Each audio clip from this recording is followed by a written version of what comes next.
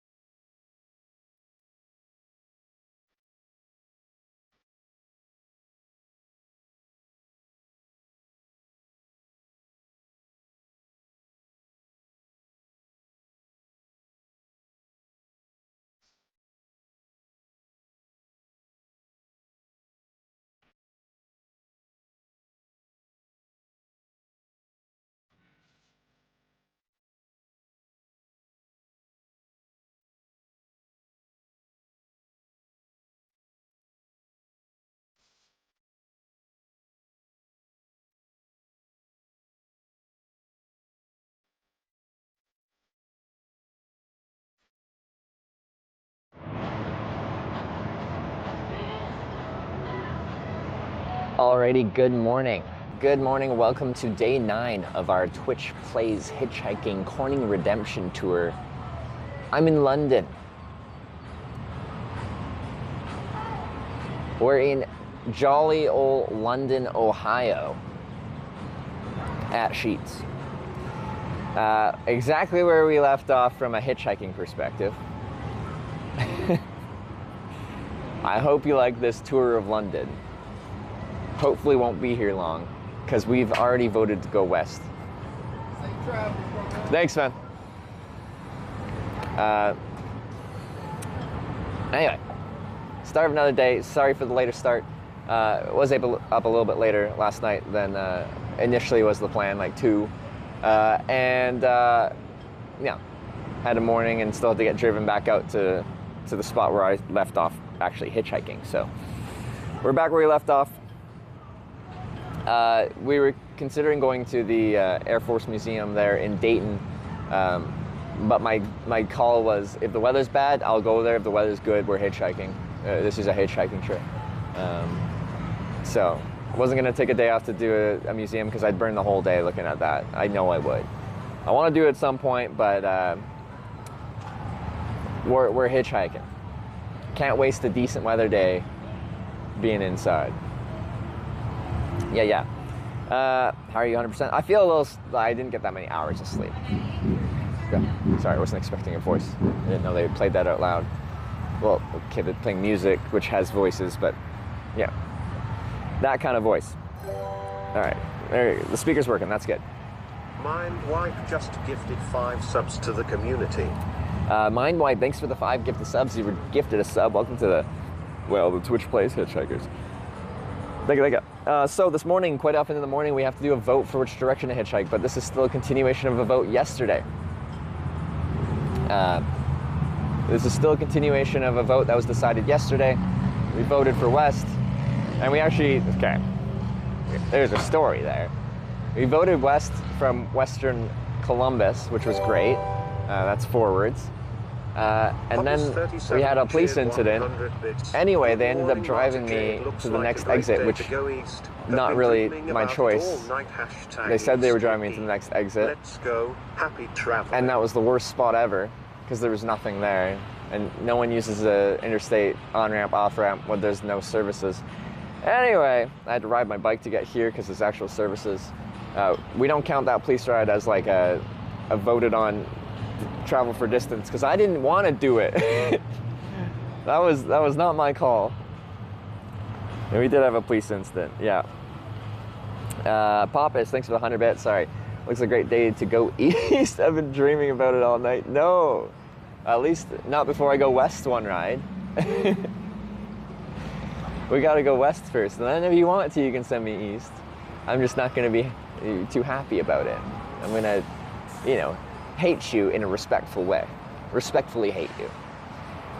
No museum. No, I don't want to, the weather actually looks decent today. It's windy, but it looks decent. They were calling for potential thunderstorms, but when I looked at my phone today, it showed mix of sun and cloud. That's it. Like small precipitation chance throughout the day. Just, I guess any one of these clouds could just drop a bit of precipitation, but no like major anything. I didn't want to burn a good weather day when things have been kind of variable thunderstormy in the area. Which I think this is the season for that kind of thunderstorms rolling through. So it was supposed to be clear today. We want to hitchhike,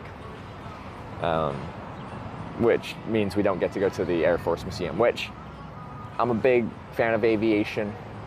I love planes. I love the history of aviation. I could spend a lot of time there, but I don't want to waste the day. How are you feeling for your first hitchhike from here? We had tried to hitchhike the last 15 minutes of daylight yesterday. It's a good spot. I've hitchhiked here on previous trips, actually, this exact junction heading west. Last time I hitchhiked here, last year, I got a commercial truck ride 600 some odd miles west. So if you were like, no one's gonna pull over for you hitchhiking here, usually I can be like, I've hitchhiked many times, I know someone's gonna pull over. I have enough experience in general, but usually I don't have I've hitchhiked here before in this exact spot, and this is my experience hitchhiking in this exact spot. But this time we do. This time we do. Much better weather for now. Yeah, we definitely did when we got, like, right after we ended the stream last night, a thunderstorm did roll through. There was like some heavy rain, lots of thunder and lightning. So I was happy to not be out camping in that. So it was good to be inside. Yeah, it was good.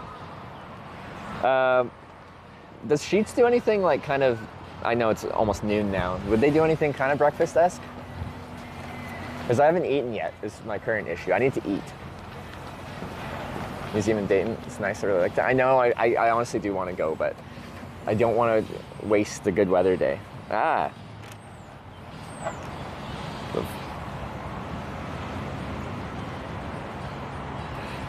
The heck is that? The symbols, what do they mean? She says breakfast sandwiches, burritos. Do they time it out? This is where almost noon here. Sheets food's sketchy? You're the first person that said Sheets food is sketchy. Everyone seems to really like Sheets. Probably your order on the machine. The machine! Think it's all day? Okay. It's a message from the Galactic Federation. If you guys aren't aware, I got picked up by this lady, actually in southern BC in Canada, and she was telling me about how there's like, how aliens are real and they're like trying to help humanity in some way, shape, or form, and they're building a replica Earth on the other side of the sun, so we can't see it because it's on the other side of the sun from us, and it's in the same orbit, so you never see it because it's on the other side there. Anyway, some Galactic Federation craziness, aliens, Earth replica thing. That's what's being referenced there.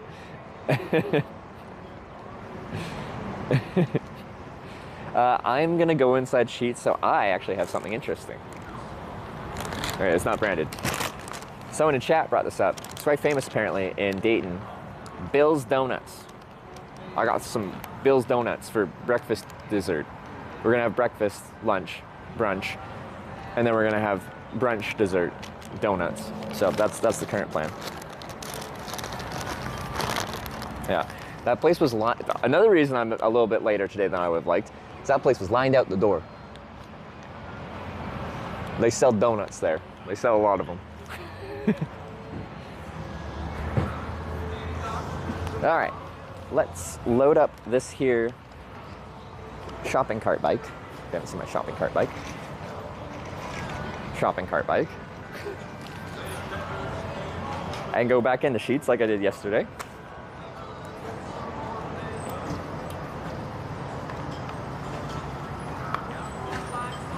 Oh, a little twisted here.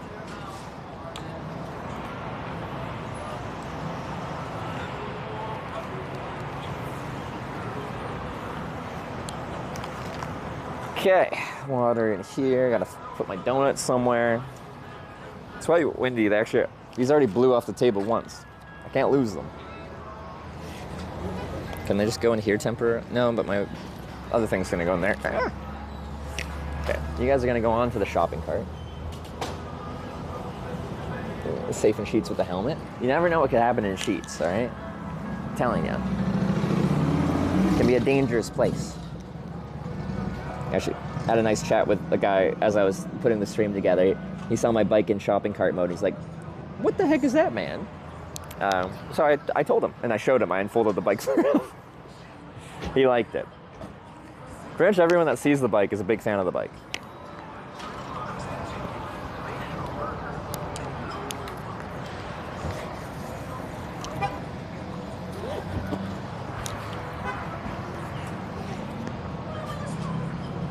You've just now been to a place that you've been to? This specific Sheets or just Sheets in general?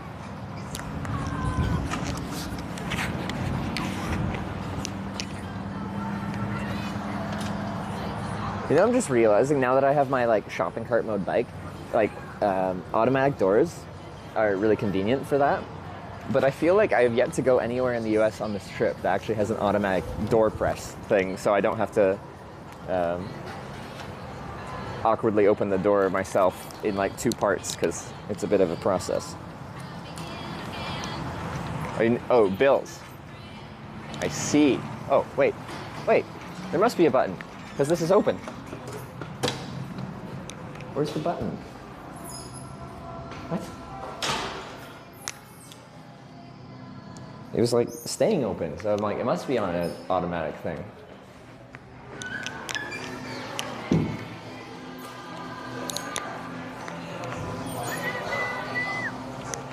Alright, it's busy and like people pay at these machines, so you guys are gonna have to look at me so I don't get someone's card on.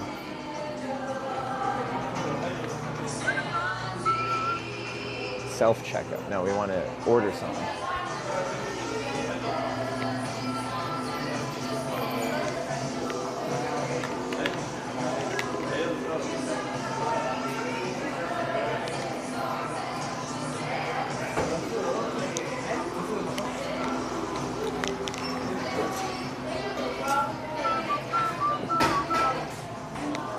Just ordering some food. Made to order food.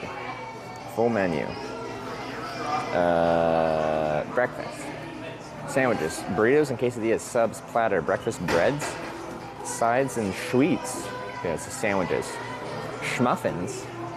Schmiskets. Everything schmagel. Schmagel. Why do they call it a schmagel? Sliced sourdough. I like sourdough. Waffle bread. I think I want... What do I want? I got a schmagel. What? With bacon and eggs and Swiss, and I'll get mini hash browns on the side. Spreads. Do I want sauce on my...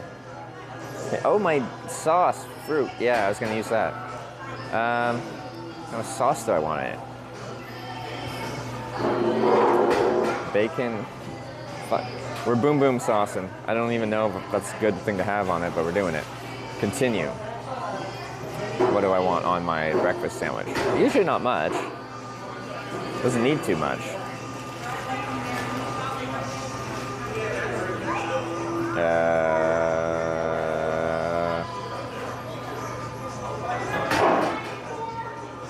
Bonsai rate? Oh, Bonsai, thanks for the raid. Sorry, I'm just ordering. Bonsai raided my stream with 200. Oh, okay. The alert hadn't come through yet.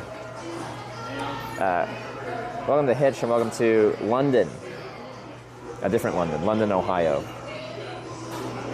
Yes. Toppings. I'm just ordering a breakfast sandwich. 1 second, please. Ranch dust seasoning? Sounds very American. I don't think I need any of these. Continue. Continue. Grab a cold one for breakfast. Cold brew or nitro cold brew? No thanks. No thanks. Complete order. Alright, I got my thing.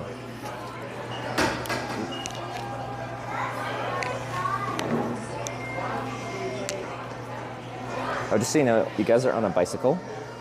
That's my bike seat. You're in shopping cart mode of a bicycle. I'll show you in a little bit. Just people like pay anywhere in the store, seemingly.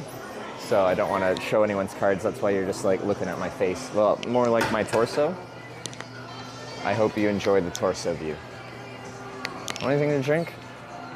Maybe.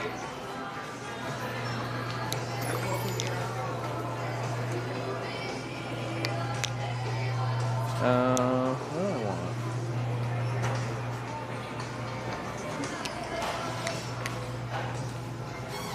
I'm gonna pay for that still. What do I want to drink? How you doing? Oh, a drink. Do you work here? No. Oh, okay. No.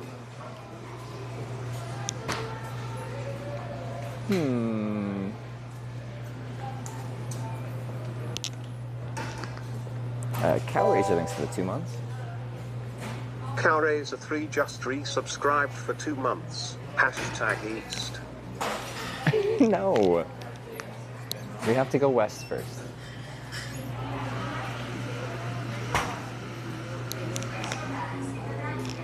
Sorry.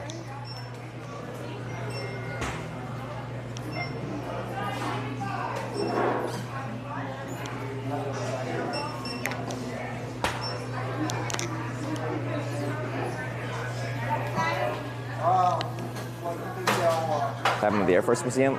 I was only going there if the weather was bad, and the weather's good. At least it's fine right now, and it's forecast to stay fine.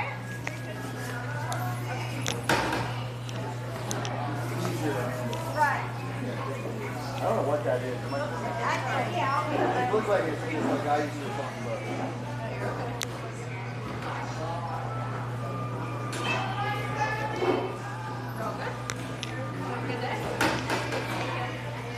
Hi there.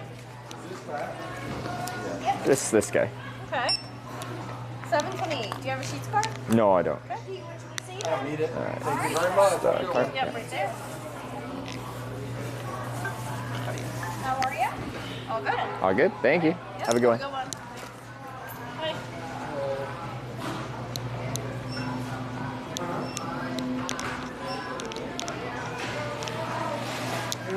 All right, now we wait for my order.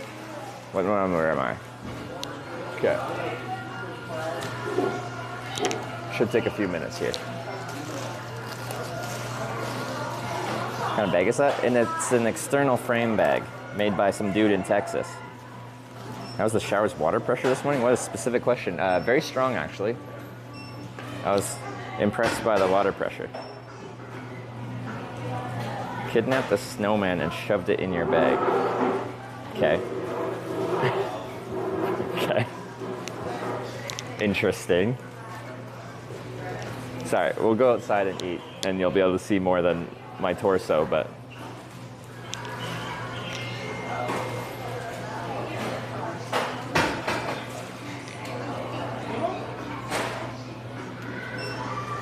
Back to the on-ramp Officer Foster took you to? Why would I do that? That's illogical. I rode 10 miles to get here because that place sucked.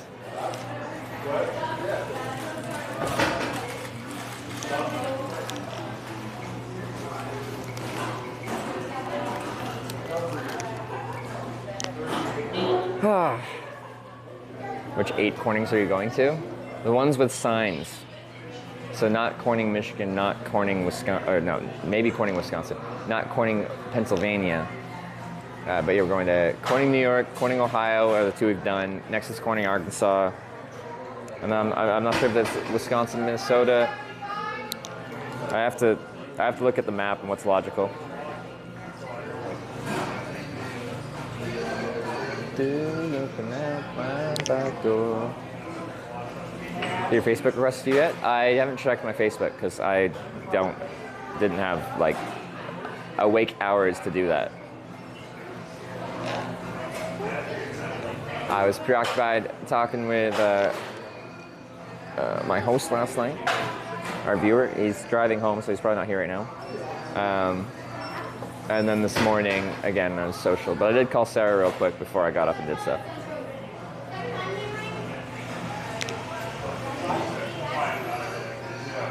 I saw Corning Trail when I was hiking yesterday. Did you hike it? Safety first, close the chins out. I do say that. I'm like, occasionally I've like trekked it on like this just because it's like convenient to not have to carry a helmet. And then I'll start riding and I accidentally left the chin strap undone. Helmet's useless if you don't do up the strap. The act of falling in a crash will probably launch the helmet off, and then you still smack your head anyway. You might as well not wear a helmet at that point. Start in Corning, UK. Is there a Corning, UK? I believe that. Like, there's a Cornwall, UK. But I don't know about Corning. I wouldn't be surprised if there was, though. Mario.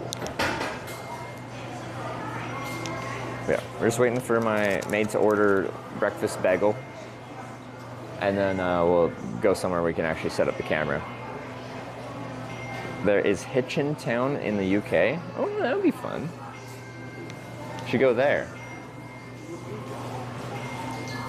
How do you feel as a human being? A little bit tired, but ready to hitchhike.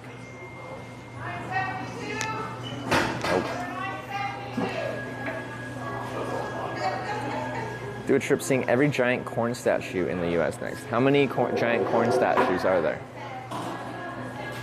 There must be a noteworthy amount if you say every giant corn statue.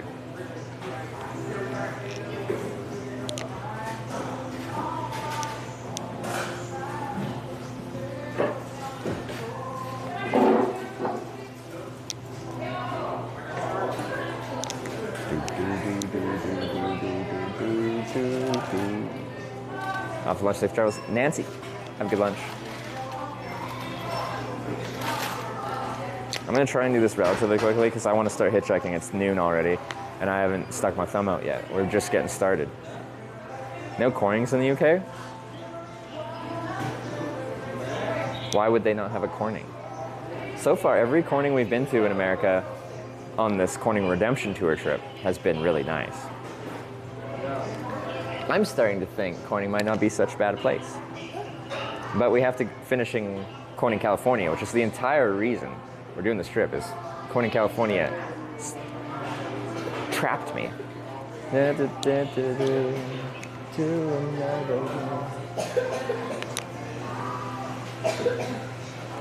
Must find a Corning in the UK. Almost. UK is F. I feel like, yeah, I thought the UK would have a place called Corning. It sounds like a place that would be in the United Kingdom.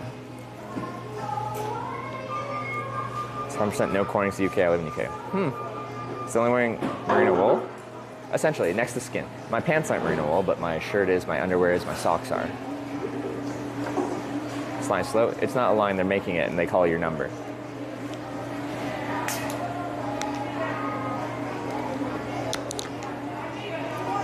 There's a Cornwall. Yeah, no, even I said that. I've been to Cornwall. Cornwall's nice. Strap mount separate part of the bag. It is. It's a separate bag.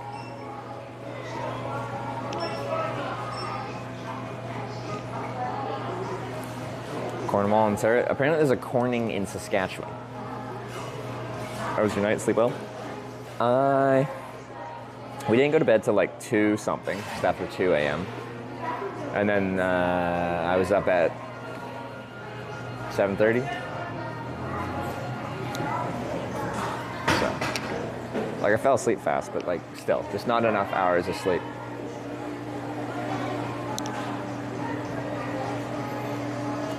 Cook Sucks rated my stream with 1,359 viewers. Caught me at an awkward time. I'm just waiting for a breakfast bagel.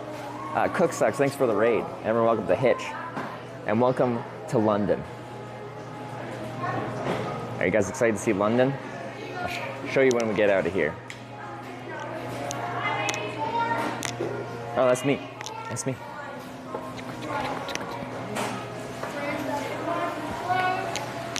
$9.84. Thank you.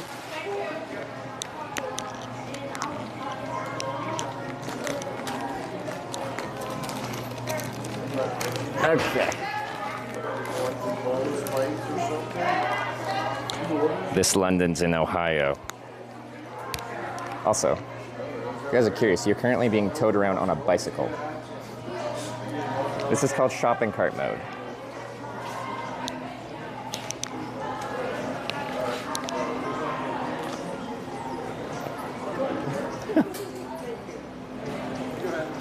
Thanks, man. I appreciate it. Sure. Oh, thanks, man.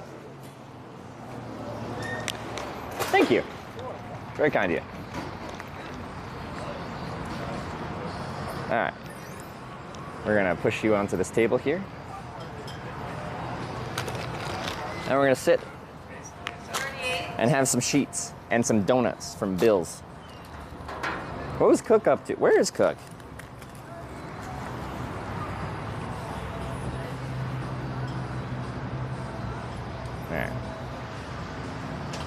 It's a cool bike. Let me quickly show you, and then we'll put it back on the bike to eat.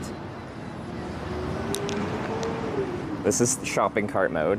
This one folds into a bike and it folds up smaller. This folds down here. Anyway, that's my bike. Yeah, if you haven't been here, I'm called Hitch because I stream hitchhiking. We're on a hitchhiking trip to every town called Corning in America right now.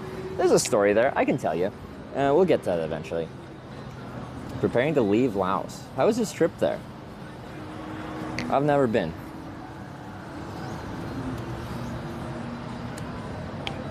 There we go.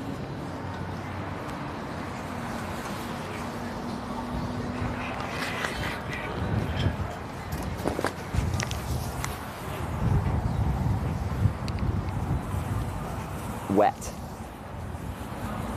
That's nice. It's not nice. Oh yeah, these spin, I forgot. Gets me every time. Internet is very good in Laos. Is it? That's nice. It's windy here in Ohio. You can see. Okay, let me see what I got.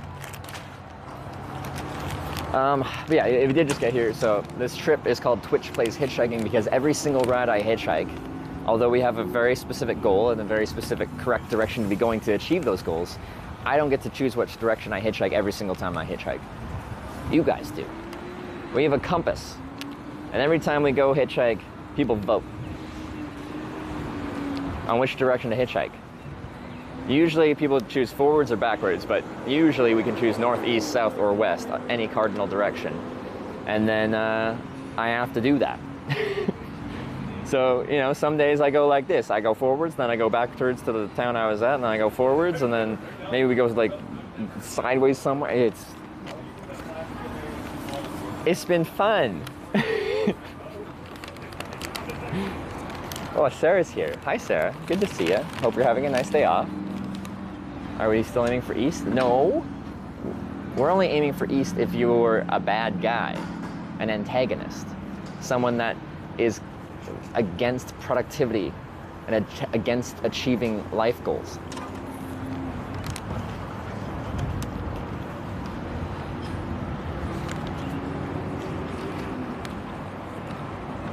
West is best. We're going west right now. West on Interstate 70, currently just west of Columbus, heading through Dayton, direction Indianapolis.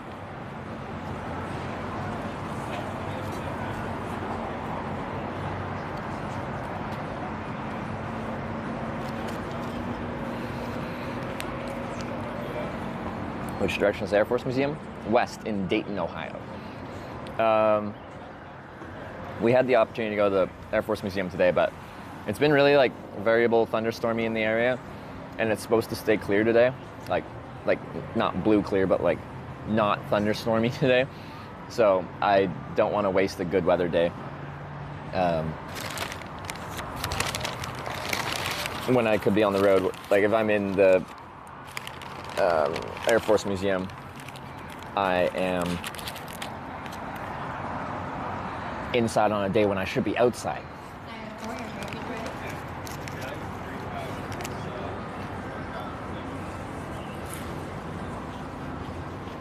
These ads suck butt cheeks. As a broadcaster, you have to run a minimum of 3 minutes of ads per hour on Twitch to disable pre-roll ads. On Twitch, having pre-roll ads is considered a very bad thing because if people want to find a new channel to watch and they get smacked with 30 seconds or a minute of ads before they can even see if they like the content or the broadcaster's personality, they just leave. So go complain to someone that runs 12 minutes of ads an hour. I'm running the minimum.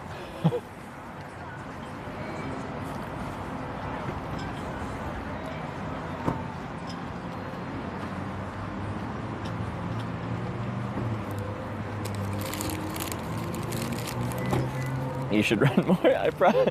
Technically, from a business perspective, I should run more.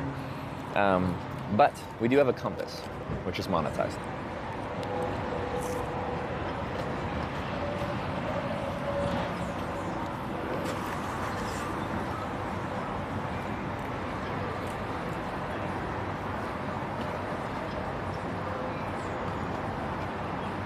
Join stream for first time, join to add instant click off. Well, no, like, so pre-rolls are killer for me. I should probably just get Twitch Turbo, but. So at the end of my stream, I try to find people to raid. Usually before I raid them, I try to click on their stream and at least see a couple seconds of what they're doing to make sure it's not, like, it's just It's fine, whatever it is. Especially if it's a broadcaster I don't know. Well, I click on a broadcaster I don't know that's like doing something outside. That's usually what I'm looking for. I click on it and I get hit with a 30-second or two 30-second pre-rolls. I find something else because I don't have time. I'm not waiting for that to find out if the stream is decent.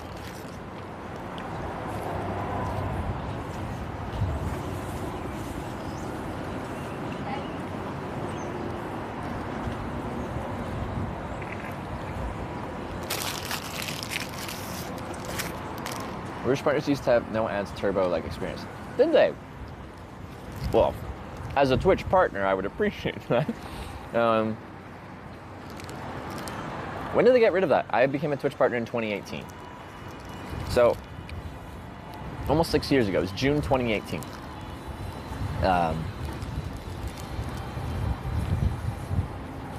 I've been around a while. I wasn't planning on streaming very long. Only like a few months. Oh. Why'd they stop that?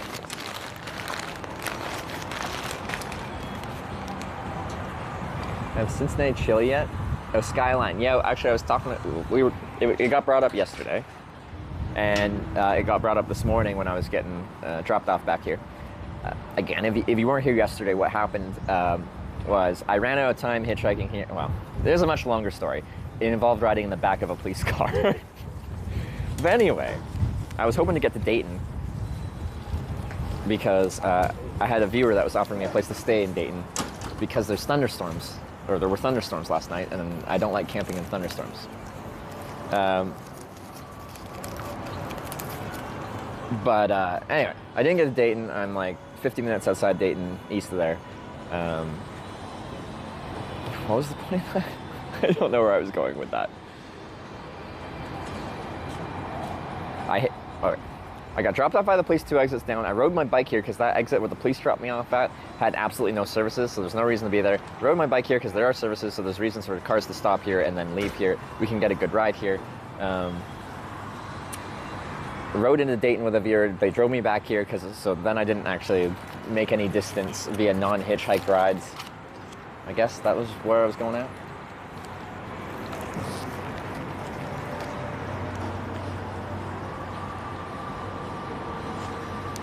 Which is also hiding the subscriber Prime because they're losing money on it?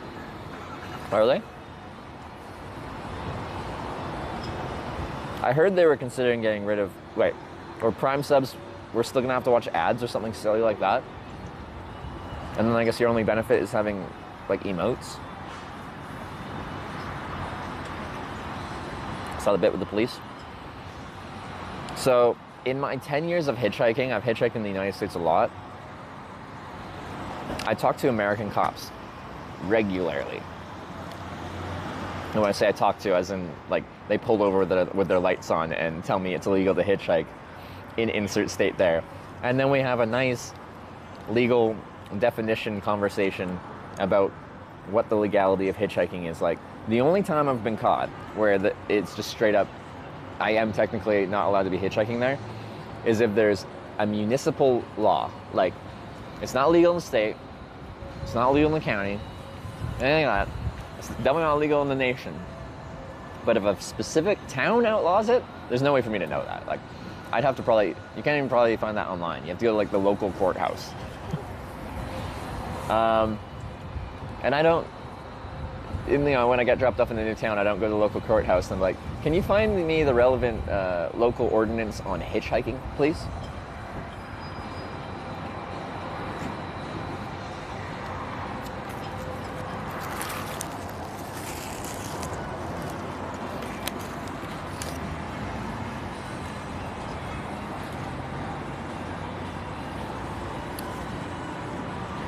Like everywhere else, like I know the laws about hitchhiking. They're very specific and nitpicky. It all ties down to the definition of a roadway. Because in the great country of America, it is federally illegal to solicit a ride from a roadway in a non-emergency situation. Personally, I think trying to hitchhike to all towns called Corning in America is an emergency. This is urgent. But I get it. They don't consider it an emergency, so it's not an emergency. So, Where the stickler of this definition lies is it all ties down to the definition of a roadway. You can't solicit a ride from a roadway, but what is a roadway? Generally, roadways are just like the lane of traffic where traffic flows, the lane of traffic. And most states specifically include, non-inclusive of the shoulder and the berm and other improved upon parts. So, you can hitchhike, you just can't stand in front of cars on the road.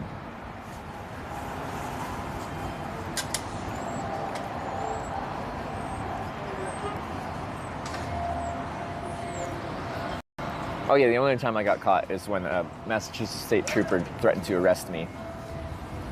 He was being a dingleberry though.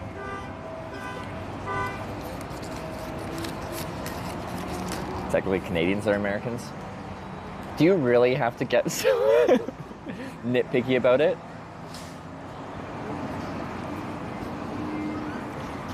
Actually, when someone says Americans, we all know what they mean by Americans.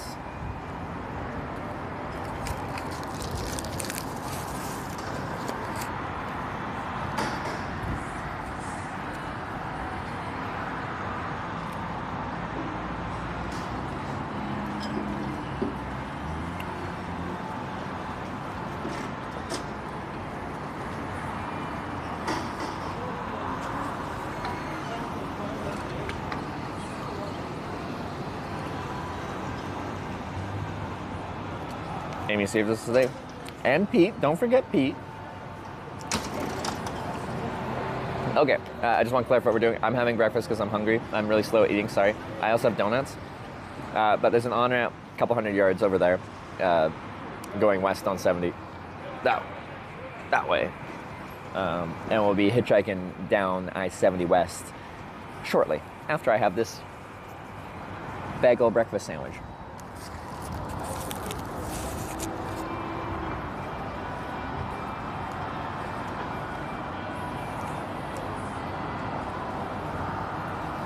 What are yards? Like half a school bus? Something like that.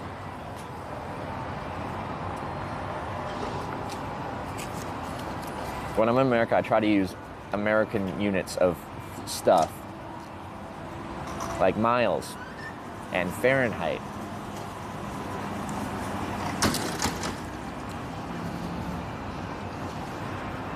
And then we try to do things in nice, clean American ways, like with inches, how they do clean things like break it down to quarters and eighths and sixteenths and 32nds. Because that makes a lot of sense.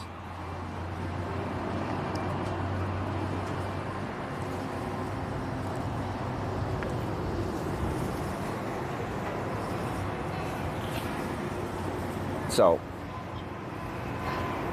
the on-ramp is approximately 7/32 of a mile over there.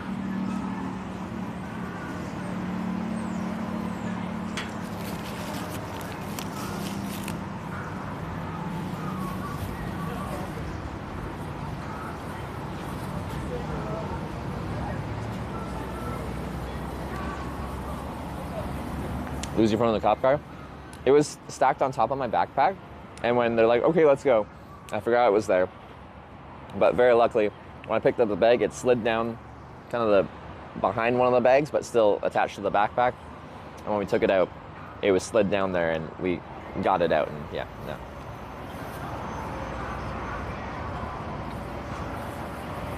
Canadians drink milk from a bag?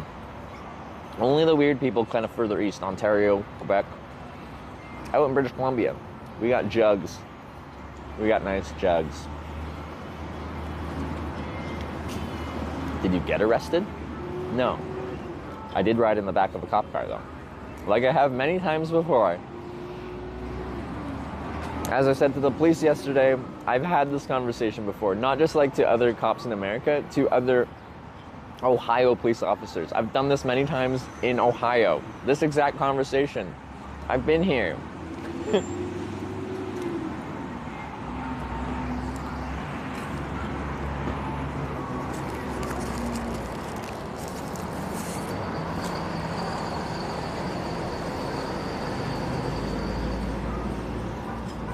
How do American cops compare to cops in Italy? If they don't want me to film, they don't say stop L video. The Italian cops gave me a problem once. That's the only other country I've ever had like a police interaction that wasn't just a normal, hey, what are you up to kind of interaction.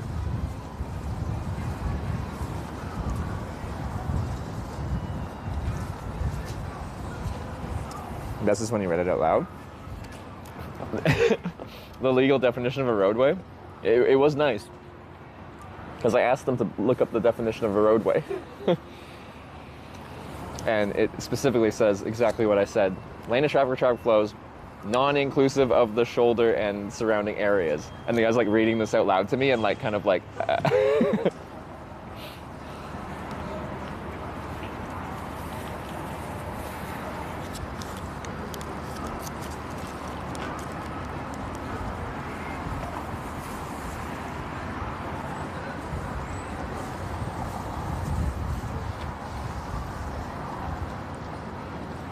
You debate cops? Well, cops come up and tell me it's illegal to hitchhike when it's not. And then I do that, like, this is what I do. I hitchhike, so I'm gonna hitchhike. So I can't really be like, oh, okay, sorry, sir. Because I'm going to hitchhike.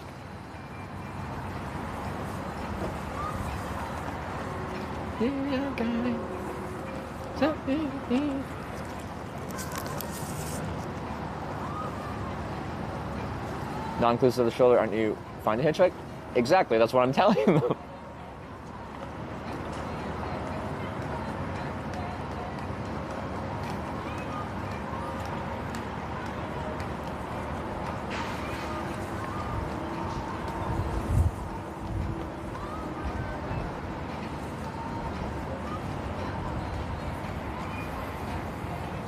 All right, not too long, we'll get back to hitchhiking. Some states limit hitchhiking specifically for foreigners? No. Some states have effectively made it illegal to hitchhike. Nevada, Idaho, Delaware, New Jersey, and somehow most of Hawaii. But I don't think you get in trouble in Hawaii. Even though it's technically on the books. But the county like that Honolulu's in, is it just Honolulu County? I don't know. Specifically made it legal? It's confusing in Hawaii. But how they make it illegal, generally, I'd have to look it up again for like Idaho, Delaware, New Jersey, but this is my last reading on the Nevada law about hitchhiking, is they essentially expand, like here, the definition of a roadway is the lane of traffic, non-inclusive of a shoulder and all that. In Nevada, they expanded it to include everything conceivably, potentially, possibly close to anything considered possibly close to maybe possibly a road. So I might be able to get away soliciting rides at a private, but I think they even expanded it somehow to that.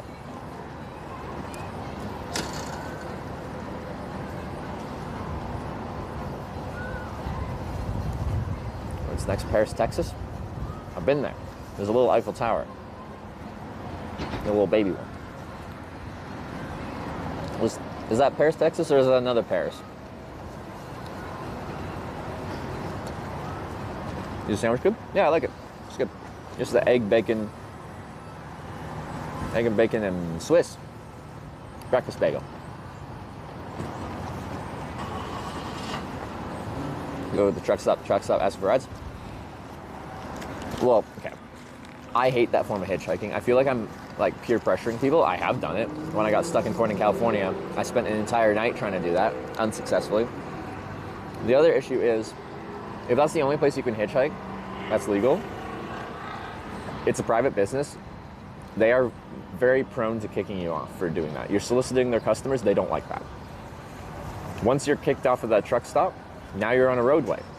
Or in Nevada's view, anything conceivably, possibly, potentially, maybe close to a roadway, which makes it a roadway. And now you're stuck.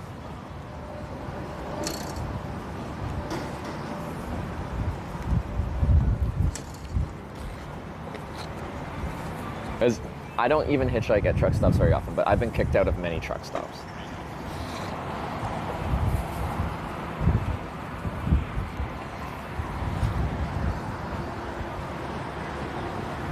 The flag is behind? That's an American flag. I'm kidding. What is the other one? Probably, is it the state of Ohio, or what is it? It's legal to hitchhike in EU. The only place in the world that I know of that it's actually illegal to hitchhike is specific states in the US. I'm not aware of any other country that's made it illegal to hitchhike, but there are many countries where there are pedestrian, like limited access highways where you can't be a pedestrian on a certain classification of road. And if you can't be a pedestrian, then it's illegal to hitchhike, because as a hitchhiker, you're a pedestrian.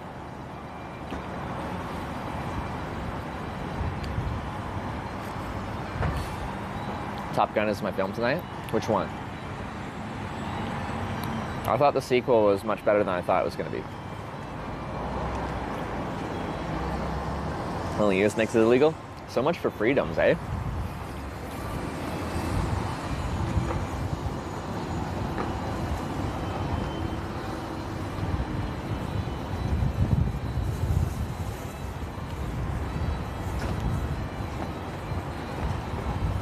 They're making a third.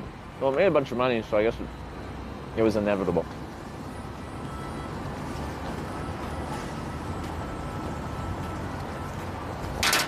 Jeez, that startled me. Or is it usually banned for tractors and slower things? Yeah. So, on many on-ramps, there'll be signs like, pedestrians, bicycles, farm vehicles, and it's like, sometimes, if you're in Ohio, then it's like, bicycles or motorcycles less than 5 brake horsepower.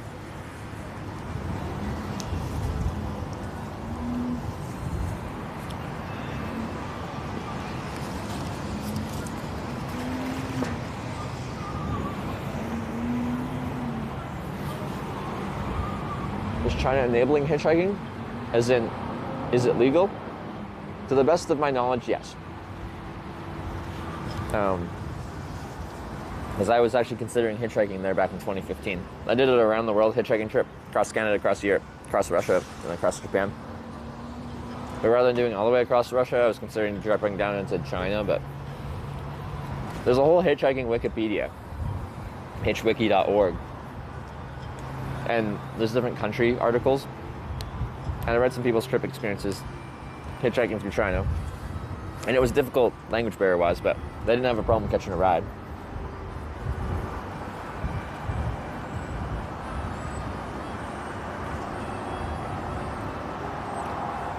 Is there any country you've never been to before? It feels like you haven't visited too many of those lately. Well, I had never been to Korea. That was my last trip I just finished, was Korea. It was my first time there. So,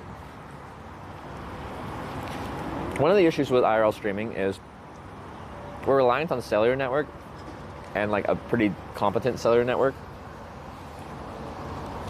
So it's kind of like a list of countries that we, from travel streamers, we know that you can kind of stream from. And like, as countries develop, they get better infrastructure, better cellular network, and all that. But when you go to a new country that hasn't been streamed in before, you're taking a chance on whether it works there at all. An interesting example of that was back in like 2018, I think. Tallulah and Gaspar from Awkward Travel went to India with like a Live solo with 4 internet plans, and they tried to broadcast from there. And they left after like a couple days because they couldn't. Anywhere they went, they couldn't keep bitrate. They couldn't run the stream. There wasn't enough network around. Enough to make phone calls and text, I assume, but not to actually push video, even for networks. But as you may have seen recently, like Jay Streezy has done like India-thons, streaming in India for extended period of times in many different places. So in a few years, a country went from unstreamable to completely fine.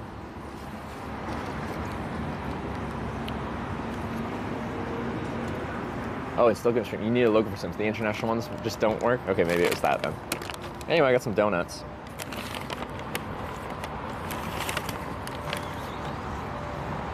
Cinnamon sugar donut.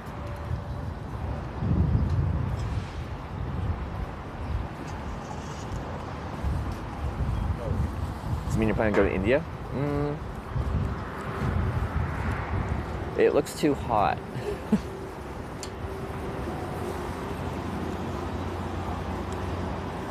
It looks too hot.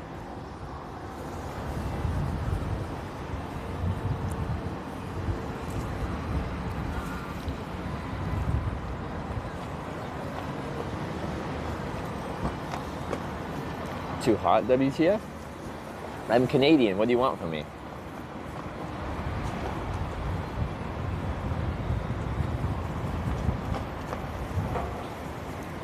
What you done today so far?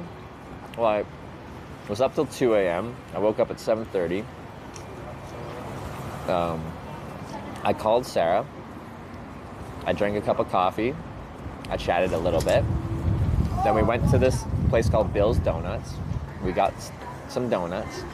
Then I got dropped off where I hitchhiked and then rode my bike to yesterday. And then I started my stream. And then we grabbed a breakfast bagel, and then I ate it, and now I'm eating the donuts. And then we're gonna go hitchhike. So that was the past. Present is donuts. Future is hitchhiking.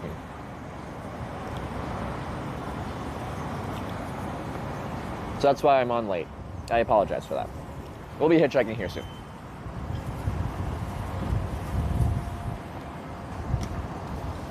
But yeah, we don't have to do a vote to decide on which direction to hitchhike, because it's a continuation of yesterday's. We didn't get a ride.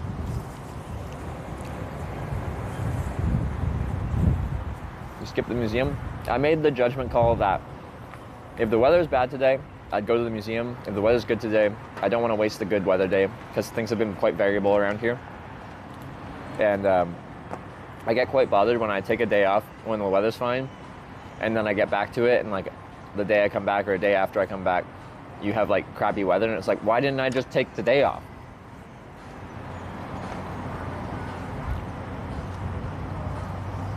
Travel day, cops love holidays. Yeah, driving back here from Dayton to get back to the spot I need to hitchhike from, we saw so many police, like everywhere. So many people were pulled over, and if they weren't, then the police were just sitting there waiting.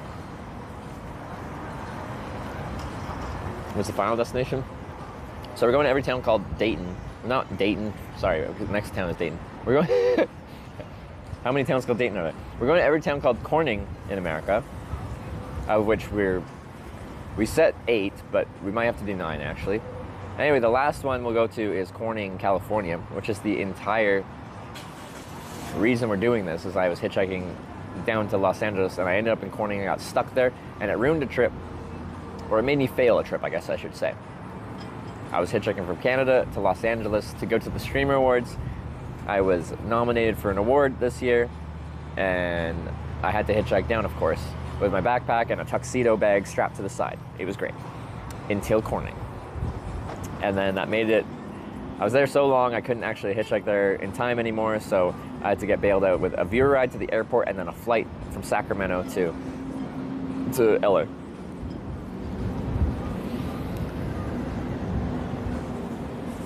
How many days you got to travel? As a Canadian, I'm allowed to be here 6 months.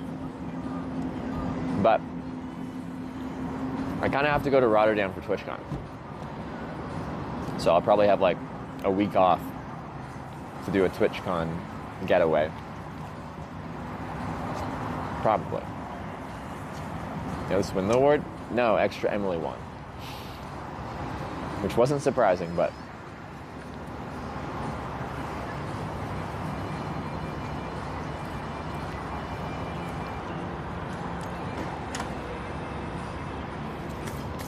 good news, there's only as many as 30 Daytons.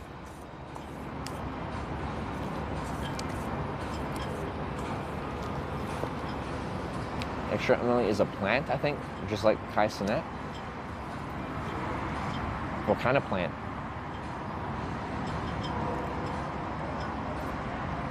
Like a perennial? A ficus? Roses? A fern? Hydrangea? Hydrangea? Hydrangea? Fuck, I don't know how to say that.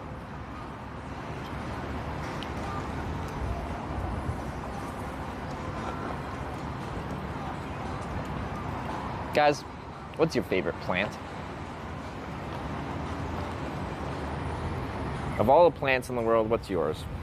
What's my favorite plant?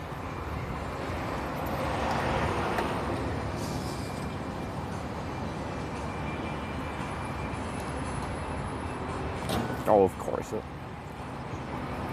What did I expect? I didn't even think about marijuana, cannabis being an option. You're all degenerates. Os4HWKS cheered 100 bits. My forehead hurts due to not like this. Arguing to our Americans I dismiss. Maybe leave the hitchhiking to the expert. Questioning Hitch's profession may just hurt. So let's look forward to coming Crap. day. His proof has always been on display. Hold up. I need to listen to this poem. I wasn't paying attention when it first came out. We're going to replay this. All right, we got Oz for Hawks Daily Poetry. We get poems every day from Oz for Hawks here. Hold up. Os4HWKS cheered 100 bits. My forehead hurts due to not like this. Arguing to our Americans I dismiss. Yeah. Maybe leave the hitchhiking to the expert. Questioning Hitch's profession may just hurt. Yeah. So let's look forward to coming day. His proof has always been on display. There we go. A nice daily poem of ripping on chat and complimenting me. That I can get behind. Thank you very much, Oz for Hawks. I appreciate it.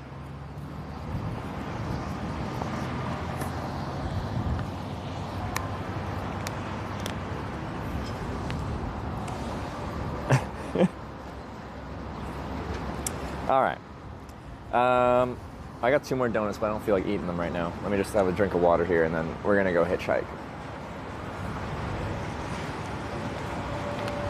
Official decision on Corning, Wisconsin? I haven't yet, but if I do, I have to update the title to 2 out of 8 to 2 out of 9, because we've been to 2 Cornings.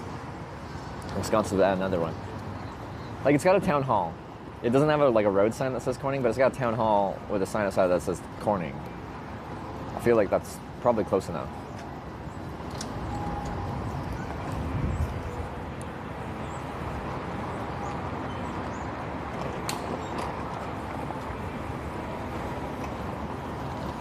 Have to change Brian's voice to Sarah's? I should. We talked about doing that. Did Sarah ever change hers to mine? That would be fun. Yeah, you're right. And then, we're very long distance right now. It'll be at least 4 months since we've seen each other by TwitchCon. But then, throughout the day, I can at least hear Sarah, trolling me through text-to-speech.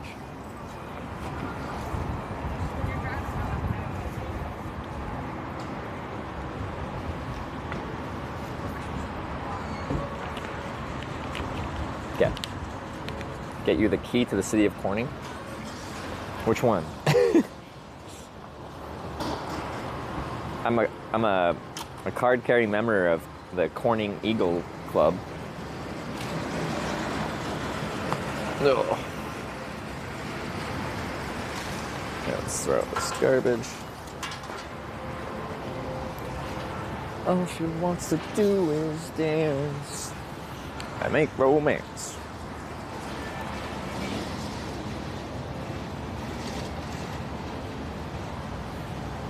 How's it going today? Good. I feel a little tired, a little sluggish because I was up late, 2 a.m. chatting, as you do. But ready to go. Ready to go. Put this in that bag. It's very breezy today. I don't know if I'll be able to use a sign. The sign might just get ripped out of my hands. It'll feel fine for a second, then you'll get a big gust that just would steal it away from you.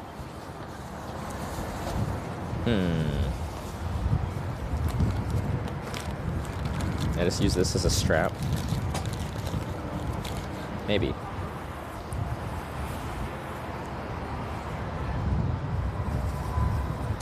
Okay. So I gotta show you guys, if you're new here, some of you probably haven't seen what this bike can do.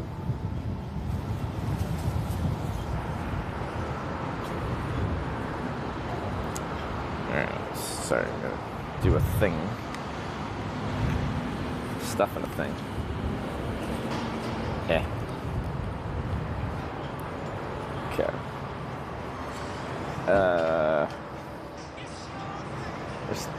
This is where everyone comes in and out here. I just want to do the bike thing where I'm not blocking everyone.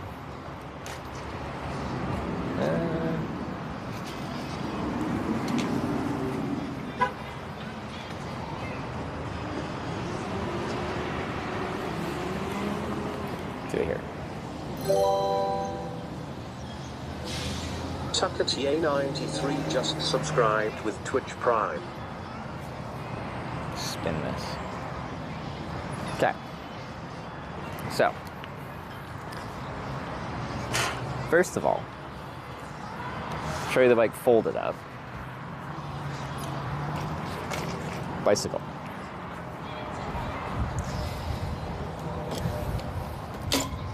So this is like folded in hitchhiking mode, so I can put this in people's cars. But we gotta show you the bike mode. All right.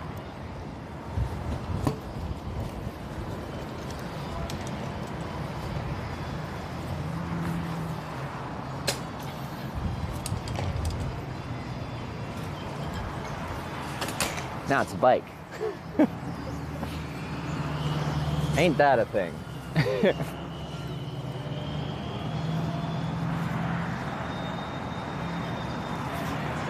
Okay, let's get it all loaded up.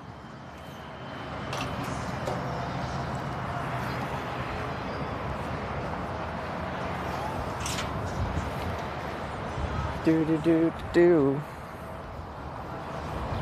GPS reminder, yeah, I got that. Up to the Space Museum today. So last night I made the call that if the weather's good today, I'm hitchhiking. If the weather's bad today, I'm Air Force museuming. It's a new word, I've made it up. It's good weather today, so we're hitchhiking. That was the call. See, leather or wood? It is leather. It's a Brooksby 17 leather saddle. This is my touring bike saddle, actually. I've worn this thing probably close to 30,000 kilometers of bike touring. She's done very well for me.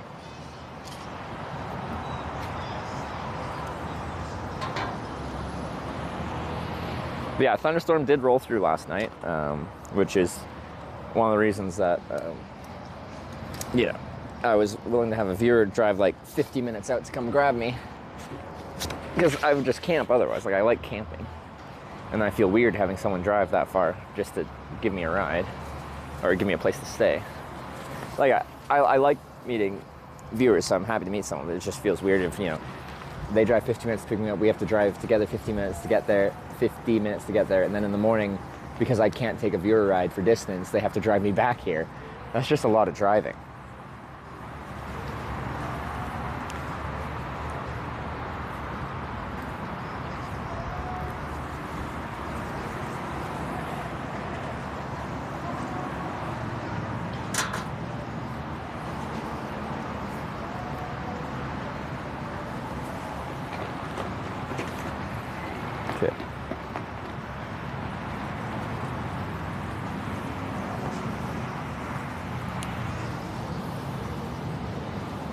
He's very entertaining. Yes, a very interesting guy to talk to. I enjoyed hanging out.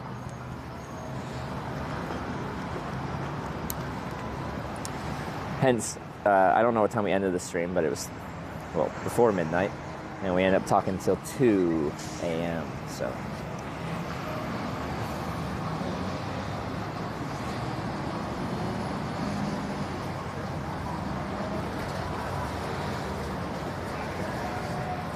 So it's a short little bike ride out to the on-ramp. I have a really bad bike camera setup, so if you haven't seen that, don't, you know, prepare for some shakiness. It's less than ideal. But, you know, it's the only setup I have working right now, so. Ooh, this wants to fall off.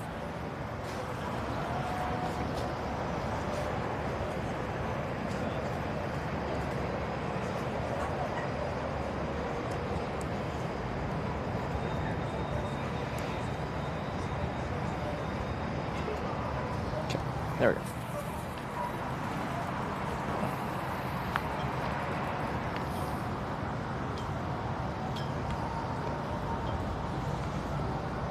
So this is a S24 Ultra. Like, it actually has good optical image stabilization for a camera, or sorry, for a cell phone rather. But it's still a cell phone.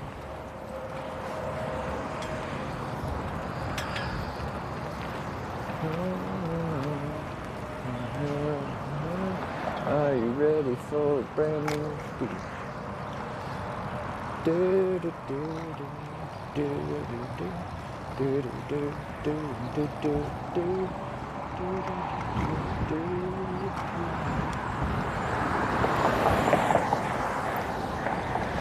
Ooh, she's windy.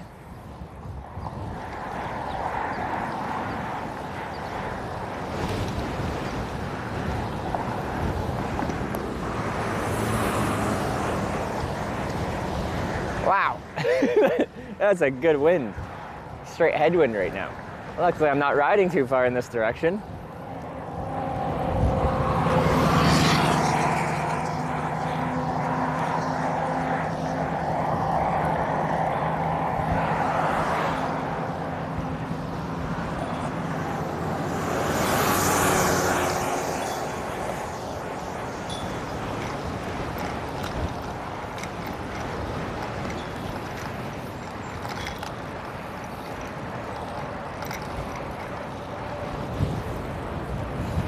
It's just up to the lights here, and then that's my westbound on-ramp.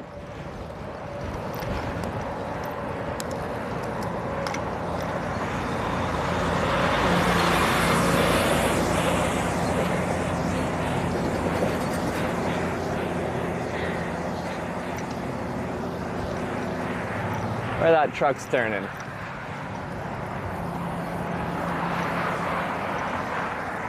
As I'm at a little bit of a higher point at the on-ramp, I might actually have to wear a sweater. Just for that straight up wind chill.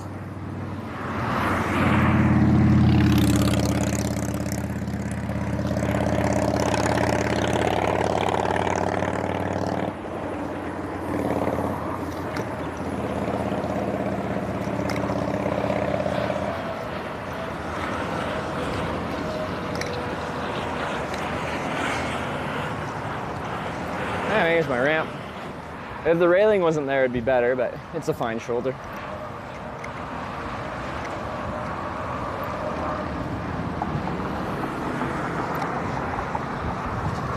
Right around here.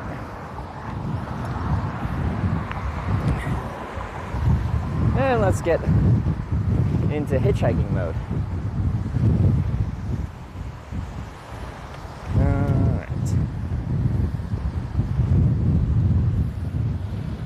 Oh yeah, GPS run, okay. Let me get this all unpacked and then remind me again. Just so we're actually looking at something, not just the railing.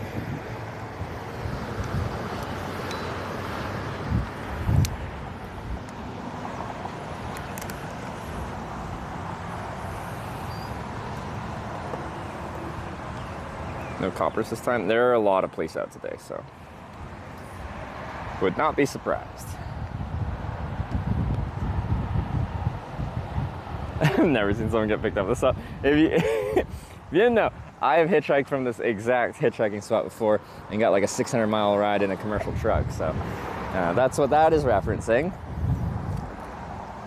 So before you say no one will ever pick you up here, know that I've already gotten a 1,000+ kilometer ride from this exact spot. So just warning you.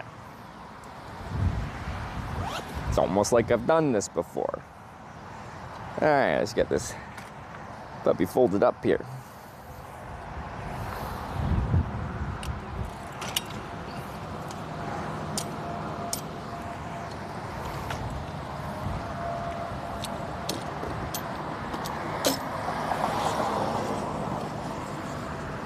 All right. Bike. Backpack.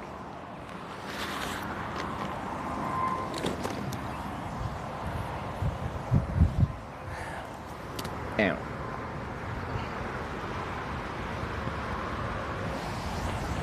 Can take my helmet off.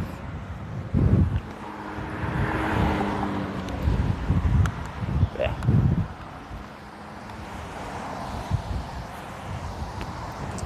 just so it's not doesn't stick out that far, because it's not the widest on it in the world. We'll just stack them like that.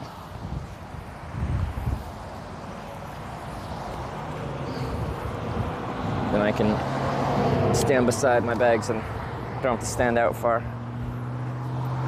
This, oh, sunscreen. Yeah, I should do sunscreen too. Forgetting everything.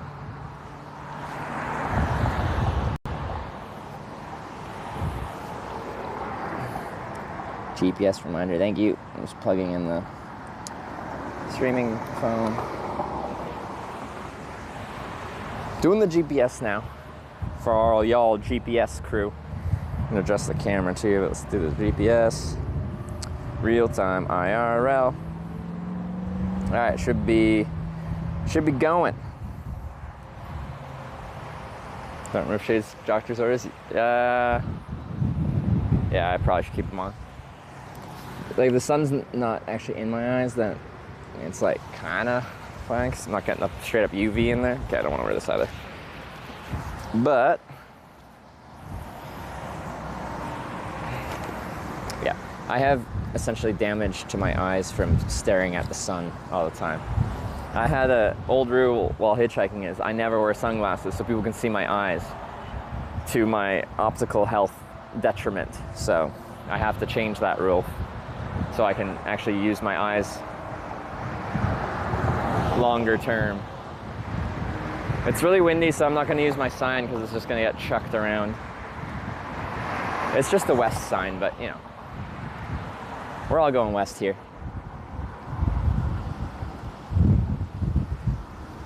Around the world.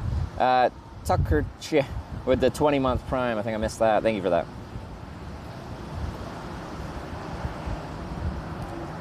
Imagine thinking UV is worse than bright LED and computer blue light.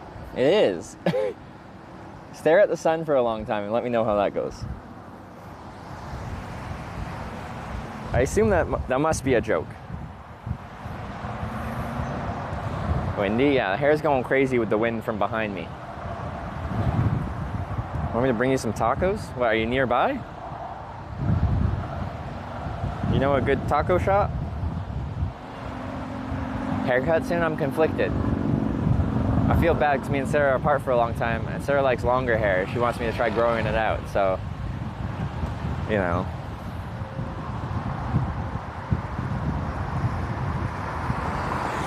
Someone did bet. Wait, are they here? Who was it? Was it David? Oh, what was their username?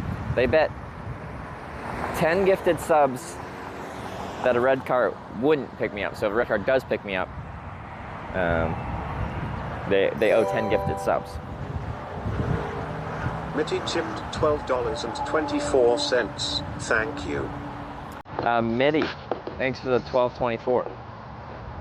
Is this more Taylor Swift? Never was there. No, it was 500? No, last time I was here, someone bet like 500 gifted subs and didn't follow up. They said they bet a truck wouldn't pull over here, and then a truck pulled over here. And they're like, no, it doesn't count because it didn't pull over right next to you. They pulled over a little bit further down the ramp.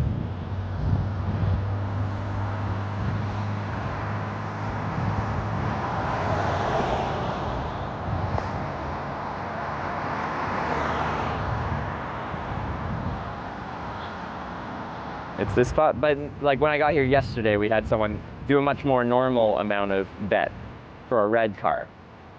Just a very specific little side bet.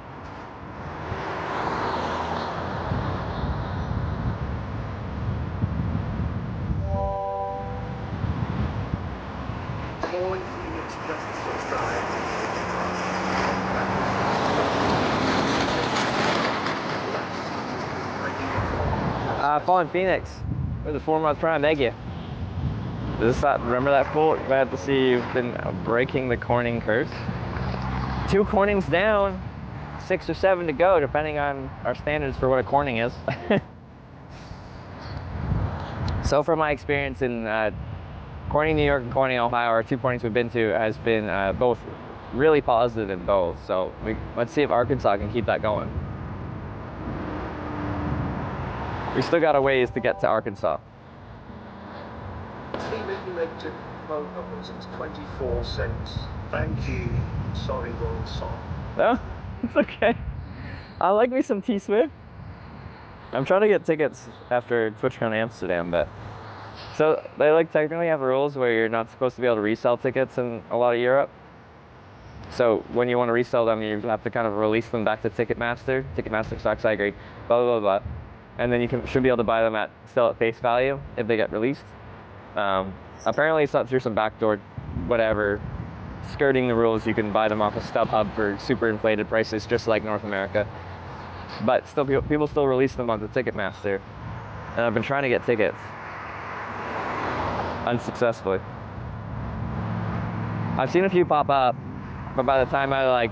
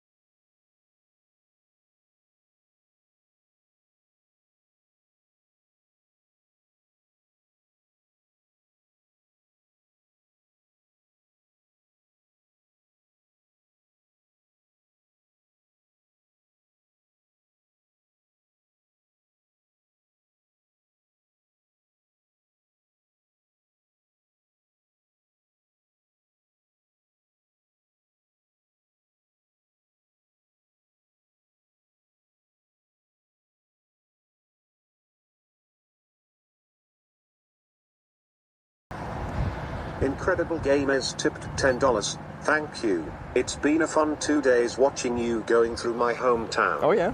Peter taking you to his rental is going to be an all-time CL. Enjoy lunch or dinner on us today. Hey, Incredible Games. I really appreciate the tenor. It's very kind of you. But yeah, Peter yesterday, real nice guy. I was not expecting to go into, check out one of the bad parts per se of Columbus and check out his rental property that he's fixing up, where there was a big police incident, something high-speed chase.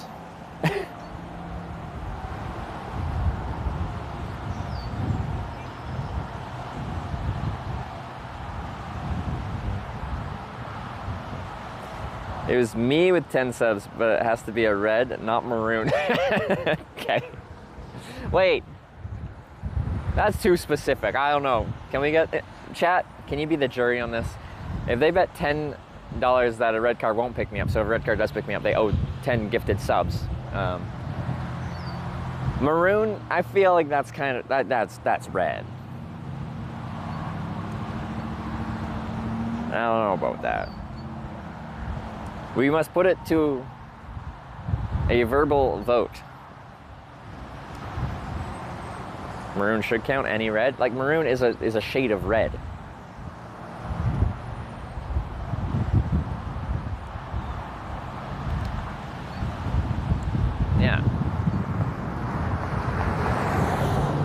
But if a red car or if a maroon car did pull over and then you didn't give 10 subs, that would keep up with the trend of this specific spot having people bet gifted subs that something won't happen, and then that exact thing does happen, and then they back out on their bet. So so it would be very fitting if a maroon car did pull over and you didn't give 10 subs. It would keep with the history of this exact hitchhiking spot, because this spot has history. Yes, as is tradition for this location.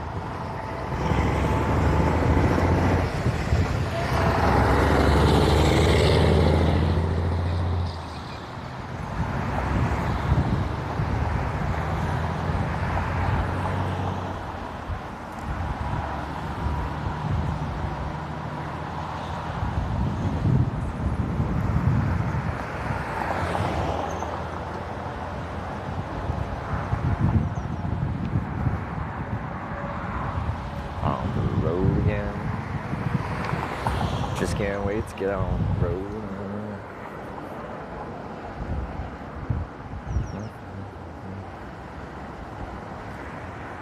Well, hopefully when I'm hitchhiking outside, my devices shouldn't get too hot, because there's lots of air cooling today.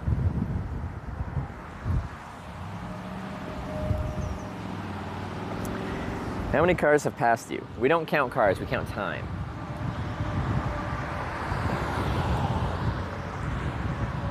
I don't know if the timer actually is running. Is it running? We have done it where when we're at a spot with like very sparse traffic, we'll count cars for fun, because, you know, every car is like our next opportunity.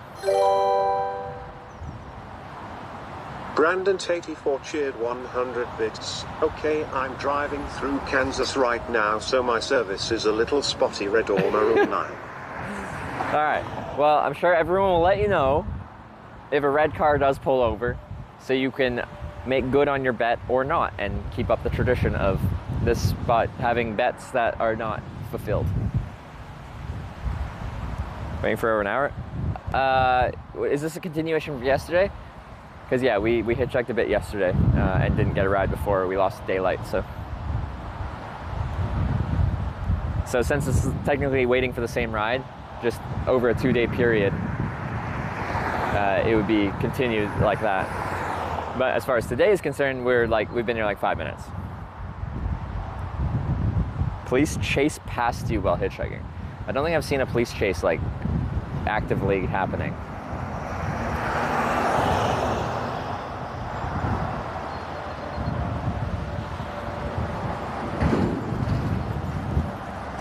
Count cars once while hitchhiking was depressing. It was like 130 cars till I got a ride. That's not even that many cars. Well, it depends on how popular or how busy that spot was. Like 130 cars at the spot I was hitchhiking at the east side of Columbus. Like my arm was getting extremely sore because it was just constant traffic, never ending. 130 cars is like a few minutes there. They started at 104.37 continued for yesterday. All right, cool. Most of that time was actually at a different spot where we got dropped off by the police. The rather, you know, unhelpful police taking me to a bad location.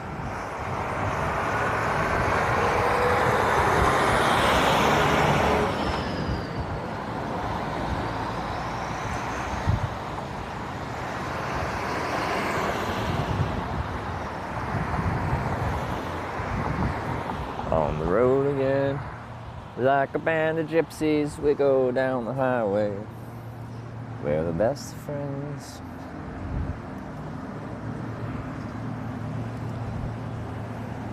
You picked up more if you wear a tie-dye t-shirt, you think?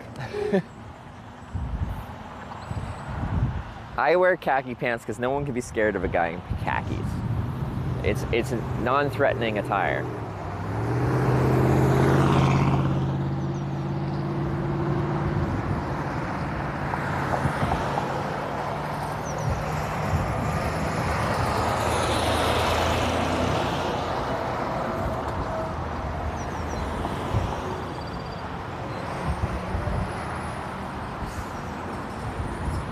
What are you wearing, Jake from State Farms? Khakis.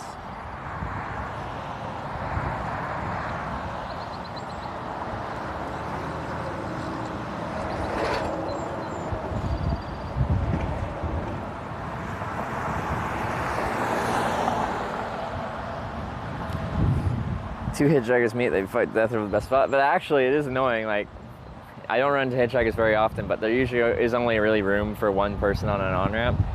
This one actually doesn't have the sign that says no pedestrians and stuff. But you just can't walk past that sign. Dr. That's usually near the start of the ramp. 100 bits. I will gift 10 subs if the CAS has a V in the third position on the license plate, but not if there is a 2 off from Oklahoma or New Hampshire. Alright, everyone pay attention to that, whatever that is. If the, okay, I'm guessing not CAS. The car has a V in the third position on the license plate, but not if there's a 2 or from Oklahoma or New Hampshire. Okay, well, we're likely to run into Ohio plates more than Oklahoma or New Hampshire, so that's good. Now, V in the third position of the license plate. They couldn't take me, that's hazardous.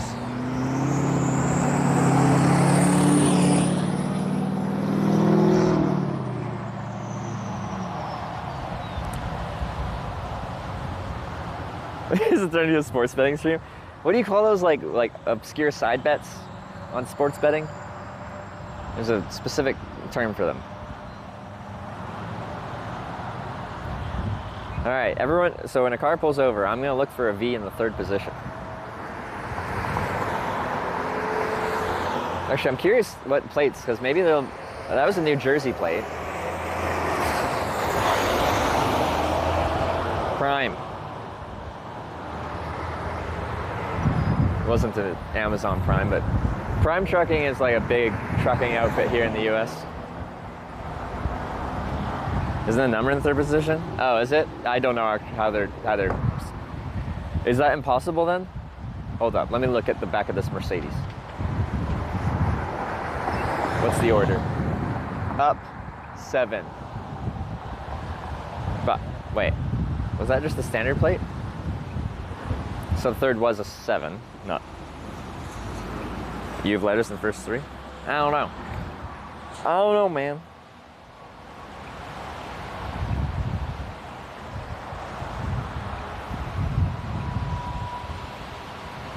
On the road again. Ohio's letters first 3. Okay, okay. It's, so you're saying there's a chance. I like these side bets.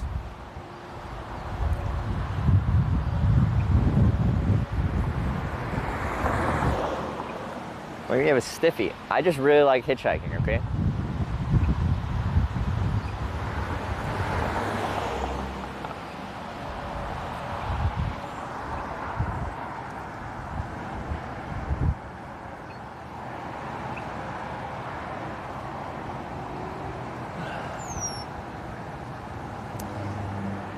Haven't you rejected rides from people due to their dodginess? I don't even know the last time. It's been a while.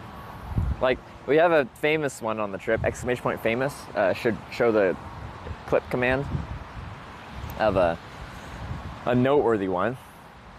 There's probably been like a couple after that, but it happens quite infrequently.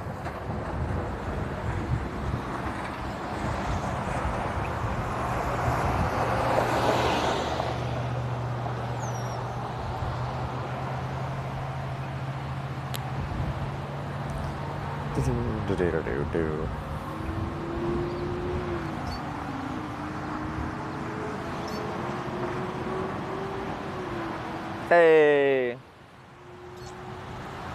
it's our acapella addict. You made it home.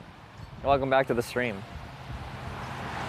Thanks for giving me a place to stay, picking me up, driving me back, hanging out, chatting, telling stories. It's nice to meet you.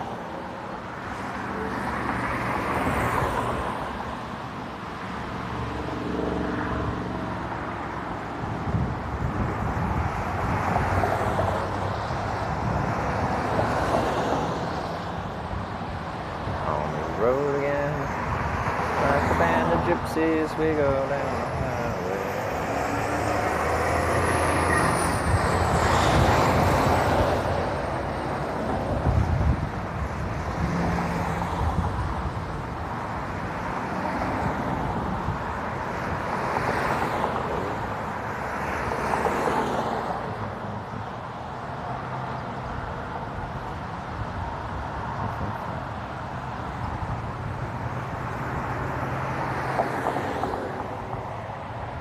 Cheap Wranglers ever offer a ride? I assume so. I just can't remember the last one. I had a Jeep, one of those like truck Jeeps in New York, I remember, because the guy was like modifying it a ton to make it like an overlanding rig.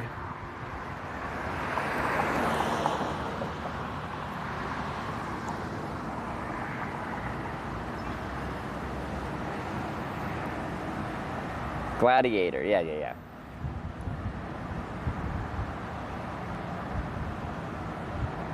One of those dudes.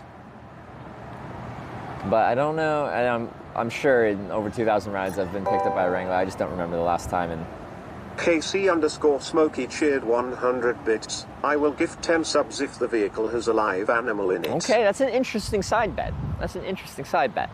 Okay, so we're looking for V in the in the third position of the license plate, but they can't be from a few states. I forget which ones now. We're looking for a live animal, potentially, with a side bet. What else? There's another one I'm missing. Oh, a red car. If a red car pulls over, but potentially not maroon, because that's not red enough for them. Oklahoma, New Hampshire, that sounds about right.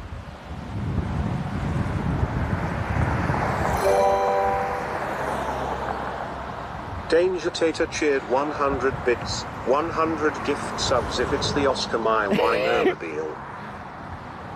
Alright, add it to the list. 100 though, 100 gifted subs.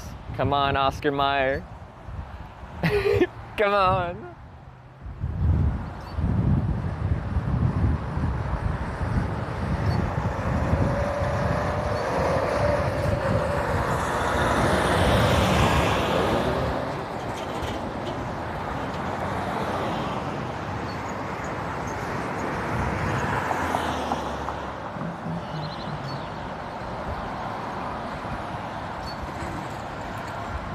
Does a mosquito count as a live animal? I think the spirit of that would be like a pet. And I don't think anyone keeps a pet that is a mosquito.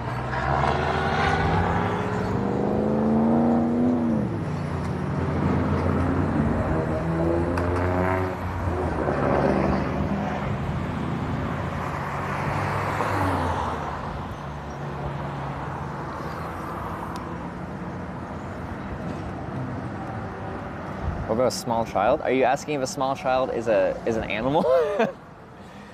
Like, if we really get down to it, we're all animals here on this planet. But also, I don't think that was the spirit of the bet either.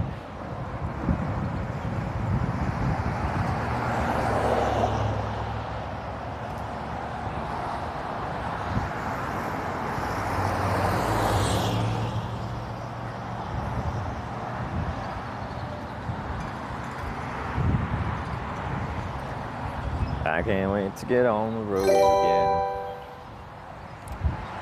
Marchand_ just resubscribed for 8 months. Marchand?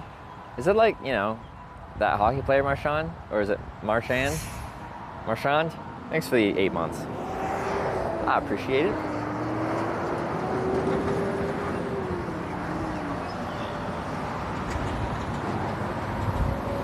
Currently sending an email to the CEO of Oscar Mayer.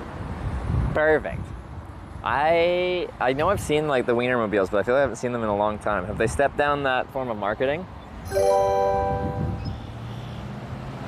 Mike Matter cheered 100 bits. 10 gifties if it's a woman or non-binary person. Okay, okay. That might be like statistically the most likely. Well,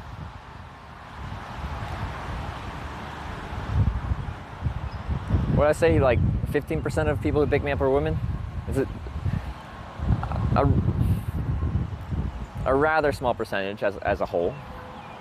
but not like crazy unlikely. What do you think would be more likely in that case? It was like 15%. No, yeah, there's less than 15% of cars are red. Thanks for the 100 bits. 15 or 50? 1-5. Definitely not an even distribution, which I think makes sense. Like,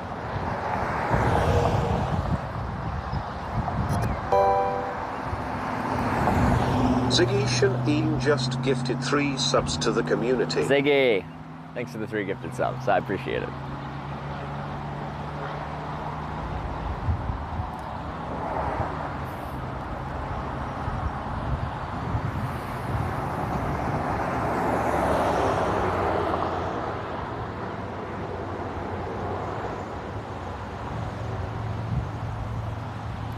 I can't get on the road again.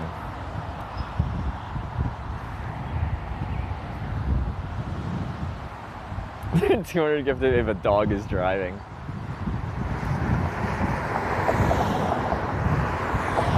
What if, like, it's not like a biological dog, but it's a man in a fursuit who is like, their persona is a dog of some kind. Some kind of canine. Does that count? I think we need to discuss this. Kramit, thanks for the 9-month resub.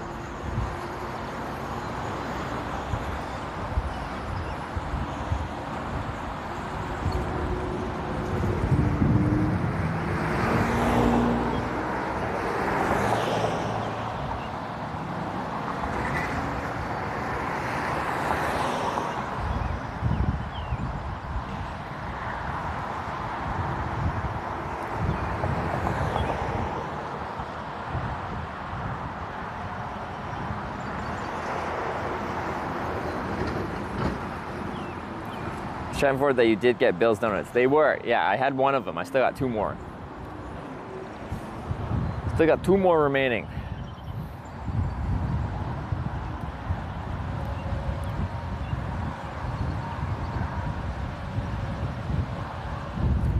The bulge? You just hate me because he ain't me. Get over it.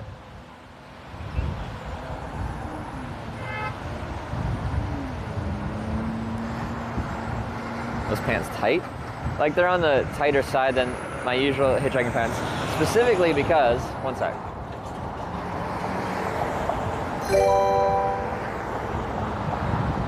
An anonymous user gifted a tier 1 sub to banana_n_my_pants. Oh, that's a good line. Oh my god.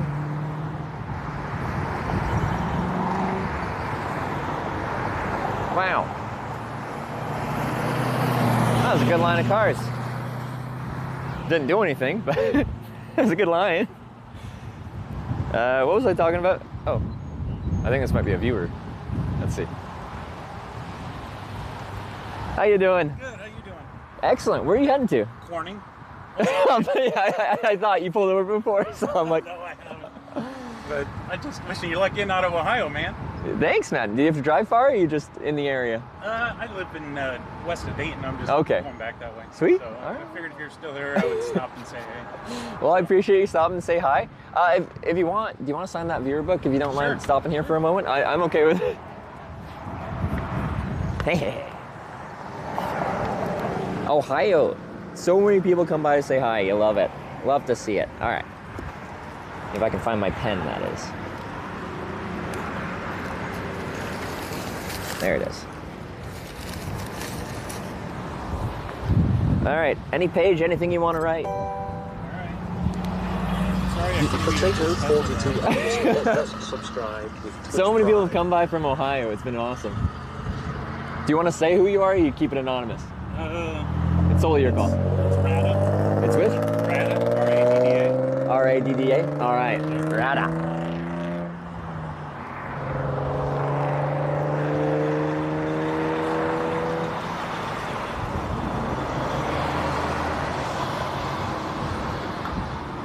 Who signed your car? Oh, that's Elon. dad's signature. Really? Actually? Is that in every car? Or does he actually? It's made by Cricket. My wife made it. Oh, here's Oh yeah, cap. here. You can pay that forward if you want. Okay. I'll try and find a reason too.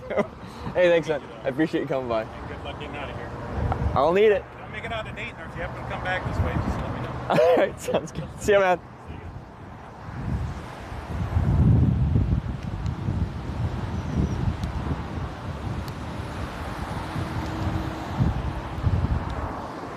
All right. We got the IRL donation.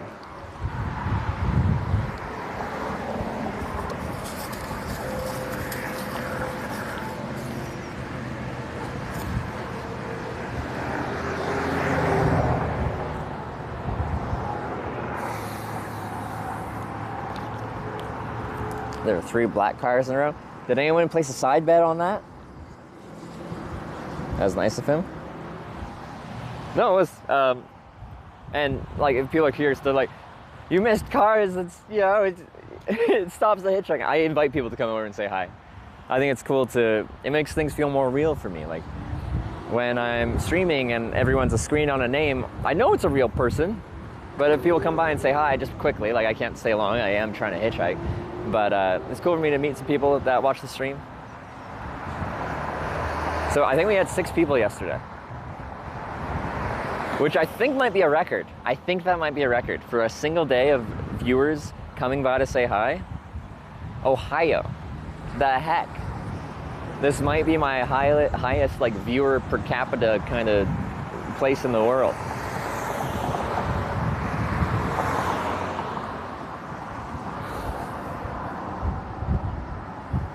I drive by and yell, I love your stream, bye.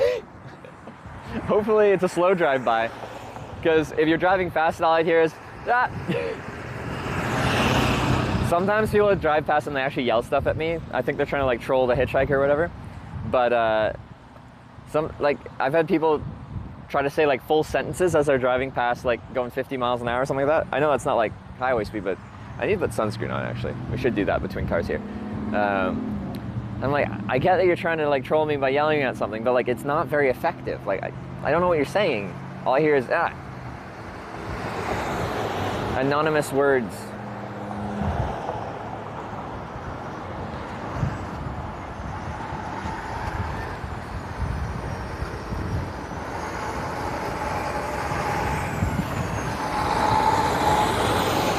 All right, guess what's under the tarp?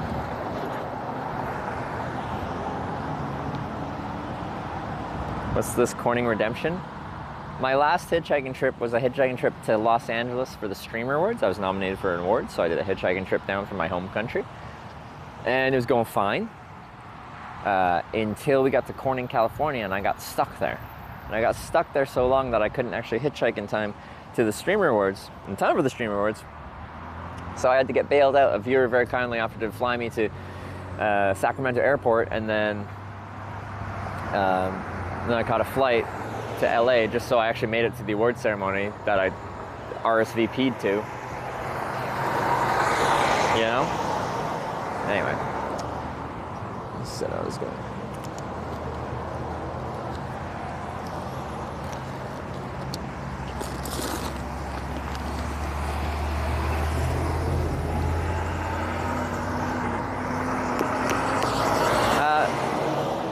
We can pause the timer for a second. I'm just gonna do sunscreen for 2 minutes.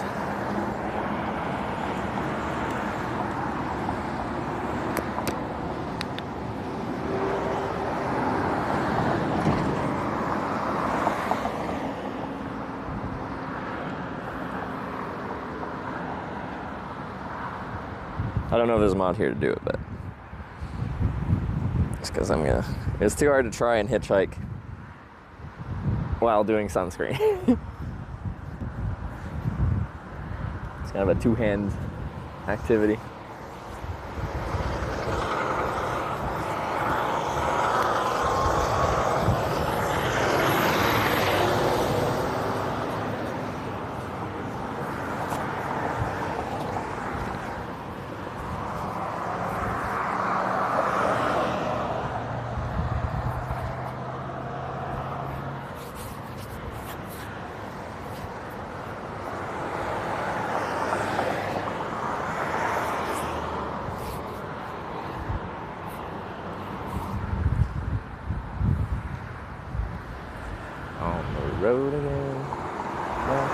the gypsies, we go down my way. We're the best friends. And the system of love keeps going on.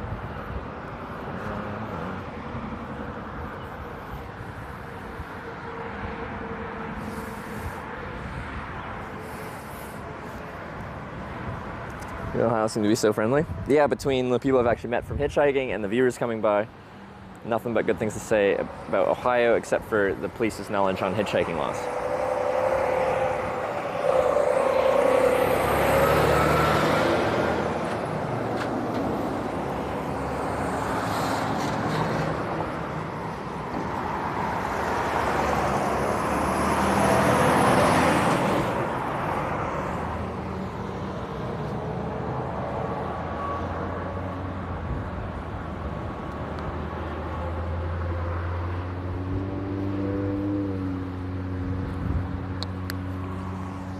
Do-do-do-do. Alright.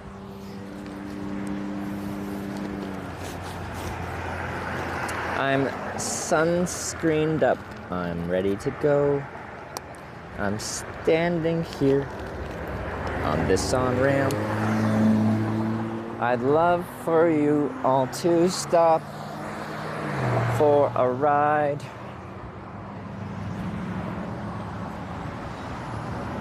That's a huge bang. Thank you.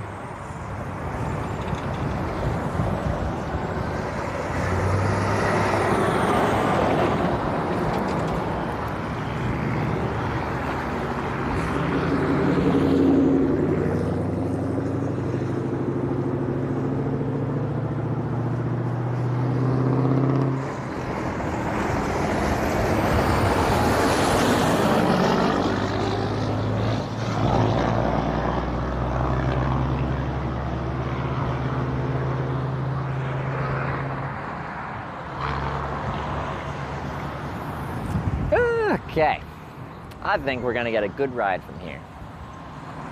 I'm optimistic.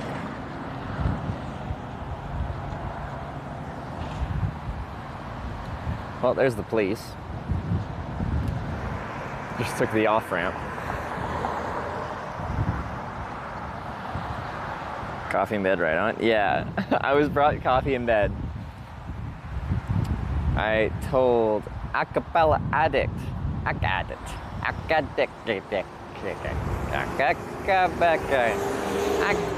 Addict. But I want to get a decent start in the morning, so if you don't, see or hear me by 8 a.m., you can poke your head up and see what's up. So he did, and I was awake, calling Sarah at that point, and asked if I wanted some coffee. This working tomorrow, that would be especially unpleasant. There's so many out on Interstate 70. When we get picked up, you'll see.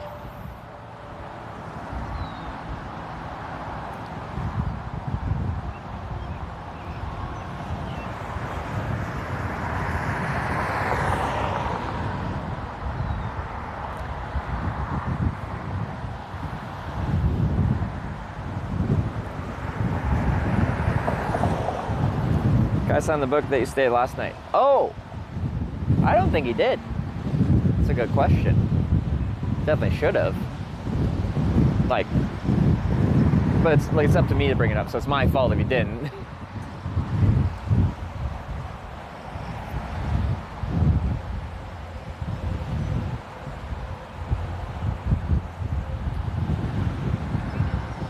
It's breezy.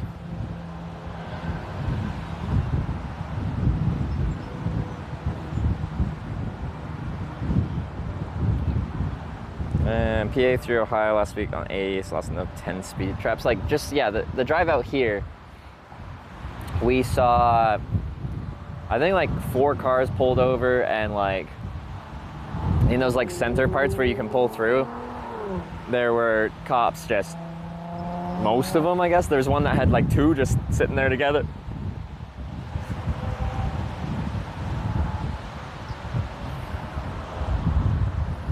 Police, West Jefferson Police.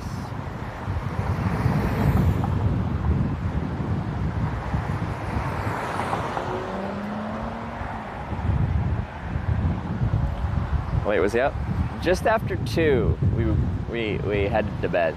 So it was a late one. Like, that's part of why I'm a bit later to start the stream. But it was just inevitably going to be a bit later because I had to get driven back out like 50 minutes east of Dayton there.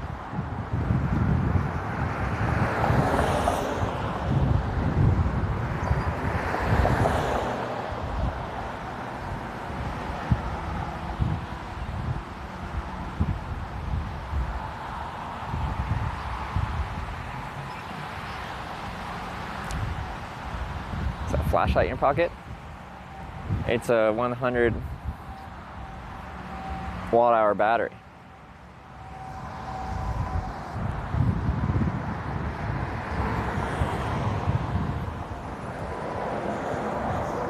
Then I got a bunch of other stuff in this one. How was your evening? I had a good evening. It was really nice. Sorry, I also read another question at the same time, so my brain broke a second. I had 3 beers, I think, so for me enough to, feel like I've had some drinks, but not be like drunk.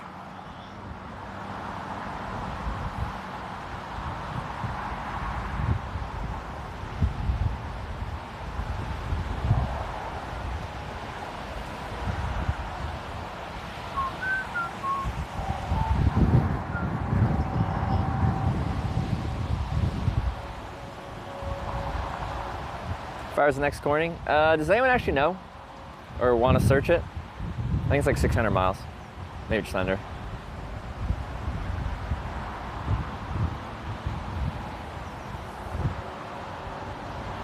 Oh, here, it's a bit windy. It certainly is today. Today is breezy, but it's a nice day, and actually, it's one of the first days I don't feel hot being outside. In fact, when I'm underneath one of the thicker, darker clouds, I almost feel cold. And like every day of this trip has just been really warm for me. As a cold-blooded Canadian.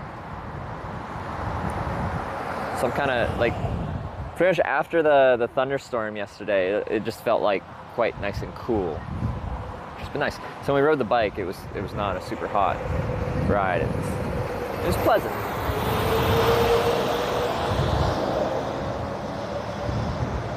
543 miles to Corning. All right, about that, but we'll probably have to do more. 1, because our route will probably not be the most efficient route, and 2, I would be very surprised if we somehow made it there without actually having to do some backwards trips. So.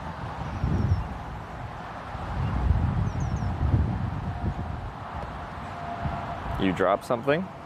I don't think so.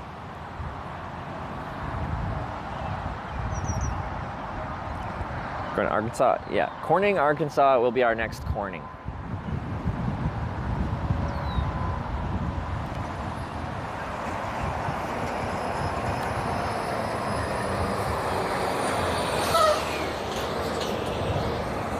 This guy might be stopping because he pulled off the on-ramp and onto the off-ramp.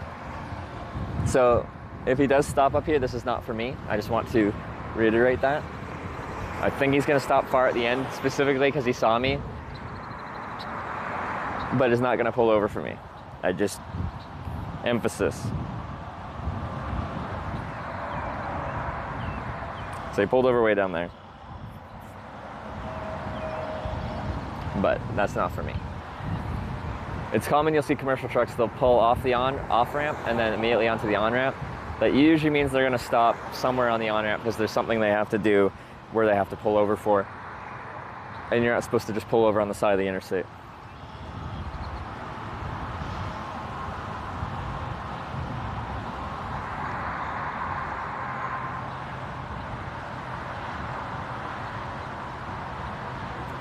One time it was for you. Yeah, last time a truck pulled over, not quite that far, but yeah, down there.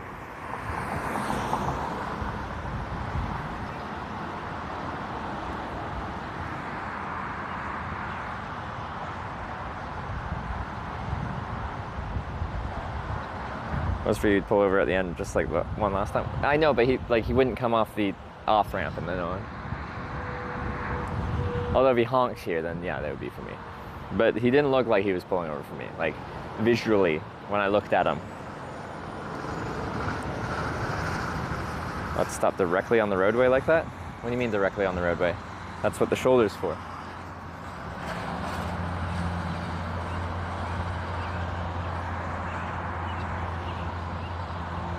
Do we have to get in a legal definition battle of what a roadway means?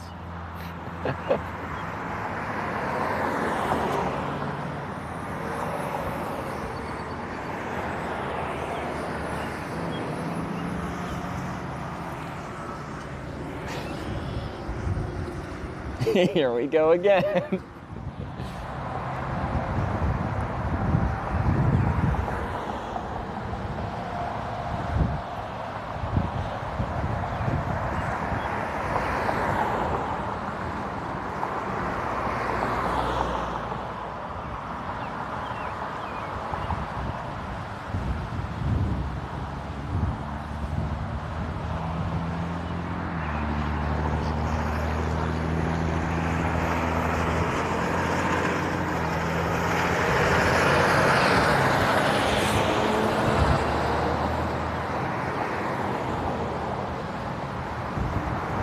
So I'd use my west sign. I feel like just a big west sign just signifies that you're trying to go far west. Because some people will probably be curious where I'm going. But it's really windy, so it's just gonna get ripped out of my hands and fold in half all over the place.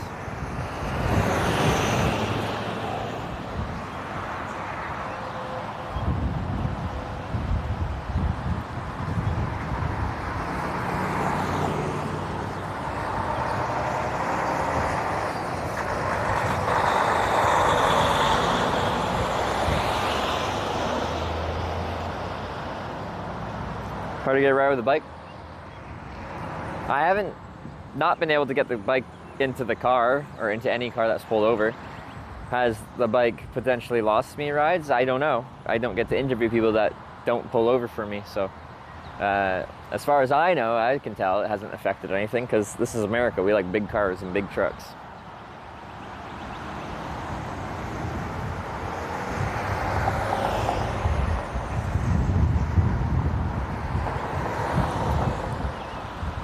Yeah, we got picked up in a Camaro, and that worked fine.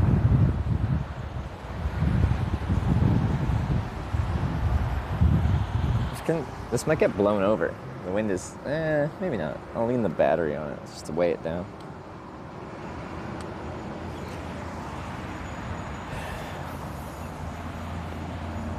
Why are all my ads in Spanish? It's a sign you should learn Spanish. Advertisements are trying to tell you something. You need to be bilingual. Or if you're already bilingual, trilingual. Or more, if you're already trilingual. If you're like every Dutch person that speaks Dutch, English, but also German, but also French. Oh, they were full.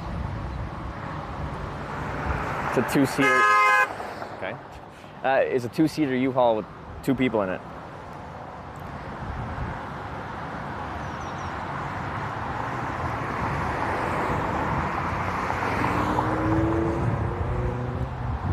Short honks are polite, long honks are just people being rude, so I suspect that one was the second.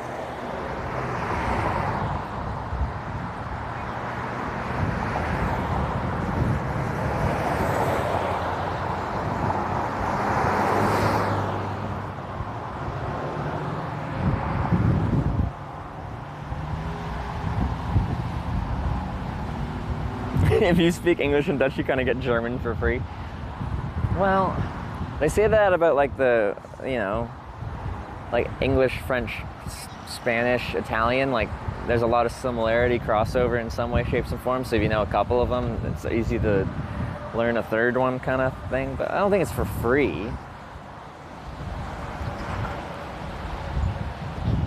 How tall are you? 6'10", 208 pounds.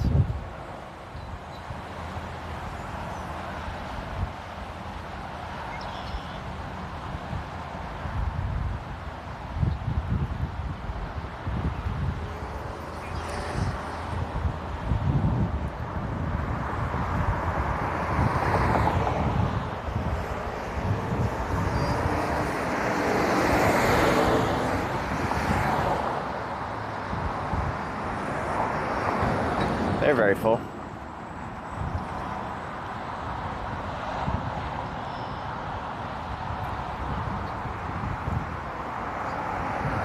should just measure myself at Christmas, I think. I'm 5'10" and 3/4.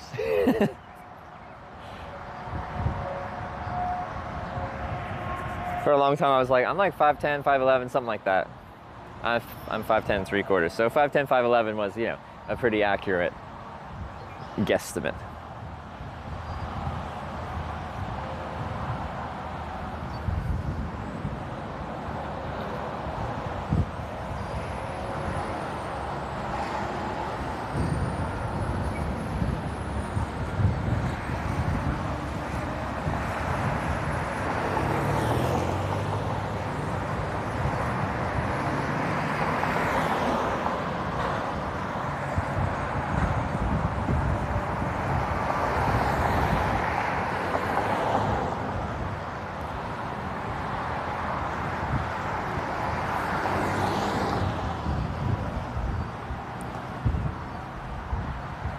Those boots are thick, you're like 5'7". When I was at Christmas with my family, do you think I was inside my family home wearing boots when I measured myself?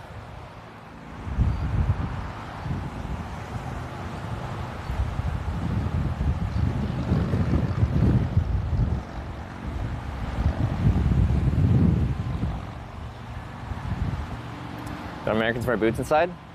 Did you just call me American? Excuse me, I'm Canadian. We don't wear boots inside our house.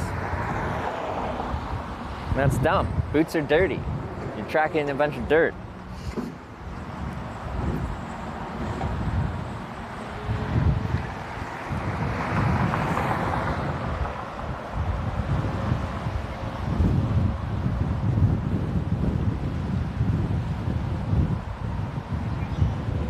Canadians are civilized, exactly. Damn Americans keep their shoes on. Well, no.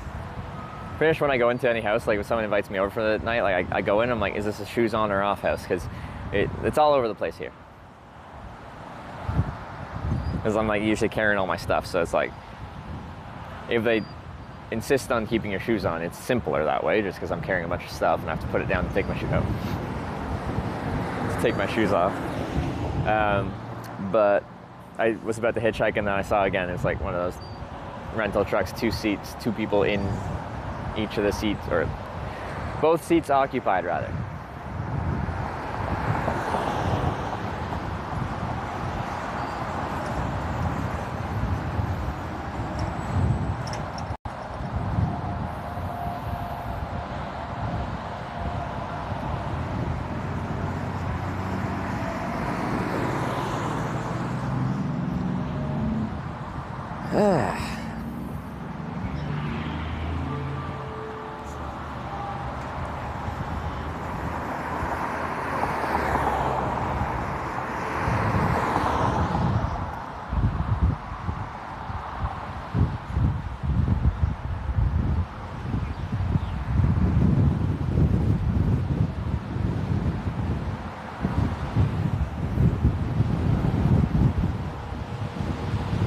Shoes and pants are the first thing we got when I walk in.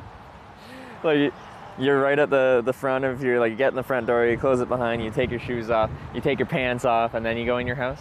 I respect that. If Sarah's still here, she could probably confirm that I don't, you know. I get comfortable at home.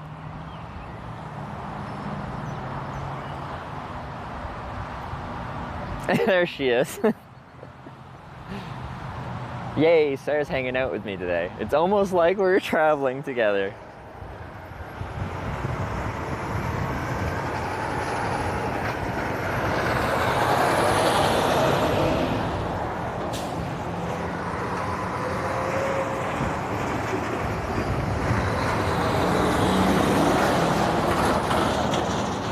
What kind of boots are those? These are Red Wing Iron Ranger boots in a rough out leather.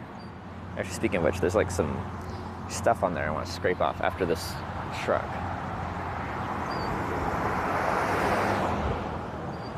Just use a rock or something. Sure.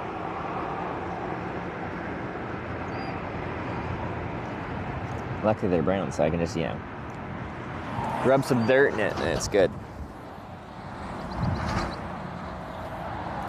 fancy. The reason I wear these boots, I can show you. These boots, yeah, because they're made for walking, and that's just what they do. But actually, so these boots are functional in the bush when I walk into the bush at night to set up a camp, or my tent. A lot of times I'm walking through like uneven terrain and like especially tall grass. You can't see when you step onto like some tall grass if it's uneven underneath, and I've almost rolled my ankle many times, but you kind of get saved by the medium amount of ankle support from some boots like this. Anyway, they're good for the bush at night, but they're not like normal kind of like hiking boots where they're like super techy. They're just a full grain leather upper boot, so they look good in the city. I only bring one pair of shoes, or in this case boots, on a trip because I don't want to carry more stuff. So they need to be as multi-purpose as possible. They have to work in the bush, but just look acceptable in the city.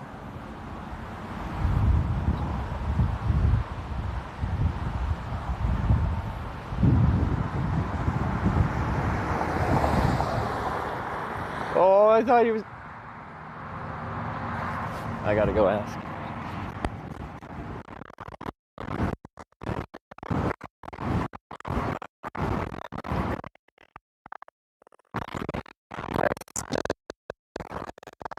Where are you heading to? Sorry? I'm going all about Springfield. Springfield. Yeah. That's by Dayton, right? Yeah. No. No?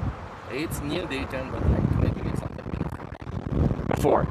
Yeah. I'm just Canadian, so I don't know my geography too well. And you don't mind giving me a ride? Wait. Well, I'm going like direction Indianapolis. Indianapolis? On 70, yeah. So Indianapolis is like 2 hours and something. Yeah, I know, yeah. So you're gonna get it right from right to right? Alright. Well, I'll just be here and I'll find another ride, but thanks for stopping, man. So because where I'm going, it's like 37 minutes away. So Okay.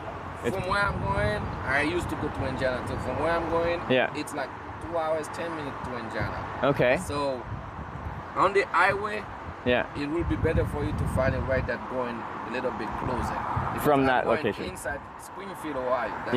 That's going to be the bit far away from Indiana. From here to Indiana, it's my 2 hours something. Yeah. From where I'm going to Indiana, it's 2 hours 10 minutes. I used to go. Okay. So, what do you think? Here's better or there's better? If I drop you in, Yeah. you're not in the highway. Oh, yeah, no, I need to stay on the highway, yeah. Okay, all right. So here's probably better. All right. Well, thank you for stopping. If you're on the highway, you might find something that can Yeah, be closer. that's why I'm here. I got the truck stop and stuff. Yeah. You know what you're talking about. Yeah, I appreciate it. All right. Thank you so much, man. Have a good one. I was very confused at how he first interacted there. It was weird.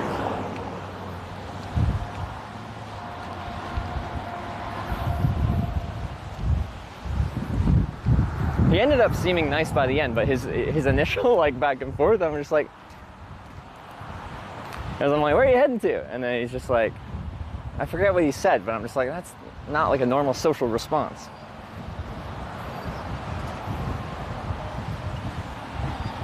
Anyway, it ended up being fine, but that was where I'm just like, he just seemed really weird about it. I'm like, that is like 30 minutes the right direction. We drove past it. I didn't remember if there was like a truck stop there or whatever, but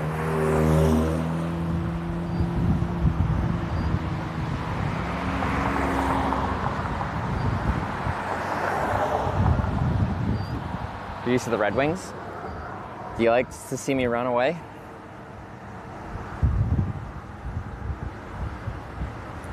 So you're heading to Minneapolis? Indianapolis. Indiana. But I do have a Corning in Minnesota. Now, I don't think it's near Minneapolis, but you never know.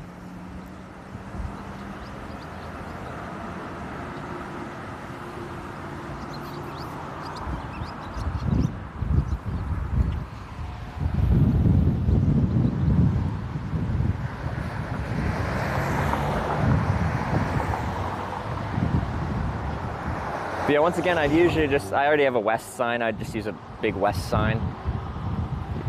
In my head, it signifies I'm going a far ways west.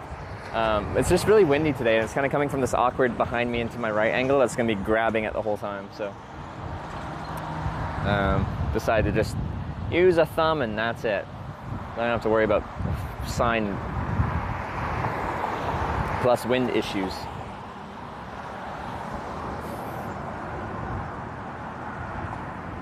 Oh. But you're seeing lots of like trucks hauling trailers and stuff like that, Memorial Day long weekend, so I'd be very surprised if I got picked up by someone like that. Springfield will be like a step back.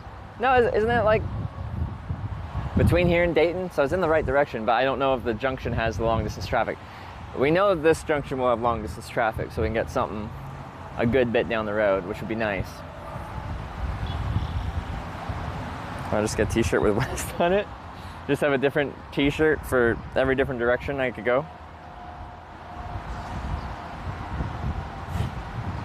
Where did you sleep last night? I slept at a viewer's place. I can edit. You in chat here? It's a fuel truck, so they haul hazardous goods, so they can't pick anyone up.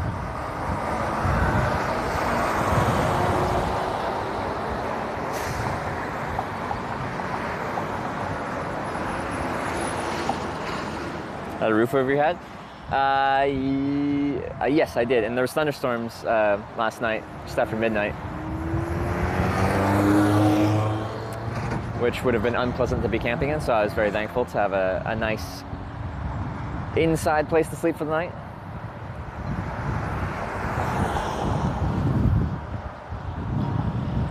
Sign says Indiana. Well, I'm only not using a sign because it's really windy and the wind just grabs the sign. There's certain directions of wind, like if it's just blowing like in my face, it just kind of pushes the sign onto my chest, and that's fine. But right now it's coming from behind me and from the right, and it just is going to be constantly pulling it like that, and it's just annoying. So I would use a sign, but the wind's just making it annoying to use a sign, so I'm not.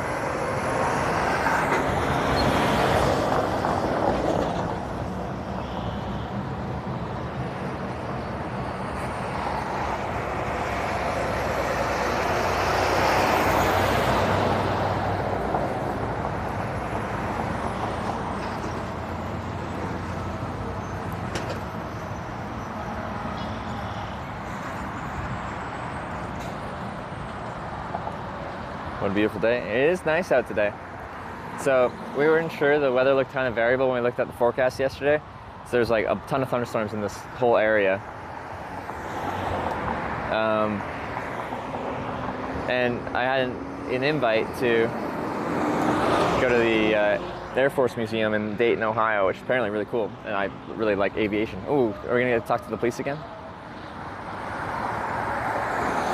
State Highway Patrol, all right.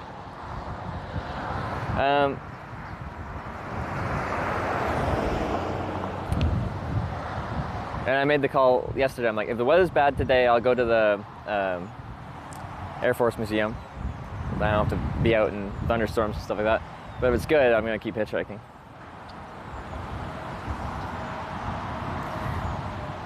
Bad boys, what you want? What you gonna do?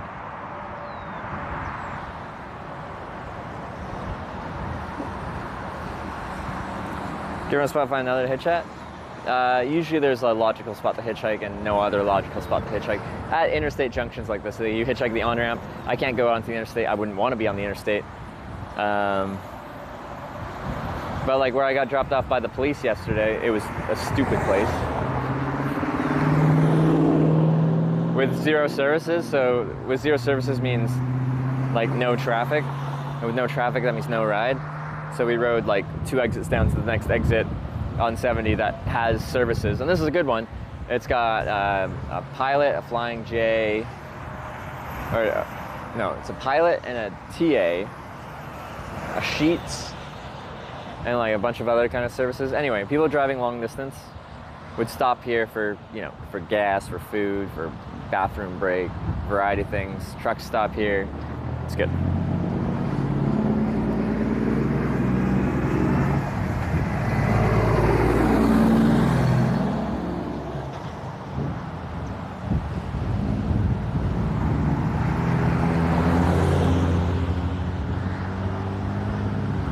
You're rich?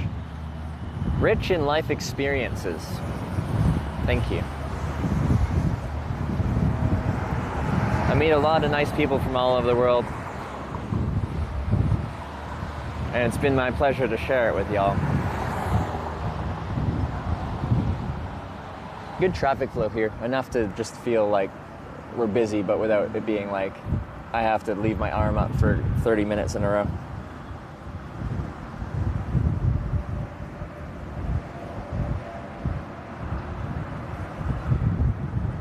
You mean the Chattahoochee Gambud? Oh, okay, I thought you were talking about me. Wait, did we do gambling for this ride? We're probably past the point of any guesses.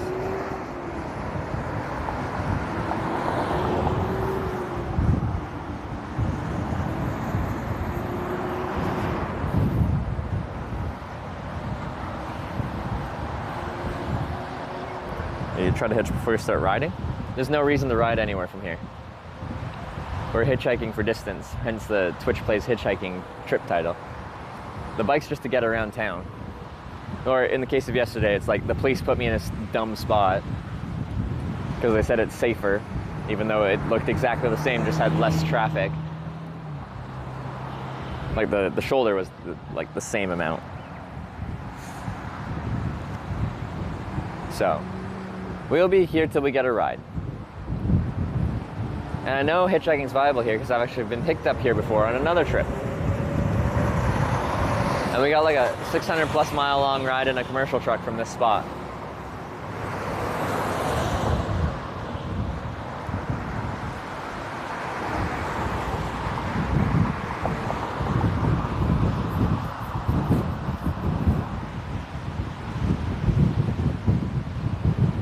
Ooh, red car, come on. Okay, red car is one of our side bets. If a red car pulls over, we get 10 gifted subs. What else? V in the third license plates position is 10 gifted subs as well. We have, was it 10 or was it a different amount for if a woman picks me up?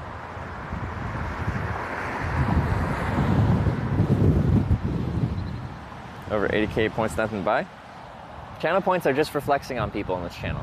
So you gamble them all, you try to get a bunch of points, and then inevitably someone says, you know, I have this many points and nothing to spend them on. Can you give me something to spend them on? And then other people in chat, you know, say they have a bigger number than you and make you feel inferior. And that's how channel points work.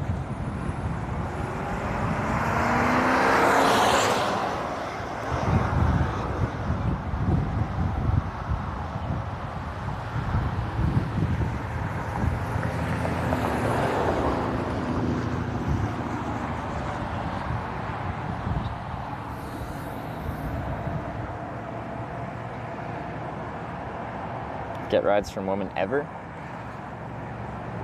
I've never been picked up by a woman in over 2,000 rides. No, it's like 15% of my rides probably. So it happens frequently enough. Yeah, it's a thing, but it's statistically much less likely than a man picking me up.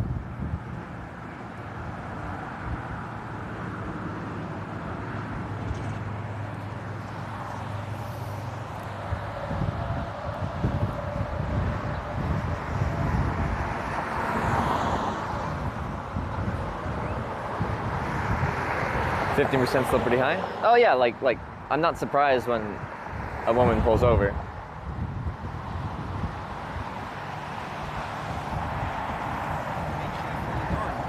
Well, I'm heading west down 70, like Indianapolis way. We're going down the I-70, west down the I-70. We're going to Kansas. That's pretty far. Well, if you could take me west for a while, that would help me out. Yeah? So before you back and see if you have room, or what are you going to tell me? Oh, if you got room, yeah, you got no, some. I made a space for you to sit. You made space for me. Do you have a lot of stuff? I do. You already saw me hitchhiking here, or what? Yeah, I went and got gas. Oh, okay. Yeah, before I get in, so I make a live video documentary about hitchhiking in different countries. I've done it in 30-something countries. I have a camera with me. I don't have to point it at you, but it's in my hand. Is that okay to have in the car with you guys? Sure, I guess. Yeah? Okay. All right. Thanks, guys.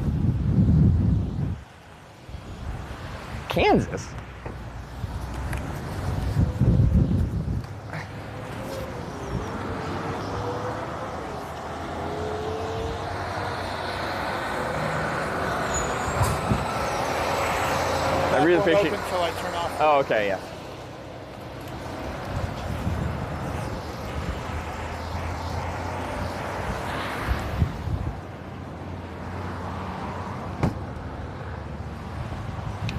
Okay, let's try and make that fit. All right. We did some preliminary moving stuff. I can sit this in front. So you pulled in here for gas and you saw the hitchhiker, like had a discussion about it? Well, I told him that I was gonna. Oh, okay. You were right. I used to hitchhike. Oh, you used to? Cool. I'm gonna have to ask you for some stories.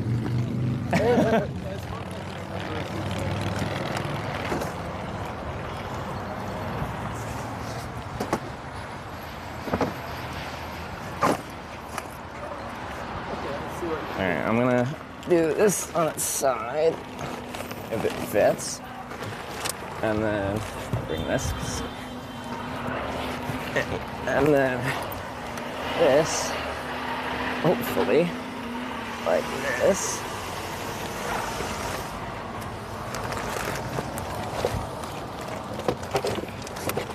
This here might be an issue. Oh, it's sticking out too far. Okay. It might. We'll just see if it'll close. Okay. If not. We're gonna take this off.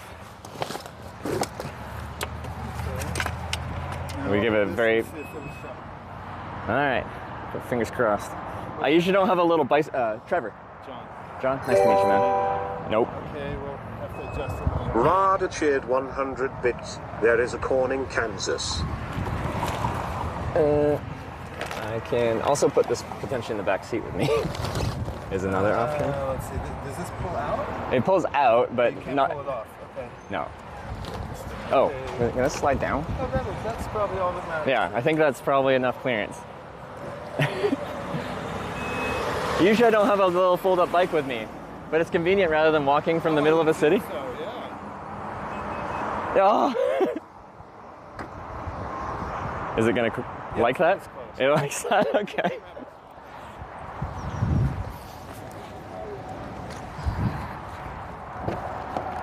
All right.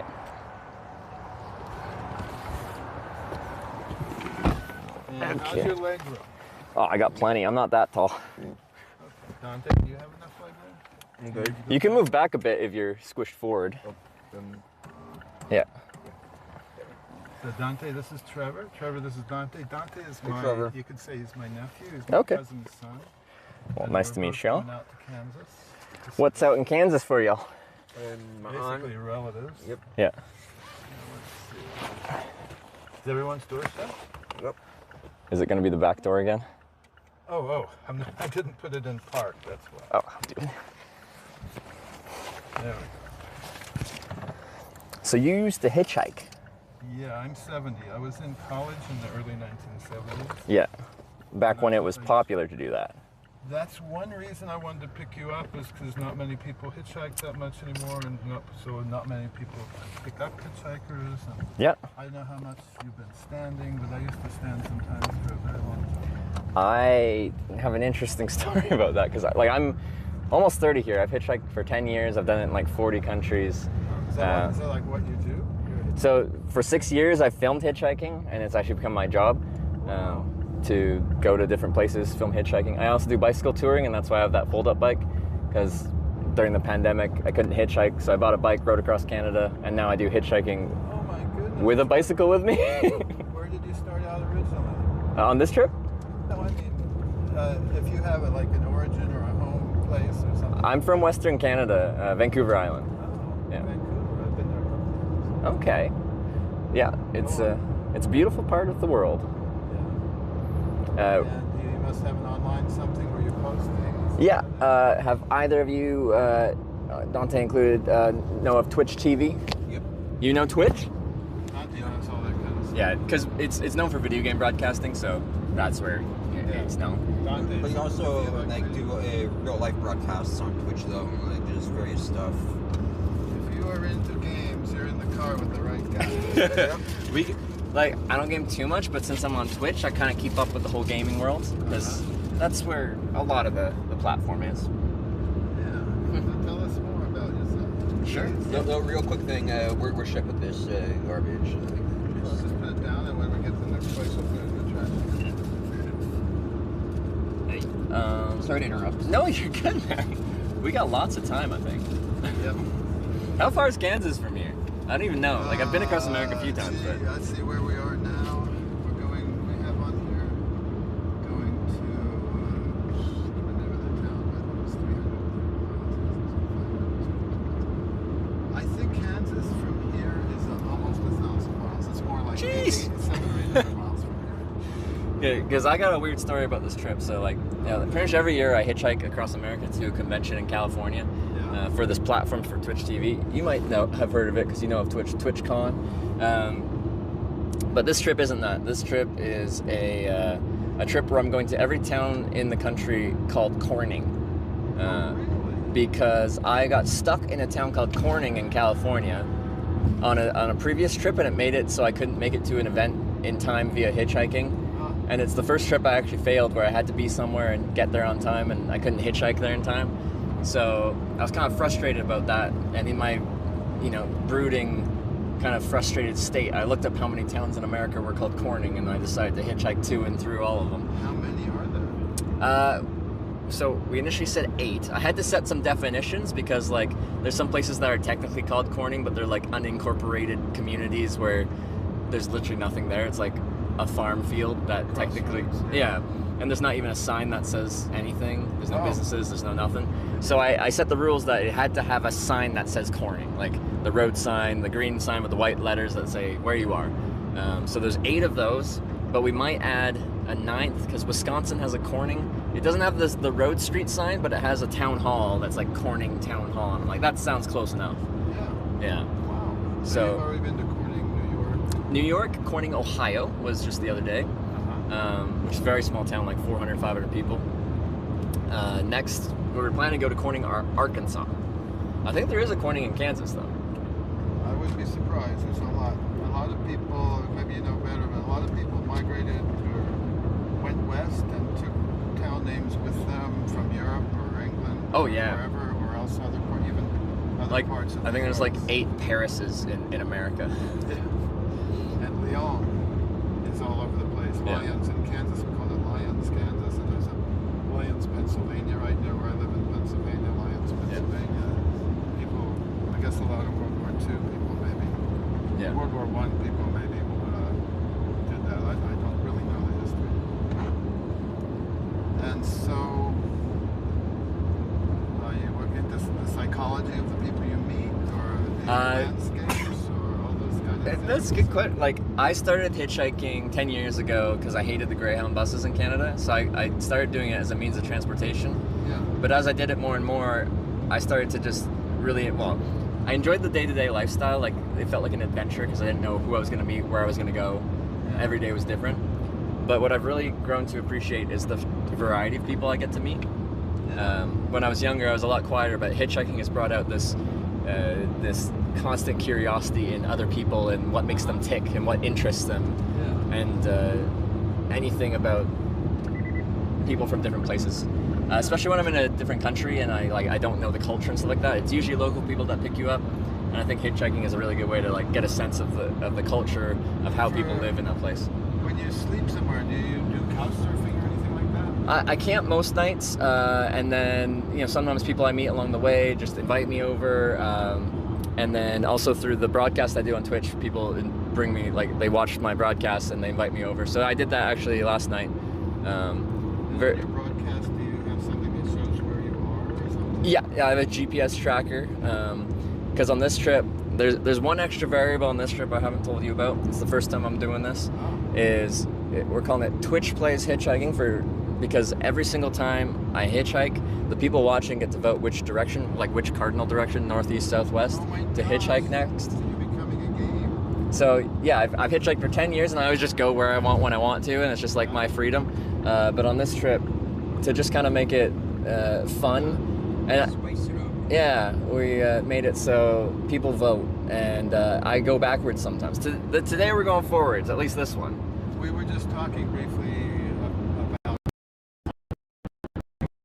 decisions could change the game, etc. Yep. I mean, I'm gently learning something from Dante. Tell us more. So you're really just heading west. Yeah, west. I'd have to look up again where Corning, Arkansas is. It's west, I think, past Indianapolis. I don't know how far you're staying on 70. We'll stay on 70 all the way to Kansas. Oh, okay. Through Missouri, basically. So yeah, like I'd probably ride You probably to want diverge Indiana somewhere, and south. then I'll be south somewhere on I think another interstate. You have a GPS, or you have? Yeah, no, I can look Waze or up. something? Yeah. Because yeah, I was just in. Arkansas is just south of Missouri, and I think a corner of it maybe abuts a corner of Kansas. I'm not sure. Okay. Wow. Yeah. So, did you hitchhike a lot when you were younger in the 70s there, or is it? You could say to me it was a lot. When I talk, I tend to go off in various directions. So I'll just say that I came from relatively we were poorish when I started out as a kid. Then my dad was a doctor; he was in the service, and then when he had his own practice, that pulled us out to Kansas, where I'd been born. And then about 3 years later, after high school, I went to college. So I was from a middle-class American family. Yeah. And so I don't think I ever knew anyone that hitchhiked until I got to college. And then we said, sometimes you'd hitchhike around town, the college town. But then my sister was going to college back east, as they say, in a college in western Pennsylvania. And I had sort of idolized her. She was 2 years older than me, and she went to college, and I was still in high school. She brought back songs and culture from, college culture. Yep. That would have been the late 60s when she first started, and then I went to college in 1970. And so anyway, she would tell me about where she was, and on different times I Falls, Pennsylvania, just to see my sister. And then then I would meet people along the way. I did have some adventures, not anything really dangerous. I think one time I actually was in danger. I realized later, but I didn't know it at the time. And then she then finished college and went to Pittsburgh. やばい。でも本当全世界だからね。桜井先生、俺の先生見てないでな。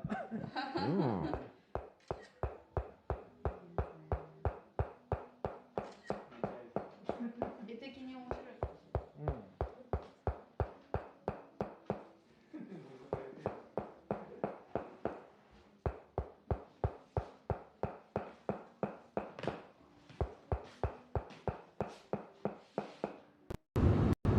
So that was it.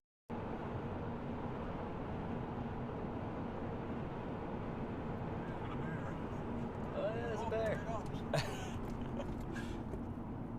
Just a little guy. In college a lot, as a student, but I didn't think at all about what I would do after college. Things changed at college as soon after people like me got out in the mid-70s. Yeah. And all of a sudden everyone was very career-oriented and looking for a trade or a profession or learning how to be a computer programmer or something like that. Mm-hmm. But when I was in school, it was still, at least my set, the people I was around, were very much into liberal arts education, and that's the kind of people corporations like to hire. Not that I particularly even thought about what kind of work I would do after college. But anyway, after I was out of school for about a year, a few things happened. I went to the nearby city. I had studied a certain kind of art and craft and jewelry and silversmithing, besides just humanities and science, and got a philosophy degree.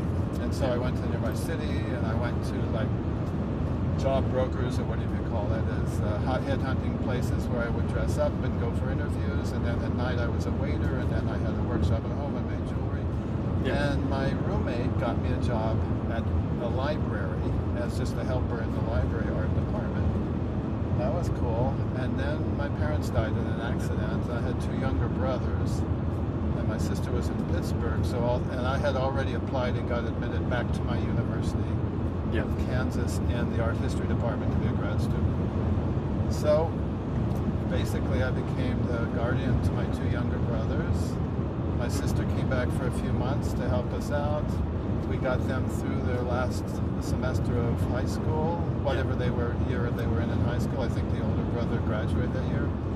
then the three of us went back to town where I was going to be in grad school the next year, and the older one went to college, the other one went to high school, and I started grad school. And around that time, actually in college, I'm making a long story, I'm not talking about hitchhiking here, so we'll get back to it, but around that time I had actually stayed an extra semester. I'm going to ask to point the camera at the front. I just need a moment. And I thought I would figure it out during that semester, but the only great thing that happened to me during that semester was a woman from Kansas City, a girl, I guess we could say I was a boy, came for her first semester as a graduate student in German, and I took my second German class, and she was my TA. So by the end of the semester, we were close friends, and then we started dating, and later we got married a few years later. So anyway, I did hitchhike out to see my sister a number of times. Yeah. And you know, that's when I hitchhiked. I'm sure I can tell you how many hitchhiking trips I took. Oh, it's all good. Yeah, I was just curious, like, if you were staying, like, kind of regional, if you were doing, like, big cross-country trips for... So to me, that was big, from Kansas to No, that's a big trip. It's a big country, right? So yeah. It takes a while to get places. And I'm trying to think if I ever hitchhiked. I did hitchhike from my college town to my central Kansas hometown more than once. So that was going the other direction, but it was within the state. Okay. I didn't ever hitchhike. I think those were the only, really, I hitchhiked for a reason. You know, I used to meet people who were just on the road. Not really the way you were, because it was a different time and there wasn't this blogging and stuff to do. I only started doing this after 4 years of hitchhiking. I'd done it in 25 countries before I ever picked up a camera. Oh. I only started filming it because it was something I was passionate about and enjoyed doing. And I thought it was maybe particularly a little bit misunderstood because we have it reinforced in our brains that no one should pick up hitchhikers and no one should hitchhike. But I've had actually some amazing life experiences that I wouldn't trade for anything because of myself Did you get choosing to travel by this way. police on the entryway ever? Yeah, actually yesterday, yeah. I was riding in the backseat of a police car yesterday afternoon. Oh. Because I was hitchhiking at the last junction in Columbus on the west side. And the police came and, you know, I've done this a lot with the police in America. They say it's illegal to hitchhike in their state, but I already looked up the laws and you're allowed to hitchhike. It's all based on the definition of what a roadway is. It's federally illegal to hitchhike on a roadway, but the definition of roadway is essentially a lane of traffic where traffic actually goes. Oh, okay. And in Ohio, it specifies non-inclusive of the shoulder and the easement next to it. So the law prohibiting on the roadway excludes the entryways. Or just on the interstate, you're not allowed to be a pedestrian, so you couldn't be on the actual interstate itself, like here. Yeah. But yeah, if you're on the roadway, which is the lane of traffic, anywhere in the country, that's illegal unless it's an emergency. There's an exception for emergencies, but hitchhiking is not an emergency. Or this isn't an emergency hitchhike. But anyway, you have to get in like this legal debate with the police. And they actually like pulled out their phones and looked up the legal definitions of what a roadway is in the state of Ohio and stuff like that. And then they still just didn't want me hitchhiking there, so they drove me to the next on-ramp. The issue was where they drove me, there was zero services, like not a single thing, so there's no cars coming off the highway or on the highway. So then I got on my little fold-up bike and I rode to the spot where you guys found me. Oh, good for you. Bicycle is a really good thing. Yeah. Do you mind, as we're driving, if I point like the camera facing out the front window so we can see the view as we go? Yeah. You need it to be here, or can you do it from there? I can hold it back here. I can just zoom in so it's like just kind of out the front window here. All good. So, Dante, have you actually like watched much Twitch, or you just know of it? Varies. Like sometimes I watch Twitch streams of people. Like sometimes just like watch the VODs uploaded to YouTube. Just again, depends on the person. Depends on sometimes. Is it like particular games that you are interested in, or just or actual content creators themselves, like their personalities? It's hard to say. Hard to say for certain. Can you speak up a little? I can't quite hear you. it's a bit hard to say for certain, like whether I'm. Yeah, it just if it's entertaining, just like Yeah. just give it a watch. Do you have like a specific genre of games you're into? Because you play video games, right? Like, Right. yeah. Like, or are you just into all? I think I'm kind of into like RPGs and Metroidvania type of games. Yeah. Like right now, I bought the Paper Mario remake. Oh, yeah. The 1,000 Year Door, and so I've been going through that on the road. Yeah. And what's it called? Though that's not to say that those are only two that I delve into. There's also some No, other for sure, stuff. yeah. Yeah, like I got Hades 2 for early access, and Yeah. yeah. That's cool, man. I used to play a ton of video games growing up when I was in high school and such. And then I went to college and I stopped playing mostly. Me and my girlfriend play a lot of Mario Kart online though. And then it's once you play something online that you learn you're not as good as you think you are. Yep. Oh yeah. Oh yeah. Because like when I was growing up, like did you ever play like Halo and stuff? No, but I tried getting into fighting games. And like Mortal Kombat kind of thing? Well, not necessarily Mortal Kombat, but like Street Fighter. Yeah. And, like, just I'm like, I'm doing all right, and then they go online, and like hit with a brick in the face. Oh yeah, because like I used to be the best in my little town at like we'd play like 4-player split screen Halo, like first-person shooter kind of game, and I was better than all my friends, so I thought I was like hot shit, like I was good at this. And then I first got Xbox Live, and then I played against the entire world and realized I was not good at all. Like there's people that play a lot more than me and have a lot more natural talent than me, and I am not particularly good in the grand scheme of the world. Yeah, it's like I got Marvel vs. Capcom 2 when it was on like the online version for the PlayStation 3, and it was like, I like what's going on here. I'm pick my characters or whatever, and then like first match online is Magneto, Storm, and Sentinel or something get demolished in 5 seconds. It's a tiny bit like being really good in your high school in a small town, and going to college and like, oh my god, big fish in a small I really pond. have to study now. Big fish in a small pond. No, like, when I went to high school, most of the topics came naturally to me, and like, I didn't struggle, but I also didn't try very hard. And then when I went to college, all of a sudden things were much more difficult, and I actually had to try, and I didn't know how to try because I never felt like I had to. And I remember someone told me when I got to college, maybe someone from my hometown, that was always said, there's a class called How to Study, you should take it. Well, I didn't think I needed to learn how to study. I thought I knew. And I did become a decent student, but I should have taken that course as a freshman. No, there's a certain skill to it, and a certain work ethic to it that I didn't have. But yeah, I did 2 years of college, and I took a semester off because, I was going to school for accounting and finance, and I was concerned I was going to finish my 4-year bachelor's, get a job in accounting, and kind of have my life set out. Like, you get that first real job, maybe you get a girlfriend that becomes a wife, maybe you have kids, a house. Then where's the exploration? Where's what am I going to do? Other than raise a family, I want to do something first. So I took 1 semester off was the goal, and I hitchhiked from the west coast of Canada to St. John's, Newfoundland, out on the east coast and back. Wow, that's a long and through some interesting territory. It's wild up there in Canada, a lot of them parts. You go through some out there places, like to go across Canada on Trans-Canada Highway, like the Trans-Canada Highway falls kind of quite close south, because I forget what the stat is, it's like 90% of Canadians live within it's like 300 kilometers of the U.S. border, so like 200 miles. Yeah. We don't really go north because there's not much up there. So you kind of hug that southern border for most of the way across Canada, but you do go out there in the wilderness.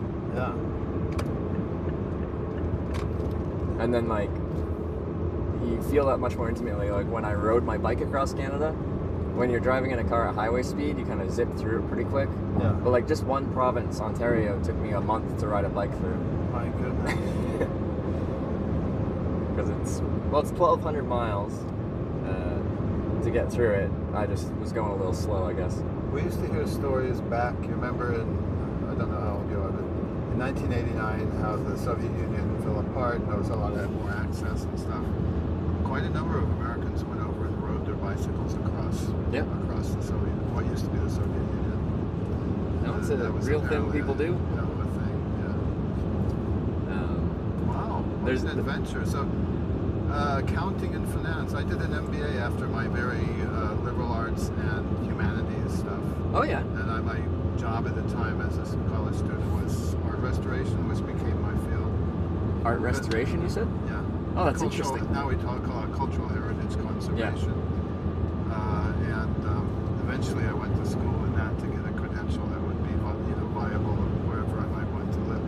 But I did accounting, finance, investments, that sort of series. I really loved economics as well. But I can see where you'd think, let's do something interesting. Because, the plan really was to take a semester or two off and just explore a little bit, get out of my system. But I would get back from a trip and then I'd, get a job and save some money. Then I'd be inspired by another kind of trip I wanted to go in a different kind of place. And I'd quit that job and go traveling. And so traveling became your system? Yes. So I'd like work half-time, travel half-time. Because the thing about hitchhiking is it's really inexpensive. Like you could travel for free. I sleep in a tent outside. That's free. I just have to eat. I wondered about that. Yeah, That's about it. And occasionally, go to a pub in another country for a beer to be social or something like that. Have you gone to Ireland? A few times, yeah. Because I understand that going from pub to pub in Ireland, especially if you're any kind of a musician at all, but I've never been there, but they say that it's very welcoming. Or at least when I was in grad school age, I knew people who had been there, taking a little time off from education. Yeah. Especially if they knew how to play guitar and were at all into jigs and reels. I hate to be stereotypical about it. See, I'm not a good singer. I don't play any instruments, but in Ireland and anywhere with like a good pub culture, like England and stuff like that, if you're in a small town and you go in there with a big backpack with a bunch of cardboard shoved in there, like people will, like you're in their local watering hole where they hang out. Yeah. Like in social terms, we call it like a third place. Like you have your work, you have your home, and the third place is where you hang out. Yeah. That's their third place.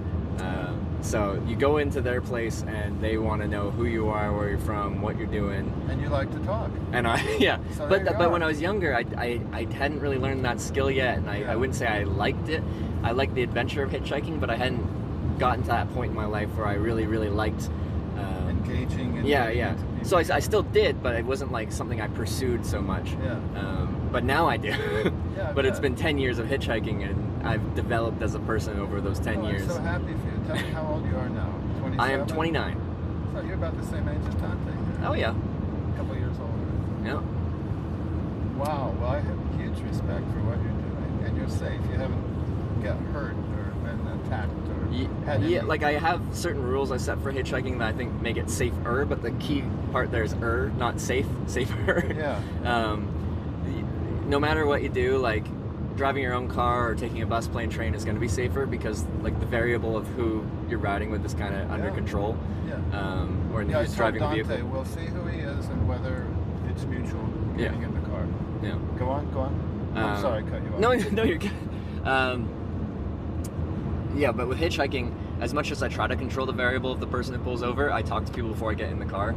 Yeah. I think I've gotten like a decent gut about people's personality just from a few sentences back and forth. It doesn't have to be like an interview. It's more like, where are you going to, and like a bit of back and forth about the logistics of like, will this make sense distance-wise, logistics-wise.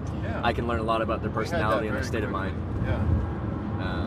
So I have turned down several rides over the years just because someone came across as there's just something off, and then you have to have that very awkward kind of interaction of, thank you for stopping for me, but I'm not going to get in your car. Have a nice day. Well, in life we have to learn to decline or to accept or to stop something, or that could be a hard thing to learn just in general life. So through my broadcast, people will be like, this looks kind of interesting, I think I want to try hitchhiking, do you have any recommendations? And the purpose of the broadcast was never to promote hitchhiking, so I usually say, first of all, don't. I don't want you to look at me doing this and be like, this looks like a fun, easy adventure where everything will be sunshine and roses. So I say that, and then I'm like, if you decide to do this anyway, you have to have like the social confidence to be able to say like strongly no to people's face, because if you hitchhike enough, you will run into people that you have to be assertive with. Yeah. And if you're a bit of a pushover or you just can't say no, you're going to end up in some trouble. Yeah. You have to be able to stand up for yourself. Yeah. So. Yeah. Thanks for talking about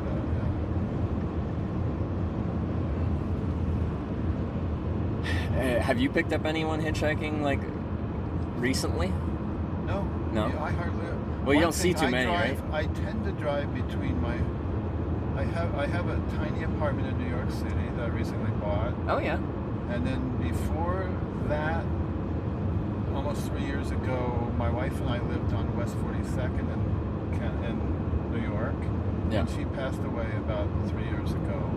I didn't want to keep living in the house where she had done hospice and where we had, escorted her through months of incurable cancer to dying. So we don't have to talk too much about that, but I just didn't want to keep living in that apartment. Yeah. So, but we had been based in New York. We came both from, well, she came from Missouri, me from Kansas. We met at college, like I mentioned to you. So we came together in about 1981 for me to get a professional training in my particular field. And she got started by that time. She had finished the master's in German, and she had done a combined law and MBA degree, while I was doing an MBA and art history degree. And we were in a neat little town called Lawrence, which is wonderful, but eventually, as an educated person, there's no opportunity for you, so you have to go somewhere. And I had been working sort of as a trainee at the Kansas City's main art museum, as in conservation, as we call it, restoration, taking care of the art, making sure it was in good shape and stuff. Yeah. And learning there for several years, a few years. And so then to be able to stay in that field and not be locked into Kansas City, I applied to some schools. Those people recommended me where I'd been working, and I got into one, and my wife agreed, although she was very tied to the area and her family, she agreed to go east with me, so we went. And so by the early 80s, we were in New York City. And this is a long-winded description of why, after 15 years in New York City, we needed some relief, so we managed to buy a place in the country near some friends of ours in Pennsylvania. And eventually, several years before she passed away, we had finished paying for it, so that's also where I live. And so I drive back and forth a lot, but I would say I never, a hitchhiker. Driving between your condo in New York City and Kansas is the... No, the Pennsylvania, rural Pennsylvania, okay, yeah. Southeastern Pennsylvania. Yeah. So I do that drive back, and once we got our place, we went back and forth every week. Okay. And so I still go back and forth every week. I have things that I think are important to do in New York. Yeah. And then I have the place in rural Pennsylvania that's beautiful. Yeah. And that needs a lot of upkeep, and I need to take better care of it, spend some money on it, etc.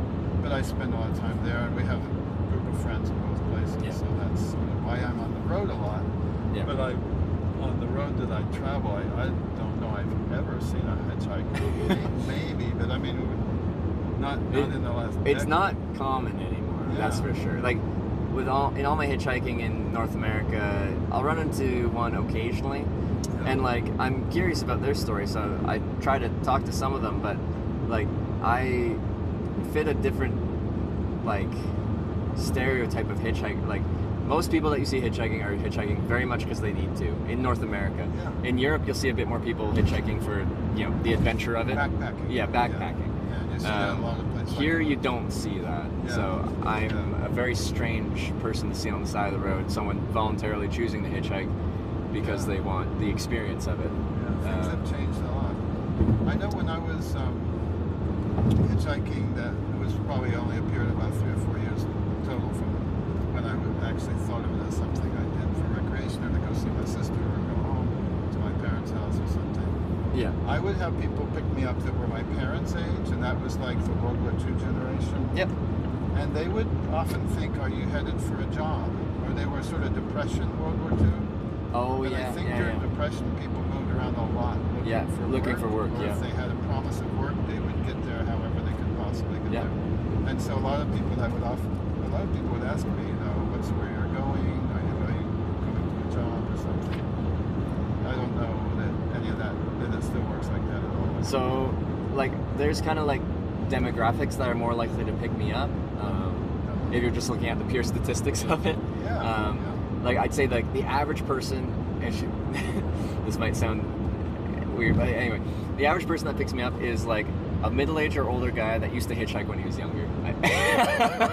I'm sure. I'm telling you, when I saw you there, I thought, shoot, look at that guy. He looks all right. I got off to get gas, and then at the gas station after Dante went and got his snack or whatever, Yeah. I said, while he was away, I rearranged space so you could be here if we decided. And then I told Dante that we were going to pick you up if you wanted to ride, if you were okay. Yeah. And that was it. So it was totally because, God. Yeah. And I wonder when he'll get picked up. And then I thought, I wonder if he'll still be there. And I had told Dante, I bet he'll still be there. Because it was only 10 or 15 minutes. Yeah, no, like, depending on where I'm hitchhiking, if I'm on smaller roads, hitchhiking like town to town kind of thing, Oh, God. a lot of the times you get like those curious locals that you're only going to get a 10-mile ride to the next town, but like you can get around pretty quickly. Yeah. On interstate, sometimes I get picked up quickly, but like a lot of times it's in the hour to 3 hour kind of range for a ride. Uh-huh. And that doesn't bother me. I'm very happy waiting. Getting down the road. Yeah, no. And on this trip I don't have a deadline. I'm not in a rush. Yeah. I'll get there when I get there. I'm also, sometimes going backwards, so I better accept just this state of. Have you hitchhiked in rough weather or winter time or anything like that? Yeah, I did a hitchhiking trip to the Arctic Circle of Canada in late winter. Really? Yeah, I wanted to hitchhike on ice roads. Oh my So, gosh. I What went kind up- of travel? Who was traveling at that time? Oil There's still people or towns something? connecting there, and you travel yeah. through there. But then the far north section was from, do you know Canadian geography a little bit? A tiny bit. You know where the territories are, like Yukon Territory, Northwest Territories up Yes. north. So I went through like Whitehorse up there, and that's the capital of that territory. There's only I think 20 or 30,000 people in the capital city, but through there, Dawson City, which is a famous gold mining town from history, and then up the Dempster Highway, and that's where you start getting the ice roads, where it's just river crossings in the winter and then ferry crossings in the summer. So when they call them ice roads, what does that mean? So bodies of water that when they freeze and they freeze thick enough, you just plow the snow off and you drive on them. Oh, so yeah, I see. So they're a road when they're frozen, and otherwise it's just navigation in the summer. by boats. It's Rafts or barges. so yeah. To get from Dawson City to Inuvik, Northwest Territories, you just do 2 river crossings, the Mackenzie River and I forget the other one. But yeah, in the winter there are ice roads. In the summer there's a ferry crossing, and then but then there's a few months where they're not accessible at all because during the spring breakup when the ice is breaking up, it's too thin to drive on or there's no ice, but it's still chunky ice and you can't take a ferry across. So, and then same for the fall when it's first freezing. They have to wait for the ice to get thick enough, but they can't take the boat across. Supply and everything ahead of time. So they always know that they won't. Or get it's it. fly in, fly out for that. Oh, that of period. course, Yeah. of course, the airplanes. Wow. But yeah, the truck that gave me a ride up there was a commercial truck hauling groceries for the grocery store, the North Mart in Inuvik, and it was cool to me because it's like a 400-mile ride or 500-mile ride up that highway with nothing really in there except for one fuel stop. Yeah. But we drove all day, and by the time it was nighttime, he went to me and he's like, "Hey Trevor, do you have your seatbelt on?" And I'm like, "Yeah," because I always wear my seatbelt. It's the first thing I do when I get in. Yeah, good. And he's like, "Well, you might want to take it off because we're going to cross the Mackenzie River, and policy is don't have a seatbelt on when you cross ice because if you did fall through, you want to get out quickly. So it's better to not wear a seatbelt because it's an extra thing you'd have to do if you have to get out quickly." Wow. So slightly foreign thing, but for some reason I seek out going to desolate places. That sounds wonderful. Especially in retrospect. I was gonna say that retrospect thing is a big factor. I call it type 1 fun and type 2 fun. Type 1 fun is fun when you're doing it, you just actively are enjoying doing it. Yeah. Type 2 fun is only fun after you do it and you look back on it. sometimes. Oh, so at the time you had anxiety. You weren't actually. Well, I wouldn't say having anxiety. fun. It's just like that day I caught that truck ride. It was minus 38 Celsius out. You had to be. You had to have a ride. So no matter what, but. Like yeah. So I stayed in Dawson City. A person that drove me there let me stay in their place, which is nice because it's close to minus 40. That's where Fahrenheit and Celsius cross over, is at minus 40. Yeah. And then he drove me to the start of the Dempster Highway the next morning, 'cause it's just outside town. Okay. But I waited there 4.5 hours in minus 38 weather before I found a vehicle going up there. But I should say, only I think it was 7 cars drove past me in that time, because not that many vehicles are driving up that way. Yeah. And those 7 vehicles, every single car stopped to see if I was safe. Oh, good. The people, even offering you a job. because they were just going to a work camp, just like a kilometer up the road, kind of thing. So they weren't going up to Inuvik. Couldn't help. But you see a person standing there hitchhiking in the northern parts of Canada when it's minus 40 out almost. You could be frozen. Yeah, they're asking if I at least need a ride into somewhere that's temperature controlled for a little bit to warm up. Yeah. I was one time it must have been along this highway somewhere, and it must have been in the late fall that I went. I'm not sure. It had to be some time off from college, so some break. I don't know what. Yep. And it was sometime in the early 70s. I can't tell you what year it was, but it was such nice weather in Kansas that I think I just wore a windbreaker or something and had my pack or whatever I was carrying. Well, it got cold. It got really cold. I didn't have it. And of course, I regretted I was too far away to do anything about it. Yeah. And I remember at one point, I can't remember if I was on my way out or on my way back. There was a Howard Johnson's down the road, down from where I was standing. Yep. And I stood so long, and I went down and warmed up in their lobby so many times, and finally a trucker picked me up out of pure sympathy and took me quite a long distance. Yep. And that was probably the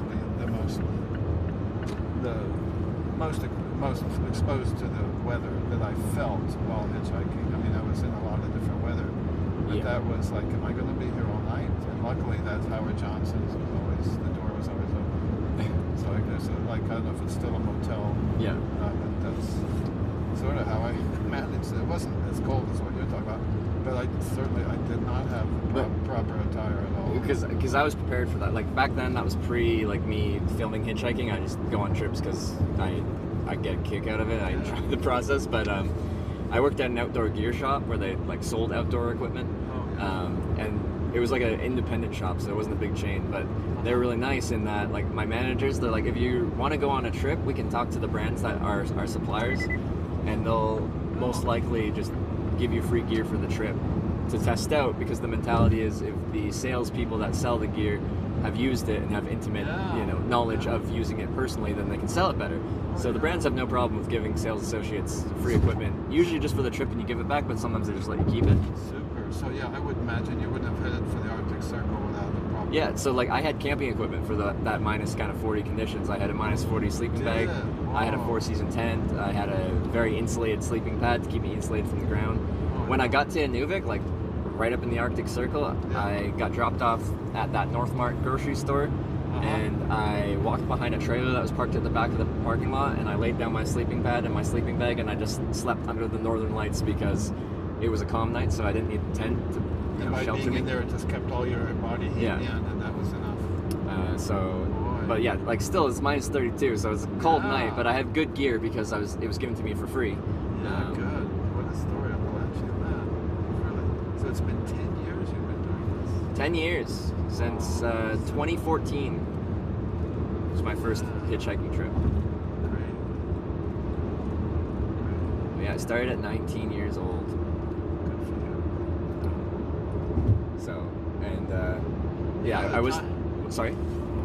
The time I thought I was I think now that I was in danger, and it's a little subtle, I might not have been in danger, but I was going to see my sister, and it was somewhere in Ohio. I was getting close to where she lived, and I was going past or through some town, middle-sized sort of town, and this guy stopped and gave me a ride, and he was was a black person.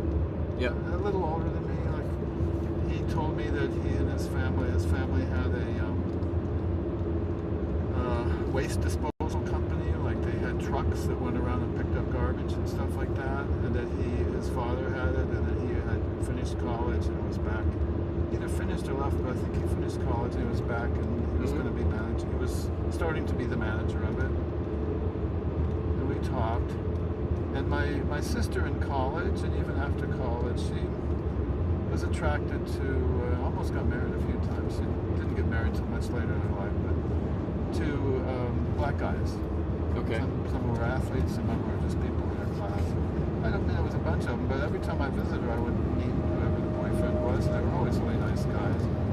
I mentioned to this guy as we were talking just something about that, nothing special.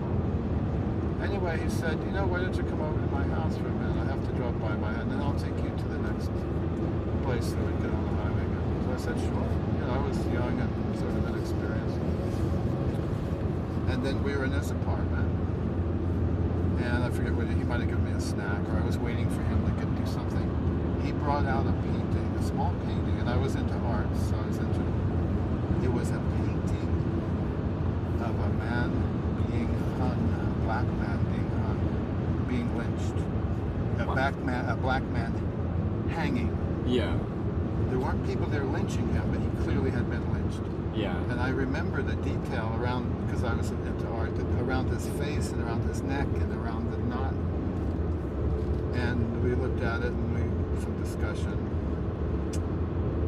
And you know, I mean, Americans are one reason hitchhiking doesn't work as well anymore is because everyone's afraid. Well, I wasn't afraid. At the time, I was interested. Anyway, talked to him and stuff. Yeah. And then he did take me out, put me back on the highway. Much later, thinking about stuff, and you know, I don't know what I connected with. I thought, I wonder if that guy picked me up intending to kill me. You know, I just wondered, why did he show me a picture of a black man being lynched?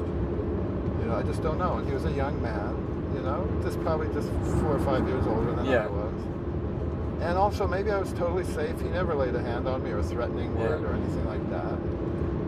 Or maybe he was checking to see if I was gay or something, or whatever. Why would someone take you to their house when you're actually still moving and it's daytime and it's like you need to get to the highway? So there could be a million weird reasons. people that, like, I get invited to people's places sometimes, and like I have to make a judgment call there. Like, safety-wise, you probably shouldn't be taken to a location like that. Yeah. Because you know you don't. It didn't occur but like, to me. I think I got picked promised to take me to the next spot. But go on. Yeah, like I got picked up by a guy. I was on the east side of Columbus yesterday, and he said he was driving to the west side of Columbus to get me to the other side, and since I'm going west, that's ideal.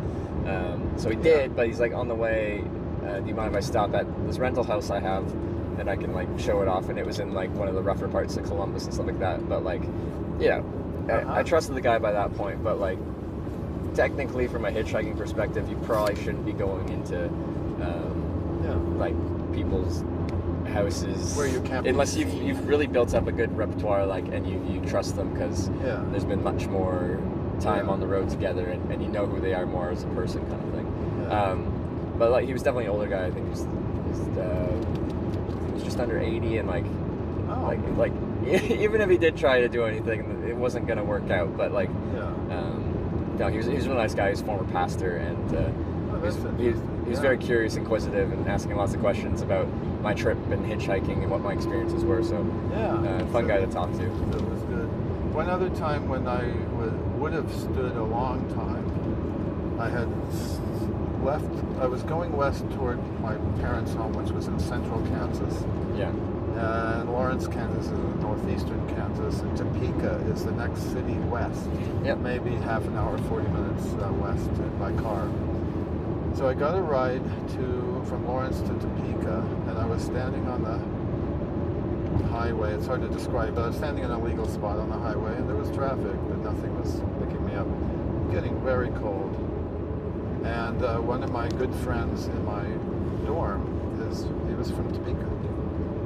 And by gosh, I think I went to a payphone because that's what there was those days. It was in the early 70s. Looked up the number and called his home. And his mother came and got me She was a very nice lady. I don't think I'd ever met her before. I might have visited with a bunch of us, might have gone to Topeka once, and he took us to his house, and I met his older brother or something. Yeah. But that might have been later. But anyway, so she came and picked me up, and she said, look, it's cold. Why don't you just stay overnight, and I'll put you back on the highway in the morning. I said, yes, thank you very much, Mrs. What was his name? Ramberg, Mrs. Ramberg. That's so nice of you. Thanks so very much. And so then, they had a room downstairs in the basement in a bed with a bed or cot in it or something. And so I was down there. And she said, well, so-and-so, and now I forget her name, Steve Ramberg's younger sister, not that much younger sister, was going to be home soon. And she'd send her down to talk to me. I said, well, that's fine. I'm not sure if I'd met her on campus or not before already. And so, after a while, young Ms. Ramberg came down. She said, my mom said I should come down and speak with you. She's a very nice girl. I remember later knowing her slightly on campus. Unfortunately for me, she had a boyfriend by that time, or I would have been very attracted. But anyway, she just came down, talked, and I remember later thinking, well, that's so nice, but I mean, like in my household, my parents were like fundamentalist Christians, and they wouldn't have sent their daughter down to the guest room where a friend of me had hitchhiked through and was down there. They would have said for me to come up and meet her or something. So I just thought that was kind of interesting. They were really a wonderful family, these Rambergs. And unfortunately, my friend Steve passed away maybe 5 years ago, just before COVID, from some kind of a brain cancer. He was a doctor. I don't want to start talking. They're really wonderful people. He was a really amazing guy. But yeah, and so she fed me breakfast in the morning, took me out to the highway. I said thanks, and it was just great. And another time, Steve was in my dorm room, and I had collected, because I started early, sort of naively at first, collecting antique type things at flea markets and stuff. Yeah. I had collected one of those pennant type souvenirs from the 1939 World's Fair, and I had it on my wall. Yeah. And Steve, who was a very close friend, I mean, and the rest of our lives we were close friends, even though we lived far away. He was hanging out. He said, saw that, is that yours? I said, yeah. I said, what it was. He said, you know, my mom collects antiques. She would really like that.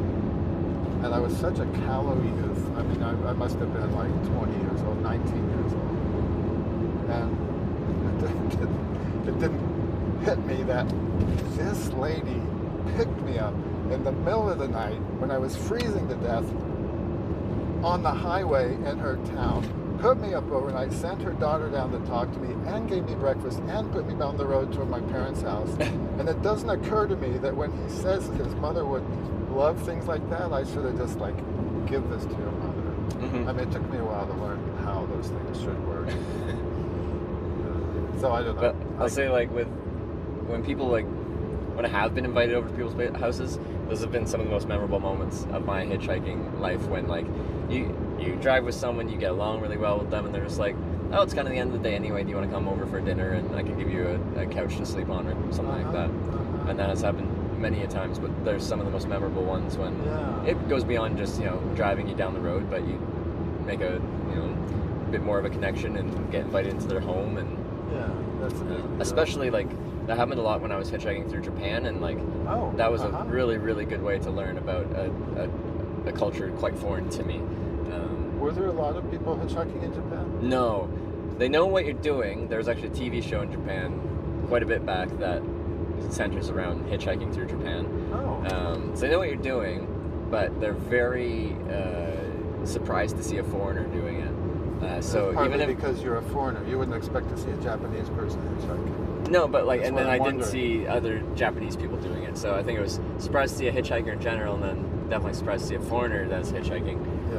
So even like a lot of people, they didn't pull over for me. They gave me a very thorough stare, like slow stare down as they drove past. Not in a negative way, but like a like what am I seeing right now kind of thing. You know, another thing about going past, and I want to hear more about Japan. I'm sorry I break in so much. No, you're good. As a young man hitchhiking, and you'd be in nice weather and stuff, nice cars would go by with women driving them. And it took me a while to realize why a woman wouldn't stop and pick me up, and that there's so many uncertainties and so many dangers for women that aren't dangerous for men and so forth. Yeah. And like I said, I wasn't necessarily, I was smart academically and did well as a student, but I wasn't really worldly wise. I can remember being on the side and thinking, why don't they stop? There's plenty of room in their car. It's a nice car. It's like a little bit of testosterone happening or something. I don't know. It's so obvious why they didn't go on. Yeah, I will say, like, we do some statistical kind of analysis on hitchhiking just because I do it enough that you can. Yeah. And it's like 15% of the people that pick me up are women. So it's a significant percentage, but it's definitely a minority. Yeah. And as you said, for obvious reasons, kind of thing, safety reasons. It's to the point where, like, if I get picked up by like a young woman by themselves, I'm very much surprised that they take the chance on a stranger. Yeah. And pull over for me. Like, I know I'm a safe person to drive with, but I'm almost just like, questioning their judgment. Yeah. Even though they're helping me. Yeah. But yeah, what was it? Japan. So Japan. So then, how did you find where to stay in Japan if it wasn't provided to you? Technology is a crutch that has recently made it much easier to travel, communicate, navigate. Yes, absolutely. Everything. So I don't speak Japanese, and a lot of people in Japan can't speak English because they're in Japan. Yeah. But we could use Google Translate and voice translate back and forth. And have, it's not perfect, but you can have an entire conversation where you couldn't before. It makes some funny mistakes sometimes. Usually the mistakes aren't actually the translation, it's mishearing what you're speaking initially. So I'll speak something in English. It's all audio. Yeah. Yeah. Well, you can write it too, but since we're driving in cars, it should be hands-free kind of thing. Yeah. So I could type it and it could talk it to them, but it's easier to just talk back and forth. At that point, it feels more like you're having a conversation. I need to practice using that. I've heard about that so much, and now for several years, but I've just never used it. And it's gotten better since then. I actually, one sec. So Google used to do this thing because, like, I'm hitchhiking, and people talk about hitchhiking in cars, regardless of country. Yeah. And when we get talking about hitchhiking and they sound interested in it, naturally a question that comes up is, have you ever hitchhiked before? Normal question. But for the longest time, Google Translate, when I said, have you ever hitchhiked before, would hear that in English as, have you ever had sex before? And God. Immediately translate that. Oh, God. Which is a very awkward thing to ask a person that you've recently met as you're driving in their car. So there's a few times where just like, it made very bad mistakes as far as hearing my English or hearing their Japanese or Spanish or any other language. Sure. Where I've been going through. Like, I had once in Japan where two guys picked me up and he tried to translate to me, I'm gonna drop him off at home first and then take you where I'm going, like further. Yeah. But it translated to, I'm gonna kill this one first, like to get you in. Yeah. Whoa. Yeah, I see what you're saying. And like, because of how he said it, I'm like, I know he didn't say that, but like that sounds rather ominous. And I guess by the other person's response, then you try like it again and enunciate more clearly. Yeah, you can tell in the context of what's going on that that's not actually what he said. Yeah. I had it also in Japan. Like, this family picked me up and they work on they farm scallops off the coast. Oh, really? So they're fishermen. Yeah. And we hung out in like kind of a warehouse where they process the scallops and they put together some of the fishing nets or whatever they use for the scallops. Uh-huh. And they offered to cook me some just on top of a wood stove. They'll cook them on top and like until they pop open, and then you just eat them like right there, fresh out of the ocean. It was really cool. Was it? And we're talking through a translator, and they were trying to tell me that they've had like a group of several Canadian women here to eat scallops with them in the past, but the translators like said essentially, we've eaten many Canadian women. Oh no! It's just like various ways, yeah. The worst could be that they're cannibals. Yeah. So sometimes it makes interesting mistakes, but like you can tell in the context that's not actually what's going on. Well, I know at one time when I was doing more scholarly stuff, and something you can't do in the context you're doing where it's spoken. Yeah. Was I would use the translate, but then I would translate it back. Yeah. To make sure. And if I knew the language, I was just trying to do a better job. Then sometimes I could just correct what it did. But even then, I would translate it back to English to see, make sure I was getting a pretty good thing across. That sounds like some. So you really have been all over the place. Have you been to China? I have not been to China yet. I just got back from a trip to Korea, 2 months ago now, I think. I did a bike tour like all over the country. It ended up being like, I think it was like 3,500 kilometers, something like that, so like 2,500 miles or something like that. Boy. Which it isn't that big of a country, but it's the only country I've been to that for bicycle touring has like a very official system for it. When you get there, you can go to a government office and get a bicycle touring passport. Oh my goodness. And then in that passport, it has like 80 something stamping points where if you go to a certain little checkpoint in the country, they have a custom stamp and you stamp that part. And if you fill out the entire passport, they give you like a gold medal to say you've like done the Grand Slam bike tour of Korea. My goodness. So it was really fun because usually I bike tour just for the experience and to accomplish something, and I like cycling, I like the adventure, all that. But usually, like when you get to the end, it's a personal thing. It's an internal thing. You just feel accomplished yourself. Yeah. But in Korea, they actually wrote like it's a little gold medal thing, but like it's not worth much. Is it on a sash that you can wear? Yeah, you can wear it. So yeah, that's cool. Nice story. Well, actually, technically, if you go to every single one, you qualify for 3 gold medals. So how much of that did you accomplish or want to accomplish? Because you can get a gold medal for certain bike routes, like if you cycle from Seoul to Busan across the country, from northwest to southeast, you can get a gold medal. There's another one called the Four Rivers bike route, and if you do all those, you can get a gold medal. And then the Grand Slam one is going to every single checkpoint in the country. Oh my! And since I qualified for all 3, they gave me 3 of them. Good for you. Which was fun. And there's no time limit. It's not a race, so it's not. Yeah, gold medals are usually like a competition kind of thing. It's not that. It's just if you accomplish it. Most people that do that, they're Korean. Not too many foreigners do it. Yeah. And beyond that, they do it over several years. Yeah. They'll like do one bicycle route, when they have a holiday, and then when they have time, they'll do another one. Yeah. Promotes people getting out on bicycles into the country. Exercising and stuff. But yeah, besides that, like a lot of the countries I've been to are Europe. There's a lot of countries in the small geographic region. I've hitchhiked like across Russia in 2015, like straight across. Oh, you did? Yeah. That's a long country. It was 9,900 kilometers, so like whatever, 6,000 miles. My, yeah, I've been recently because there's so much propaganda about China and Russia and stuff. Yeah, well, it was a weird time for me. Yeah. It was a weird time for me to be there too. They just annexed Crimea and stuff like that.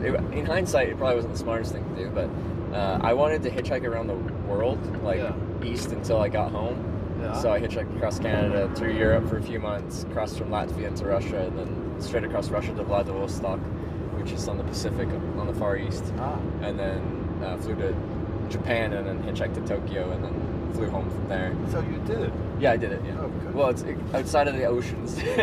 I hitchhiked around the world, kind of. So you didn't try stowing away on the ship or something? No. So I've actually been picked up and met people that have worked in like commercial freight shipping like that. And I asked them about like, if people can like, hop on freight or like hitchhike and, just ask to go on board. And they're like, decades ago, you could probably blag your way on, like things were less regulated. Yeah, that's But nowadays, everyone's concerned about liability, insurance, stuff like that. Yeah. So they won't take anyone that's not like insured.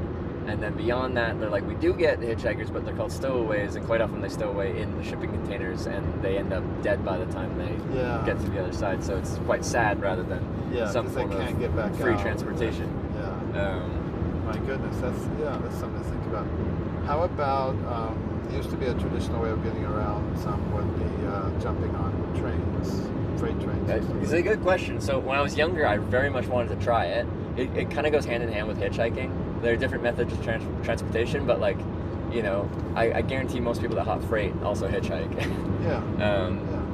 But I didn't want to do it without someone that knew how, that had hit like experience doing By it and yourself, showing me. yeah. Because I was well aware, even at my younger age, that if you mess with a train and you screw up, the train's going to win every time. Oh yeah. Yeah, the train is essentially an unstoppable force in this. Sometime in the 80s, it seems like there was sort of a short-lived news focus. There might have been a Newsweek story about a culture which may still exist, of especially youthful people that were sort of didn't have jobs, that moved around a lot on freight trains and stayed in certain campsites and stuff like that. I don't know if that still exists. It seemed like from the reporting that there were a lot of sort of they're people. very strict on that now. In fact, in a lot of places here in the United States, if they catch you hopping freight, like you can get a felony charge, not just like a fine or anything like that. Like it is extremely strict. But I've read a lot about it because I was interested when I was younger, and like it feels like the Wild West of kind of like under the table kind of traveling. Like a lot of people that have hopped freight, like if they catch you, they have essentially railroad police, and people that ride the trains will call them bulls, and go on. They're known to, like, if they catch you, they won't just like arrest you or something like that. They'll beat you up, and then be like, don't let us catch you on the train again. Like that, they don't go through the whole like arresting, fining, anything like that. They just beat shit out of you. That's been the case since Depression times. Yeah. There used to be songs even about. And like apparently that still happens, and I feel like in most places like that doesn't fly. Like you can't be a security or in this like railroad police, and like when someone breaks the law, beat them up for it. But you know, usually this is in like very strange places, not in public. So you know, who's gonna know? Yeah. I think it used to be a lot more common, if it's not as common today. Yeah, it's a lot less common. common. It went into a culture about the danger of the railroad rule. Yeah. Because even really experienced people have made a small mistake and died doing it. So. And if they didn't, throw you off out in the middle of nowhere, it's another possibility. I just bought a used car. I bought a Mazda 3 Sport, so I'm like, this looks rather familiar inside. I think Mazda's a good car. I have a 1990.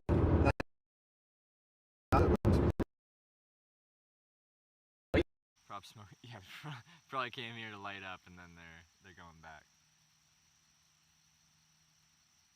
This high school shouldn't take them all. 40. Yeah. And she had decided, she's a wealthy little old lady, and she has a home out on Long Island, on the Long Island Sound side, but it's on the beach. Yeah. And there's a bus terminal near her, not terminal, but just the jitney or whatever that comes from New York City goes to somewhere really close to where she lives. Yeah. And then she has a very nice apartment in the city where we've been a number of times. And she just used this car to go back and forth from her house on the beach to the bus stop. Yeah.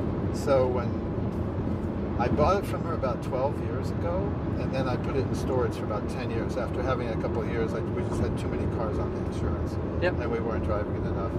So I put it in storage for about 10 years, and I took it out again about 3 or 4 years ago.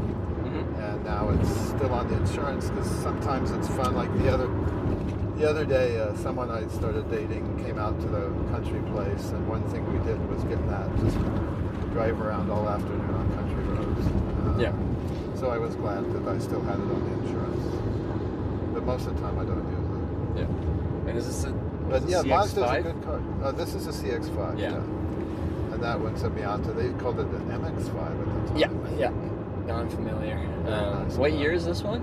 This one's, I believe, a 2017. I bought it from some friends. They had ordered a Tesla, and they waited a long time for their Tesla. They were sort of very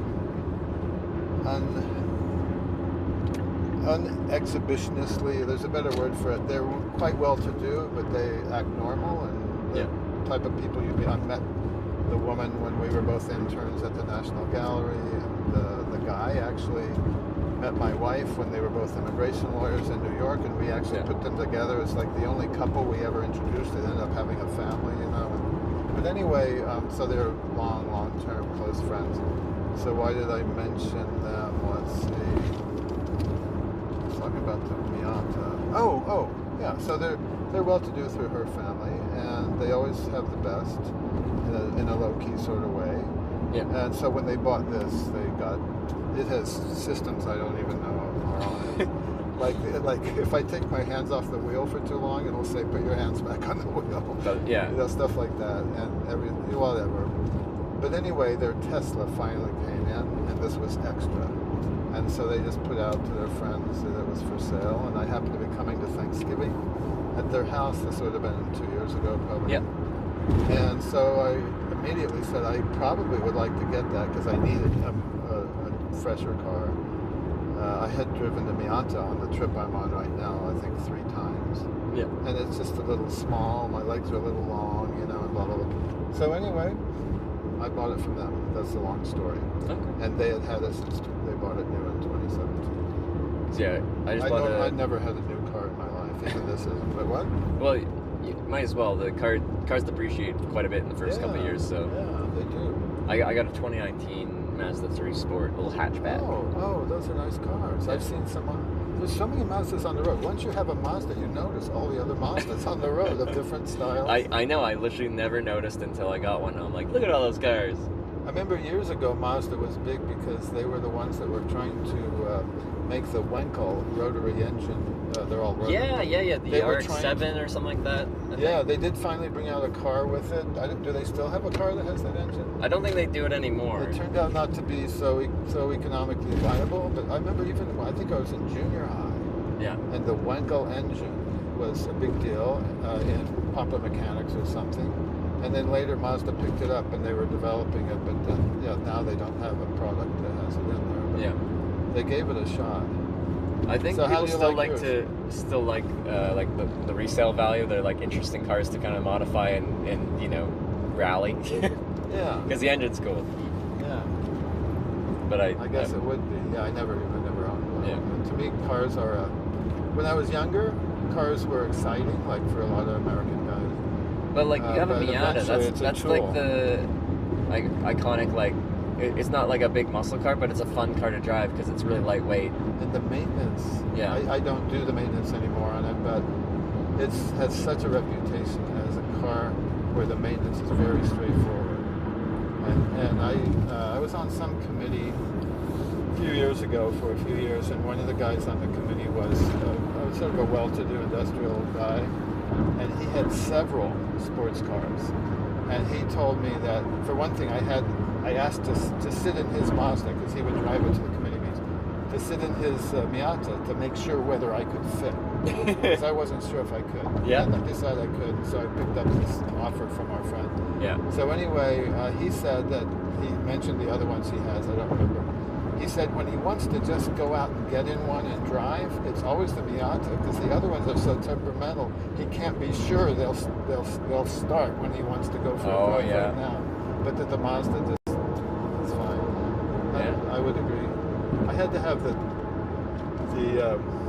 convertible top, the Soft top? soft top replaced recently. That's a very common thing. Yeah. Yeah, it was like more than 10 years. I was more than 10 years old. So they're available. And yeah, so we're buddies of the Mazda. I hadn't had a car for 10 years since I started hitchhiking. Because I know when I bought this one, I had to get my insurance brought over for my driving history to see how expensive my insurance was going to be. And I saw the last time I had insurance was like 2014. So. So is that like credit cards? If you don't have any credit history, they want to give you credit? Well, they'll insure you, but because they don't have a history of you being a safe driver, they'll the actuaries consider me a more risky driver, so I have to pay more per month or that's it's kind of what I meant. Yeah. After the 27, 28 financial crash, that was a bad time for me because I was very leveraged at the time. Yeah. And so I had some serious issues, and so basically I had to stop. I couldn't borrow anything. Yeah. And relatively recently, maybe 3 years ago, I had accumulated some money and this and that, and I started wanting to have a credit card and stuff. Yeah. And I was able to do it, but you had to start with a very low credit limit. Yeah. And they said, there's no history. You don't have any history. And because after 7 years, all your bad marks, in the United States anyway, they drop off your record. I've heard that, yeah. So it's a 7-year thing. I started to declare bankruptcy at the time, but there were various factors to where I didn't go through with it. So I just had to. Oh, okay. It was stupid. I should have just pushed it through, but I had to just grind my teeth and just spend the money that I earned, and couldn't borrow anything. Yeah. And eventually, when it's time to get back. So you were over leveraged in investments? I had borrowed too much to. On real estate, or? No. This was really just. I think it was because of my business, and I wasn't running my business properly, so I was using some credit cards to keep the flow, and as long as my business was increasing, but when that debacle happened, some of my clients, like museums, a couple of universities, a lot of them, their managers didn't know what would happen because that affects who gives them money. Yeah. And so, like at one university where I had a really big contract coming up, they just canceled the contract. No reason. They didn't say it's your fault or anything, and they didn't know I was leveraged. But it was like that was it. Yeah. What I had done in fact, they canceled the contract that had already started. They said, "We'll pay you for what you've done, but the contract is out." Yeah. There was no explanation. What can you do? And so that was an example. And there were some others, and all of a sudden, I had been able to service my stupid debt. Yeah. And it was part of my plan, and then all of a sudden, I just didn't have enough money to service my debt anymore. Yeah. And you either pay your basic bills or you pay your debt service, and so I paid my basic bills to survive and crashed my credit history. That's it. No, I've done a decent little bit with credit because part of how I used to get around the world for really cheap was I used to do a thing called churning credit cards. Essentially, credit card companies really want you to sign up for their cards, and they'll give you like good incentives to do it, like a big sign-up bonus, and then you get the card, you get the sign-up bonus, you wait like 6 months, you cancel the card, you wait 6 months, you get the card again, you get the sign-up bonus, and you get like a ton of airline miles, and then I could fly around the world for near free. Wow. So I used to do that a lot, and a lot of that is about having a decent credit history and all that kind of thing. So a lot of mine was kind of like that. This would have been sometime in the 90s. Yeah. And it's just that you would get low interest rates or zero for a certain amount of time. Oh, yeah. And you had a credit limit, so then you could draw the credit. It wasn't quite what you were talking about, but it was a kind of churning. Yeah. And then you could just transfer it to the next card that you open with the low interest or zero interest rate. Yeah. And I remember they still do that, like 0% balance transfers. Usually there's like a 1 or 2% balance transfer fee. Yeah. But that's a good rate if it's like a year.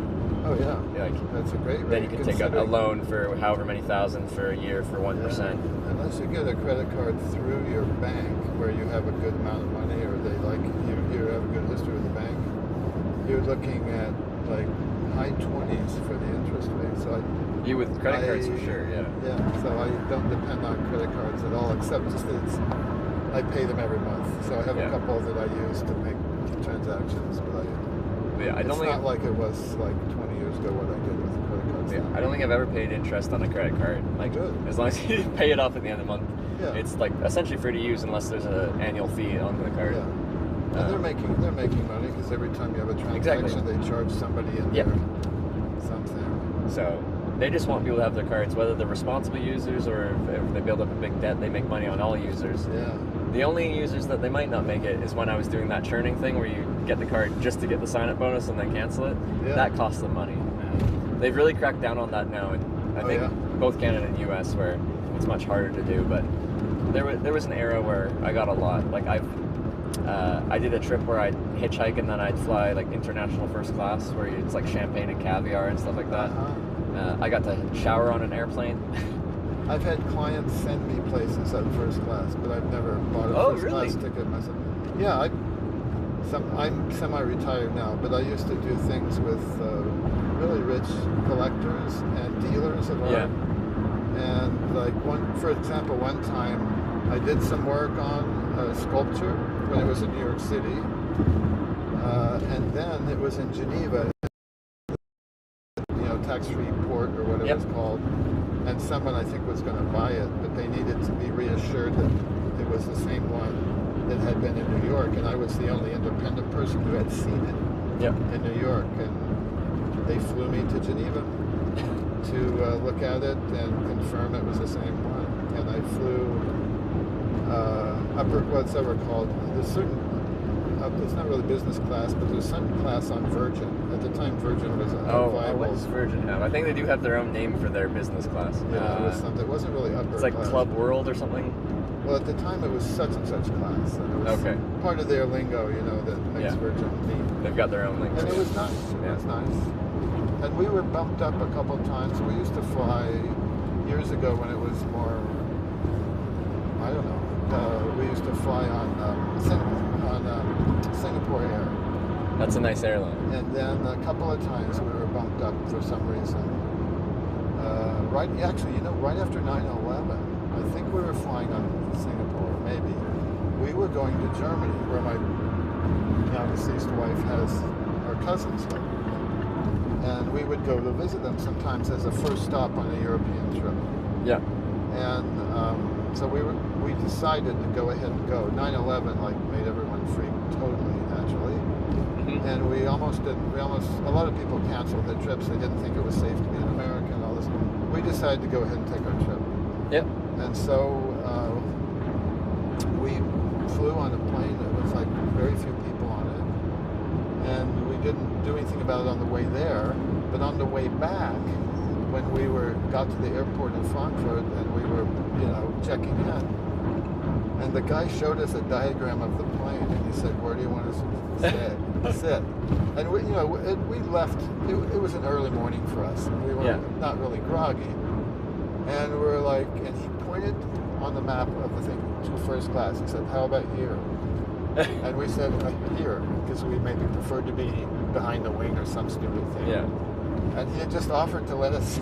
We were on, I'm sure, very cheap tickets, but he was going to put us in first class. That's cool. Because probably the plane was half empty. Yeah. So in that case, we didn't do it because we just didn't pick up quick enough. Because it's nice to fly in those higher classes, but I'd never pay the cash prices because, my time just doesn't feel worth that much. I can buy an economy ticket to Europe quite often for $500 or something, but then business class is $5,000. Why would I pay 10 grand? Yeah, absolutely. It's not worth it. Yeah. And now, if you're in a business where there's millions involved and your trip is, you're signing a contract or something, then sure, you might as well fly in your own jet. But if you're just a person flying, you just need to get from here to there. That's one reason I never, besides what you said, the depreciation, quick depreciation when a car's new. Yeah. I just never thought it was worth having a new car. So you had an art restoration focused degree, and then you got an MBA. Is that what you said? I had an I worked on an art history master's, which I got. Yeah. And while I was doing that, I had a student job at the University Art Museum, handling art. And I had been an art student as well as humanities and science as an undergraduate at the same university. So when I came back to graduate school as an art history grad student, then I wanted to have a job on campus because I needed to have a job. And because I was an art history student, I had a little up, I guess, to get one of the jobs that were available at that level. Work study, it's called, or was called when I was in school. And so they hired me for art handling and work in the workshop downstairs, and with other people supervising me. And eventually, they had in restoration lots of times when things are going to be displayed and they've been in storage, or they're going to be displayed at an auction or gallery to be sold, and they've been on display in your home or something. They'll be cleaned up by an art restorer, or art conservator as we call ourselves. And at the highest level, which is what my training was, and I'll say my career was too, you're very, very skilled on certain things that you can do very well. At that time, I was just someone who had art and craft handy type of stuff classes as part of my undergraduate.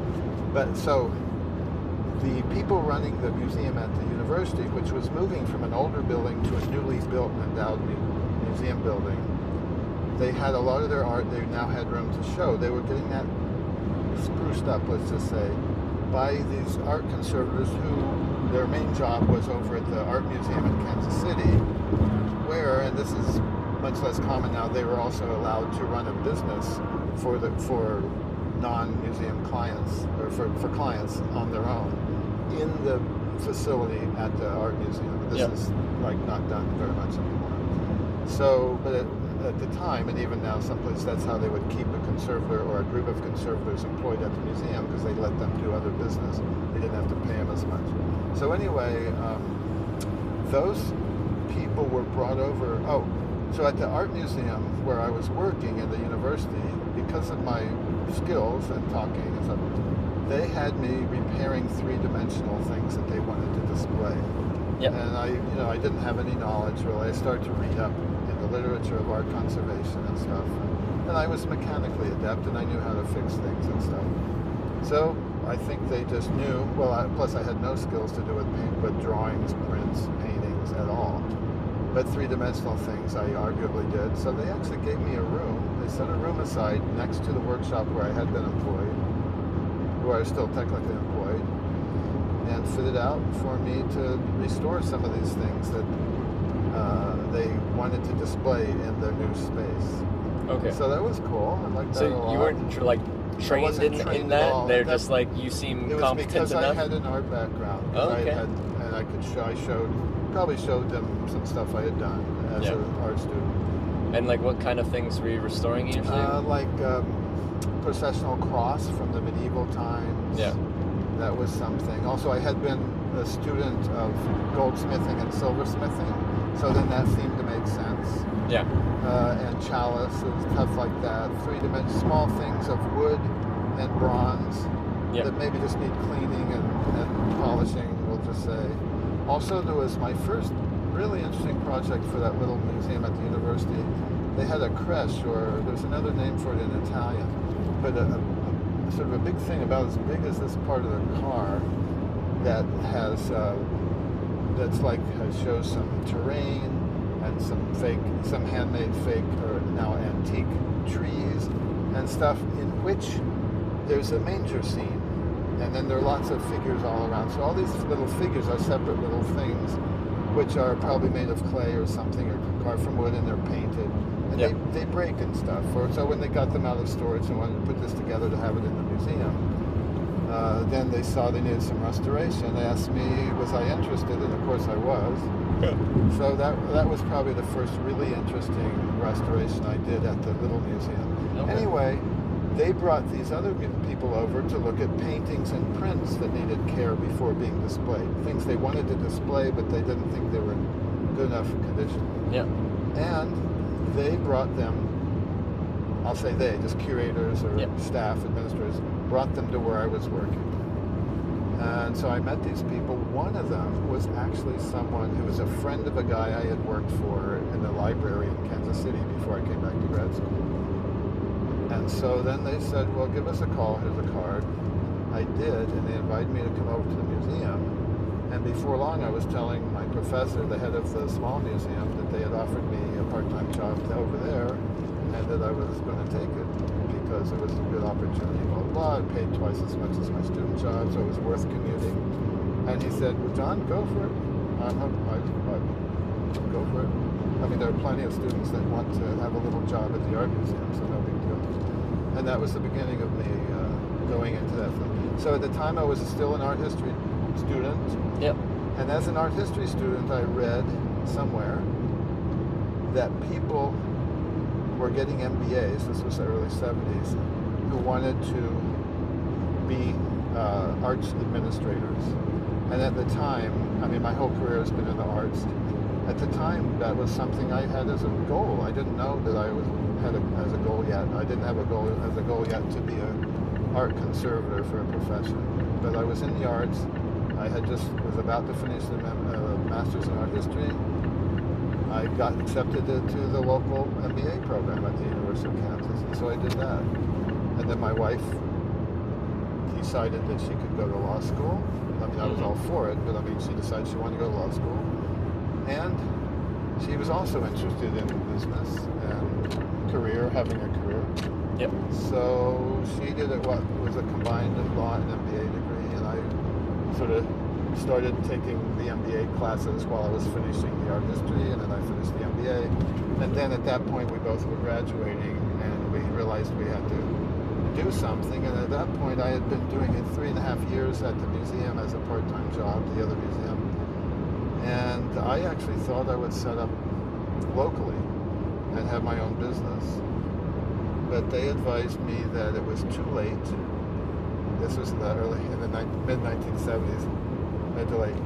It was too late for someone to become an art conservator just by working with other art conservators, which, to tell the truth, was how all of them had gotten into art conservation. Although they had a guy had an MFA and had taught art at a university, and this other person, I don't know exactly how she happened to get in, but everyone at the museum, where I was a trainee, unofficial trainee for 3.5 years, had not gotten an advanced degree in conservation. Maybe it wasn't even possible at the time they were getting it. But they said, look, we will recommend you strongly, but even though we've been introducing you to clients here in Kansas City who are the best type of people to hire you, and they had been hiring me as a grad student, and I'd been augmenting my income, we're not going to do that if you don't go on for advanced training. You now have an MBA and an art history degree. You can be an art administrator, so you'll have to do something. And I was young enough to think, I love art conservation. I convinced my wife that that's all I could do, all should do. And then I applied and did some interviews. I mean, it sounds simple, but it's not. And I got admitted to one school, and that was enough to head for New York for training. And my wife agreed to come along. That's the story. If that's what you were asking for. Yeah. And we hit New York in about 1981 when my program. What was New York City like through like the 80s like that? I've heard like New York had a rough period. Oh yeah, the 70s were really a rough period. I think the late 70s especially. Yeah. That's when it was in the news that New York was on the ropes and the federal government wasn't going to help. We had President Ford. I don't remember exactly what he said, but he made some statement about New York that was just, everyone knew it at the time. Now I've forgotten it, but it was like, we're not going to help New York. Yeah. I'm sure New York looked like a basket case, and it's always been very corrupt. It's not so corrupt anymore, but it had a long history of corruption. So it had a very bad time in the 70s. And later my wife and I used to joke that if we had just come to New York I had a tiny inheritance because my parents had died. It was enough for me to go to grad school. I used it to go to school. But if we had just come to New York and bought some property, we would have done much better than we did by getting our professional degrees and coming to New York and working. Even though we did perfectly well, but that was the time in New York where you could come and actually buy property, and then within 10 years it was worth 3 times as much. Yep. And plus it would. But anyway, so we did get there in the early 80s. It was still, so I think it got dangerous in New York, the mid 70s onward. And when we got there in the very early 80s, it was still not a safe place. I mean, you had to learn how to get around safely in the city. It's a little hard to describe now, but I do remember we would come back every Christmas time, at least, to see family. Yep. And you'd just be sitting talking to your friends or your parents' friends and not thinking that you were telling a horrible story. And their eyes would get wider and they'd say, how can you possibly stay in New York? you have to move away from there. And we were just talking about like, well, if it gets a little later in the evening, then you walk, if you see someone coming your way on the sidewalk, you cross the street. Yeah. And sometimes in some places where we'd be, you should walk in the street so that you can really see anyone that's around you. And was all of it rough around the edges, or were there parts that were just like that were completely fine in other parts? We're talking about Manhattan. We lived in Brooklyn a little while. Yeah. There was a lot of poverty and desperate people. There always are everywhere, but at the time, I think there really were parts of the city it just simply wasn't safe to be in at all, and definitely at night. And the subways, depending certain neighborhoods, it wasn't so bad. But the subways could be dangerous after a certain time in the evening. Mm-hmm. And we felt very clearly that Yeah. I had a Sure, car. When we got there, I had a little old Honda Accord, which was not new. And after it had the vent window, because they still had vent window, broken a couple times, and I could go and do a car junkyard or something, get one installed again. I put a sign on my dashboard that said, unlocked, nothing of value. And there would be nothing of value anywhere inside the car, and the doors were unlocked, so they wouldn't break my window to get in.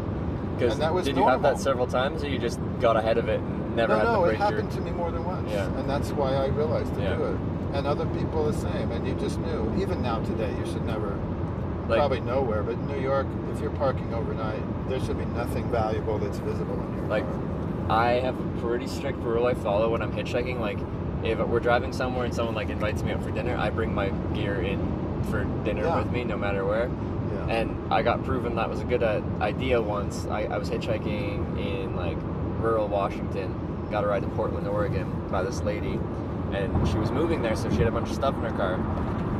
And she's like, I'm gonna meet my friends I'm moving in with out for one beer, and then we can give you a place to crash after that. So I agreed to that. We went out for one beer, and I brought my backpack with me, as I do. And then when we came back, window smashed, and so she had all her the bar. While we were in the bar, her car was parked on the street, and then in that amount of time, someone smashed the window, took a bunch of her stuff. Don't even need to be hitchhiking. When my parents were visiting a friend in San Fran, from a trip to Alaska, they went into the restaurant and they ate or whatever, and then when they got back to the friend's car, burst open, purse missing. Yeah. Oh yeah, no, and it can be really fast. Like, you can be gone for a minute or two, and because it takes a second to smash a window, grab what they see, and be out of there. Yeah. And long ago in the 80s, also in New York, my graduate program was actually in Cooperstown, New York. It's hard to explain why, but there's a university nearby in a town called Oneonta, and the graduate program where I attended and got accepted had its facility in Cooperstown, New York. So that's like several hours drive from New York City. And so after we had been there a short while, we realized that my wife couldn't even get a waitress job there, which she had been a waitress in the past, because it was so hard to get any job. I think all the waitresses just held on to their jobs or whatever. So we finally agreed, powwowed that, and also we were young with our professional degrees. I was only there to get the next professional degree that I really needed to be in the field I wanted to be in. So she had a law MBA degree, and we figured out, well, where should she go? Yeah. So we decided on New York.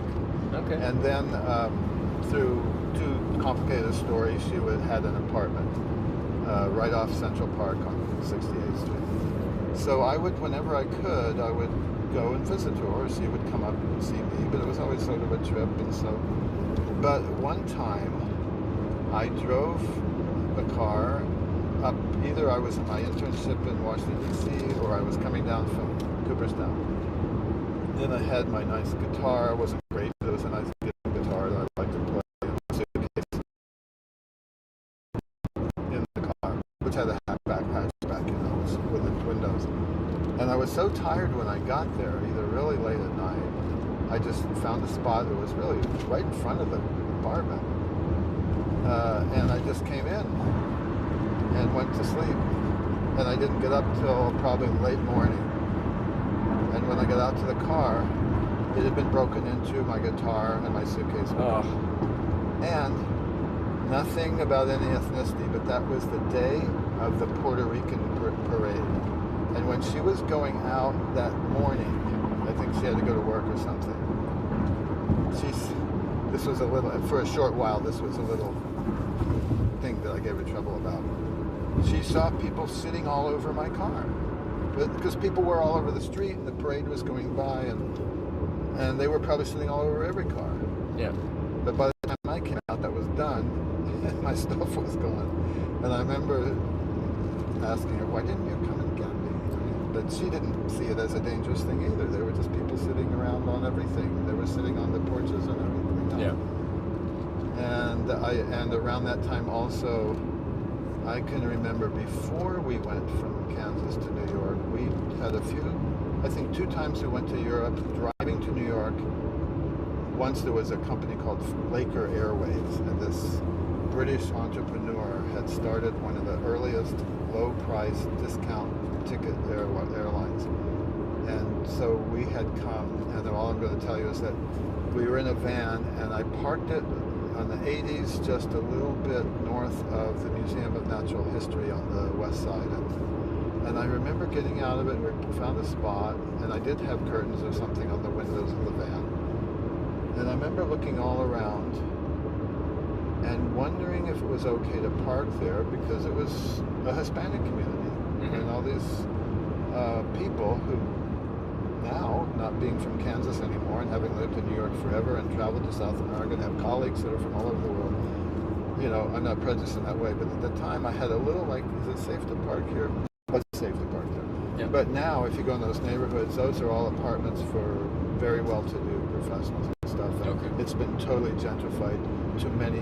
Now my apartment is in that kind of a neighborhood myself. It's not in a gentrified neighborhood. It's in a neighborhood that maybe is gentrifying, but it's good for me.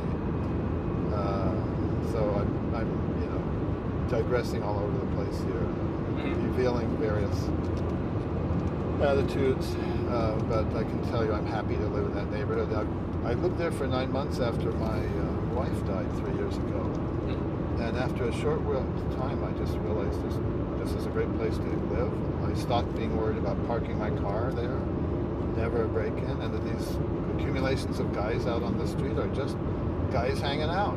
They're after work, and they're hanging out talking with each other, and they don't want to break into my car. They're just like there. And so now I'm comfy, and now I bought a place near there. I mean, in that neighborhood, and that's my New York apartment now. So New York's in like boroughs, right? Like, yes, it is. Which borough are you in? Manhattan. You're in Manhattan. Okay. Yeah, we lived in Manhattan all the time of our 40-some years in New York, except about 6 or 9 months we lived in Brooklyn. Yeah. Some complications happened. Yeah. Dante lives in Queens, in Long Island City, right across from a simple subway ride across the East River from Manhattan. Yeah. But I had clients out in areas west of New York City and also in the city. My wife's office, when she worked for someone else and when she had her own, was always in New York City.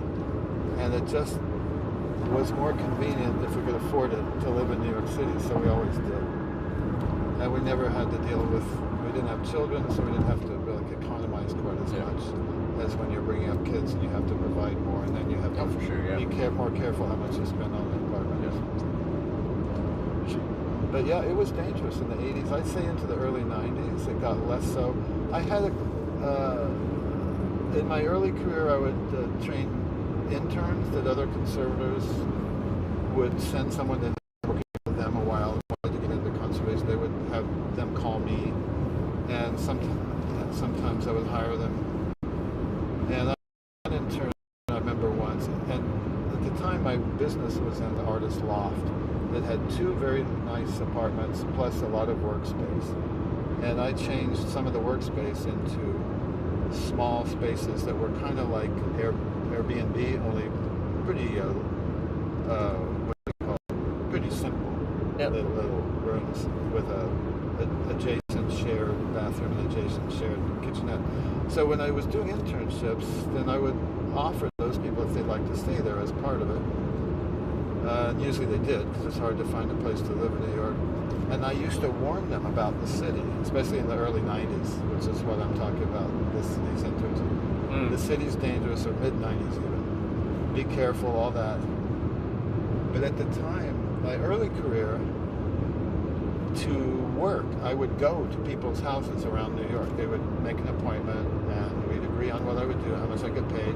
And then I would go through the city, take a bag or something, a backpack full of things, and do my work for them in their apartments. And I really was on the street a lot. That was early career when the street was still a little wild. Yep.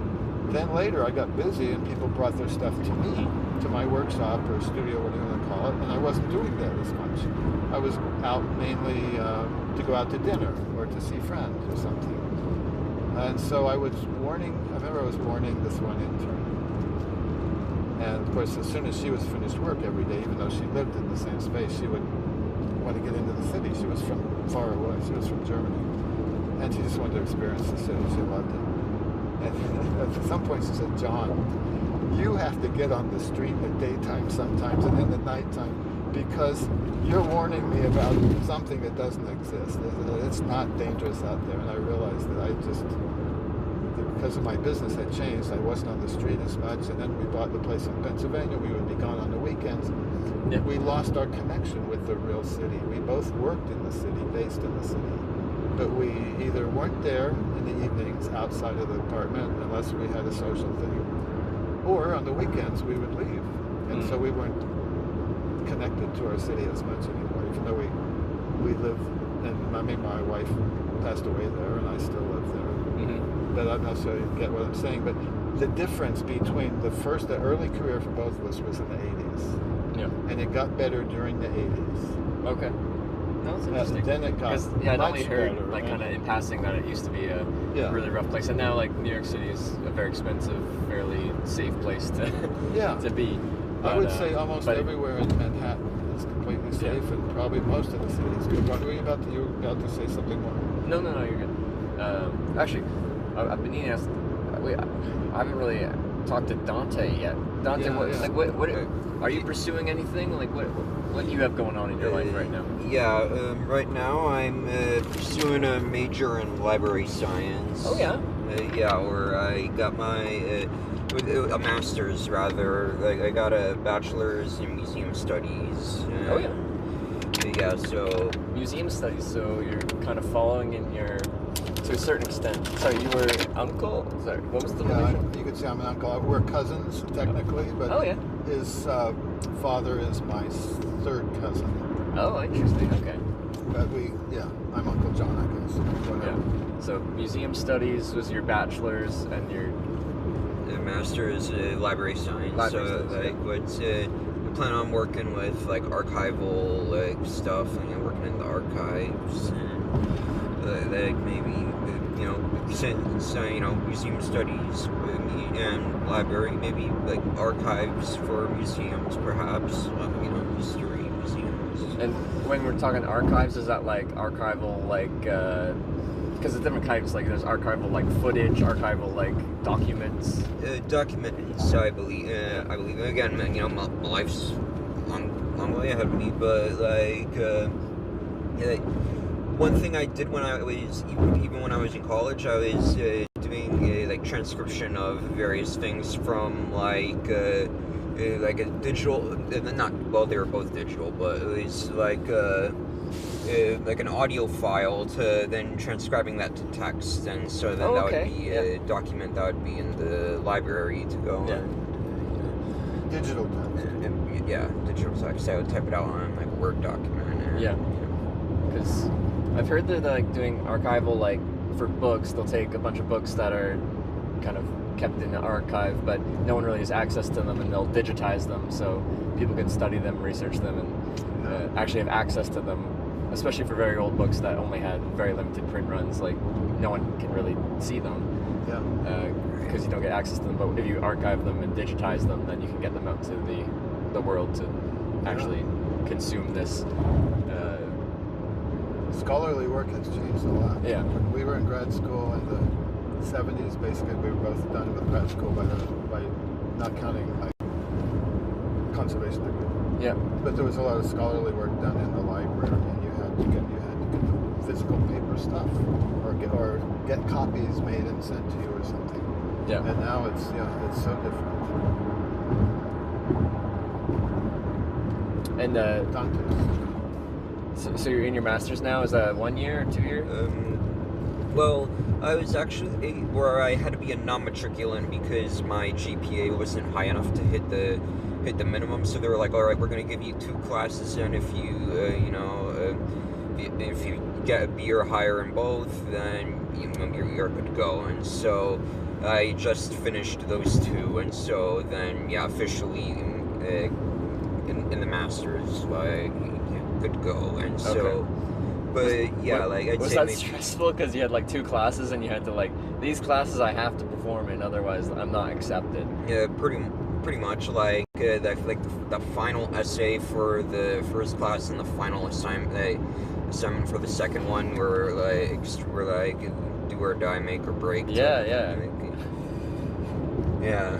That'd be a tough like exam or final thing to write when you're just like, this makes or breaks the path I'm trying to go on. Yeah, although I'm doing it as like an online course, basically, because the campus is pretty far from Queens is really large, and so even if the campus is in Queens, like it's still like pretty much at the complete other end of Queens. So getting there for it would be a hassle. Like, and I can't drive, and like the law forbids me from doing so. Because Dante is quite an expert and aficionado of cinema as well. Yeah. Of cinema? Yeah. Very cool. All cinema or a specific direction? Just I like to watch movies in general. Like if it looks good, I try to watch it. If it looks terrible, I don't. And although I will say horror fans are going to be in good. They're going to be in good this year. Like this. What's it called? This July, there's a horror movie called Long Legs, where the trailers themselves look extremely disturbing. Like, just watching the trailers they don't feel quite right. Like, I shouldn't be watching this type of thing. Okay. That almost like I don't want to say snuff film, but like it's like just kind of very dark, very. Something like there's something off about them.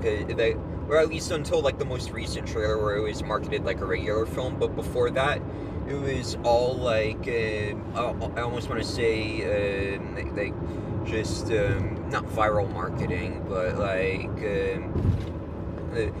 sort of like like the I Love Beast Halo 2 thing, kind of thing, where like there was a trailer where it didn't even have the name of the movie in it. It was the title of the YouTube video was the teeth of the Hydra shall sink themselves into something or other, and there's another like 50-second long clip. It was like sweetness part. It was like sweetness part 2 and the bitterness part 2, and there was like no part 1 of either of them, and there were like 50-second long trailers that were like really unnerving. And what's also unnerving, apparently Nicolas Cage plays like a serial killer in this movie. He played a great serial killer. Yeah, but like so far he has not appeared in any of the footage. Like you hear him, but he hasn't been seen like so far. Yeah. So I like cinema as well. I wouldn't say I'm like an aficionado, but I enjoy watching movies and stuff like that. But one of the genres. I forgot to mention, it's directed by the son of Anthony Perkins, who is Psycho. Okay, yeah, all right. They keep the psychological thrillers in the family. I guess.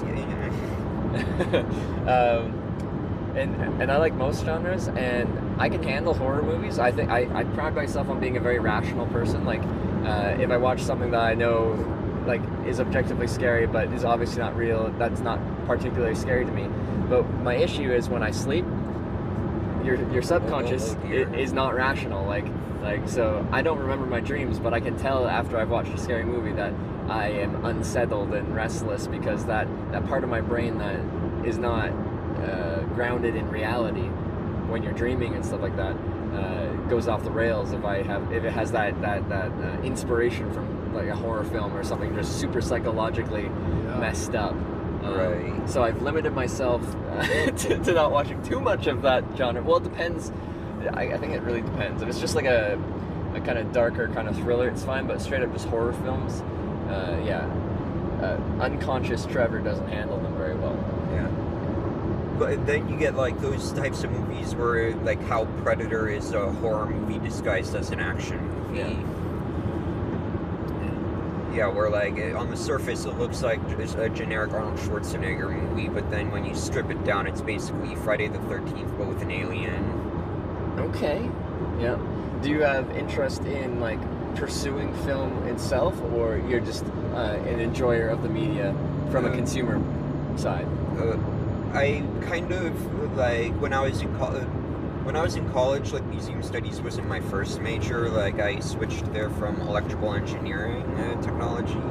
So before making the switch, I kind of juggled whether like what to do, but I wasn't like quite sure how. Once I'm done with that, if I get into cinema, like if that's gonna be yet another swap, that's like, oh, like I'm not gonna do so good in this thing, and I just like museum studies felt like a better option. Oh yeah, no, for sure. I was just interested Did you in start what you're with- interested in. Yeah. Did you do any introductory classes with with film study or anything like that?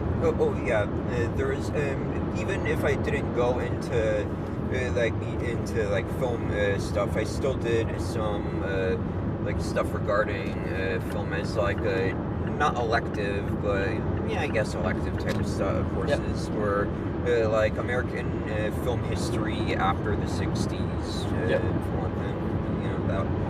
And we also had a course on cyborg theory, which analyzed like some like cinema regarding cyberpunk and There's a whole course on cyborg theories. Cyborg theory, yeah. Like it was. That's a very like niche. That's what I wondered. course. You mentioned it yesterday. I thought, wow. Okay, keep talking about it. Sorry, I just had to clarify that was what the course was. I'm like, wow, that's specific. Yeah, and so basically, like we just taught. It was a lot. The course is basically an exercise. A lot of it was exercises in philosophy, but with the nature of like cyborg theory with the human condition as a result of it, like the measure of a man type of thing. If you're like an android, like to what extent are you considered human type of deal? Is this like was it Battlestar Galactica with the cyborgs and the humans? But they pass as humans, and then it's like, what is a cyborg and what is a human? We didn't talk about that. Okay. Although what was we did watch Ghost in the Shell, which had like the AI go and like mind hack into people, and like the main character was basically just like a brain in a human like shaped android body, basically. So like we talk about similar things. Watched a couple Black Mirror episodes. Oh yeah, that's a very interesting show. Yeah. Also, it's going very briefly touching back into the horror thing, like Black Mirror Christmas special is truly one for the ages. Trevor, do you know where you need to go highway-wise? I can stay on. Which route are you taking? Sorry. This 70 will be going straight to St. Louis. But I could go out of my way to drop you where you want to. I think we're close to Indianapolis, and they're starting to tell diversion of highways. I can stay on 70 past Indianapolis at least. I might not be staying too much after that. Okay, just making sure we don't go past. But I'll keep a track on my phone here, and then I'll tell you when it's a good spot. Just trying to make sure. And then when Also, you I drop me wanna off, point it'll out just be like an exit where you can exit and drive right back on, so you don't have to go out of your way, drive me anywhere. Just exit, and then you can continue on your way. Okay, cool. Just making sure. No, you don't no, get it's off good to track. clarify. I've gotten lost like in conversation, and then like myself and driver, like we've both driven way past where we were trying to get to. I've It's done that happened. too, Okay, cool. So not to break in too much. Also, note the clouds. The clouds formations of it are pretty amazing. You look real fluffy today. Especially the lighting. Something about the lighting gives it some. About the light, this time of day. What time is it? It's 4 o'clock. And it really, look all the way around. It spreads like to every horizon, basically.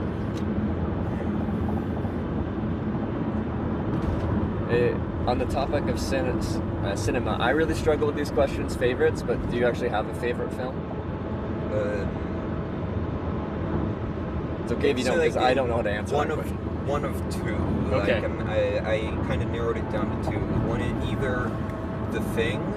Interesting, okay. Or Grave of the Fireflies. The anime, Yeah. Those are very interesting choices. And very different choices. Very different choices, yeah, absolutely. John, do you like movies as well, or? You know, I'm kind of naive on a lot of things, so I don't have the history built up. Yeah. So I've seen a lot of movies in my day, except when I talk with people who really have, and then I realize how few I've seen. But the thing is that I do like to see movies, but I tend to be a naive person, so they take me in completely. I avoid horror films, and of course the slashers completely, but ever since a child, I used to, like, when the music would start to get spooky, I would go out in the lobby until the music got calm again, and then I would come back and watch the rest of the movie. Okay. Did you have, like, a bad experience where you actually watched one and then it, like, rattled you? Like, you had No, I think I've just always been a little emotionally sensitive or something. Okay. And I remember as a child, my parents took us to, I'm sure they wanted to see, because my parents' generation, and I've talked to other people my age, in my parents' generation in America, a lot of parents were like, they're living their life, they happen to have children, and they love their children, they take care of their children, but it's all about the parents. Yeah. And so I'm sure my parents wanted to go see Fantasia, which just blew me away as a kid, and I dreamed about it. And then The Seventh Voyage of Sinbad, we're talking way back in the 50s. Yeah. And I remember dreaming about the scene where the Cyclops was, like, fighting with the soldiers, and then also they had skeletons who were fighting in one scene, and I dreamed about those two things as a kindergarten or younger child. But since, my wife knew cinema history a lot. Oh yeah. And so she liked to, and we always had cable, so lots of times after we had dinner, which we both tended to work late, especially the last couple of decades of her life, we would make a dinner, usually made at home, and then we would sit on the couch and watch what she wanted to, and sometimes it was BritBox, and sometimes it was, and she really liked to watch not just noir, but just sort of those Times cable, what is it, Times, Turner Classics, things like that. Okay, yeah. She would like new things too, but we didn't tend to go out to movies all that much. Yeah. Partly because we like to hang out with our friends talking. And if you spent an evening at a movie with your friends, you'd maybe eat, talk some, or just meet at the movie, watch the movie, and there was time to go home. Yeah. And so I remember us thinking, or maybe it was just me, we don't get to talk. We watch the movie and they won't even talk about the movie because it's time to go home. Yeah. And I think for that reason, we stopped having movie going as part of our social life so much as meeting at a restaurant or coming over to our house and talk and eat a meal, chat. Yeah. So that might be one reason. So we watched a lot of film together, sitting on the couch, whatever she wanted to watch, and we had all the selections on cable. Yeah. But I don't, I would like it at the time, except if it was Lifetime, the sort of prosaic family-oriented thing where the men are always bad. And I would say, Lifetime theater, I don't like it that much because the guys are always, the culprits, and I don't like to watch. But I'd watch any movie and I'd get totally drawn in and I'd enjoy it. Yeah. And I might notice if it wasn't a good movie and be able to say that, but I'm not a knowledgeable person. I've read some about some film theory and this kind of thing, but that's not my expertise at all. It's the same with reading. I read a lot of stuff, but not as much fiction. And so when I read a good fiction thing, then I'm totally pulled in. And my wife used to smile and say, I love to see you reading fiction because you're just, you're like, whoa. I would really be pulled in and I could fall for all the tricks and all that. Yeah. And so I'm sensitive to a lot of stuff, but I'm not deep about the historical ability to discuss and critique. Okay. So Yeah, I wouldn't say I'm a good movie critic either. I enjoy films, but yeah, I'm that non-educated consumer of films where I'm probably suspect to like falling for all the movie directors' tricks and how they want to make you feel. And the gimmicks that some critics might make fun of. I'm just like, no, it works for me. Yeah, that's very much the way I am. Yeah. But I do just decline. I think I saw one of the Freddy movies once with some of my interns when we were away, or employees when we were out of town working on a project for a week or two or something like that. And we decided to do an evening together, and they wanted to go see one of those. And, you know, I could see what they were about. I didn't want to see another one.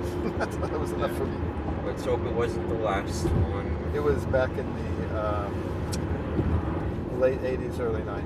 Oh dear, it could have been the last one. I don't know anything about it.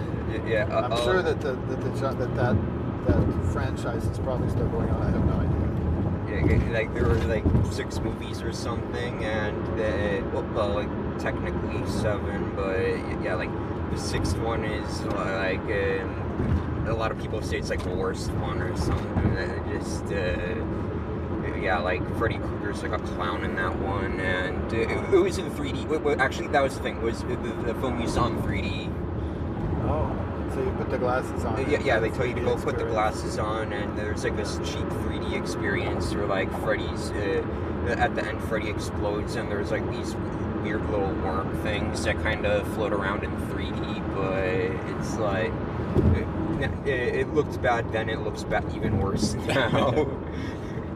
But yeah, I guess given like you don't remember putting the glasses on, I guess it wasn't the last one. No, that was the one. Alright, safe then. Be safe. A lot of the visual effects they used back then don't hold up very well. Yeah, today it's so much more advanced and technological. But there's some that held up, like Jurassic Park and stuff like that. Oh yeah, still like, looks. If you're smart about it, it definitely holds. Yeah, if you're smart about it, it holds up. But you ain't smart about it. Especially like the whole like the early CGI. Like because Jurassic Park's a lot of actual physical effects, like they actually made the props for the dinosaurs and stuff like that. So there is CGI, but it's complemented to the actual physical. Yeah, it was very early at that time. CGI was really early when that first one came out. Right. Animatronics. Yeah, more like that.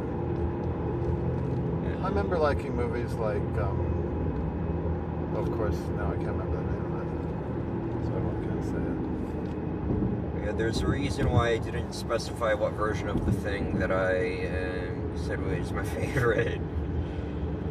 And why is that? Well, there's like did you know about the 2011 version of the thing? I haven't even heard of it. Because I know the old one. I've seen it, yeah. Because there's the old one where which is like regarded nowadays as one of like a major benchmark in horror, and has peak practical effects. And then there's one that came out in 2011, which is like a one. Basically, it's the reverse.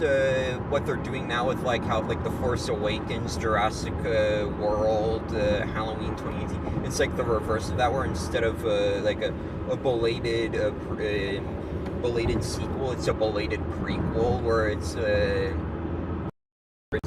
Norwegian that dubbed the alien, and the thing is based, instead of using practical effects, it's all completely CGI, and it looks like a PlayStation 2 cutscene.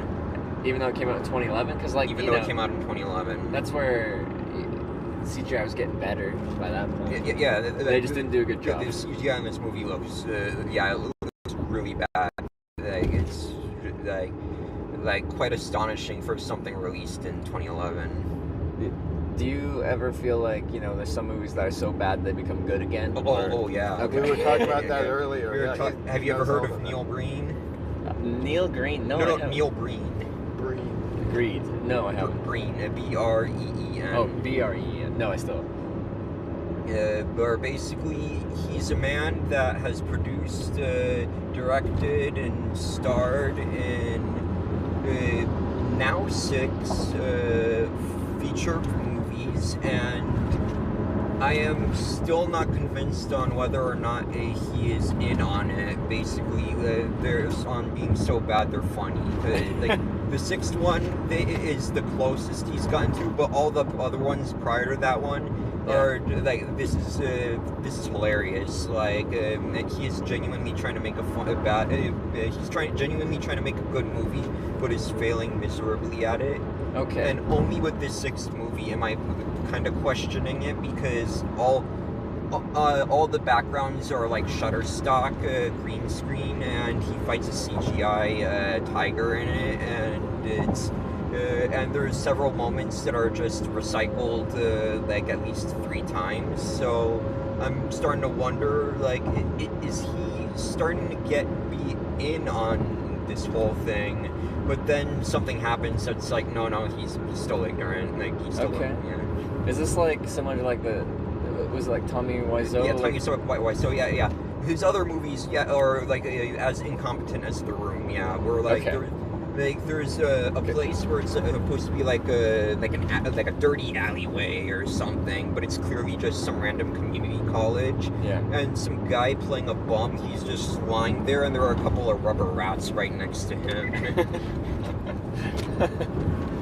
Because I know, like, what was it called, the Room with Tommy Wiseau? Yeah, that's like a cult classic now, where everyone can quote the whole movie kind of thing, and they'll do like showings and stuff like that, because it's just so bad and cheesy. It's now good again. There was some director in the 50s and 60s, I guess, that my wife knew of this, and we watched a couple of his movies, and she said the main thing about it was that all of the movies this guy made were like this. They were just like, they weren't to the standard of the time, but you could tell what the guy was doing, and now they're just considered to be classic bad movies. Yeah. Worth watching just for that. Ed Wood? I forget who. Yes. See, this guy knows his stuff. The thing is that, like, what's it called? Tim Burton made an entire movie about Ed Wood, and I actually saw Plan 9, and that's the movie. Yeah. Classic hubcap aliens. Just get some hubcaps. The UFO is on fire. And there's like a graveyard scene where a gravestone just tipped over. That's the best shot we got. We're gonna keep rolling. Look at that, all that metal. Jeez Louise.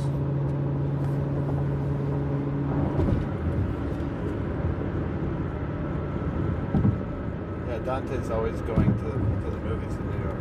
There's a couple of places that you particularly go, right, that tend to have sort of aficionado type, we're like, have you heard of Alamo Drafthouse, Trevor? Yes, I have. Yeah, so they have like a pass where if you subscribe for $30 a month, like you could go and see one movie a day. Oh wow, okay. And so like tickets in New York, they're like $15 or something. So you just see 2 movies a month. Already paid for itself, in my opinion. So if you really like films, you go out to see more than 2 a month. Yeah, if you see more than 2 a month, which I kind of find easy to do, then just already cleared up for itself. Yeah. I've heard those are nice too. Like they have like a full restaurant and bar in there and stuff. Oh, it's true. Yeah. I keep meaning to go. His parents also go. Yeah. Not at the same time always, but there's a couple of them. There's one that's downtown. Where's the other one? There's one downtown Manhattan, and there's another in Brooklyn, and then there's one in Staten Island, which I've never been to because Staten Island's a little more trouble to get over there. Yeah, it's probably even more trouble to get over there than it is to get to my college, the college that I actually going to. The only time I've actually been like properly into New York City, I hitchhiked into Staten Island, took the free ferry in Manhattan. Oh yeah. Which was a cool way to come in because you go like past the Statue of Liberty and stuff like that. I went to grade school in Staten Island, but yes, I was going to say, lots of times when people are visiting, I'll say make sure to take the Staten Island ferry at least once. Just go over and come back. And you'll see so much from there, and the view of the Statue of Liberty is wonderful. And if you want to go to the Statue of Liberty, it's so much trouble to get tickets and stand in line and everything that a lot of people skip that. But you can still get a really good view. pretty close of the Yeah, Statue of yeah, Liberty. it's pretty close. And of Manhattan too. The view I of thought it was a Manhattan. great way to enter Manhattan. Is Yeah, coming you're on right. the Staten Island ferry. Yeah. I went to grade school in Staten Island in the early '60s. I think you And might have. you could take your car on the ferry. And my parents were very fundamentalist Christians, and the church they wanted to attend was in Montclair, Yep. New Jersey. So we would drive to the ferry, right across, and of course you could get out of the car and go to the edge and stuff. Drive through Manhattan to the Holland Tunnel, over to New Jersey to go to Montclair. And that's one reason I was on the ferry so much as a child. And another thing too is since we went through the tunnel, and I was pretty young, and I knew that the tunnel was under the water. Actually, it's through the rock under the water. But anyway, I actually thought, because no one explained any better to me, that the water was just the other side of the tiles on the inside of the tunnel. I don't know if you've been in the tunnels, or a tunnel like this that was originally built in the 30s or 20s. But it's lined with tiles. And of course there's huge structure behind us. I thought that the tiles were like all that was between us and the water. And I always kind of wondered whether the water was going to come through. That's childhood stuff. But the ferry's amazing. It's nice. I think it became free Lynn and I had been in New York for a little while. Yeah. I was just so surprised that it was free. I'm used to paying for everything in America here. Well, it's paid for tax free in New dollars. York of all places. Yeah. You know, it had something to do. There was actually a contract, but somehow when it was first set up long ago, there was some concession of land or something to do with it, where the city couldn't charge more than X amount of money. It might have been 5 cents for the fare. Yep. And I think it might have been partly because of that. They couldn't somehow get around it. And they just started making it part of the MTA, the Metropolitan Transit Authority. And it brings so many people in the city to work. If you look at it during rush hour, it's just crowded with people going to work or going home from work. So it's really an important feature. So I wanted to say, like, the Staten Island Alamo apparently has some ties with, like, the Wu-Tang Clan or something like that. I'm not 100% sure, but I think there's like a bar that the RZA helped like style or something like that. You mean the Wu-Tang Clan, is that what you said? Yeah, Wu-Tang Clan. I think they were Staten Islanders, weren't they? Yeah, so I'm saying that, like, I think they helped establish the Staten Island branch of Alamo Draft House. Oh, that's nice to know. Yeah, like there's some relation between things. And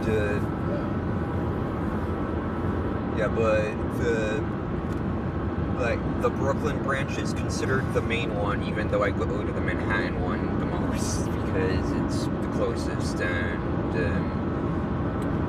it's easier for you to get on the subway and get down to the one in Manhattan than to go to the one in Brooklyn, for sure. It also has better chairs. Like, you'd think the main branch would have, the improved seating by now, but I guess not. Do they tend to have the same movies there? Yeah, they tend to, yeah.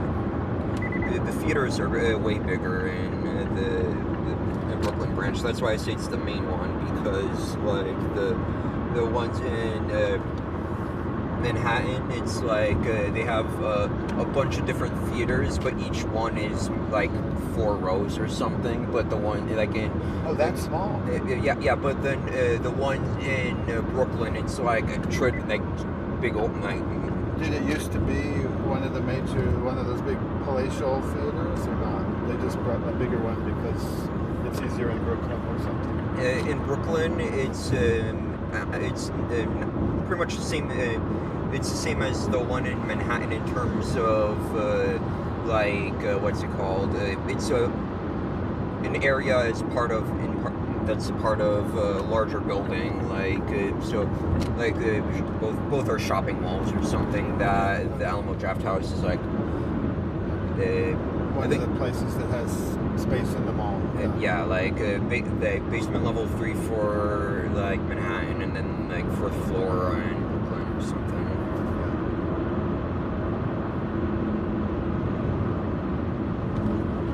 Trevor. Yep. Is there like a home base where like you take your time off or something, or you Yeah, I always actually on? just moved cities a couple months ago. I was living in Victoria on Vancouver Island in a tiny 315 square foot micro suite. It's about the size of my new apartment. Is it? Yeah. Go Very on. small studio. Yeah. It's all I need. Go on. And that was good when it was just me. But during pandemic, I got a girlfriend, and then eventually girlfriend moved in with me. Yeah. And 2 people in a 315 square foot studio is cozy. And there is work I should be doing when I'm at home. Like my work is my travel, but still, I found it really hard to do anything productive when my entire home base is a bedroom essentially. Yeah. So the most convenient place to work is from your bed, pretty much. Yeah. But then I don't know. I wasn't productive when I'm just chilling in bed. Anyway, for about the same price as that studio in Victoria, which is an expensive city, I could get a 3-bedroom townhouse in Edmonton, Alberta. Oh. In the prairies of Canada.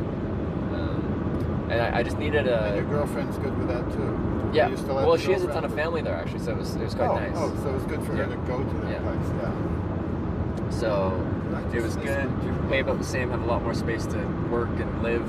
I had to get a car though because we're in a spread out car centric infrastructure city now. Yeah. So yeah, I got a little townhouse, got a car. Because for the longest time, before COVID, I didn't even have an apartment. I just would go home for a few weeks and visit friends and family, and then go again. Because it didn't make sense when I'm gone 4 months at a time and I'm only back for a couple weeks to pay for rent when you're never there. Yeah, absolutely. But yeah, the whole pandemic situation changed it. So ever since then, I've kind of had a home base. But I don't know if I go back to traveling as much as I used to. It does still hurt to pay rent when you're just not there. Yeah. But now you share it with your girlfriend, so at least someone's at least there. it's split, but yeah. Did she travel too, or? When I met her, she worked in a hospital, but she wanted to join me on a trip, but it was still COVID at that point, so it wasn't going to be a hitchhiking trip because that's too social. Yeah. So she wanted to join a bike trip, but she wasn't confident enough on a bike to have a bike and ride it herself. So she said as a joke, hey, you should get a tandem bike, and then you can, steer the bike and do everything, and I can just provide power. Yeah. And I took that joke seriously and bought a really fancy tandem bike. And then we rode from Bordeaux, France to Oslo, Norway together for 3 months. My goodness, a couple that must summers have back. been wonderful. It was an awesome trip. And then what happened from that is she grew comfortable on the bike, but also grew comfortable with the stream and the camera because it's a work trip. As a couple, a very fun work trip. She started doing her own broadcast, and after that trip, she did some home stuff at home with the broadcasting, and she asked to borrow my touring bike, and she took it to Japan, did a tour in Japan, took it to Australia, did a tour in Australia, and right now she's in Croatia. She's been doing a bike tour from Greece, eventually going to the Netherlands. You guys are going to be the next Rick Steves. I'm super proud of her because when I met her, she was terrified to ride a bike on a separated bike path, like a multi-use bike path where it's just pedestrians and bikes and that's it. There's not really anything as you should be that scared of. She went from that to doing solo bicycle tours in countries that are not Don't have super that comfortable. path. They don't know. You aren't riding on separated bike paths. You are riding on the roads. Yeah. And so let me ask this, if it's not too personal. So do you make a living because of your blogging and stuff? Yeah. And the advertising or whatever, however it works online, to get income from the online presentation? No, this has been my job for 6 years now. Super. It's been my sole source of income. I'm so happy for you. I hope it just gets more and more. As long as you're happy. So yeah, I feel lucky to get to do this because I just like traveling the way I do, and then I decided to share it with people. I thought broadcasting on Twitch, when it's like the hitchhike, would show it authentically because I don't edit it. It's not like a cut together film. It just shows it raw and it's. You just choose amounts to show. You don't show everything. No, I show everything because that just fills up the time. No, it shows you authentically what it's like to hitchhike. It isn't edited and cut down into my impression of what hitchhiking looks like. So if you film a ton of stuff and then I edit it, because I like hitchhiking, I'm going to edit it in a way that makes it look like a fun adventure where you meet a ton of wonderful people. But if you just show the whole thing,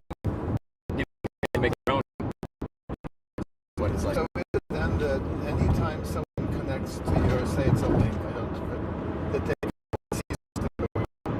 Yeah.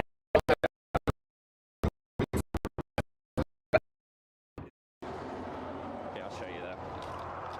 So the first guy came up and gave me $20, and the other guy wanted to show up his friend, so he gave me a Christmas. You can check out the old content. Some people are committed to the trip and they'll skim through the days that they missed if they had other commitments and stuff like that to see kind of the narrative of the day. Oh my. So it's not The cow go moo? 'Cause cows feel like saying moo, okay? Yo, Yo, you want to see my dick? like maybe, how big is it? Real small. Okay, yeah, actually. but cool. That's super. That's quite a, yeah, I see. So you really, your system or page or blog or whatever, I don't know what it is always on. Except for when I'm night. sleeping, yeah. Like when I end my day, I end my stream. But the travel day, the goal was always to be like, I don't think people understand what hitchhiking is like. I'm going to show you what hitchhiking is like, and I think the best way is to just show all of it. So I noticed when we approached you, which I couldn't see when I first noticed that you were there, your camera was on a tripod standing on the ground, and so that was being streamed right then. Yeah. And I'm just having I'm waiting, I'm having a conversation with people watching, because there's a chat room and all that stuff. Oh my god. So I travel solo, but it feels like, you know, you're kind of traveling with a group of people that are invested in the trip and the experiences you're having along the way. So and if something happened to you, people might call the authorities to come and help. Oh, for sure. I do think it actually makes it substantially safer, and the whole, like I tried to explain in a sentence or two to the best of my abilities what I'm doing. Like I make a live video documentary about hitchhiking. I have a camera with me. If someone had any truly bad intentions, I think they'd just be like, no, I don't want the camera. Yeah. And I'd be like, I understand that. I have a project I'm creating, so I'll wait for the next ride, but I really appreciate you stopping. Like, I think that could get me out of a bind where you run into a true kind of psychopath kind of situation. You know what I've noticed recently, and even, I won't say names, but it's personal, but even some close relatives of mine that have children, they're very sensitive about people taking pictures of their children. Oh yeah, no. So how would that work? Have you ever been picked up by anyone who had children? Or potentially picked up? When someone picks me up, I say my thing, like I make a live video documentary. I have a camera with me. I don't have to point at you is a big point. Like I just point at myself, or usually I'm in the front seat, I just point out the window. And then you can assess what someone's comfort level is based off of that. If they have kids, when they pick me up, I try to not put the kids on camera unless they specifically tell me I can put their kids on camera. And even then, I just try not to include kids without like very, very explicit parental permission. Because, it's just, I get not wanting to have your children on the internet, so. But, like, I guess, like, the moment-to-moment mentality hitchhiking before I started broadcasting and after is a little different. Like, when I'm standing there hitchhiking, like, I had in total, my wait time was like 2 hours, just over 2 hours, at that spot where you picked me up. Oh, you'd been there 2 hours when we picked you up. Yeah, technically it was spread over 2 days, but yeah, 2 hours. Because I was there until sunset yesterday for a little bit, because I just got there right before sunset. Then a viewer let me stay at their place that watches my videos. And then they drove me back to the same on-ramp so I could hitchhike from the exact same location. Oh, so that's pretty cool. And so it's even like,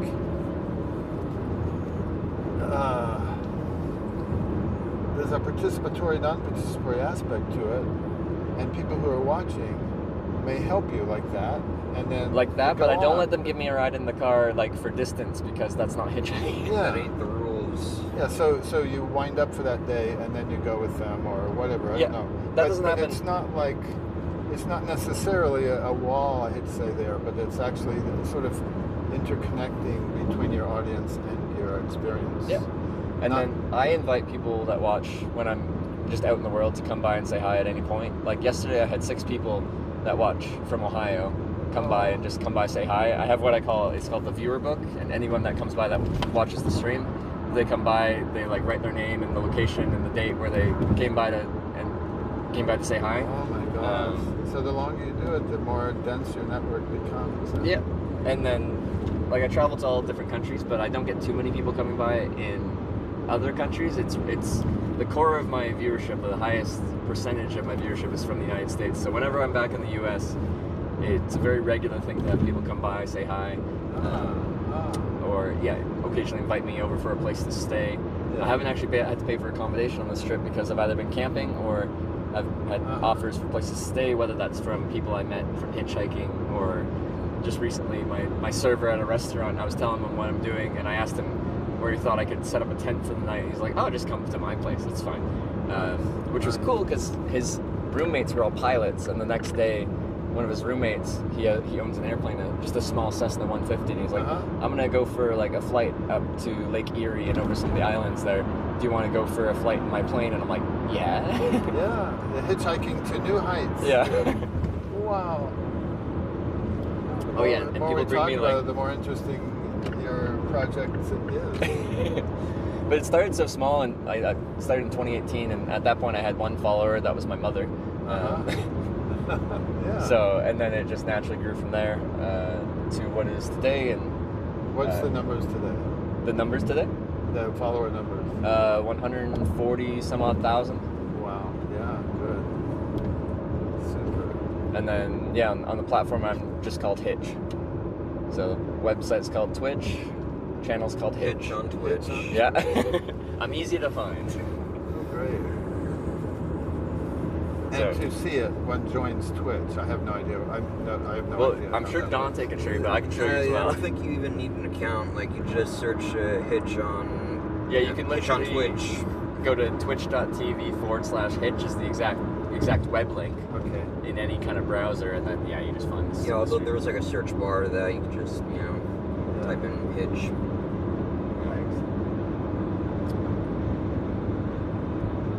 So, and another kind of personal thing. Yeah. So, are the people that you're traveling with, Yep. are they kind of generic person? I don't mean generic persons, but they're not identified per se.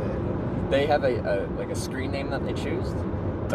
So like I can pull up some usernames here of people. We have Tinkerton, Vervain, Max Demian, Beetlejuices, Pink Rose, N1 Honk, Micro Wild. So they choose a screen name. These are people that gave you a ride. No, these are people that watch the. So that's what I'm asking about. Yeah. You're riding in cars with people, or airplanes, like you said. Yeah. And then they're part of the experience because clearly our conversation, as I take it, is part of it. Yeah, yeah. So then, when people are participating as watchers, then do they just take it that, well, these are the current people, but that's not necessarily John or Dante Edgar or anything like that? It's just like, there's a conversation, those are just different voices, and we're listening for the interest and so forth. Yeah, so like when I get picked up, people are very interested in like who picked up Hitch, like who picked up the hitchhiker and what their story is and where are they going. And that's part of what I'm interested in hitchhiking, is just like the interpersonal, like the who, the why, the where, and then deeper than that as well. So when I'm outside of the car doing my stuff, I'm talking directly to people that are talking to me through the chat. Yeah. When I get in the car, what is the priority is the in real life conversation. So I don't even really look at the conversation going on. Yeah. But people would just be... They know the score too, They know how it works. But yeah, it's a wide variety of people. It's kind of fun because people watch from all over the world. Like I said, the highest number of viewers are from the United States, but that doesn't mean there isn't people from all other places. There's people. Have you attracted media attention to one interview of you about what you're doing and stuff like that? It goes through phases. My first trip in 2018, I got interviewed a few times. Like a Business Insider did a piece on me, and I got picked up by a couple things. Then I got picked up in England by a lady who worked for the Independent, which is a UK-based newspaper, and she contacted like their kind of travel guy. His name's Simon Calder, and he does like travel broadcasting for the Independent and the BBC over there. And he pitched to me that we should do a hitchhiking race around the Isle of Wight, and he could do a little a little article on it on the Independent. So I did a hitchhiking race against a journalist a few years back, and he did a little article on that. I did a trip up to the Arctic Circle of Norway to Nordkapp from last year, and I was a trailer with a 220.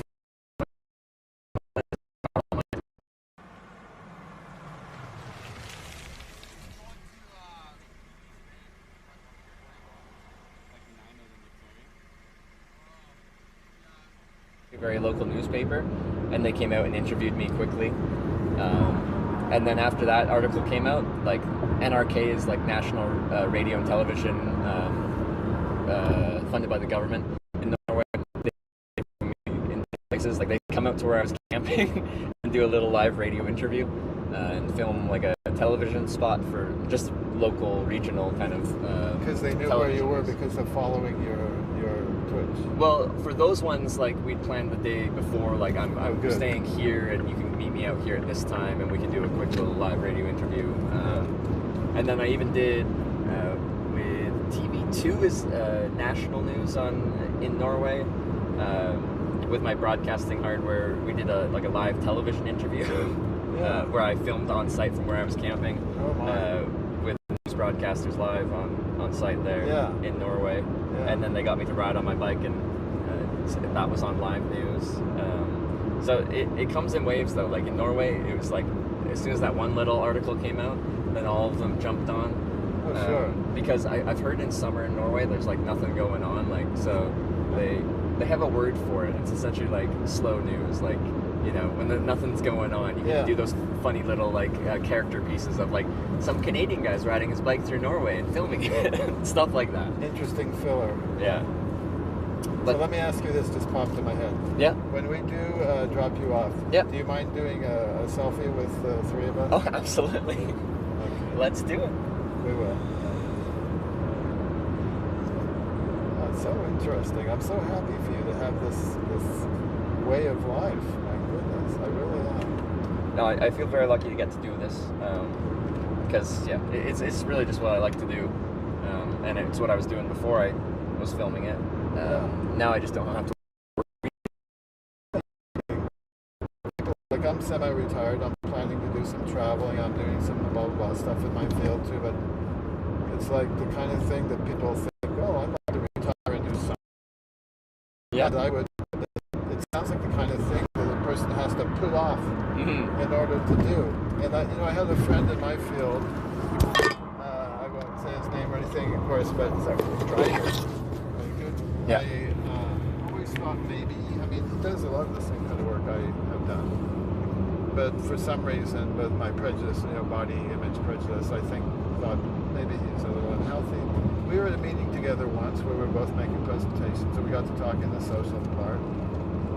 And he was showing me how he lives in Canada, or the northern part of the U.S. actually. He has a boat he puts in the water during season and stuff. Yep. And in our conversation, we must have talked about retirement someday. And he said, John, I'm taking my retirement now as I go. And we didn't talk about health or how long either of us might live or anything, but he just said that. And I thought, my goodness, maybe I am in a little way, but he really is. He's doing a lot of work. He's known in the field, really good. And he has a boat, and he puts it in the water, and he uses it during the season. And he travels to other countries to do sort of volunteer work in our field, which I've done to a certain extent, but he really does. And it was just like, John, I'm taking my retirement, not vacation, I'm taking my retirement as I go. And what it really means, which a lot of people should think about this, you may not get your retirement because you just might die before you're there. And if you can take it while you're alive, then you've got it. So anyway. Yes, you're not guaranteed your golden years, your retirement age, because you just don't know. Tomorrow's not guaranteed. So it feels like a shame if someone works so hard their whole life and doesn't take time for themselves to pursue the things they're interested in. We got a lot of time for that later on. A lot in our life. We both got incurable cancer.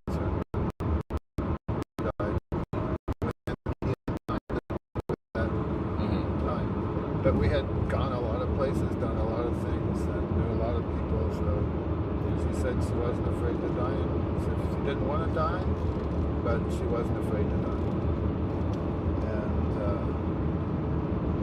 And part of it was because she had a life by that time. She was 68 years old, and she had a Do you have any like trips you did that stood out as like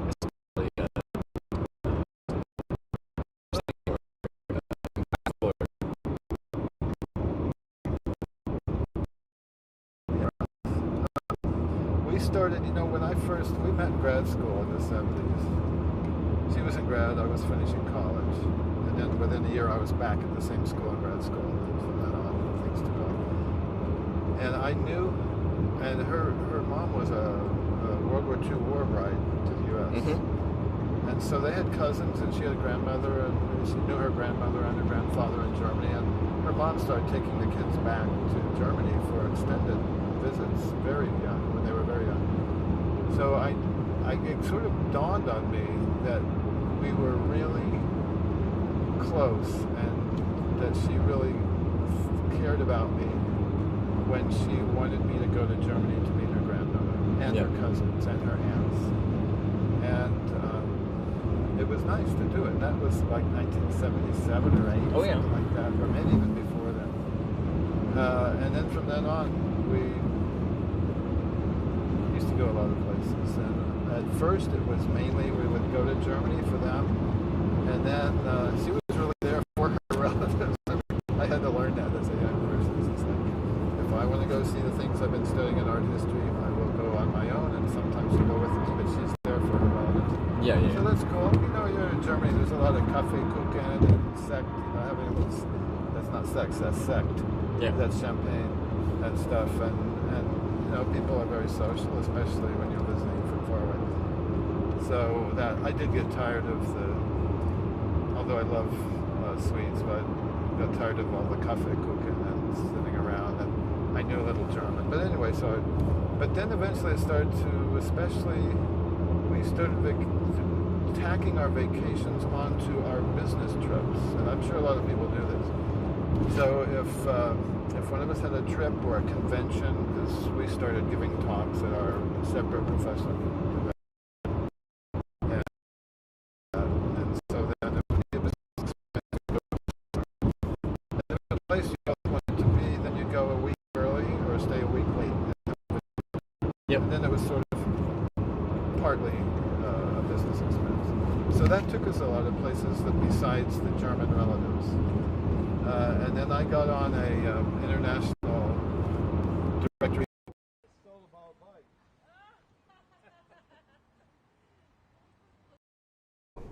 Yeah.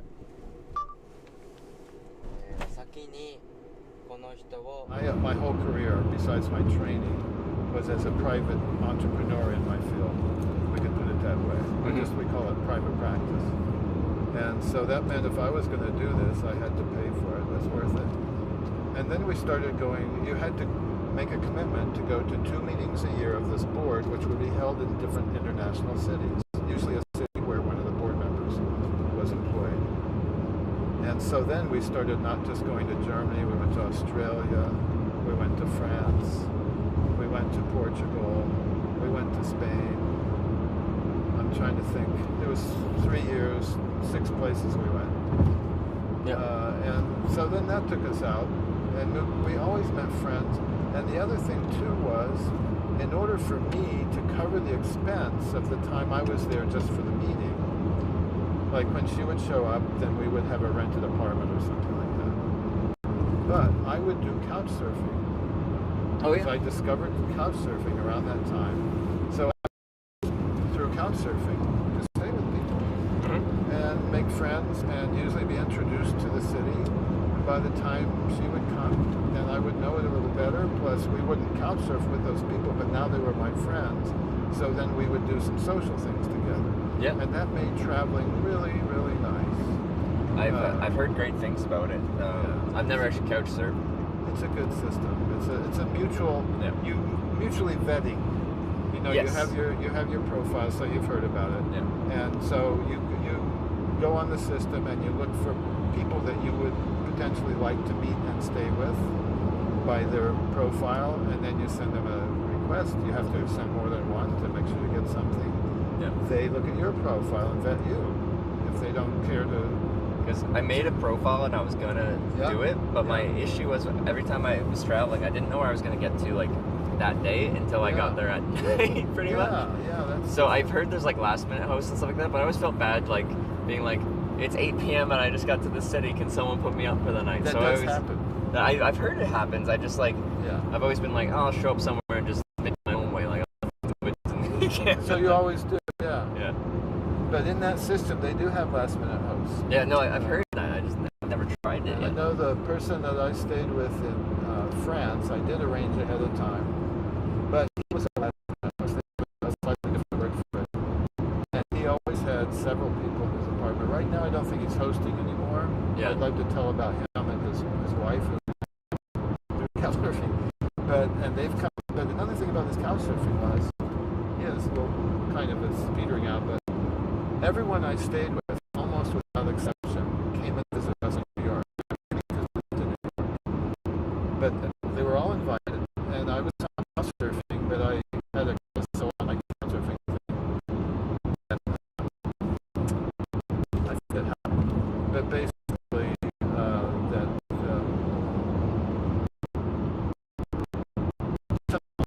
somehow I showed my wife had to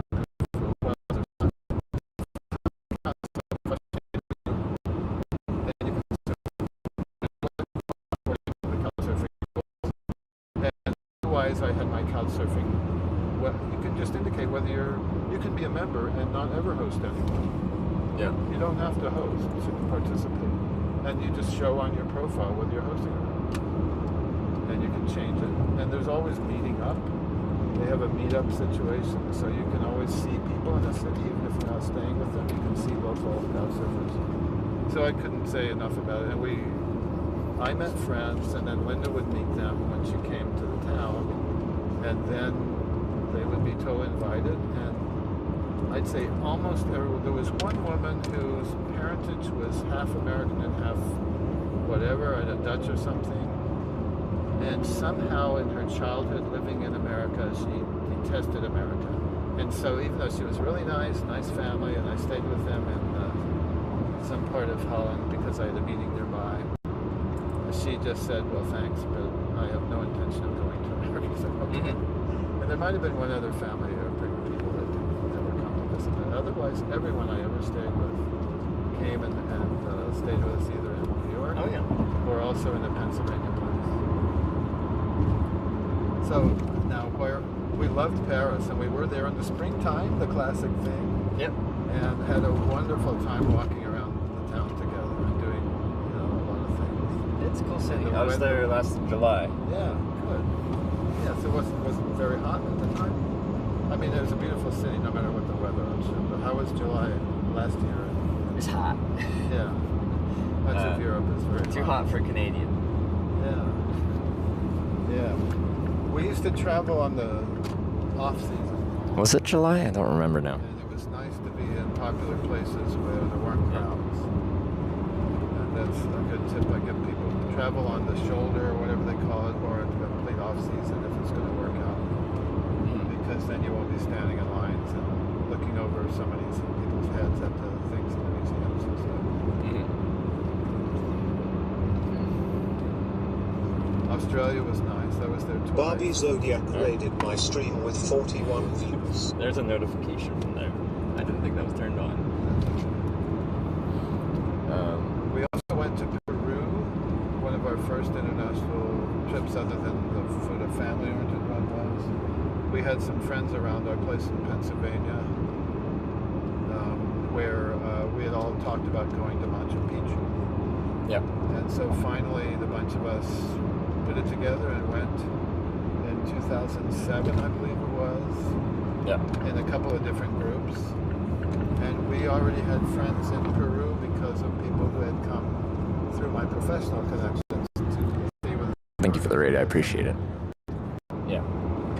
And so they always invite you to come back. And so we went to the Machu Picchu thing, which was cool and could be part of the story, but also went more south of there to Arequipa and stayed with that friend and his family for a while. And then we went up north to La Valleca and stayed with those people.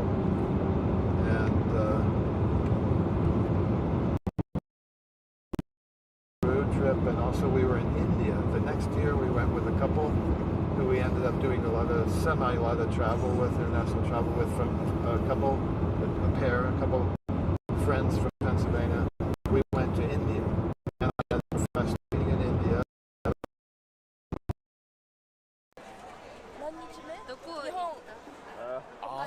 Well, where did you travel before? You can say country names in English. It's gonna be good. English? Yeah, just go from the start. Was that like where you're verifying some kind of art piece? Is that what you did? That first one that I went to wasn't really consulting. There was a international professional meeting of the group that some years later I was on the top directory board. It was being held in India, in Delhi. And then I was already involved on a lower level in one of the separate working groups. Yeah. And so because of being a leader in that, I kind of had to go, but I wanted to go. And so again, these people came along with my wife over after that day. And then we went around India together for probably a week and a half. They stayed for an extra 2 weeks, but we had to go back to work. Yeah. But that was pretty amazing, because India, some years earlier in the 70s, my brother had gotten married to a really nice woman from Ecuador. Yep. So the wedding was in Ecuador. We went to that. That was I think that was, other than going to Germany with my wife or girlfriend at first, the trip to Ecuador, Riobamba and Quito and some other places in Ecuador, was really eye-opening, and it was one of my very earliest international trips. Oh yeah. And it was where I first saw real poverty right together with the opposite. Yeah. If I didn't notice it in New York, but really, you don't notice it in the same way. You'd have people walking along, looking unhealthy, scampering around the street, and no one's watching after them. And then you have people who, live in homes that are completely enclosed and have glass on the walls around them, and neighborhoods that you have to pass the guards to get in, and everything in between. And you go to I remember being a museum person, the National Museum, I was shocked about the way that, and this was like in 1978 or 9, so it's not necessarily like that now. The way things were presented and in display cases and stuff in the National Museum was horrible. Well, especially because I was in a field where it's all about taking care of the objects that are in museums. So they were horrible for the preservation of the... Yeah, like scotch taping things in place. Yeah. I mean, it's hard for me to describe it. It was just shocking. But then you go to the Museum of the National Bank. Yeah. And it was like world class.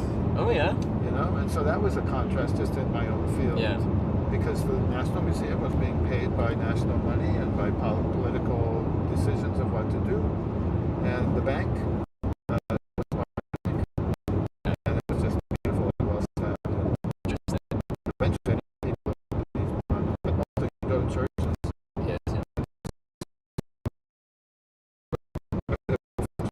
So it's just the more central and tourist-oriented would be in.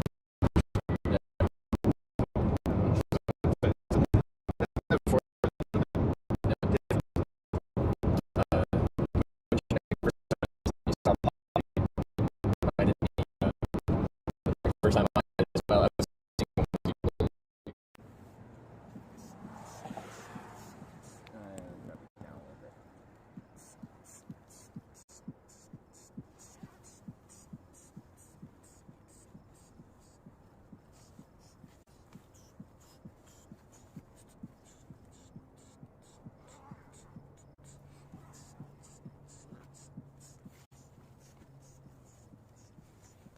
a small town in Russia, and these two younger guys picked me up, and our car broke down while we're driving. So now we're broken down, and we're all kind of hitchhiking. But in Russia, you don't call it tow truck. Like, people just have like a thin rope in their car, and they'll just flag down a car and someone will stop and drag you to the next town where you can get your car into a shop. So it's normal being towed into somewhere. By just a random person. And everyone carries that just like they would carry a pair of jumping cables or something. Like literally it looked like a little piece of yellow string. I'm like, is that enough to support a vehicle? I don't know. But I guess if it breaks, the worst that can happen is now you're not being towed by the vehicle. Yeah. Anyway, so they flagged down like it's a van with a like a Red Cross symbol on it, so it's a medical kind of van thing. And they drag us to the next town, but when they get out and we're talking, there's a doctor in there, and he speaks English, and it's like the first person I met in Russia that can speak English, and I was very excited.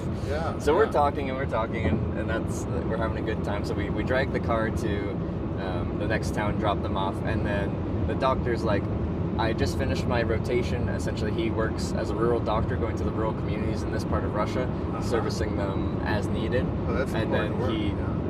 he gets, so he's a driver in a van, something that drives him around, and he has his car parked at a gas station just a few kilometers down the way, and he's like, I'd like to go back to my car, and if you're comfortable, I'd like to take you to my family's house, and you can meet my family, you can come for dinner, you can have a place to stay, and then you can continue traveling tomorrow. And I accepted that, but when we get back to the car, we get in, and he tries to turn the ignition, and nothing happens.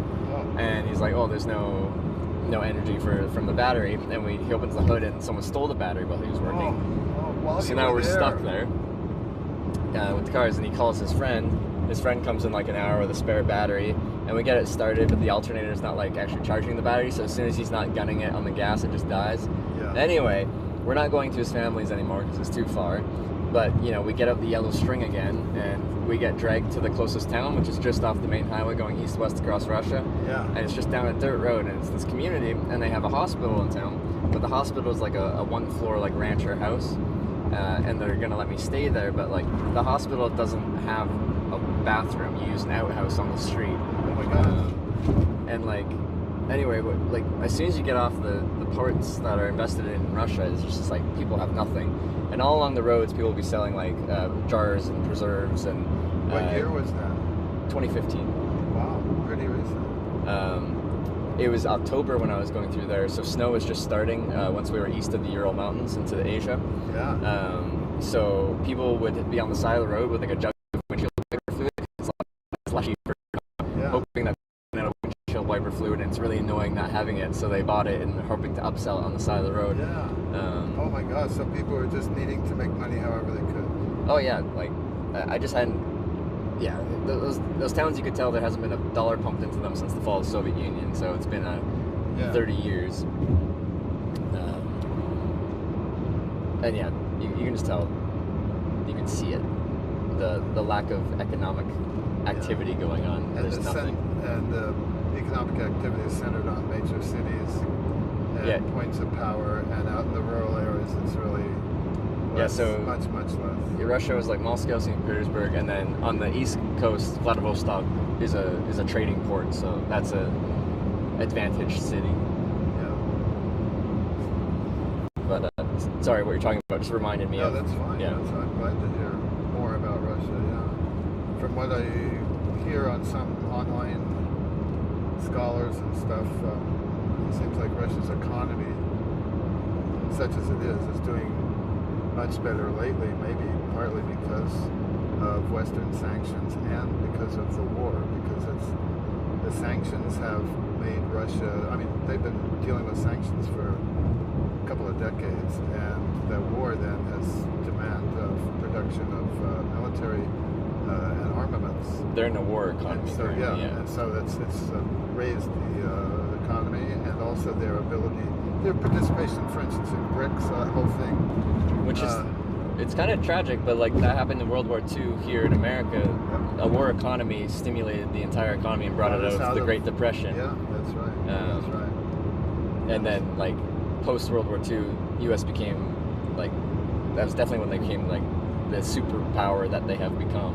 Well, in my view, our leaders didn't know what to do other than just continue that, while building up other industries as well. But we've never stopped being a huge military power with a big military-industrial complex. Whether you like it or not, I mean, that's just part of empire building and so forth.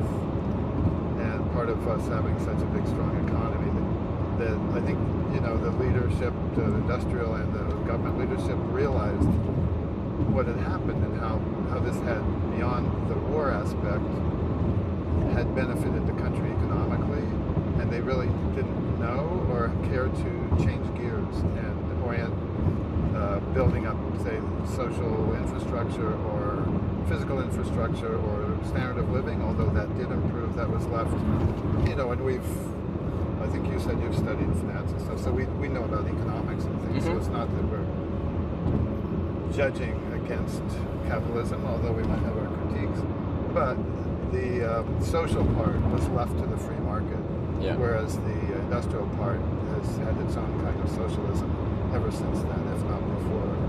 But the bottom line I'm trying to say in such a convoluted way is we've never really dismantled our dependence and our benefit from having a super complex input. And what are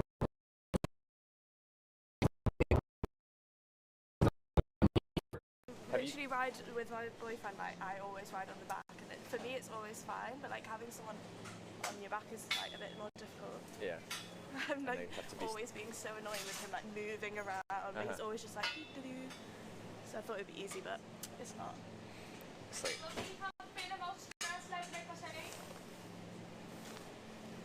I was gonna be like, I can assist you and get going, but you're gonna have to still be able to stop and get going again. Yeah, that's the thing. It's right? just a bit like. Because once you're going, it's fairly easy. It's the stopping and also, then starting just again. up there, there's like a little bit of a hill. I was like, that's not gonna go well. Yeah. Oh my god, did they see us falling over? No, they're saying F because I lost connection a bit inside here. Okay, thank god. Alright, guys. Well, it was really nice to meet you. No, you're not taking me. You don't got room. Get over here! I'm saying the strategy to eliminate conveyances of but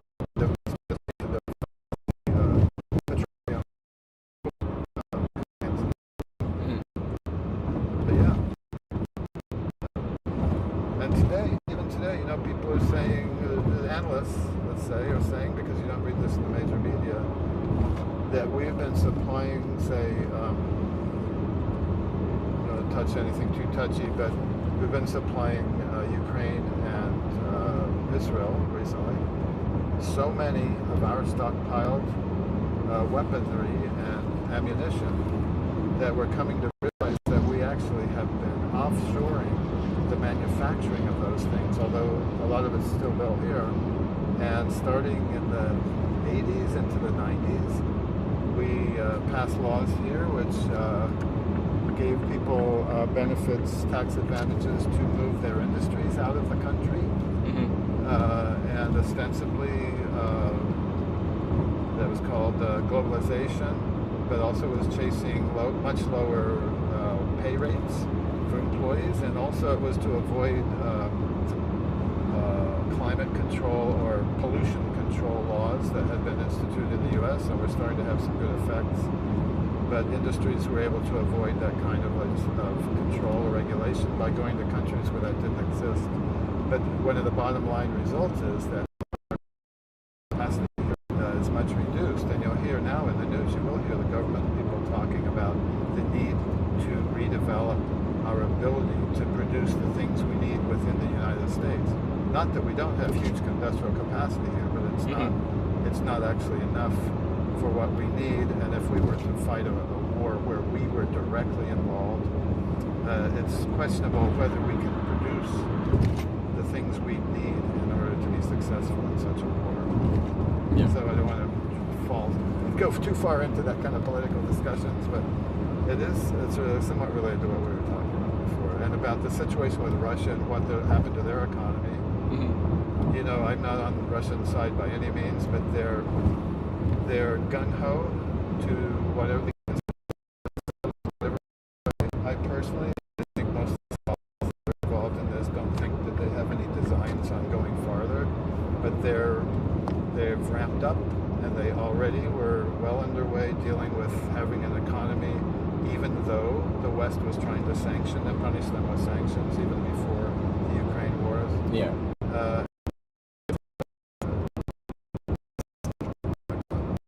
Internal with them because a large percentage of the like. I follow.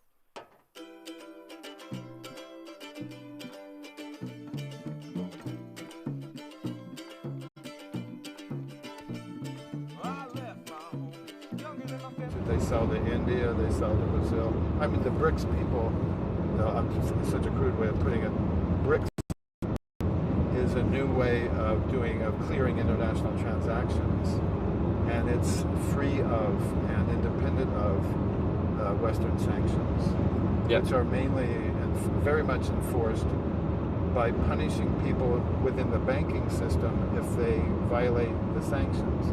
Well, the BRICS system is independent of the already existing Western banking system. So even if we say, you can't use our banking system to clear your international debts of trade, it doesn't matter anymore because BRICS is clearing that in their own system. And so it's independent of the dollar and of the Western banks. And this is what, Russia and the BRICS people have been working on this for years now already. And it's turned out to be much to Russia's advantage and China's advantage now when we are finding our sanctions to try to change their international policy and their war policy and stuff, and we're finding that's ineffective because we actually can't squelch their economic activities because they've developed these other ways of continuing to sell their petroleum, for instance. They sell lots of petroleum to people that aren't observing the sanctions. So there's only so much Western sanctions can do because you can't control what all countries do as far as trade is concerned. But you could, before BRICS, you could much more because you could just, banks around the world wouldn't cooperate in their trade because we would punish those banks and the countries in trading, and they would have trouble doing business with other countries, so then they wouldn't risk violating the sanctions. So it doesn't, to describe that, this is like phenomenological about how things are happening.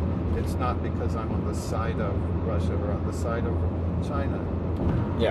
And I only believe this kind of stuff because I've been listening to lectures online, YouTube, by people from the University of Chicago, people from Columbia University, people who are long-term experts talking about international relations and also military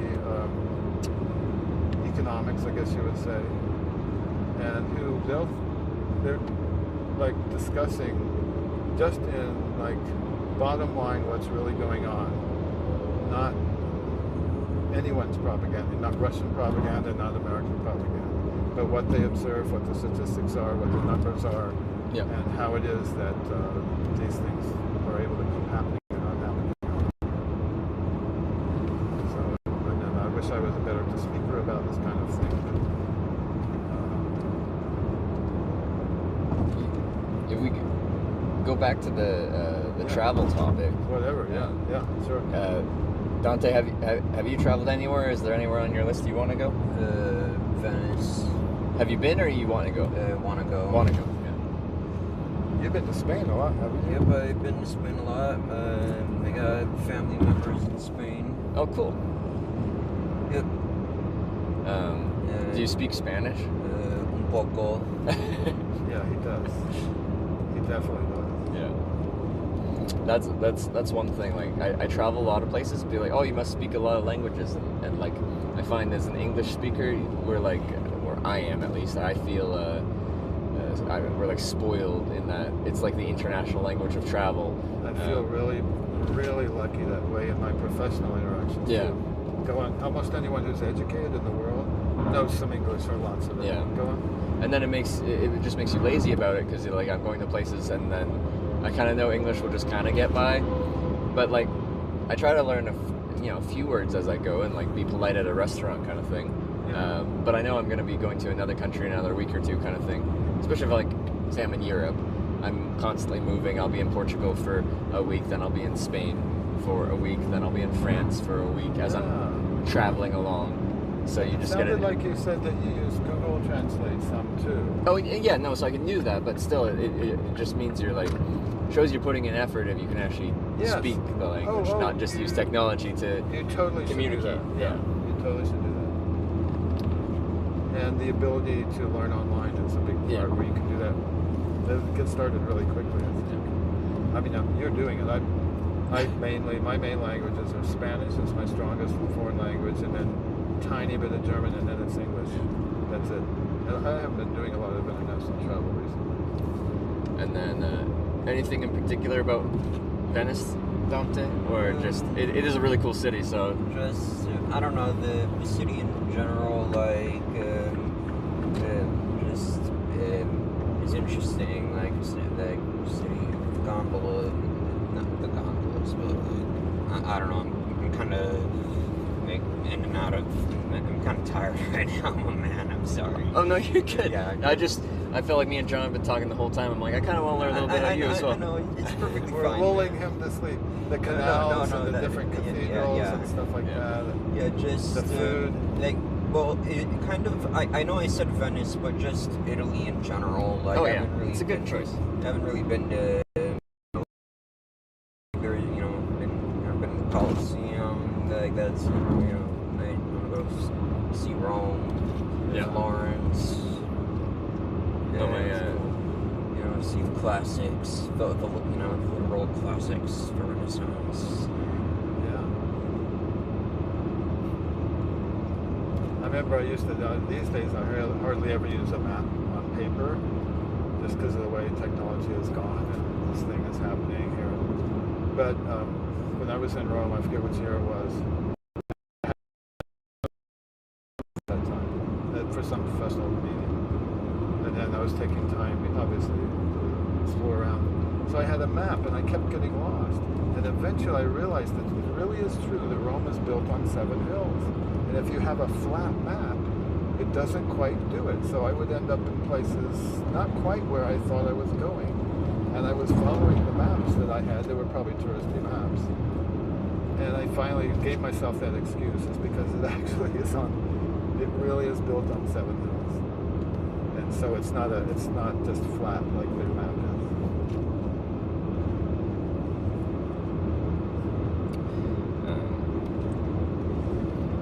Sorry, I'm not ignoring the conversation. I'm just looking at a map here because at some point in not too long I gotta go south.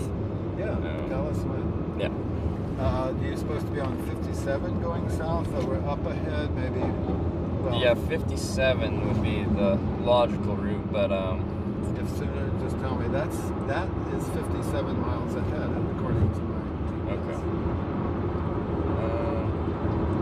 Okay. Not sure how easy it'll be to get on 57.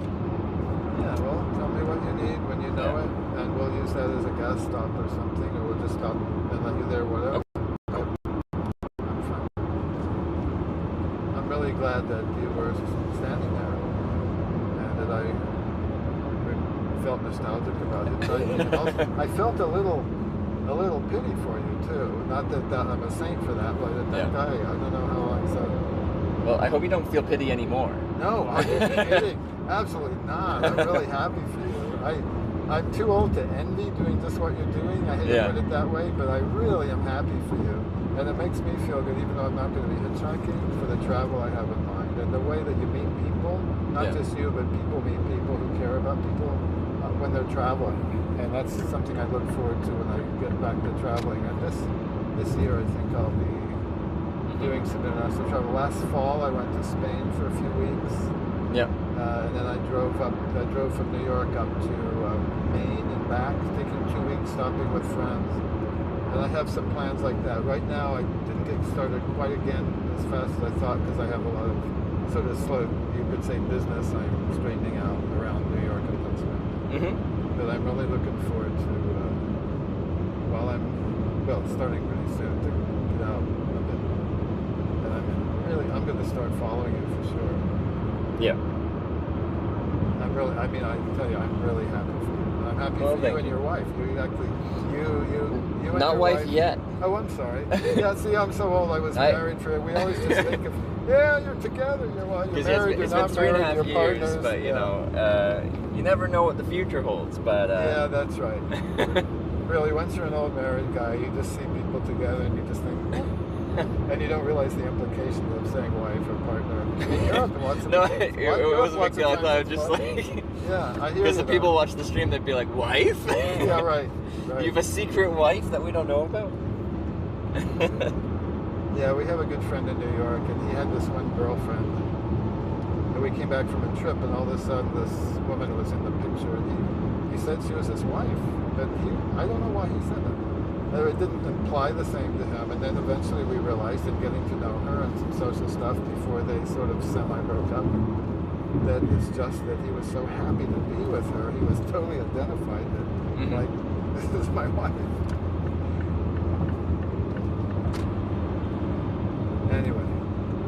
Anyway, whatever the relationship is, it seems to me she's traveling that way now, and a version of what you're doing, that's an amazing pairing, and then an amazing sort of inoculation that she got from you. It seems pretty obvious that the viability of something that people might not even think was possible to do, even if they could think about it. So. Yeah, looking back, it's just, yeah, I feel lucky that I stumbled into this, because when this all started, it was just, well, I saved up like 2 months of travel expenses. 93.5 yesterday. Oh. What was it, 90? That one was loud.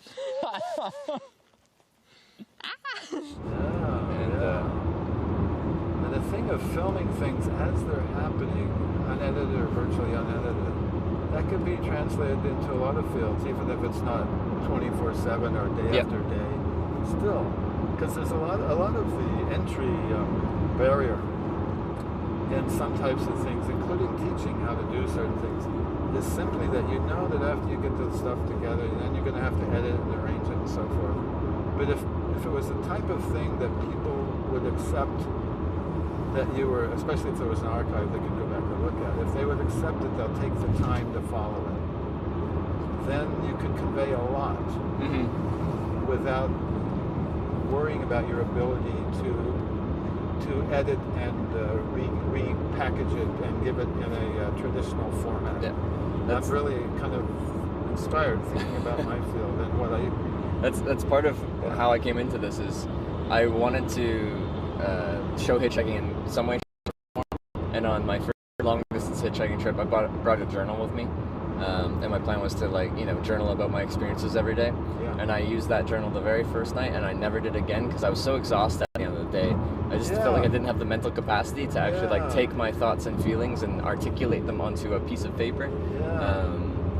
And you know, I thought of a few different things, but then I saw on this platform people were in different parts of the world showing it live, and it was also interactive. People could be in chat being like, oh, I've been there before, there's a great restaurant down the street kind of thing. You can go there and get like this meal. I strongly recommend it. Like, you have that kind of input where you can kind of influence what's happening live, so it feels like you're really there as it happens, rather than watching something that's already been created and produced and edited. Are there people, whether they're emulating you or not, that are doing similar things, whether it's for travel or something else that you know about? What was the question, sorry? Are other people working in a similar type of vein or medium or approach? Maybe not even in travel, but what? Like on Twitch, there's probably, like, by this point, like 20 people that travel as their job and broadcast it on Twitch, and a variety of like touring. Most I'd say would be like going to different cities and showing the what the city has to offer, whether that's between food, architecture, museums, nightlife even, Yeah, is it organized enough that, say I wanted to travel to a certain city, as in my mind I would like to include on one of my trips, that I could go to Twitch, possibly find somebody had been there and see what they had presented in this similar type of just unedited or one more time, sorry. Is this something that people can use to help them plan their own trips, at least? Yeah, no, like for sure. Like I travel in an obscure way, so not everyone would want to plan a trip based off of kind of how I do it. But definitely people have been like, I saw you go through this country, and it helped me plan my trip as I went through that area, or inspired someone's trip in general. Like especially my trip through Norway last year. Several people have told me how that's inspired them to plan a trip through Norway, because I spent the whole time going up the west coast through the fjords and stuff like that, and seeing that in a slow format on a bicycle. Oh, that must have been wonderful. Yeah. Fjords, gosh. Gazing down from a bike path or something. But yeah, hard on the bike because you're constantly climbing, but absolutely beautiful.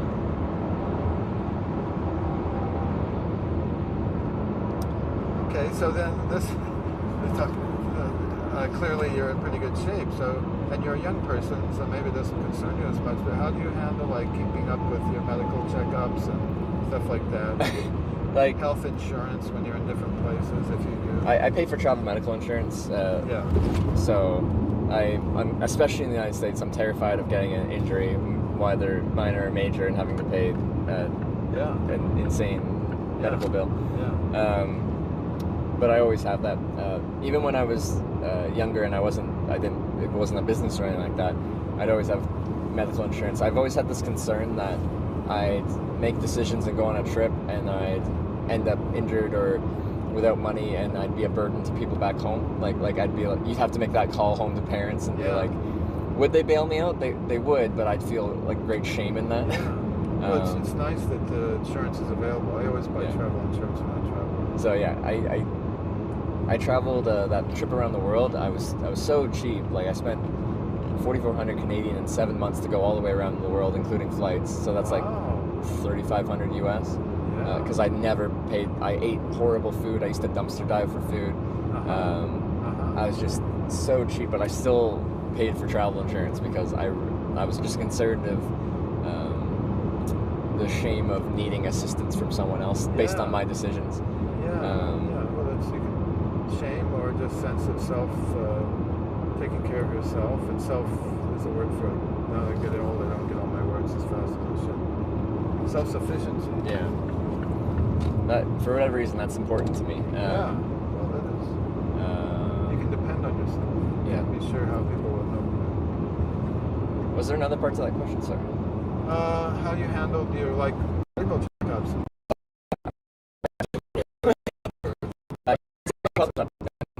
I go check it out when I'm in Canada.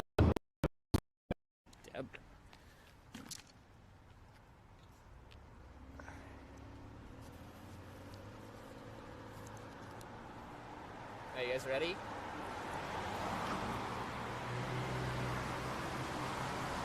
Like the big guide checkups, like prostate exams, they're like you're not really due for a little bit yet and stuff. So there's no major thing.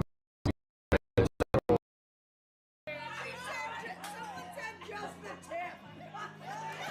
all I had.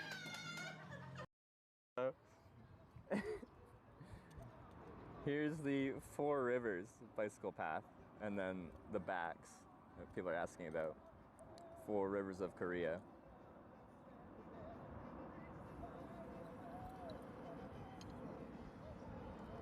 Technically be covered by Canadian medical insurance for my travel insurance to count, because they're concerned about their maximum liability. Like essentially if I got greatly injured, they can just ship me back to Canada at their cost. Like it would cost a lot, but then they can wipe their hands clean of the burden of me as a client. Well, even those of us in America, the insurance I buy, and I've had a friend who got sick in Europe, and the insurance did cover after he was taken care of in the hospital to be stable, and they got him back home with the proper care on the way. And if he hadn't had the insurance, I'm not sure just how it would.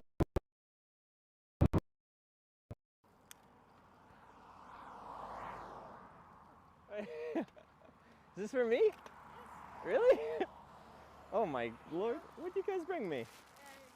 Stuff like that. And I'm like, I gotta do something that insurance probably considers dangerous, but it's not really a sport. So there's no clauses about hitchhiking. There's no clauses about bike touring. What kind of travel you might be using? Pardon? there's no limit, overt limits to what kind of travel you'd be using. Well, there's a lot of they're uninsurable or require an additional like fee, and like you have to like have a different class of insurance. Yeah. You know, there's a whole bunch of like trekking above X number of meters and like scuba diving beyond this depth. Yeah. There's a long list of them, and I've scoured through there because I'm like, you know, bike touring could be dangerous, hitchhiking could be dangerous, and if you're doing it, well, you're not anymore because you're doing a non-official or non-recognized activity. You totally have to read all your policies. Yeah. Because if they can get out of paying, they're absolutely going to. That's their business. Yeah, exactly.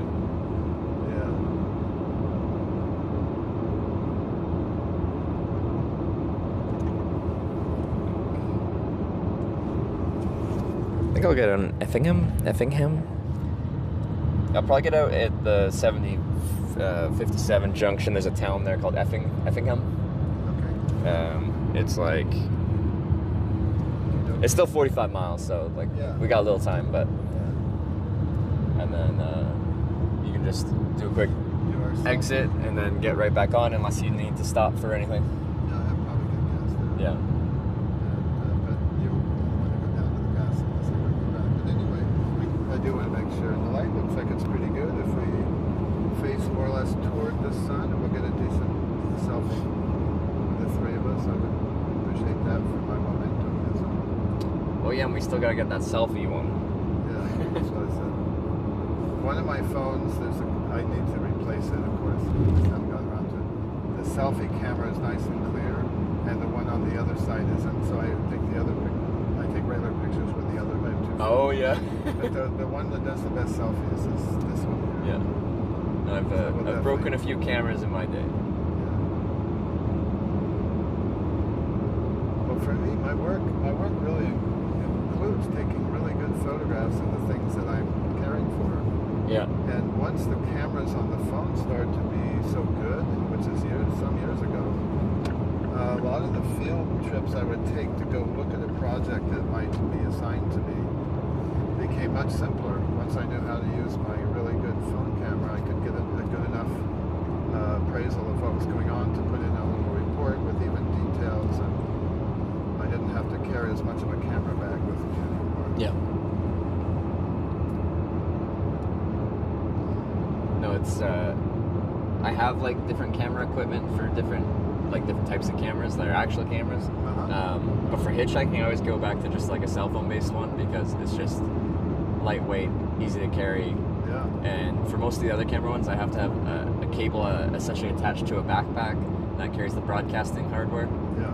That works great for a bicycle because I can just mount it on my touring bike. That's fine. Yeah. But it doesn't work so great when I'm hitchhiking because my hitchhiking backpack goes in the trunk and I go separate from that. In hitchhiking, how do you charge your phone? Usually when I go to eat, I'll just be like, hey, can I plug in some batteries? Yeah. And then my very large charging brick might be more batteries than they were expecting, but you know, the net effect is like if I'm charging a few hundred watt hours of batteries, it costs them like 15 cents. Oh yeah. But I've had some places being like, whoa, I was expecting a phone.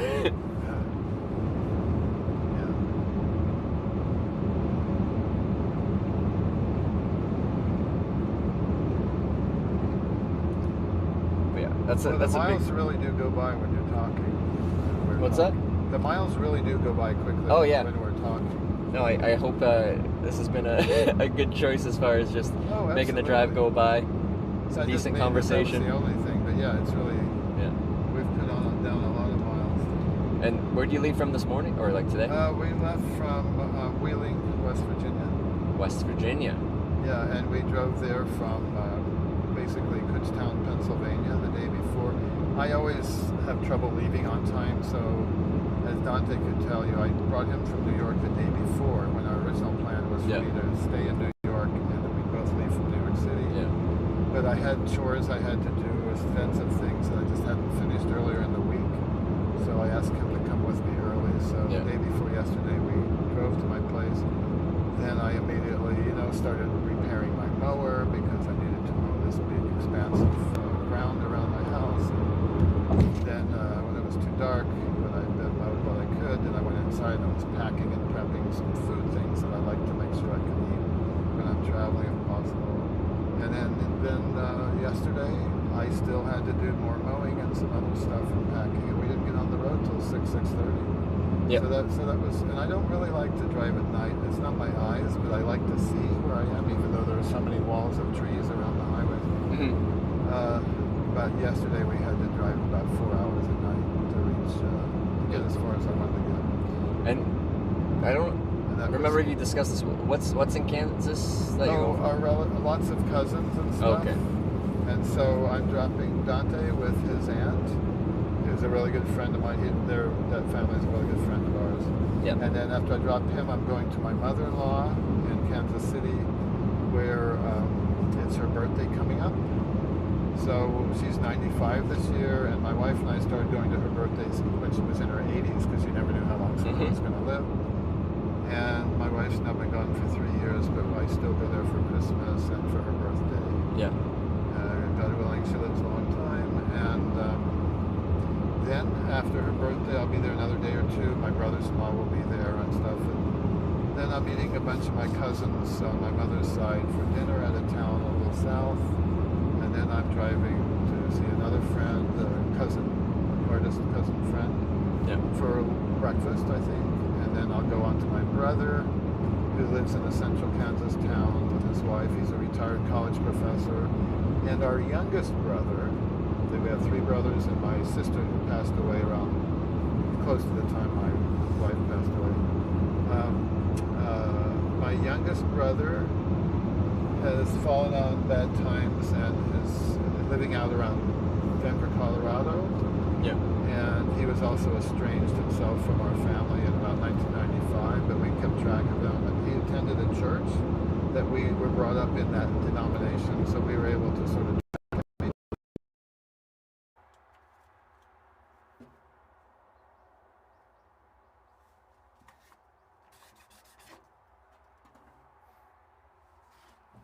I think everyone on the did an intervention which he accepted, and he's in some kind of a rehab and nursing home, and they let us know as soon as they did the intervention what was going on, so we've been trying to be helpful, and my other brother and I are going from central Kansas to Colorado, and my youngest brother is apparently, now he's been in rehab for a couple of months. He can't drink, and he's getting good nutrition and various therapies. And now he's happy for us to come and see him. So we're really happy about this, because before he absolutely refused. He wouldn't even accept gifts from us. And now he's open that we can come and talk with him, which, we just want him to be alive and to survive and get better and enjoy whatever he has of life. He's younger than us, so he should outlive us if he would keep it together. So I don't want to talk too much about him, but that's the mother-in-law's birthday is the main reason I already planned to come on this trip. Yeah. Then I realized from talking to Dante a few times recently that he wanted to go to Kansas for various reasons, at least for a short trip. So then I told him a couple of weeks ago he could come with me if he wanted. Arrangements to be able to be free of his work and stuff to come. But then besides my mother-in-law's birthday, when I'm out there, I always go and see certain favorite cousins, which just means they're people who want to see me. Why visit people that don't want to see you, right? So, but whenever I'm out there, my wife and I would do this too. When we're out there seeing her family, we would also make a rounds and see a bunch of these cousins of mine, sort of like to even things out, you could almost say. But my other brother and me going to see the youngest brother is really a big deal for the two of us. Yeah. And then as I come back through, I'll see a couple more cousins, pick up Dante, and we'll go back to New York while stopping with some friends of mine along the way. So that's the whole trip.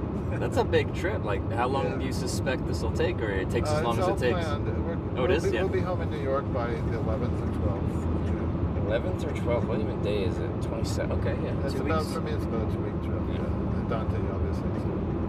Yeah. But once we get to Kansas and I take him to Topeka, and who knows, we might have a meal or something with Ann and Bob there, then we won't see each other again until I'm about to come home, and I'll pick him up wherever he is at the time. He'll be at some cousin's house, I'm sure.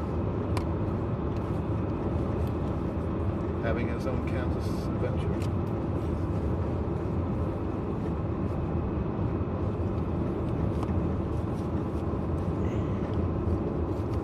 And I used to come, my wife and I used to come out at Christmas time too, and so I still do that. I don't have other attachments that make me not want to come back to Kansas at Christmas time. Yeah. At least not yet. You said you drive a lot, so it doesn't mind you driving. Yeah, I have, the last time I flew, but during COVID, well, for one thing, the first time I came, my wife died during COVID, so I hadn't, and my sister did too, and they were both under my care, and as well as the doctors. And so for my sister died in mid-December, and I just didn't know how long she lived. So I hadn't made any plans, so I drove that time, and then because of COVID, I didn't really want to be on the airplane. Oh, yeah. So I think I drove the Christmas trip and the birthday trip for 2 years. And then last year I finally flew for the first time and it was fine. Yeah. I'm vaccinated. I've had COVID, for an old person I'm pretty healthy, so I'm not sure I'm really the population that's most likely to catch it and die. I did catch it at least once and survived okay, so I don't think lightly of it, but like I don't have a mask on now and we're talking in the car and I never saw you before today. Yes, so. yeah.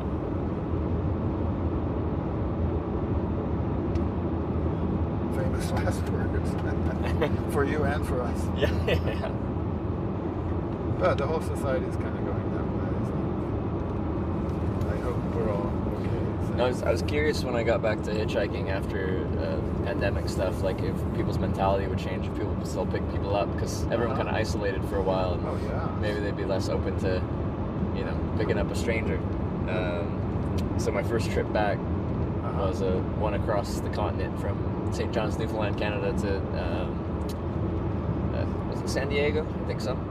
So diagonal across. Diagonal across the whole continent. That's long. Yeah. And I had a deadline for that, like 3 weeks to get across. Wow. And it was just like it was before when I got back. I'm just like, no. Oh. Yeah, So the hitchhiking hasn't changed. So sort of the rate of being picked up. And Average wait time, like the experience, the people I meet, the experiences I have. I thought maybe it was going to be different, but no, it's. Oh, well, I'm happy for you. Yeah, it's just like it was. So, in terms of, say, diversification or hedging your bets. Yep. Is there another platform besides Twitch that you think could work on? That's a really good point, because, if you're on one platform, you got all your eggs in one basket, and if you lose that basket for any number of reasons, then you're out of the job. I have a YouTube channel. I haven't really done as much with it as I should have, but it's broadcast on Twitch and YouTube at the same time. Oh, yeah. It's pretty diverse. YouTube seems real solid. It just keeps going. Yeah, as far as what people are supposed to do, like you diversify on like every social media generally is what the business lesson would usually be. You want to be on Instagram, Twitter, now X or whatever, TikTok, all the different things. I don't particularly like social media, even though my job technically is social media. I just feel like the live broadcast is a certain level of social media, but me posting things on Twitter doesn't interest me. Yeah, they all have kind of a different modus of how to do it, so you'd have to figure out a system where ideally you could keep handling things the same way you already do, but somehow underneath you had some infrastructure that just sort of channeled it to the different ones. If you could figure that out, then you'd be. And that's what a lot of people use their other social media for, is specifically to channel them to their main one. Yeah. Like people will make short videos on YouTube with like their Twitch link there to bring people into Twitch kind of thing. Yeah. Not even just that as you generate it, it's running on those other ones, but that it tells people where to get to you. Yep. Yeah, exactly. So you'll have some entertaining little video thing, and then it's just like, I'm probably live right now on Twitch. Here's my link. Now, Dante had heard of Twitch before. I never did. I mean, I don't follow social media all that much either. No, I have a few accounts, but I don't post anything. Because, for this social media, the hardest part from a business perspective, I guess, would be discoverability, like people finding your channel. Yeah. It's different from like producing YouTube videos because YouTube wants you to watch lots of things. So when you watch a video, if you've been on YouTube a bit, I think you mentioned it. So you see like a whole bar of recommended videos on the side and underneath and everywhere. Yes. But you subscribe to people and then you'll get notifications for whenever they publish. Twitch is a little different. Like once you turn on once you're on a stream, Twitch doesn't really promote you to like be hopping around. Like Twitch is very long form, and you find a broadcast you like, and then you watch it for a long time. So when you look on the screen, you don't look around and see a bunch of recommended. You can see your followed channels, like people that you like, that you watch, that you followed. You can see if they're online on your little side panel. But once you're watching a live stream, it doesn't do the YouTube thing where it shows recommended videos or other live streams in this case. But you click on next. know of your follow channel, so if you wish to switch to another one, you can switch to it within Twitch, or not. Can switch to which? Sorry. Well, if you can see the ones that you're following on Twitch. Yeah. Even though you're watching one at a time. Yeah. So you can't have more than one of them running on your whatever your system is. You can have multiple tabs with different live streams running if you want. Okay. And you just flip from one to the other. Yeah. That's possible. Yeah.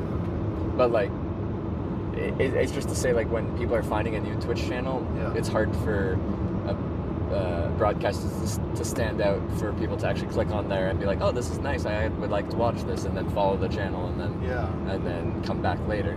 I see.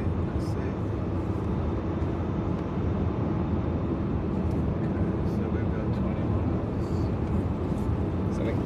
miles. 20-something miles or something. Yeah, this is going to be a poignant leave-taking. We've interacted so much. I mean, well, I'm a little person-oriented, a little emotionally sensitive type of thing. I'm not going to cry by any means. But I mean, I feel like we've really been, and that's really our thing. I like to talk, you like to talk. Yes, very much so. I've had some sad moments when getting out of the car with someone that you've bonded with over. Sometimes it's just, a short ride. Sometimes I've ridden with people for 3 days. Oh yeah, that would make a difference. No, I'm happy. I'm not happy we're going to split up, but I'm happy we met. So it's going to be happy. It's going to be a celebration of you. Absolutely. Yeah.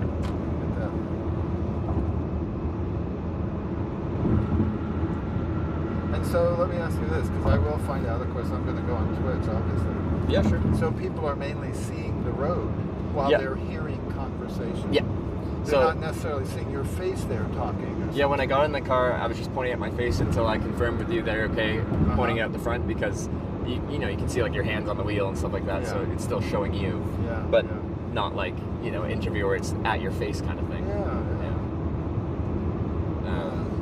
Because I try to be specific, like when I'm talking about the camera, because people have varying different levels of comfort with being on camera or around camera, or even have their voice on camera. And I just want to make sure everyone's on board and comfortable with whatever level we decide upon. At the motel today, there was a guy with his children in the breakfasty room, and so we got to talking. And I'm saying this as an analogy, that he had 2 children, beautiful kids, and interactive with us and stuff, and he told me something about his life. I told him tiny about, and I said, I'm happy for you, man. It's something I say all the time, if I'm happy for someone, or I'm proud of you, which is a little more in American parlance.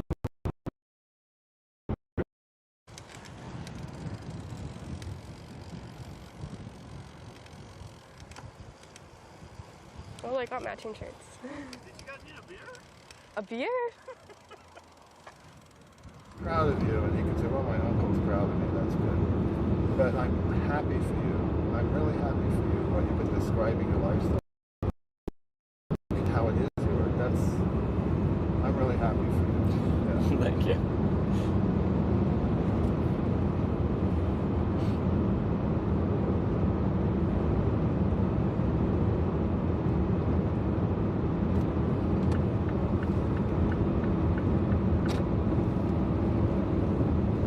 I lived in Kansas when I was in high school.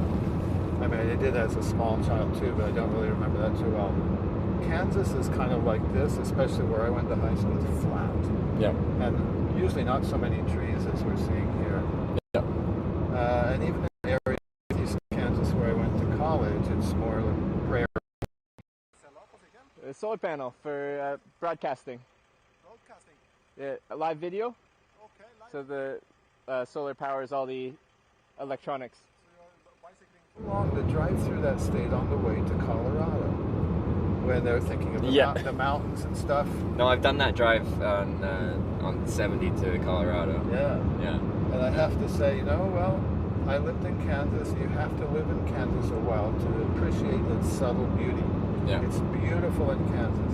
However, if you just drove through it one time and you were meaning to get to the mountains, I could see where it was like not that beautiful as far as you're concerned. And so now I'm seeing terrain that, except for so many trees, is a lot like central Kansas where I went to high school. Yeah.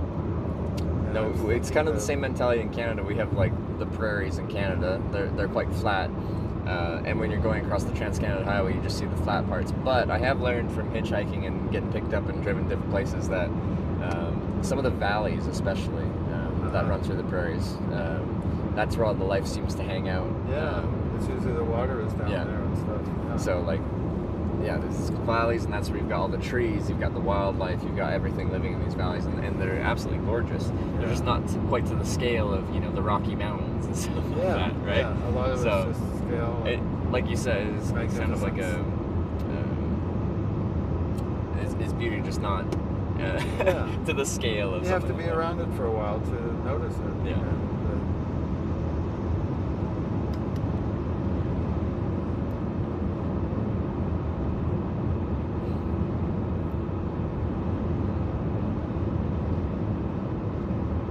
Do you like being in the mountains? Or I haven't been in the mountains a lot. In Pennsylvania, we're in an area called Blue Mountains, but really they've been worn down so much that they're more accurately called ridges. So my house there is on top of one of the ridges, but when you're there, you wouldn't know until you go off into the valley a mile or so away. I like mountains. I've been in the mountains, but not as much as I would like. Friends of mine hike in the mountains, especially European friends. Who've been in the United States, they find places to go hiking with their kids in mountainous areas because that's what they did in the Alps or something. There's like, I haven't really experienced it, but I've heard like from both directions. Like if someone grows up in the prairies and it's completely flat, like in central Kansas, and then they go into a mountain valley, they can feel like claustrophobic because it looks like the land's kind of closing in on them. Might be. But in reverse, if you grow up in the mountains, and you always have something flanking your view, and then you go to the prairies, and there's nothing on the horizon. It kind of feels like strangely empty and kind of like the psychological part of it is just it confuses your brain. I think because I grew up as a kid mostly on the East Coast, living in Norfolk, Virginia, and New York City, and then to Kansas, that I wasn't just always in Kansas and then left. But being away from Kansas, I did notice differences. I'm not sure I had that sort of visceral body aspect to it. Yeah. But certainly in Kansas, we used to be able to watch the weather come in because it was you could see the horizon was way out. You could see a distant horizon all around you in central Kansas. And then once you're in northeastern Kansas, not like that. Then when you're in New York City, and before that I lived in Kansas City, then you've got everything. Well, the city is all around you. You don't have a horizon anymore unless you're on top of the city, on top of a building or something. So I don't have quite. I know what you're talking about, but I'm not sure I ever really experienced it in that deep way. Even though I was totally aware of it. I think I felt that a little bit because I'm from Vancouver Island. I'm used to I have the ocean on one side, and then there's an island mountain range on the other. Yeah. So you look in any direction, and there's like some kind of definable landscape. Yeah. And then the first time I went out to the prairies, it's just, and you look out, and you can see for seemingly days. It's just like there's no like distinguishing. Like you can look in at all 360 degrees around you, and it just goes on. Yeah.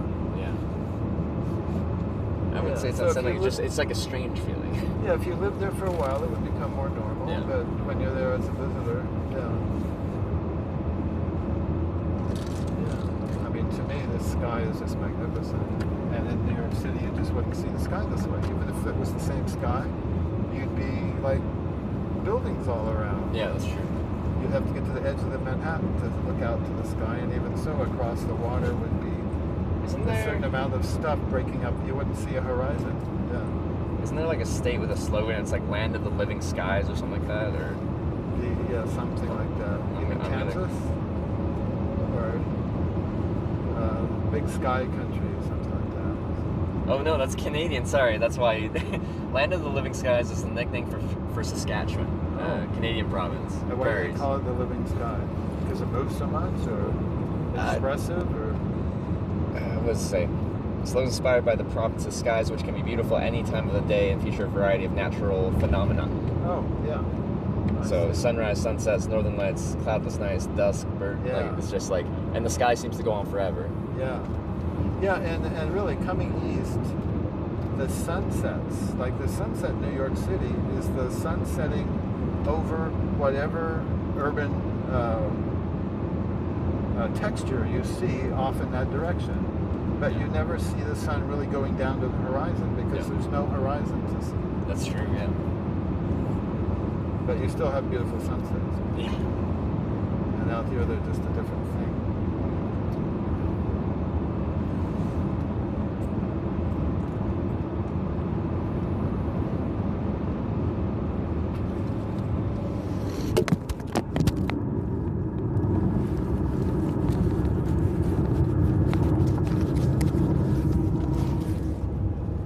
See where that way? You got it. Thanks, man.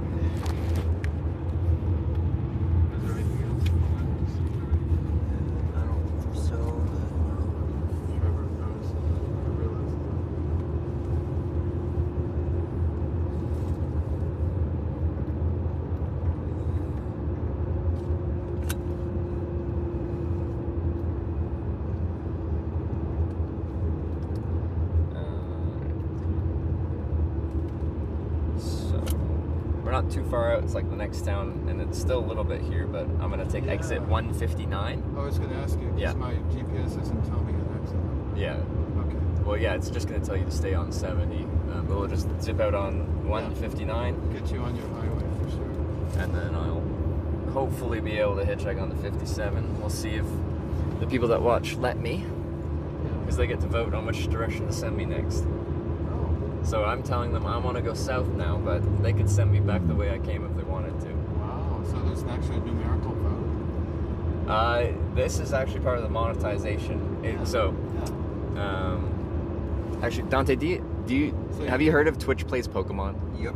Yeah, so this is called Twitch Plays Hitchhiking. Yeah, and I kind of... So you subscribe for a certain degree of power? Yeah, so what this is modeled after is essentially there's a video game called Pokemon, and they did a Twitch channel where the chat's inputs would move your character. Control the player, so everyone in the chat would be saying like, oh, go up.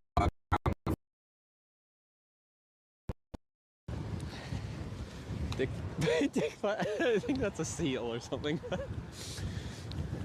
When you said that, and at first glance, I almost thought you were right. The game Through just chat inputs. Yeah. But part of what made that the very popular phenomenon that was it was like essentially anarchy, in that some people were trying to put inputs to progress the character, and other people were trying to put inputs to send them back. Like they would try to coordinate inputs to get you to release your Pokemon. So like you'd have a strong Pokemon that was good for the game, like so you could beat gyms and stuff like that. But they'd release them back into the wild, and then you wouldn't have your favorite Pokemon anymore. And it was all sort of semi-democratic or quantified by what people, viewers did. So there was two steps. There was like anarchy, where the computer program would just grab the first input it sees and immediately do it. But if everyone's kind of coordinating and they're doing like, you can try to time it so you have a ton of inputs at the right time, and they can try to do it. If a lot of people want to do the same thing, it can kind of force it to happen. But when they got really stuck, they formed a democracy where people could vote on individual inputs.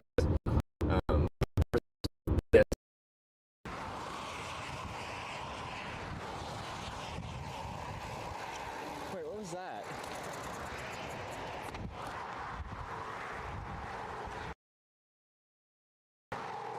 However many people are watching, what direction to go. Most people are actually nice and they want to send you in the correct direction, but that wouldn't really be anarchy, where anything can happen at any time. I kind of know what's going to happen, and everyone kind of knows what's going to happen. And the monetization Yeah. is split between you and the platform? Or It depends on the monetization type.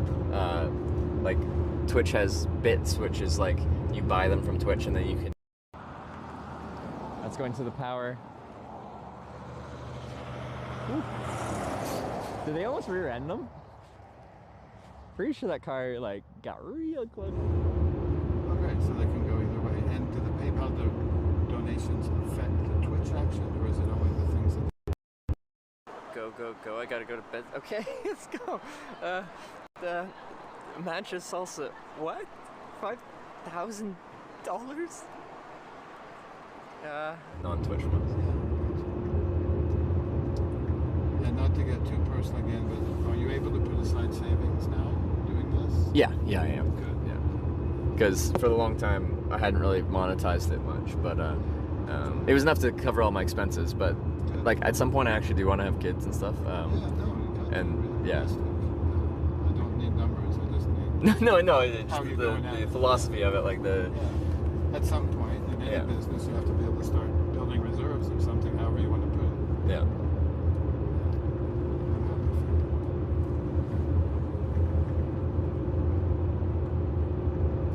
Did you actually see that, Dante? Like, you know of it, or did you actually watch it? See what? The Twitch Plays Pokemon back in the day. I saw red and gold. Okay, because yeah, they've done many seasons. Or was it silver again? Whatever, whichever version of the game it was.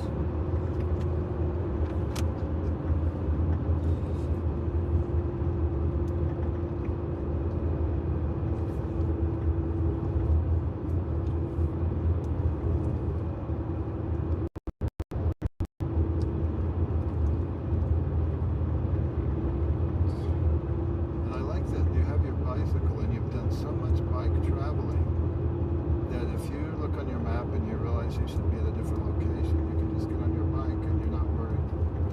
Yes. Getting there, you know you'll get there. It's an You've gone extra. so many miles. It's an extra step of freedom because I told you about the little police interaction thing, and they pretty much told me that they didn't want me at that ramp, but they drove me to the next ramp, which had no traffic. So I'm like, I can't get a ride if there's no cars. So yeah, I rode my bike 10 miles to get to a ramp where there was cars.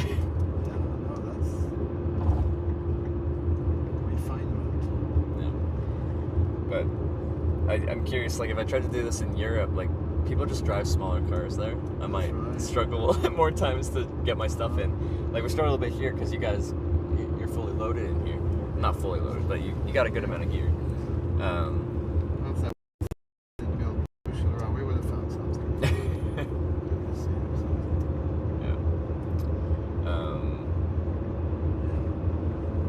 But yeah, no, it just feels like an extra step of freedom where.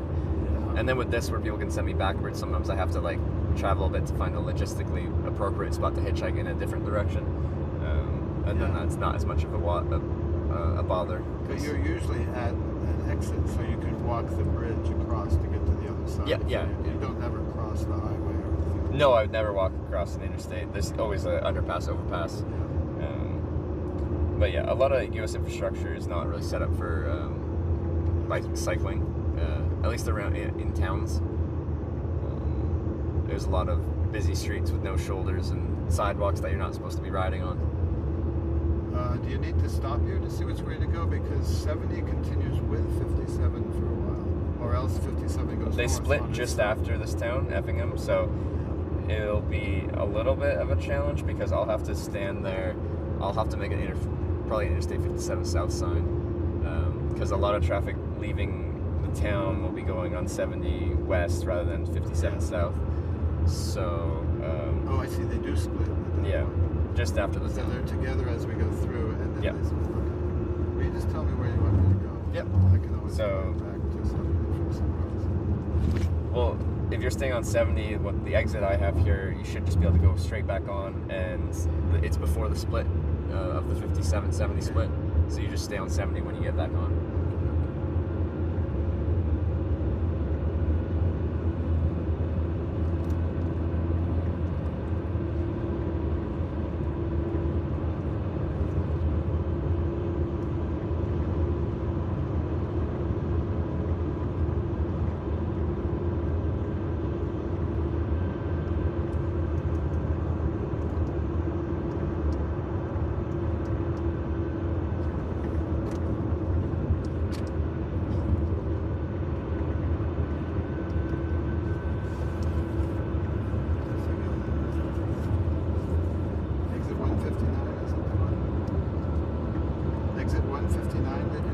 159, yeah.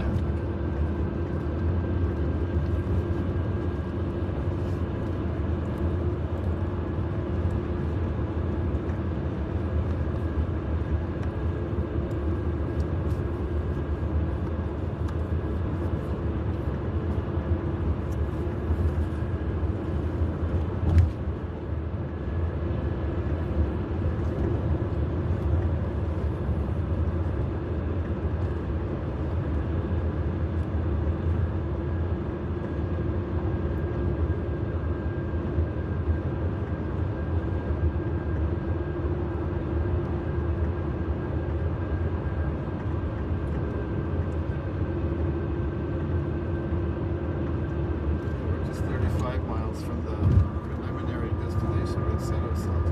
We'll go another, probably a couple hundred miles before we stop. Oh, like where you plan to stop for the day, you mean? Well, we were just approximating like how far we would get before stopping. The farther, the less our travel is tomorrow. Tomorrow we're going to arrive to where Dante's going. I see, And I'll turn around and go back to my mother-in-law's house. Yeah. So the shorter tomorrow is just getting across Missouri is 4 hours. Yep.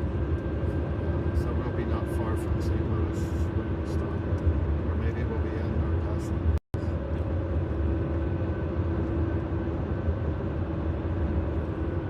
It's not this exit, but it's the exit right after this one.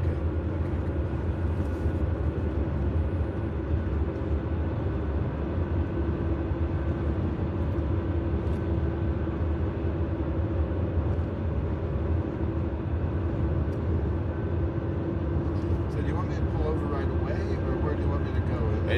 It depends if you're stopping for gas or a break or something like that. Well, yeah. If you're trying to just get back on the highway, you can stop on the off ramp and I can continue on. If you're stopping somewhere, just go to where there's a pilot or something like that. That's the next one, but this one's 60. like this one kind of works too. Just the on ramp is better on the 159. Yeah, well, looks like there'll be gas, I'm sure, at the next exit. I will come back. I have an exit to take.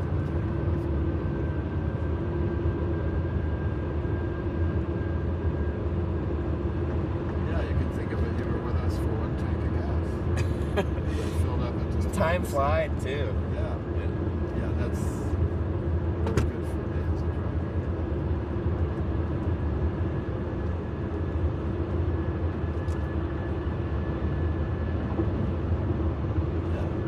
Yeah. Full circle.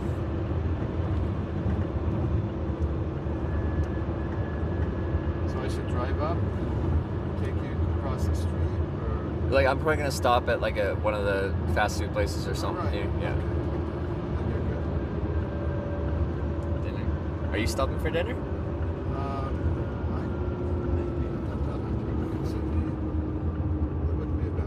I get a little sleepy sometimes when I eat. Oh yeah. But I'm sure actually are you hungry, Dante, to eat a meal? Or a basic something? Maybe. So where would you like to go, Trevor? Because I was just gonna go to like all the gas station probably area over there with the IHOP and the truck stuff. Okay, but so to the right. Is that what you meant over here? yeah, anywhere over here is fine. Okay. That's where we're going. 374. Oh, over there. Good. That's where the good gas price is too.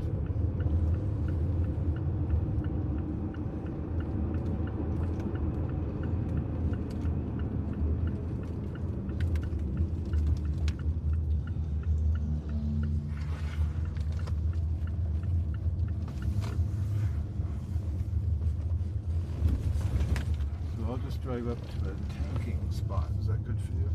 Yeah, that's fine. No worries at all. Get our selfie here.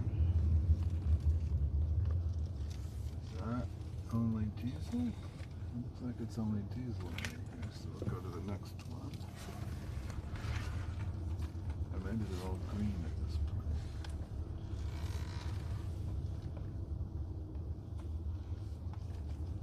I guess all the gas pumps are green. Some places that means diesel. Green or yellow, right? Yes. So you want to hang with us, or shall we take our selfie now and split up? It's totally up to you. Well, you can definitely get our selfie, but what are you doing after this? Do you want to stop and eat something? Sure. Okay. If you'd like to, we could sit down, dinner-ish, and sure, or whatever. That sounds good to me. Well, let's go ahead and shoot some selfies.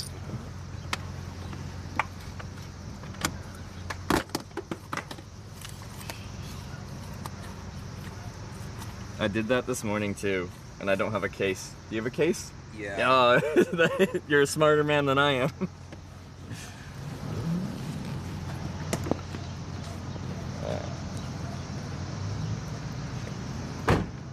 And so if we're eating together, do you want to leave your stuff in the car until we're done, or it's just totally your convenience? I told you the thing where I always bring my stuff with me because I had that experience in Portland.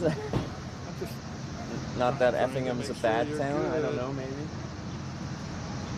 Well, I mean, if we're going, I don't want to push anything here, but if we're going to eat together, then it would still be safe in the car. But we can also take it out because I want you to be totally comfortable. But let's get that selfie in a second.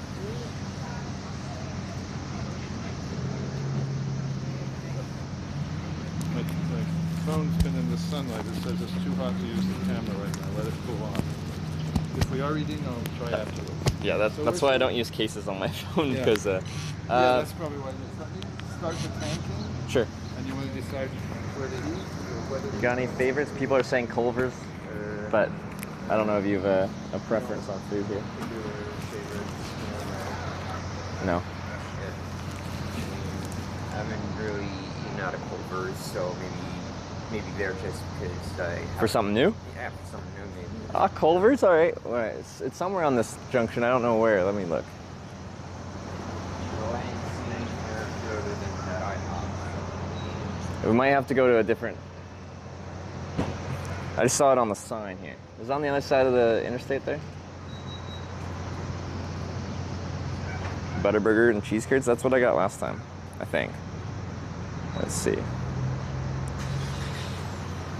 Where's Culver's? Is there a Culver's? Oh, there is. Yeah, other side of the interstate.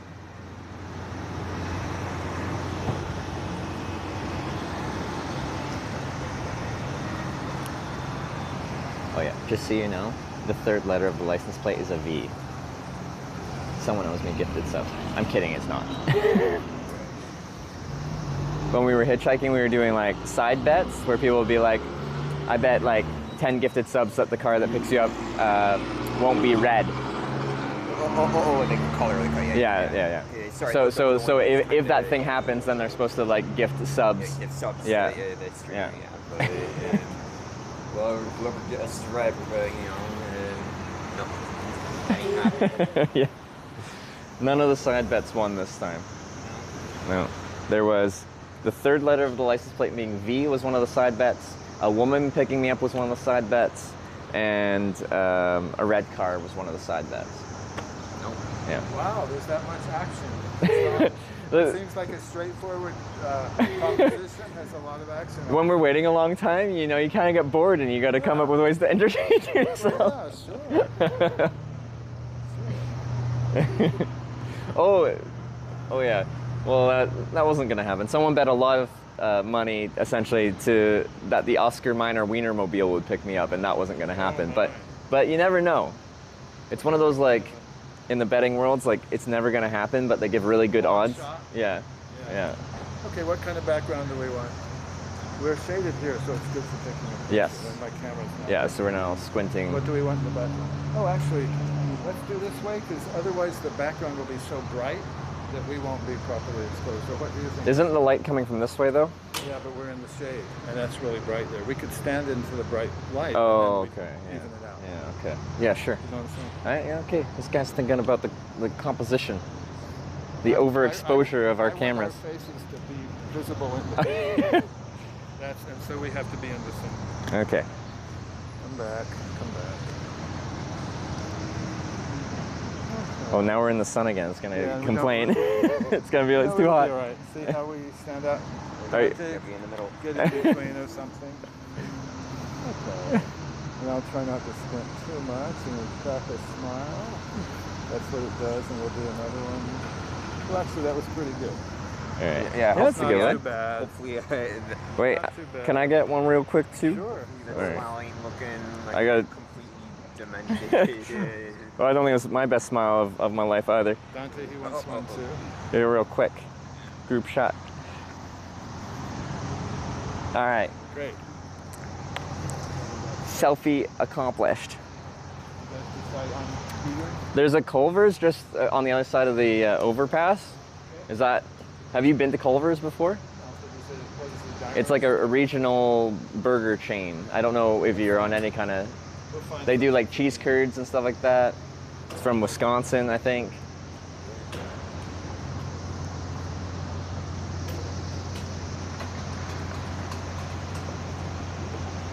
Butter burgers. Culver's it is.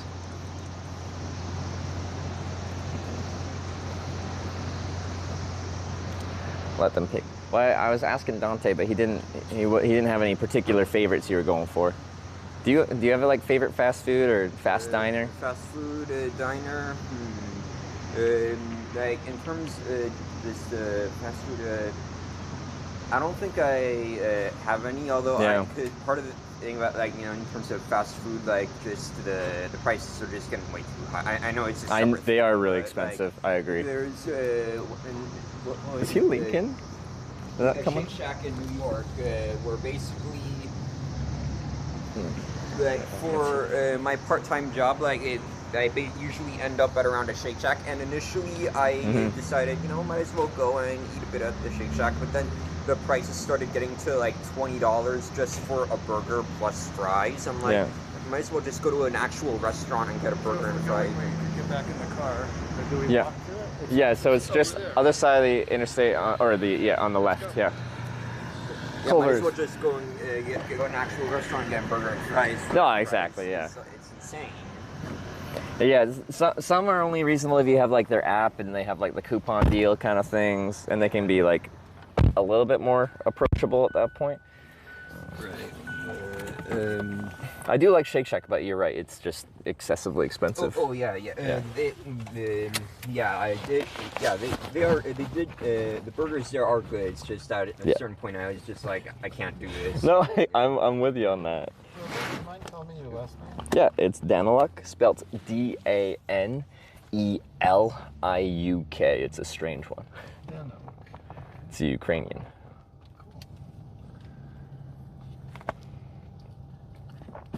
But if you want to add me on Facebook or anything, that's my name. That'll work. I'm the only one on there with that name. That makes sense.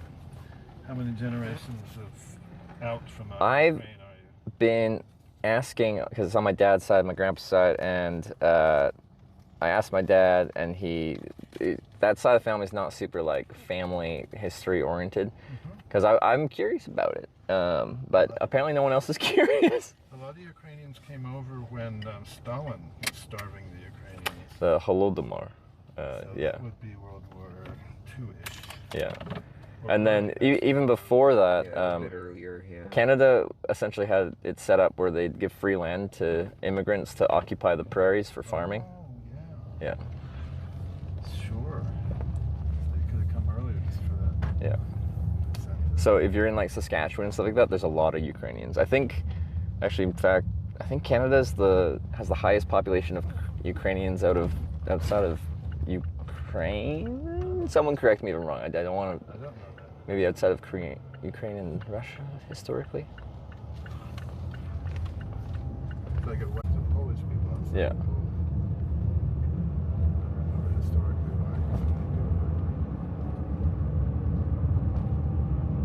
I'm waiting for someone to correct me, because if you make an incorrect statement on the internet, Instantly. No, it's only one person will Some correct of your you. people will Only come one up. person will correct you. Like it's not there will not be like at least 10 or 20 comments correcting you. There will only be one person correcting you on the matter. but there's a saying where the fastest way to get a correct answer on the internet is to give an incorrect answer, because people, if they know the answer and they see someone giving the incorrect answer, they really like to be like, you're wrong and here's why. Let me explain this thoroughly. Pull out the nerd emoji. Actually. I pulled that out on someone today. What was it? Oh, I said something about like here in America, and they're like Canada's also America, Mexico's also America. I'm like, yeah, in common vernacular though, when you say in America, when you're in America, in the United States of America, we mean right here. Don't have these.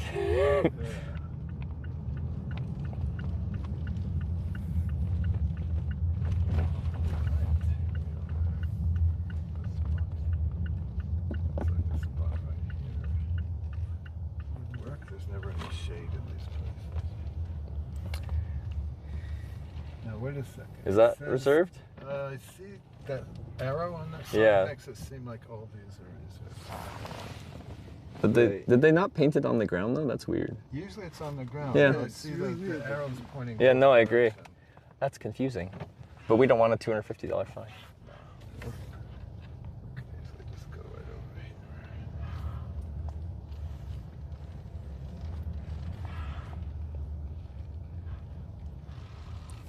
Though, talking about like the Switch case, or yeah, like I didn't even buy it for like because like oops, accidentally dropped the thing or something stuff like that. Like it just is a nice consequence of me buying the case. There you go. Where like it makes the falls a bit safer. Oh, for sure. Like I would usually have a case on my stuff, but when I'm using my phones, they're doing a lot of things at the same time and they overheat.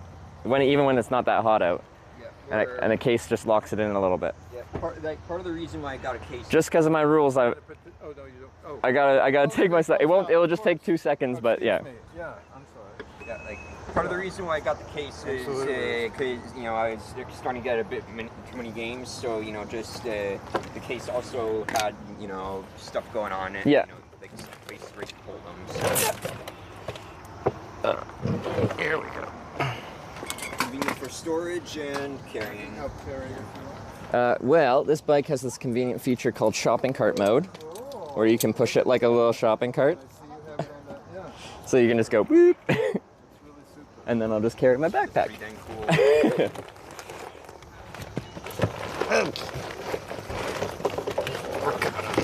Something. So you might be hooked on something. Nope. There we go. Just took a little bit of convincing. Good. Got everything. Right? Oh, I certainly hope so. I've definitely left some people's cars before. All right, there we go. Shopping cart mode engaged.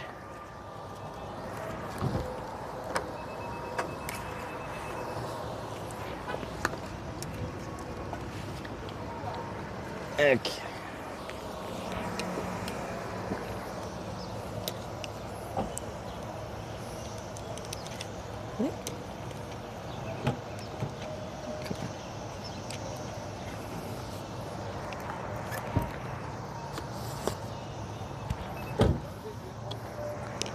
I gave you the metal. You gave me one. Yeah. I have them both here. Make sure this is.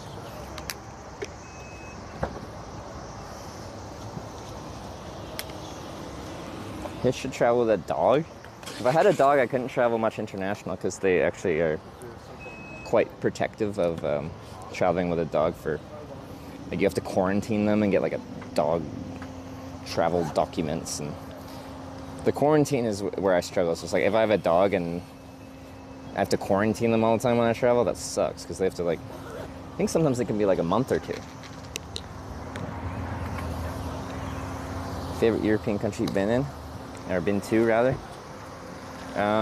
It's a good question. It's a tough question. I've been to most of them.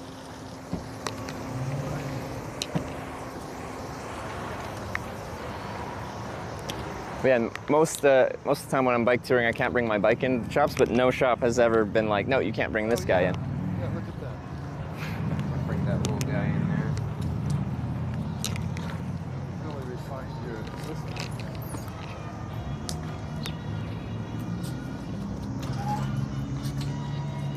Thank you very much. Yeah, sure.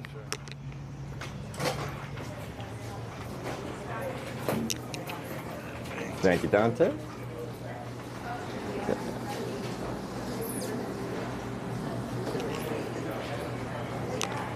Just as a thank you for giving me a ride and being so kind to me, can I get you guys all dinner here? Sure, you can Yeah? afford it? Yeah, no, it's all fine. Okay, Yeah? thanks. That's so nice. Yeah, no worries, man. So first time in Culver's? For me it is. I knew about its existence, Yeah. which is different than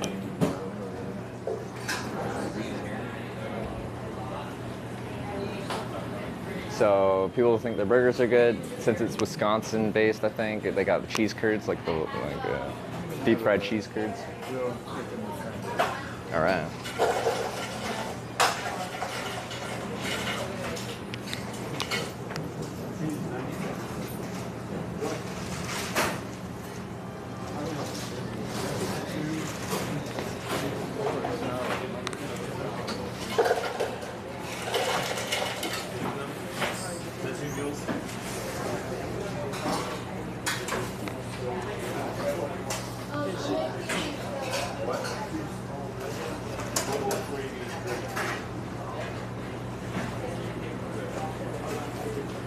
Butter burger.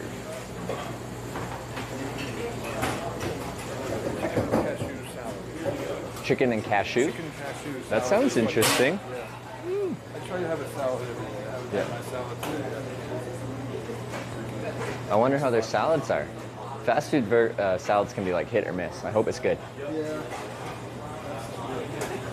But I didn't see that you could include a salad with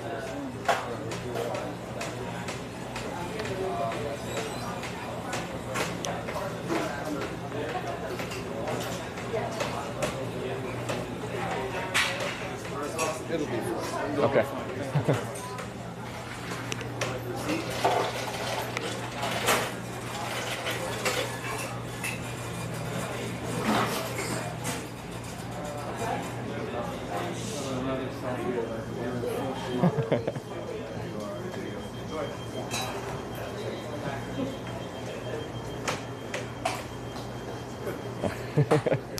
In my full kit?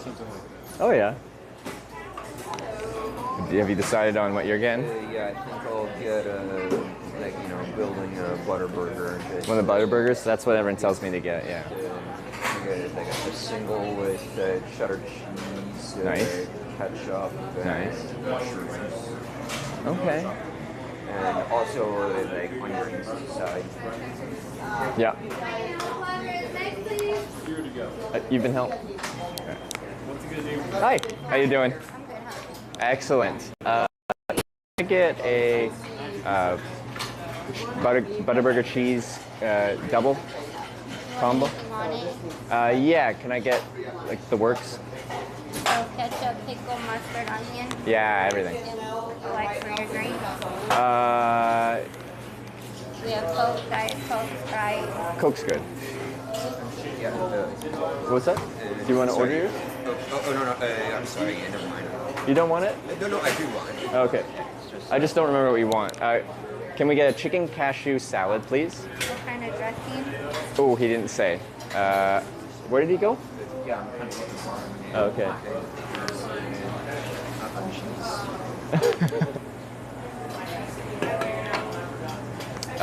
Can we buy it and then just come back for the dressing? I don't know where he is. Yeah, okay. And then what do you want? I wanted a single butter burger with cheddar cheese, ketchup, and mushrooms. With Ketchup and mushrooms, did you say? yeah, with a side of onion rings. Do you want a drink? You got water or We do. We either have a bottle or a cup. bottle? Actually, yeah, bottled water. Yeah. Could I get some cheese curds too? Any ranch or marinara? Marinara, please. Okay. That's everything. We're here. Yes, please. Good name for you? Trevor?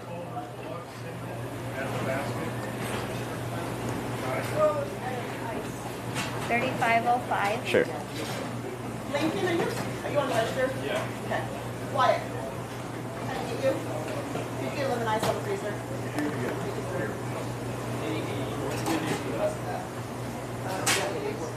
So if you want, you can get a little ice for your water because it's not very cold right Okay. now. All right. We just got ice. a bunch of water. We had a water main break today. Oh, okay. Yeah, Panic mode. Our busiest days of the year. Ouch. Yeah. All right, so this So and that's why you're getting canned soda. that's all good. All right, do you want to grab those? Yeah, sure. Okay. Thank you very Have a much. great day, guys. You too. Oh, there you are, John. Oh, we have to pick your salad dressing, but we can do it when we pick up. Okay. Because they had a few different kinds. Can we go? Oh, we can go here. Does this table not in the sun work? Eh. Oops, sorry. Sorry.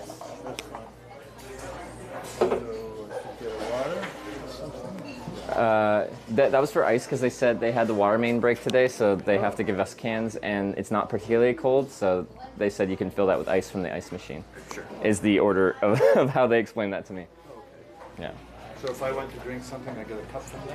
Oh, sorry. Yeah, we didn't even order your drink. I can order your I drink. have water. Oh, you do? Okay.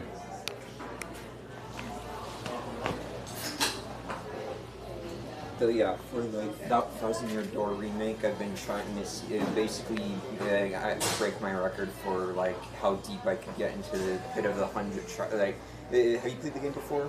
Which game? Sorry. Thousand Year Door.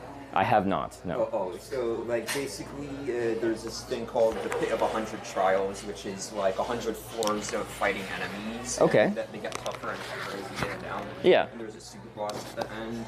Yeah. And like an incentive is that halfway through, like you could go and increase your item size, like the number of items you could carry in your inventory. Okay. And so the earlier you go down, the better, because that means for most of the game you have increased inventory. Yeah. And so I don't want to go and say like, oh, I'm the best, because there were people who did it like at the very beginning of the game, like chapter 1, but I was like able to do it like chapter like before 3 out of 8, so okay, that's, and not too shabby. Yeah. In terms of getting get to the halfway point. I see. So the earlier you do it, the less upgrades and stuff you have, or the earlier you do it, the more items you could have and you could carry with you. So like more healing items, more like offensive based stuff. Yeah. Okay. So do you treat it like a challenge to see like how early you can do it, or? Yeah. Yeah. And also the thing is that you also get experience, because after killing each enemy you get experience.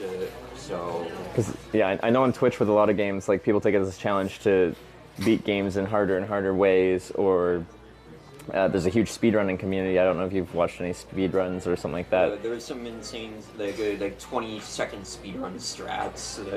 Not of this game, but like in general. I watched a whole YouTube documentary about like people doing speedruns of Super Mario 64 blindfolded. Like the Mario 64 speedrun community, that's absolutely just on another level. They're insane, yeah. But yeah, like there's competition with people trying to beat the game blindfolded, but it's a 3-dimensional game, so it's not just like a platformer where you can like time your inputs exactly. Like you actually have to like. Sorry, so you go like pour it in here and then go to the ice machine or something?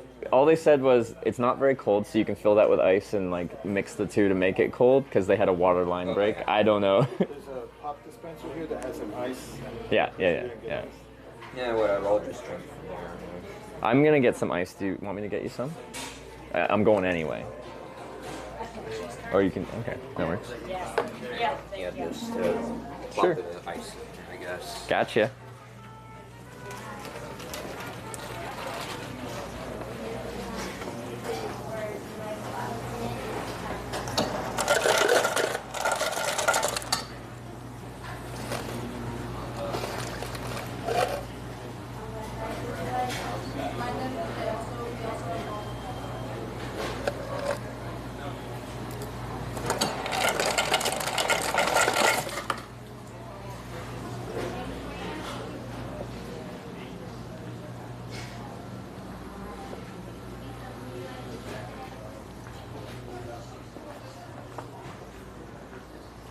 I don't know.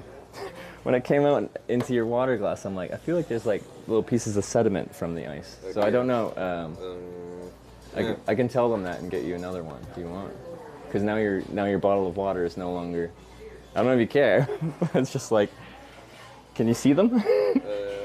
Yeah, I kind of see it. Yeah, and I just wanted to warn you. I saw that when that came in. And I'm seeing it. Yeah, let me go talk to them. Yeah, oh man. Yeah, I'm seeing it. Yeah.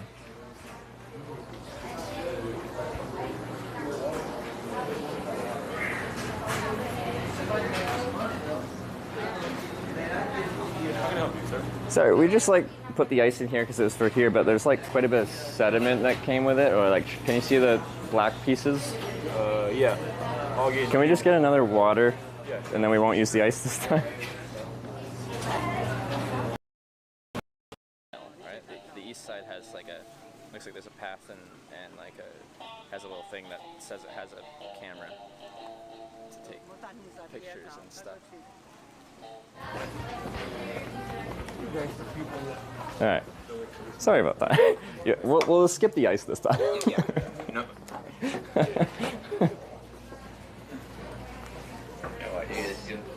Oh, hey man. Right. Thank you very much. You're wait. Oh, where's the salad? Is this supposed to be a salad? Yeah. Thank you. Okay. Do you have oil and vinegar dressing? Vinegar? Oil and vinegar? I think we do. Vinaigrette. That's fine. Is this the one with ketchup and like? I have a double. Do you have a single? This looks like a single. I have a double, so this is a double. So this will be mine. They have tubs and pumps for ketchup right around the corner. Yeah. Okay. Oh, that's that. What do we got going on right there? These are cheese curds, fried cheese curds. If you want to try them, give her. Yeah. There's marinara sauce to dip in if you want.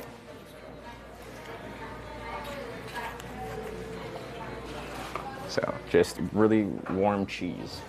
Yep. All right. Okay. Do you need to get out from for ketchup? No, I'm good. I have a raspberry one and then a normal one. Which one did you want? This one. Thank you very much. What's a curd? It's like fresh cheese, I think. Like really young cheese. Have to do it with a fork. Tasted like a mozzarella, like just like a really like the thumb-sized mozzarella stick. Yeah. Yeah, this looks good. Thank you very much. No worries. I know it's just fast food. It's not fine dining, but. No. Yeah, usually I think of myself as I don't do fast food restaurants. Yeah. So I wasn't aware that this kind of fast food was available. This is perfectly cool. People always want me to go to Culver's. Well, like, it's kind of a regional fast food, but it's expanded quite a bit. It is quite regional, I think, to Wisconsin and the limited kind of areas around here. And now, can you guys say it's out, like, down in Florida even or something? I don't know. Yeah, I don't know. I know there are some places that are, like they're regional, but it's like the same place under a different name or something like that. Like Yeah. you know, Hardee's is Carl Jr. But Oh, yeah. they're a different brand. I do like trying the regional fast food. So you've got, like, In-N-Out. It's kind of like Western California. It's spreading out Oh yeah, as well. Five Guys is like the equivalent or something like that. Mm-hmm. We've got Whataburger is kind of southern U.S., but I think that's also expanding too. Oh, yeah, ketchup. Yeah. Wait, did you want ketchup? Yeah, and so I was just saying, like, no need for me to go Hey guys, I don't eat cashews, so here's a whole bunch of cashews. Why'd you get the cashew salad if you don't eat That's the only cashews? salad they really had. Oh, okay. You gotta get chicken and I'll pick out the cashews. Okay, all right. I mean, the other salads didn't sound like they were as good as salads. Yeah, understandable.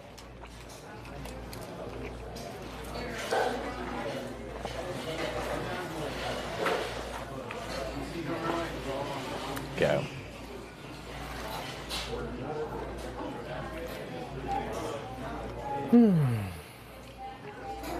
All right, what time are we at? Was it 5 something? So we left at 5, okay? I got 3.5 hours. One more ride.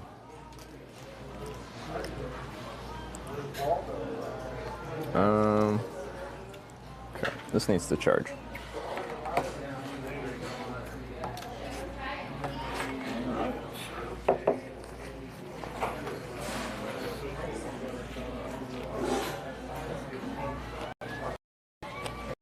Tour's been in Florida for a while, so it's not really a Midwest chain anymore.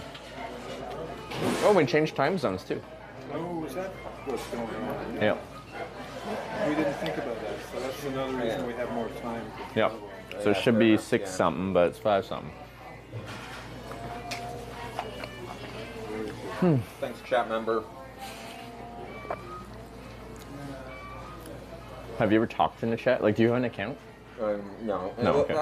I think I might have for something. I can't remember what it was. Like there might have been a giveaway or something where it's like participate in the chat and you might have a chance to get something. But Yeah, they have like drops and stuff like that if you for certain games if you're watching a but streamer. I don't think I ever won anything. Okay.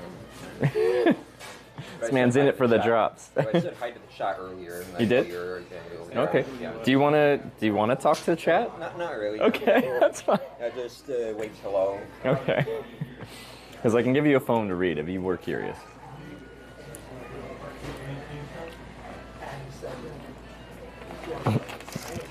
So you're always in touch with your watchers or followers or whatever. Yeah, so like I thought when I started doing this in 2018, like the eating part like would be like everyone just be like, get back to the traveling, like we don't want to see you like eat at fast food or eat anywhere, because who wants to watch some dude eat? But like it's a lot of people's favorite time, and I've kind of grown to really like it, both because it's like it's a time when I'm doing the least, so I can be most interactive with people watching, kind of like as just a direct back and forth conversation, and then beyond that, the job has allowed me to earn a bit of income, so I can kind of eat what I want. Yeah. When I traveled before this, I only ate what was the cheapest and what would just keep me going. But that made, food was a utility. Now food is part of my traveling, where like I actually get to try different types of food, and in different countries if there's something like culturally significant, like in Japan Kobe beef is famous and stuff like that. I would never have done that before, but people are like, we want you to try Kobe beef, so try Kobe beef. Did they want you to try the poison pufferfish? That's regional, but I haven't tried that yet. But yes, of course they would want me to. Anything. If you were in that area.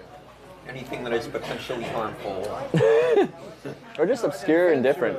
Like I was in Korea, and in southwestern Korea, they have they eat silkworm larvae, so essentially worms.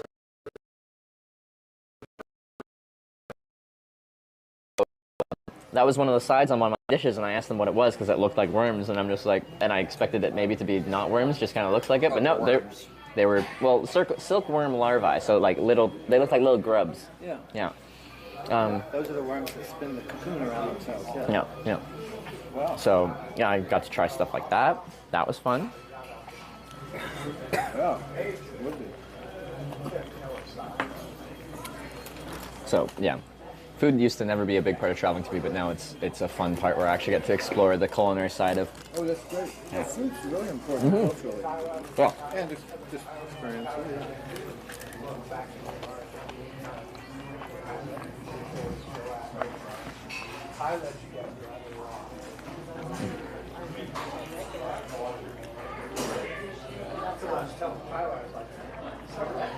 So what do you know about the demographics of your followership? It's a good question. Like, so Twitch only gives us country of origin.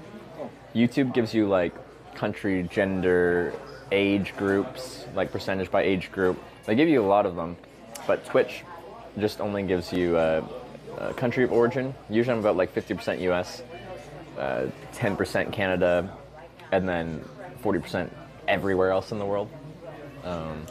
So, actually.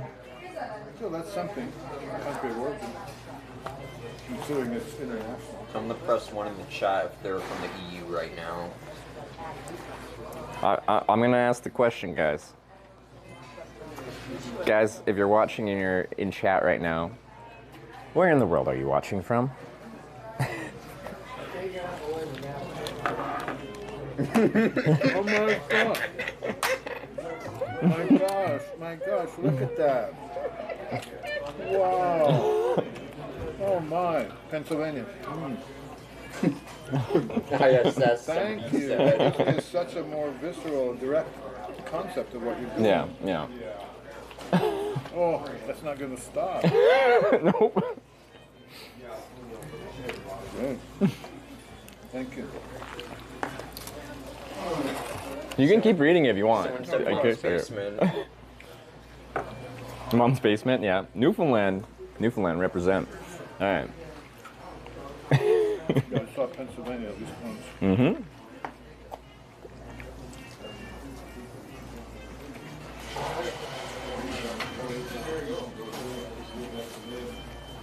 The new surrogate mom. My wife is screening your rides.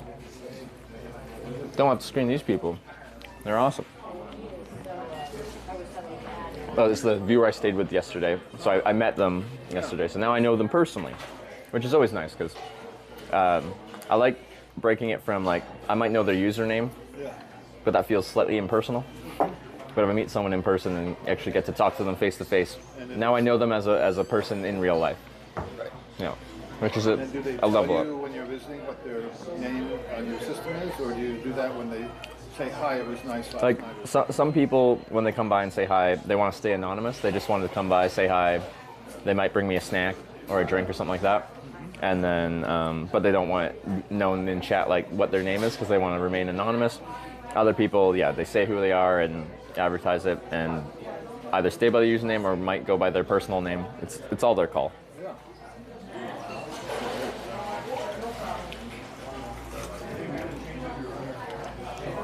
So you're kind of providing the basic content and guiding the experience, but you don't really dictate much of anything except to the extent that you're doing what you're doing. Yeah, I'm doing what I'm doing. When I can be interactive, I'm interactive and answer people's questions. People have lots of questions about hitchhiking, hitchhikers, my experience. So we just have some banter back and forth, especially when I'm hitchhiking or eating. When I'm in a car, the priority is the in real life, the actual face-to-face conversation. So I don't interact with chat really when I'm in a car. But yeah. And now they can tell me where to go, which is the most interactive we've been. Is that a recent wrinkle? A recent addition to your system? Yeah, this is the first trip. This is day 9 of this trip, so it's been in place for 9 days. Out of 6 years, so very new. I'm sorry, like all the places in the United States with a sign in green and white called what again? Corning. Corning. Yeah. So went to Corning, New York, which was quite nice. They make a lot of glass there. Corning, like, yeah. The museum was really cool. And then Corning, Ohio, very small town, but I had a blast there. It's like a town of 400 people. I thought it was just a gas station, and that was it. But they have have you heard of like an Eagles Club? A what? Eagles Club. Oh yeah. Yeah. All over the country. Yeah, so it's like a members only kind of club thing. And I was going around town just looking for anything, just seeing what they had going on. And there's some people on a patio, and I asked if there was any place to eat or drink in town. They're like, oh, right here at the Eagles Club. It's a members only club, but we can bring you in as a guest. So I went in there, and it was like busiest Saturday of the night because they were doing like a $5,000 draw thing, if you're a member of the Eagles there. And it was, yeah, but it's just a Saturday on a long weekend with a big raffle. So like the whole town showed up, and it was a ton of fun. Great. It was a ton of fun.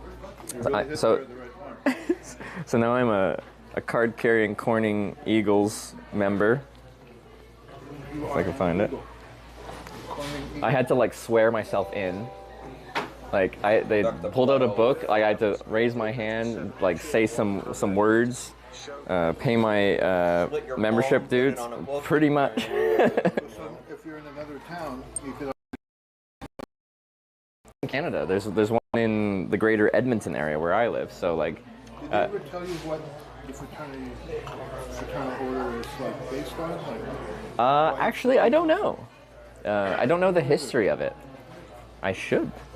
Because now it's my plan, like when I end the day and if I'm in a small town, I don't know what to do. I'm going to see if there's an Eagles Club there. Absolutely. Because I think in general, like the people that are there, they're going to be local to that area and they're going to be quite welcoming to someone. Because like, you have to get interviewed and they have to vote to let you in. Like you have to be a trusted person. I managed to expedite the whole getting trusted part by being obscure, just doing interesting things to them, I guess. They like the idea of going to every Corning. Yeah, between the broadcast and they're one of the towns called Corning, I think they wanted to like represent Corning well as well, you You're the know? only Eagles club that has you as a member. Clements to 4 cheered. No matter where I go for the Eagles Club, my card says Corning, Ohio.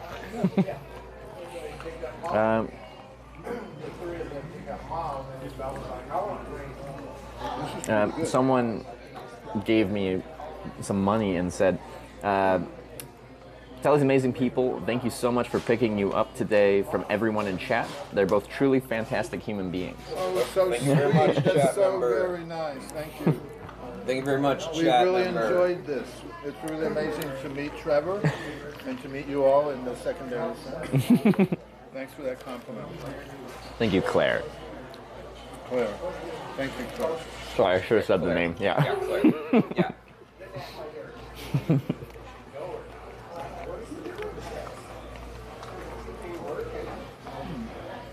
What do you think of the cheese curds? They're good. They taste like, thumb-sized mozzarella sticks. Oh yeah. I think cheese curds like it's just a slightly more raw form of mozzarella. Like mozzarella is slightly more like aged or processed, but it's still young cheese. Curds are like skimmed right off of the. I forget what the cheese making process is. Like, it's like right at the beginning of the cheese making process. It's ready to go. It's a little closer to a cottage cheese curd. Yeah. We call this also sometimes farmer's cheese. In terms of taste, though. No, it's mozzarella. Yeah. Now some cheese curds will like squeak when you bite into them. Thanks. Oh. Hold up. Someone answered our questions. Hannibal Chopsticks cheered 100 bits. The Fraternal Order of Eagles is an international non-profit organization uniting fraternally in the spirit of liberty, truth, justice, and equality to make human life more desirable by lessening its ills and promoting peace, prosperity, gladness, and hope. They also founded Mother's Day. Founded Mother's Day? That's great. Learn something new every day. Oh, sorry.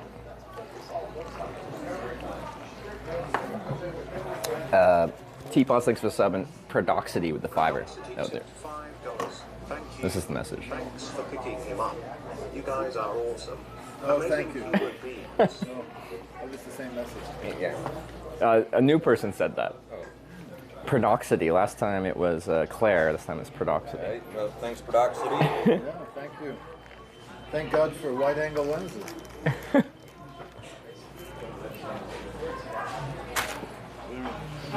Oh. So, do you know how much further you're going to try and drive today? Just look on the phone. See what's out there.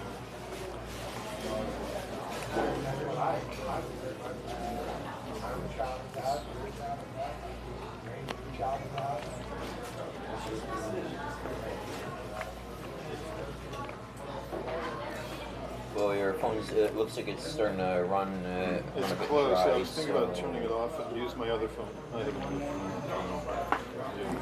phone.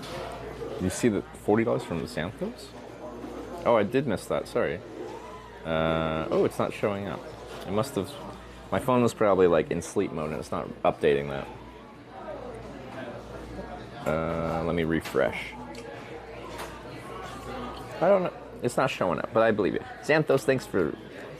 A viewer actually paid for dinner. I didn't know that, but. Oh, thank you. Thanks. Thank you. Thanks, Thank viewer. you. It was delicious. I ate the whole thing.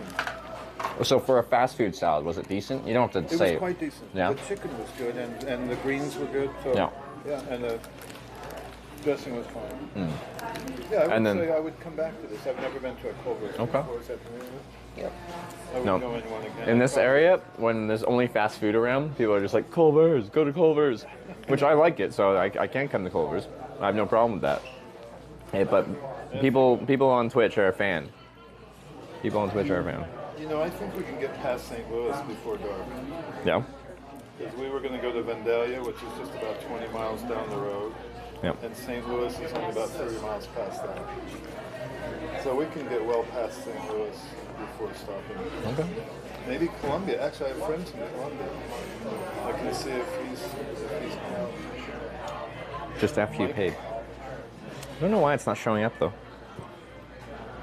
Yeah, let's try to go to Mike. I refreshed. Let me just restart the entire app. They have great custard. I know you guys are telling me they got good custard. Every time I come here. It's like ice cream though. I don't always want ice cream.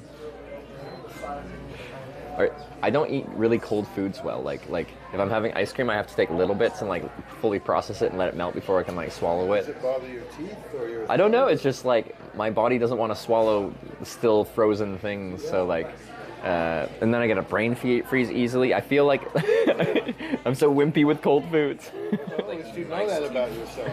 Well, no. There's no events to display. No, I've broken it. Which is 3 hours away. And I do have a good friend there that my brother will. Sometimes I go in the. if I contact There's a problem fetching activities from Stream Elements. Do I have to relog into my Stream Elements? Then we won't stay at their house, but it'd be nice just to say hi. Stream Elements, reset, connect to Stream Elements. So let me see if I can find his phone number. Yeah, I think we're going to go on to Columbia, Missouri, which is about 3 hours away, and I do have a very close friend. Nice. Yeah.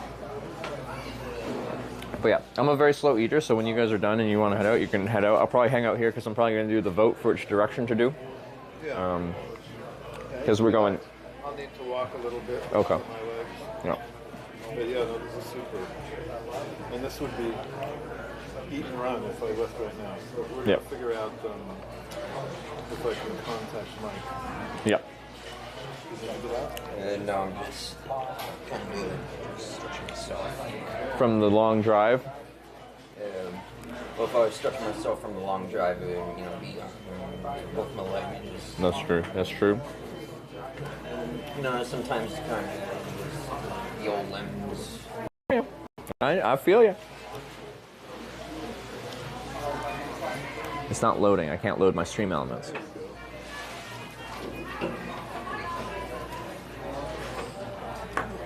Call Mike and see if they're home.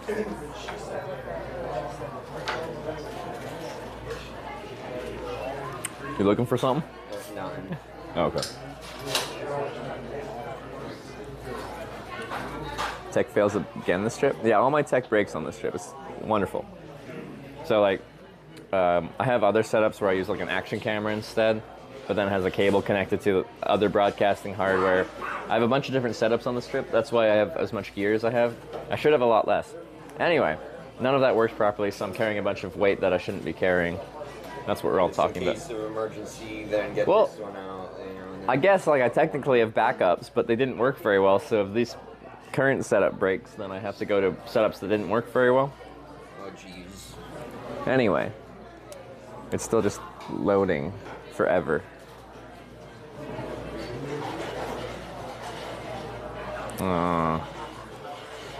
Connect to Stream Elements plus 12-minute glitch seems to be gone. Yeah, I think so. Yeah, it hasn't happened much. I can't. Now I have no alerts. I can't. We can't do the vote until this starts working. Yeah, Mike wants to see us, so we'll go to Columbia. We'll book a place, and after we talk to him a little bit, we'll go to Mike. What? It's a plan. Oh, here we go. Here we go. Now we got it. Authorize. You got it going? I think so. It has to authorize, but... What's the latest one? Oh, I'm just breaking things. Or getting them to work potentially. Okay, there we go. Meister with the 4 months. Let me see if that thing showed up. Or the kind donation from Xanthos. It does show up now. Lunch on me. Thank you, Xanthos. It's there. So I'm going to go stretch my legs a little bit, and I'll meet you at the car. Yeah, I want to see what the verdict. How long will it take? We run it for like 13 minutes, so it might take a while. Okay. Here's a tea thing if you want You're gonna head out? Yeah, I'm gonna head out. All right, I'm gonna say goodbye to you guys then. Hey. All right, Dante, it was a pleasure to meet you. Pleasure to meet you too. Yeah, you can pile it all there. I got it. Yeah. Hey, good luck, man. And I'm really happy for you, and I'm going to twitch just to get to you. Yeah, and you have my name too if you want to have me on Facebook or whatever you use. Yeah. I mean, perfect. I can get it all. Don't worry about it. Have a great trip to wherever you're going. You have a great trip as well. All right, man. It's a pleasure. All right. Have a great rest of your day and a great trip. All right.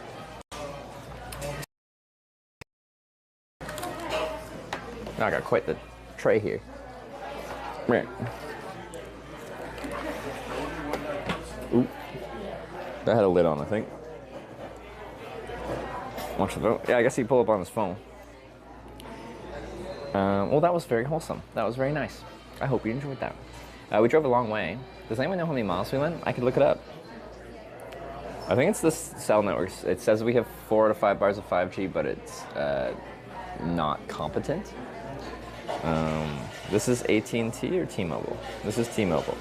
Let's switch it to AT&T because that's annoying.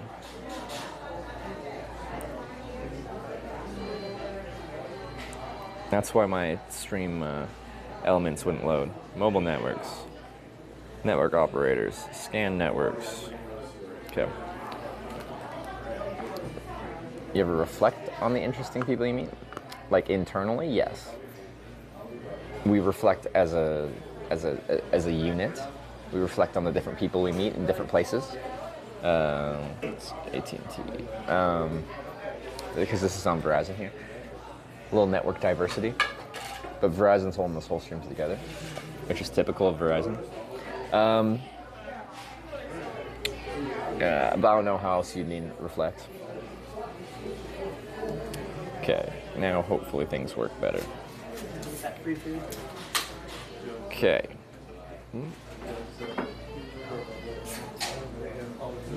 Okay. It's a regular size, not large. Those pretty cool dudes. Yeah. No, it was a nice ride. Over was it 4 hours? Ooh, 315 miles. Ooh, baby. Ooh, just subscribe with Twitch Prime. Don't go changing. Well, I hope I won't. I hope I won't. Oh, Kodo Killer, thanks for the 9-month Prime. I appreciate it. Sorry, I have missed a lot of alerts here. Prodoxity, sorry for missing your $30 donation. They have already gone. But thank you very much for that. Maybe I should get the, whatchamacallit, the, what do you call it? Custard, right? Oh, Rada's here? The viewer that came by? Neat. Well, thanks for coming by today. We've made it very far today. So we're at the intersection of Interstate 70 and 57? That's right? Let me see how far Corning, Arkansas is from here. Corning. My chat's frozen. I presume that's just frozen chat. It hasn't updated in a long time, so that's what I believe. Need to vote on this custard thing. Why do you want me to eat custard so bad?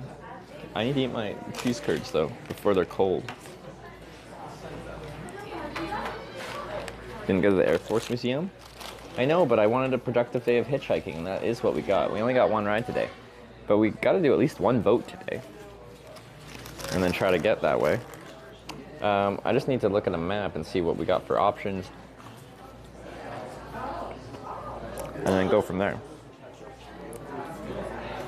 Wait, how is my phone's battery going down while we're inside in a temperature-controlled fast food restaurant? Well, it's plugged into a battery. It's because you're only charging at 6.2 watts. Why? Do I have anything that's cold?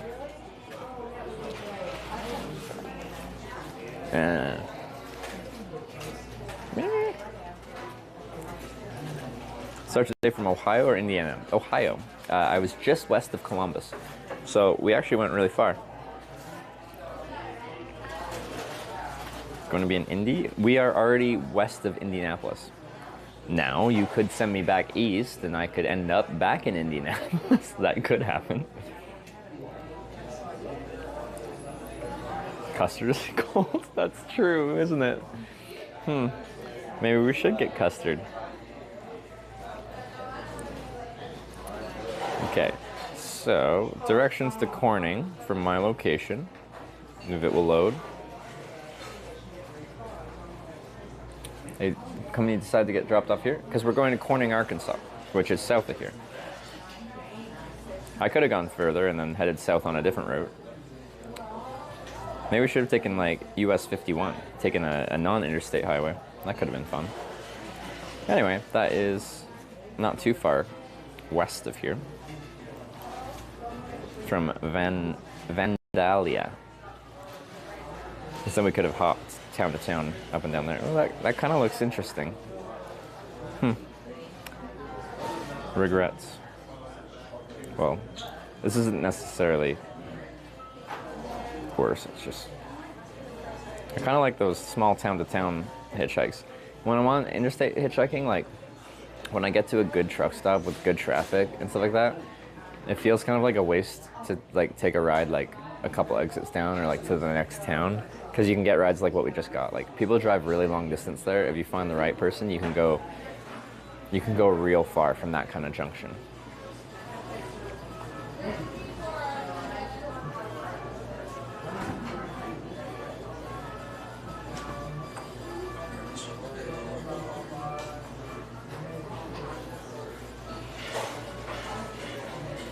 Get to vote all 4 directions? Yeah, so it should be. So the challenge here is actually, so say where I'm at here. When I hitchhike at this interstate junction, let's say we vote for progress south. Right after this interstate junction, or my on-ramp, is a split between Interstate 57 south and Interstate 70 west. What that means is people going on this on-ramp can be going 2 different directions. It's nice when you know everyone driving past you is driving the right direction. But like a mile after this on-ramp is a split where one's going west, one's going east. Or one's going west, one's going south rather. So a sign's pretty important here. I don't know if the sun will be in a good enough place to illuminate the sign here.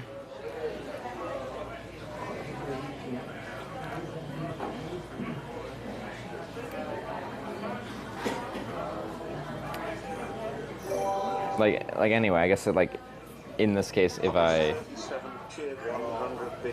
Let's not hashtag East. I agree. I agree with.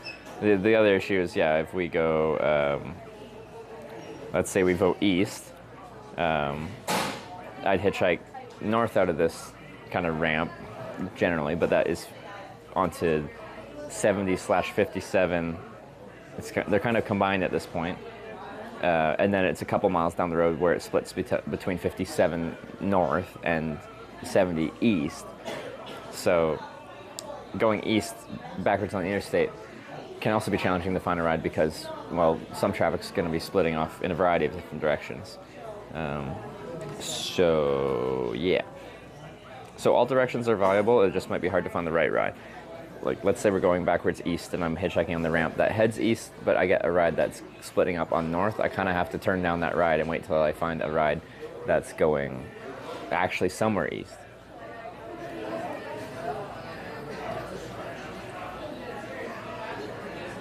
Recommend vids and easy recipe vid of Culver's fried cheese curds.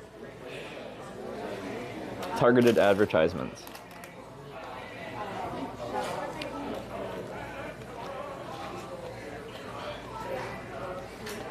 Corning, Minnesota after Arkansas. Potentially Wisconsin. If we add Wisconsin, there would actually be 9 Cornings, not 8. But we're not 100% sure. Camping options if you don't find a ride soon enough. That's true. We only got 2. Well, wait. What time is the sunset here? I'm just gonna Google it. We changed time zones, so I'm thrown off here. Effing sunset.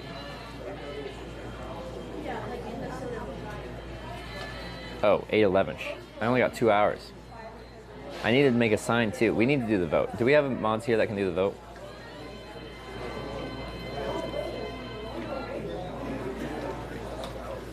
Effing thing song? What does that mean? Oh, you're trying effing thington? What? When you said effing, I thought the stream was effing. Alright, man, it'll get too dark. Like, then we'll try again tomorrow, but I would like to try it, like, do a solid effort to get a ride, another ride today. Want to stay inside while the vote goes? Yeah, we can stay inside, that's fine.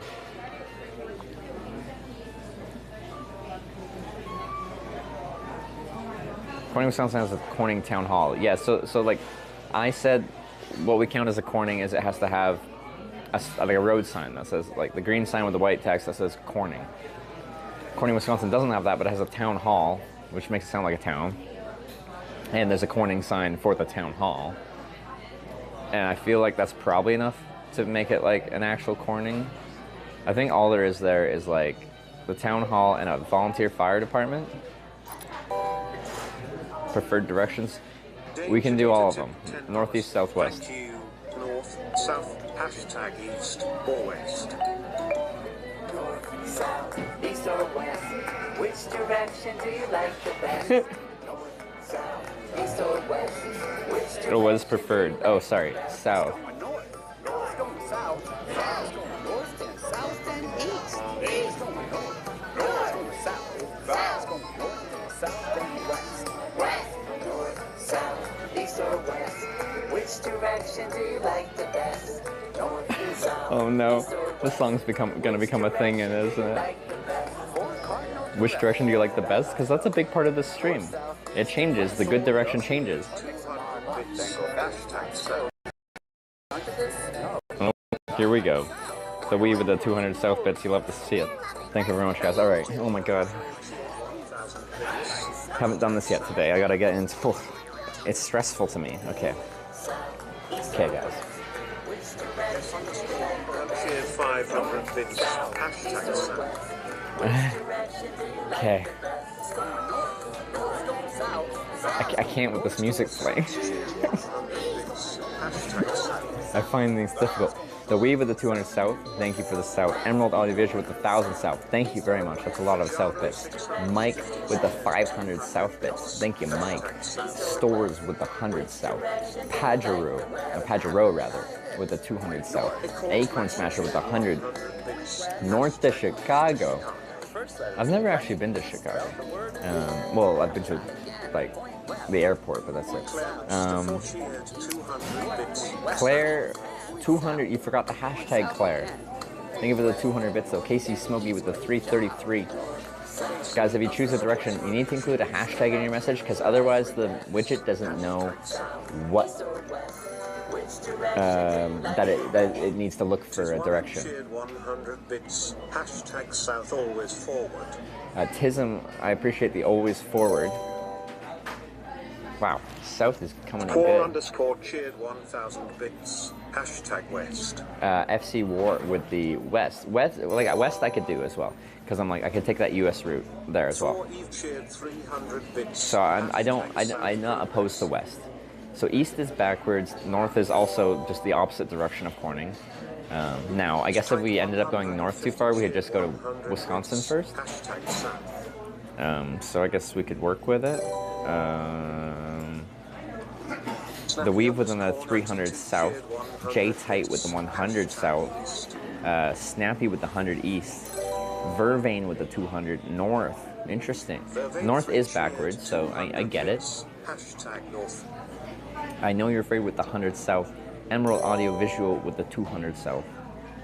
I underscore no underscore afraid cheered 100 bits. North to Churchill, Manitoba. Nice. Usually there's two clear sides. There's team going forwards and team going backwards. 200 bits. Hashtag south. Did I get that? Emerald Audio Visual, another 200 South bits. Thank you. South is making a very strong showing. I appreciate that. I'm a little bit concerned that there's like going to be a sneaky backwards vote. We haven't gone backwards in a little bit. It's been a few days since we've gone backwards. I'm very surprised. And I've been enjoying this progress. I have a feeling we're gonna end up in a situation where progress starts to slow down again. It's almost like we caught a 300+ mile ride. Like maybe that's like the gambler's fallacy where I think something has to change. I don't know. Hashtag South So West. Pirates of Caribbean Ref. Chesticles McGee, one of the great usernames here, with the 200 South. Thank you. 100 bits. Yippee! Finally, we are voting for something important. Hashtag East for the winning Ali Clue Weg. Pappas 100 East. You want to go back down 70? Hashtag West. Just east of town has bad network. Just so you know, the network was dying. Miranda cheered 100 bits. Hashtag South. Tizzy with the 100 South. Thank you. Wreckage TV. I did a bad job with that. Wreckage TV with the 1600 West. Wow. We've had a couple big Wests in there. We can do West.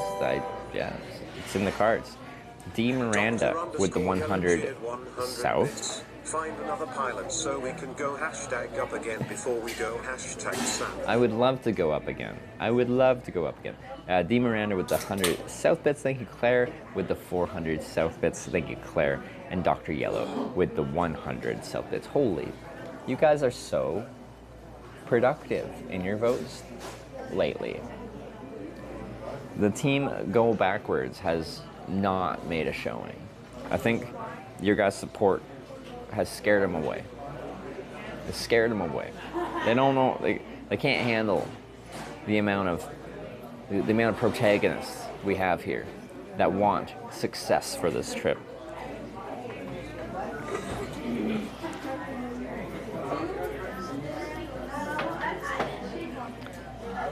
Can't really read the South. Amount of it being in the window. Interesting.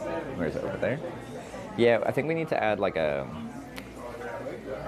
to the numbers, like a black border. Lazarus _hand cheered 100 bits. Left pointing finger west. Okay, west. Surprised about the number of west votes. I did say that going down that U.S. route west of here would be fine. Hashtag South. Rada, our viewer that came by today, signed the book. Thank you for the 2,000 South bits. That's a substantial amount of South bits. If any direction wants to come back, they're gonna have to try real hard because we don't have much time left, I suppose. When you go 4 hours first and only 4 minutes back, what's the point, right? Well, the point is they can keep sending me back. I'm sorry you don't like how it's set up. When you have your Twitch chat vote for you to hitchhike in any random direction, you can go back as far as they're driving. If I catch a truck backwards and they're going to New York City like the other day, you can take it all the way back to the East Coast of New York City. If that's your prerogative, you can do that.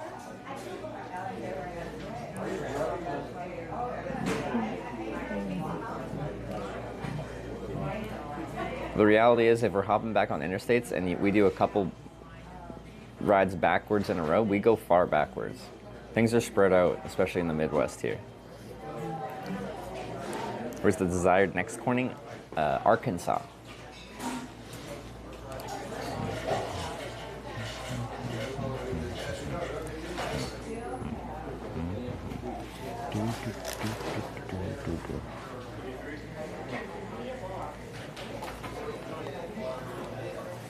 Which direction do you need to go? South is the obvious direction. We can also go west to go on a different road south, but we have to go south. Did you get picked up for beers last night and then brought back? I did. So, a lot of driving just to get brought back to the spot I was at last night.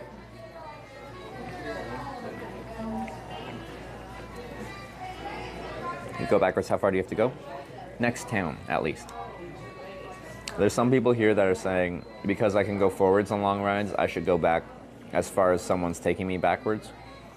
But I'm not going to do that.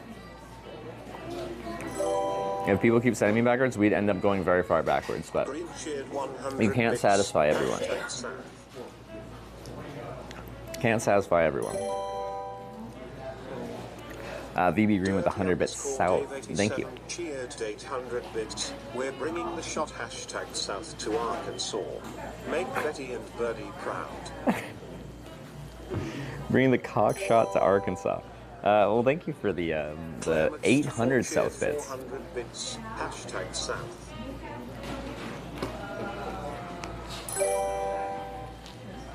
It'd be like saying if you're going to Kansas, you have to go there. That's true. They were going further west. Hashtag east, hashtag fun, hashtag cops, hashtag Amish, hashtag eagles. Jedi Master Ron. Thanks for the 100 east bits. Backwards. Hashtag south.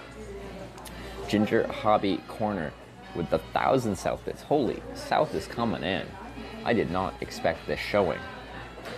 Eat custard. I might have to. No, I don't have enough time. If I'm hitchhiking south, I have a south sign, don't I? Will that be enough? Probably. I haven't made an interstate shield sign yet.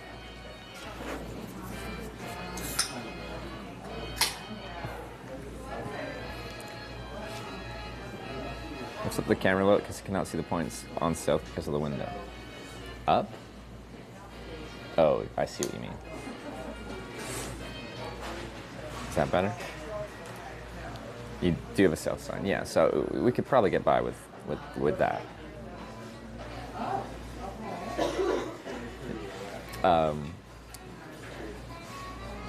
My sign has to be really descriptive because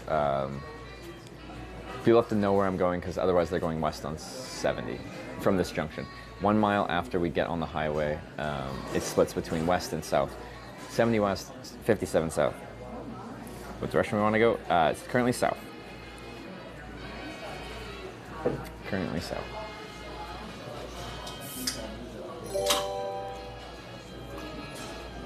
Emerald Audio Visual cheered 500 bits. Hashtag south.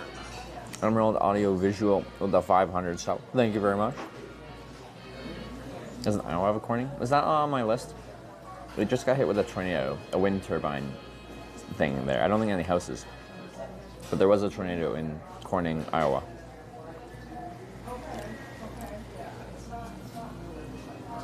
Did I get Emerald Audio Visuals 500 South? I hope so. Snipe incoming. The lead that South has is commanding, but that has proven through history to not be safe. We have had a snipe of up to like 12,000 bits at the last second to steal it. And Team Anti-Progress, the antagonists, have a tendency to just snipe it at the end. Cheered 200 bits. Hashtag south. The Wii with the 200 south. Thank you very much. And Craven's with the 100 productive bit.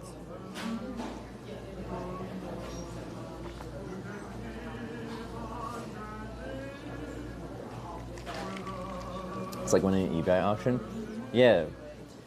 The bad guys try to snipe it at the end in the last second, so the Team Progress doesn't have time to respond. What natural disasters besides wildfires in Canada? Earthquakes, tornadoes. 1 minute left. We can talk about natural disasters later. This is the final minute. And the final minute's very stressful for me because when, in this case, the Team East or Team Northers would come in the final minute. This is when they do their thing. Okay, stressful. We've had a few forward rides in a row. Maybe the backwardsers have given up. Team Backwards saving the ride. Energy until we're one ride from Corning. From Corning, California, and they'll just never let me finish. Maybe.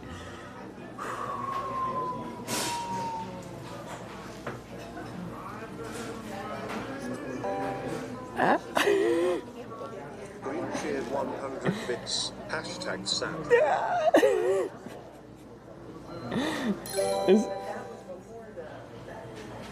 Dadam is cool cheered 9,200 bits. Hashtag west. Did that make West win? Andy Gaskin cheered 100. Why did you choose West? Hashtag south. Is West good? West isn't actually that bad. Upper North cheered I'm just so 100 surprised you bits. chose that. Hashtag North because it's in my name. Are some of these come? I think Wasabi Cashew. I think you came in. Yeah, voting's over.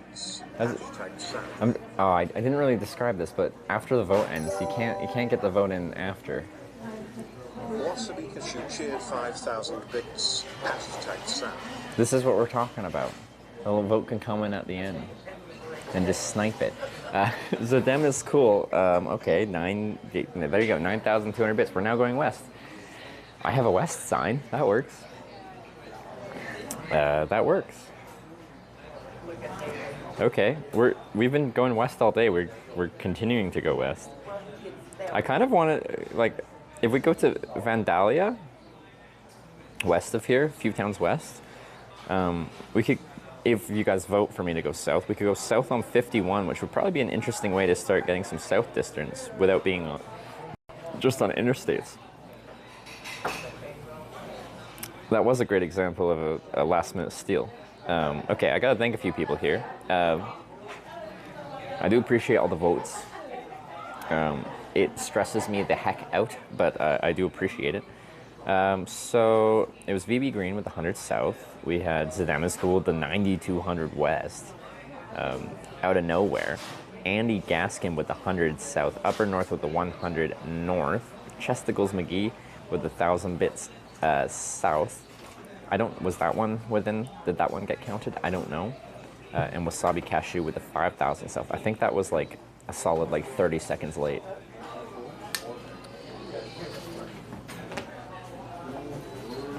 Nope, it didn't get counted. West of St. Louis, then south from there is perfect. Well, if I can avoid going to St. Louis, because big cities are a pain in the butt for hitchhiking. Okay, voting is over and we're going hashtag West. Yeah. Time to talk about natural disasters again. I know, it's like, what natural disasters does Canada have? And I'm like, wait, it's the final minute. We can't talk about that right now. Okay. Stream's a little behind, I guess. No biggie. All part of the game. Yes, that's where we come in. I usually say this every time we do the vote. I don't think I actually did mention it. Sniping is risky because if it comes in after the official timer runs out, it is not counted. And it's all automated now. So it just, when the timer ends, it cuts off. No more votes are accepted. You sound and look like Nicolas Cage today? Do I sound like Nicolas Cage? Look? Sure. But sound? Do I? On the topic of tornadoes. The prairies in Canada have tornadoes. Ontario will get tornadoes. I had a tornado warning when I was in Canada heading to Ottawa. Skinny Nicolas Cage? Is Nicolas Cage not skinny? Can you say not the beast?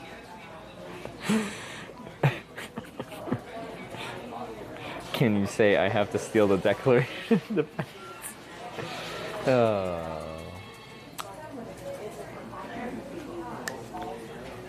Okay, all right.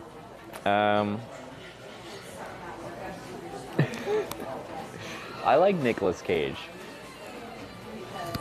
He's had some interesting choices of movies that he's accepted to be in, but I like him. Okay, let me finish these little bites and then let's try to get a ride. We only got 2 hours of daylight left, so. Isn't 70 west and south? 70 is a westbound interstate. It technically goes, what does it do here? Well, it's going southwest here, but like if you look at this location, there is no straight west road. If we're going west, it has to be on either Interstate 70 or we can go on US 40 as an alternative, but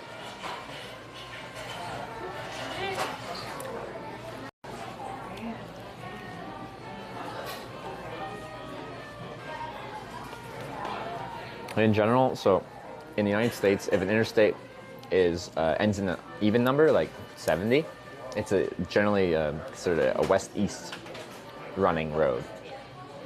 if it ends in an odd number, like Interstate 95, Interstate 5, Interstate 57, which we were considering hitchhiking on, Interstate 69 between Indianapolis and up to Michigan. Those are north-south running roads.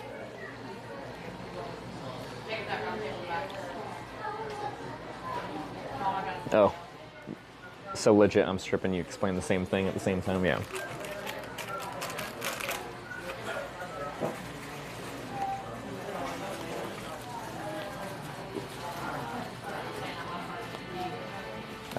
$55 may not be bad because of the people going towards Memphis or Little Rock.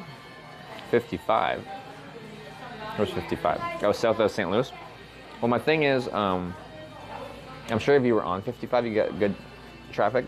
But for me here from 70, getting south of St. Louis and on the 55 can be a pain in the butt. So we're probably going to try, we're going to go west. If I can get a ride to Vandalia, which is on US 51, we'd hitchhike on a lower tier of highway, a US 51 highway, south through like Vernon, Patoka, Fairman, Sandoval, Junction City, Centralia, Wamak, Irvington, Richview. Actually, how far down would I want to go down there? Where is Corning?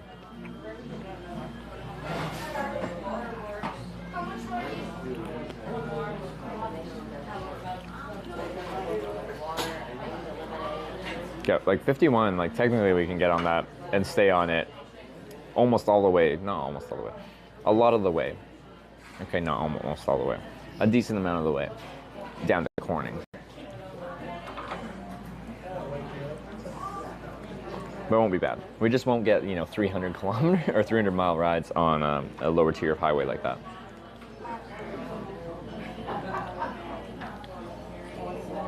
Everything gets you to where I used to live. A lot of small towns in that area. Yeah, like to me, actually, like I think from one of the interesting things that this trip forces is we end up hitchhiking on smaller tiers of roads other than interstates, and we start hitchhiking on from town to town to town, some small town stuff. And I find some of those interactions especially interesting. And it's interesting to check out some of these small towns as well, especially Corning, Ohio. That was the biggest surprise I've had in a long time as far as the experience I have in a place based off initial impressions. And it's not to say when I got to Corning, Ohio, I had a bad initial impression. It just looked so small and sleepy that there was not going to be anything going on. Outside of bed, looks like there's other mods to do timers. See you tomorrow, Trevor and chat. See you, Hannibal. I don't think we'll end up doing another one today. We probably don't have enough time, but regardless, I appreciate the help.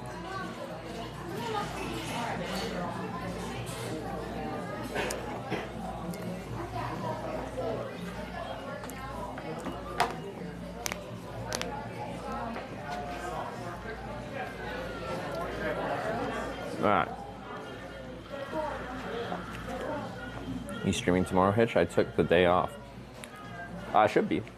Outside of circumstances outside of my control. I'm just gonna cool my phone off. Don't mind me. It's sitting here like not charging, even though it's not hot in here. We are in the sun now though, but. Where you sleep now? Hotels? I have not actually paid for accommodation this entire trip. I camped most nights. I've stayed with viewers a couple nights. I've stayed with people I met a couple nights. I stayed at my server at a restaurant in Ohio.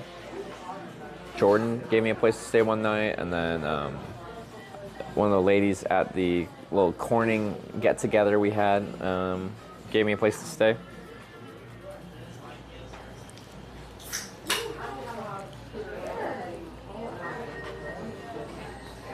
Oh, you meant timer. Oh, yeah, okay, sorry.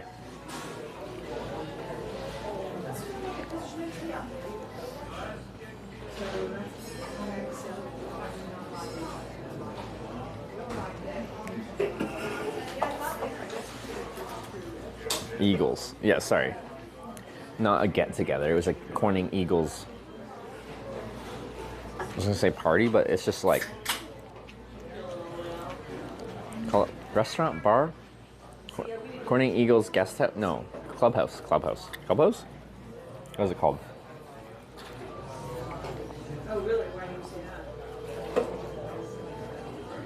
Oh, okay. Not much longer until dark. You know what I never actually did?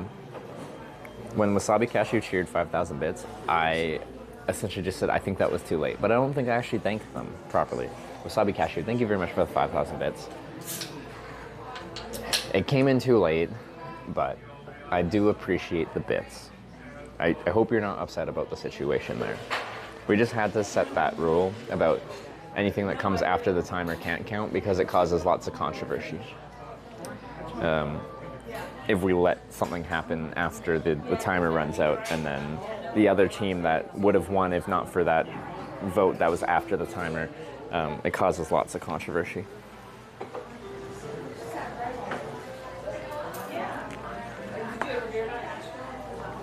Eagles fraternity. Oh yeah.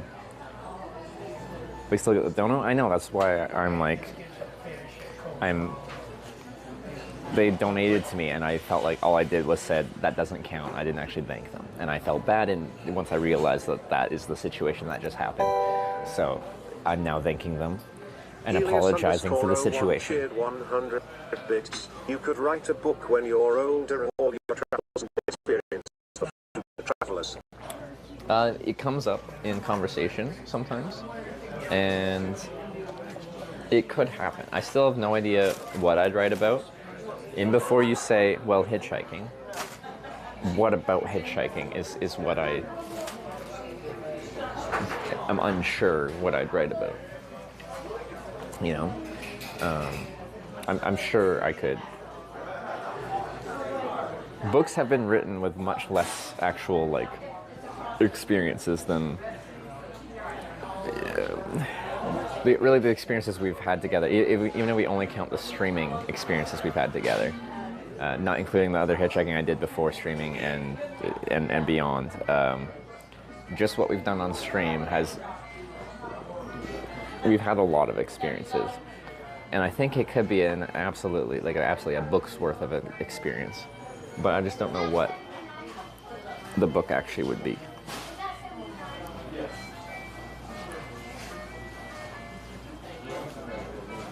Watching Hitch when he was on his bike, that was the best Hitch. See, you are one of the few people that know me as the biking Hitch. I didn't know that people knew me as that. Because biking was a... Other fun fact for auxiliary interstate routes, the 3 number ones, even ones are loops and supposed to connect twice to their parent interstate, and odd ones are spurs and supposed to connect only once. Oh, that is interesting. Thank you, Dr. Yellow. I kind of knew the 3 number ones were the ring roads. Even ones are loops. Yeah, the loops. Connects twice parent interstate. Other ones are spurs, supposed to only connect once. Okay.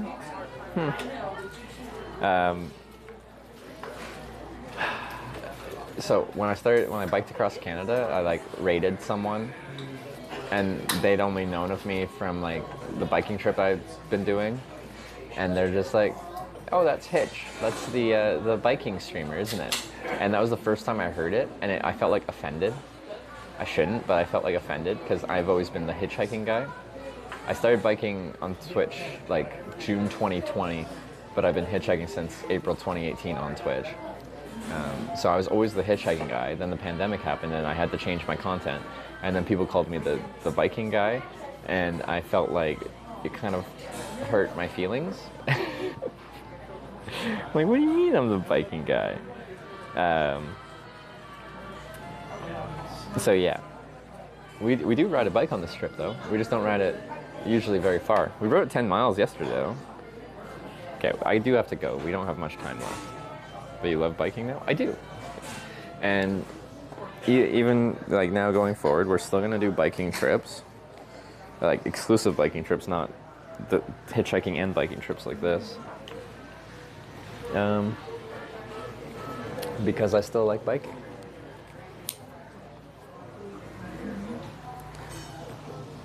Biking's a good time. And it's a great way to stay in shape.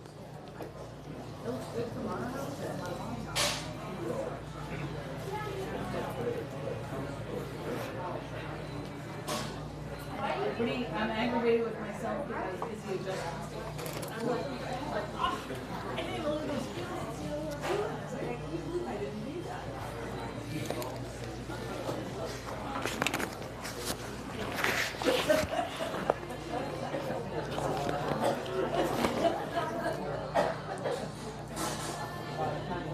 Seems highly efficient. The biking and hitchhiking, I love it. Like, it was always part of hitchhiking for me, but I wouldn't say I ever was just like looking forward to it. Like the big treks we would have to do to find the hitchhiking spot. Like they just,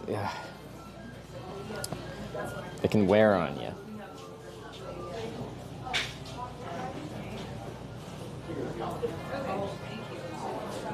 Wait, that's not the right way.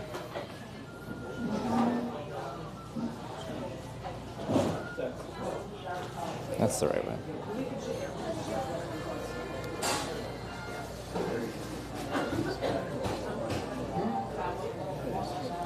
Oh, I gotta throw this stuff out first. Don't be rude. Oh, my water. One of the waters fell over here.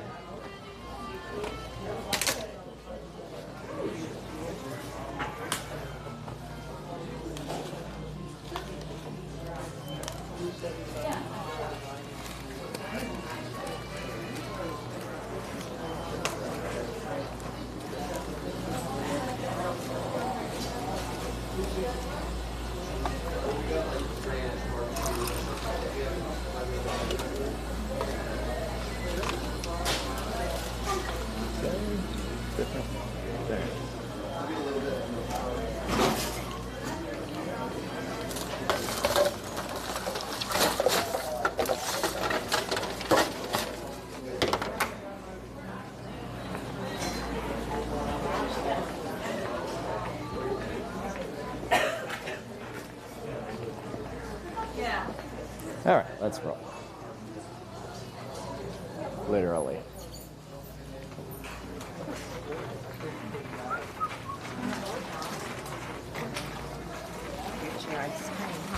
Hi.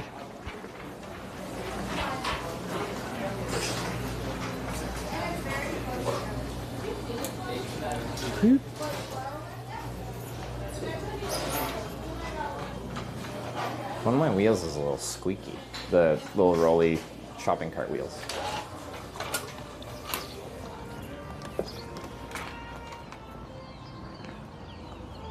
They got a tractor. That's fun. All right. Let's get the bike set up. Oh yeah, forgot. Took the pedal off. So it fit in the car better. Pedal. Go on bike. There you go. Usually I try to show the unpacking of the bike, but I just want to get over there hitchhiking. And you guys are already on the bike, so I can do this without taking the camera off, because otherwise I gotta put it back on after, and it's an extra step. Oh,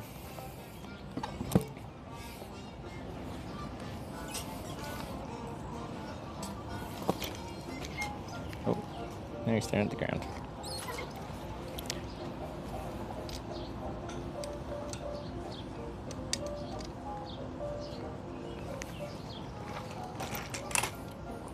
Well, you kind of got to say a part of it.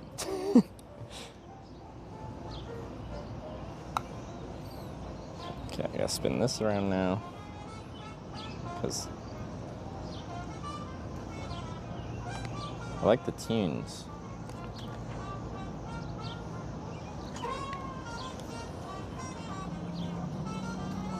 Still using the same saddle. I love my Brooks B17. It's a great saddle.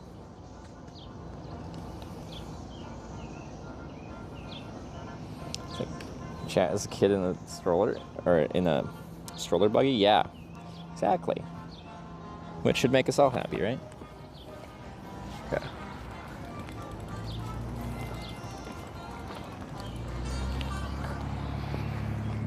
All right, so all we gotta do is ride over the, I think that's still a little crooked.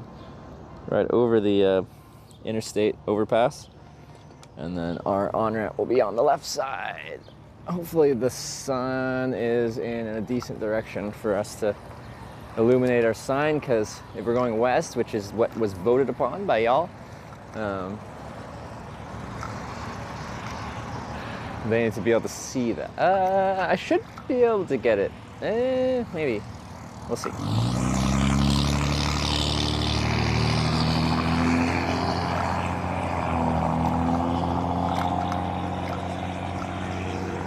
Can I do this? This looks kind of like a multi-use. Interstate Bridge Trail, mile 0. What does that mean?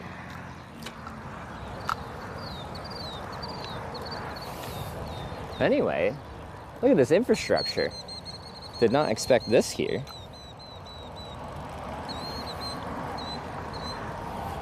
The sun's in my eyes, so I can't even try to read chat, unfortunately. So if things aren't working well, it's outside of my control.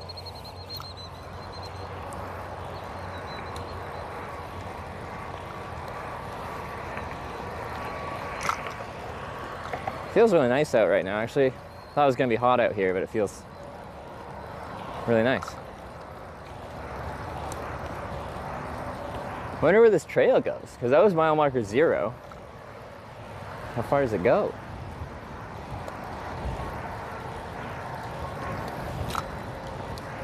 Interstate Bridge Trail, mile 0.2. Is it just a bridge across the interstate? That's it?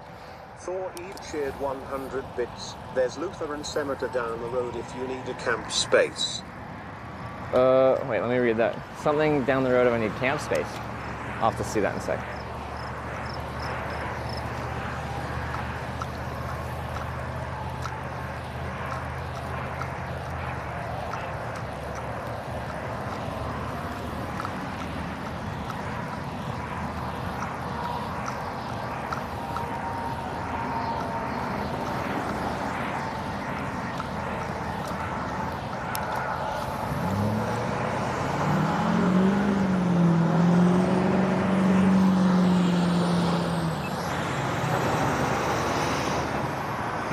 You even got a sidewalk across the bridge?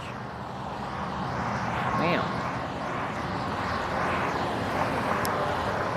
Like, I'm kind of a vehicle when I'm a car, but I'll ride on it for now.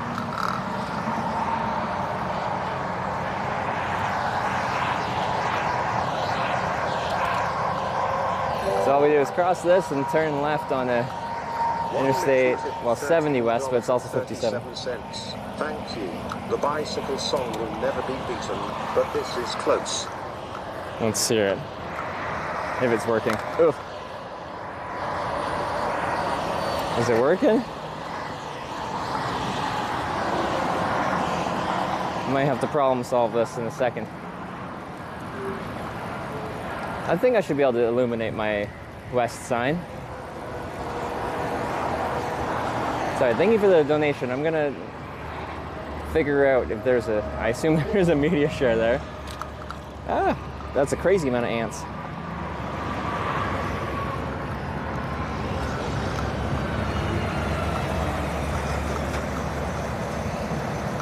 Probably do a cheeky little Copenhagen left here.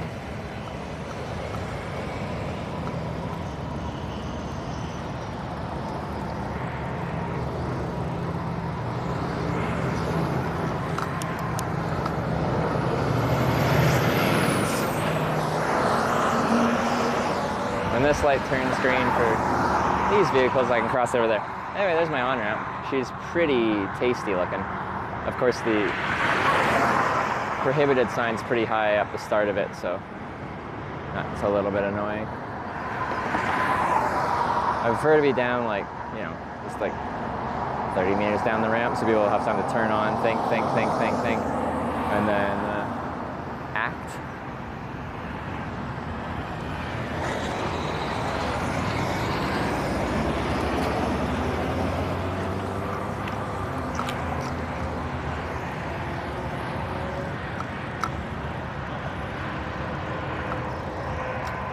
All right, Nice on ramp. I came to this stop. There's another stop just before this that also had lots of services, probably more services, but this one had a better ramp, so that's why we're here.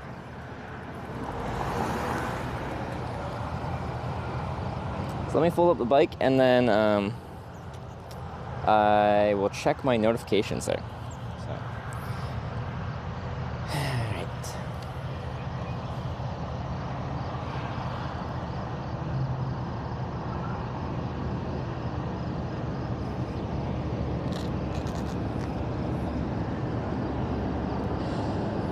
Does a year ago either 57 or 70? Yes, but I can't take a ride down 57 because that would be south and we voted for west. So I have to find a ride on 70. So I'm going to use my west sign and hopefully people recognize that I want 70 and not 57. This is where hitchhiking signs are important. There's times when they're, I wouldn't say required. Sometimes when, like, not 100% required, but I'd say in this case it'd be strongly recommended to have one.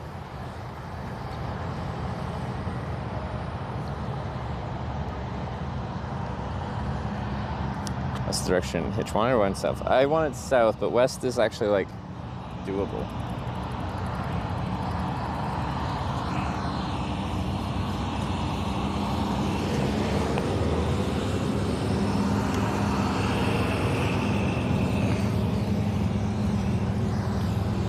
Which is why I was surprised that Zedema School actually voted for west, because, oh no, my water's rolling away. Oh.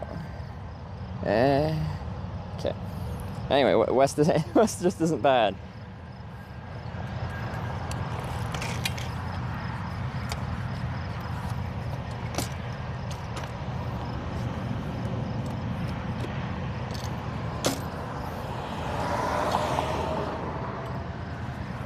Hitchhiking mode bike.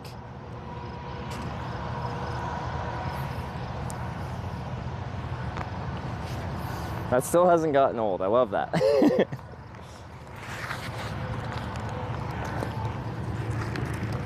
This likes to lean over now, so I'm gonna put it differently.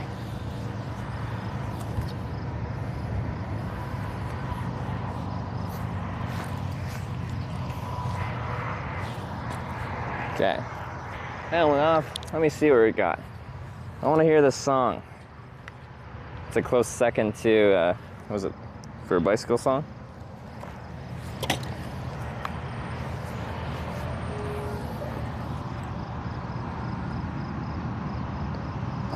Are you able to ship your things home so you can have the bike on the backpack?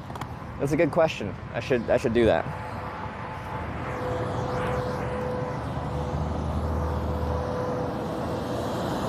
It was Mitchy. Bicycle will never be this close. Let me check my media shares. Q. No media requests on display. History. Go west. Oh, why? The request cannot be played. Why is that? Okay, I will just play it on Spotify for you.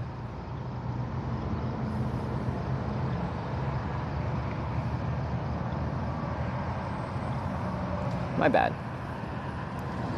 I think it's probably a copyright thing, but we've had Go West played.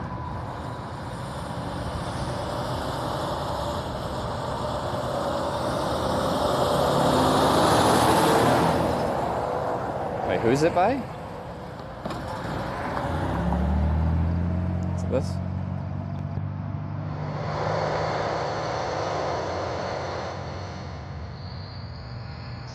Wait, is this right? Go West, yeah. But it was the 1979 original. I'm not even seeing this on Spotify. West.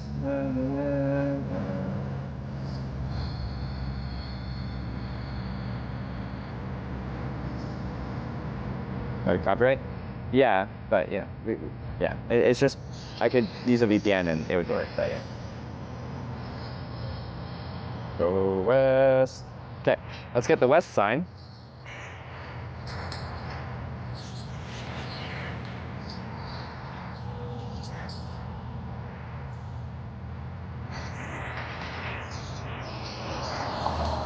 We got there. Sorry about that, Mitchie. Okay. West. Do do do do do. West.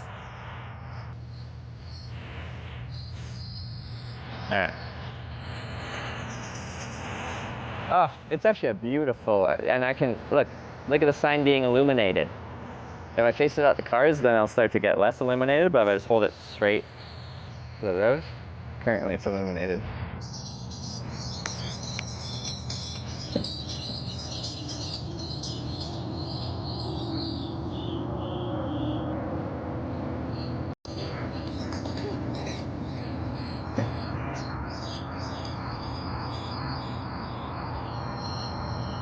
I don't actually know if this is the right version, Mitchie.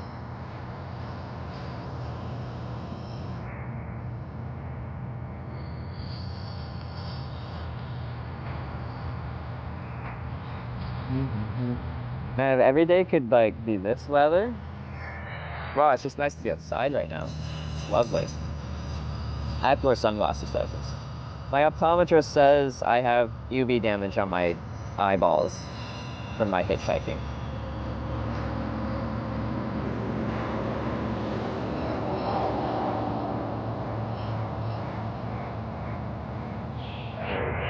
It's hard to read the chat off that, huh?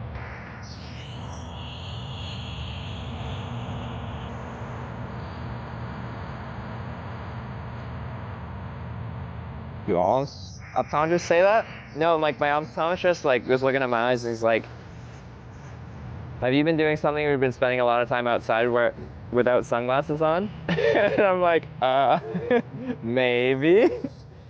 He's like, yeah, you have some like UV scarring, or I forget what the word was.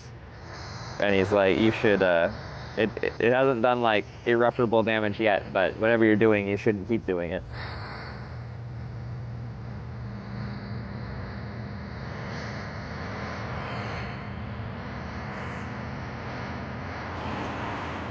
Where's my cars? I need cars. Get your water bottle? It's right there. I'll be drinking it as I'm hanging out. What does dermatologist say about my eyeballs? I haven't asked them. I don't have a dermatologist though.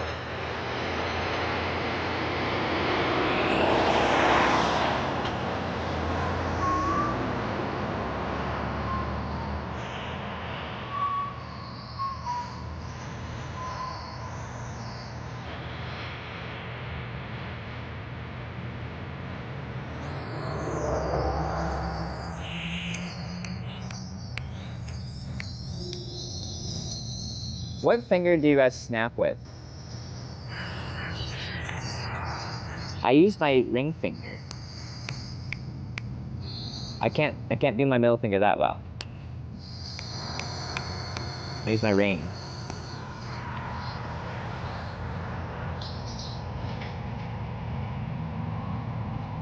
I think it's because I have awkwardly long fingers. My song's so long. You don't like it? That hurts my feelings. That seems to almost be over.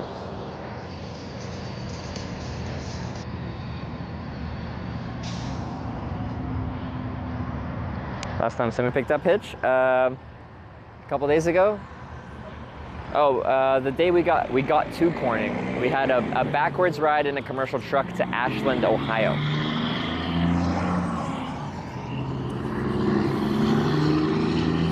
Use my pinky too. Well, I find it fun because like they kind of sound muffled, but like if I start with my pinky, I can like triple snap. Because you're going like snap, snap, snap.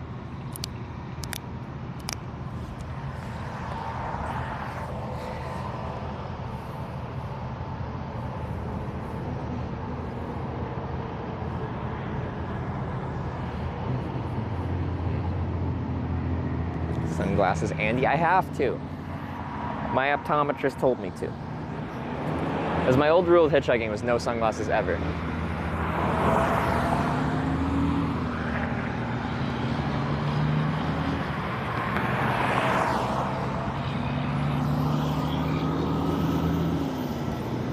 External lens on camera? There is a wide angle lens on this. It just, the framing is too tight with, I think it's like a 68 degree field of view on the front facing camera here. Together. Do, do, do, do, do. Go west.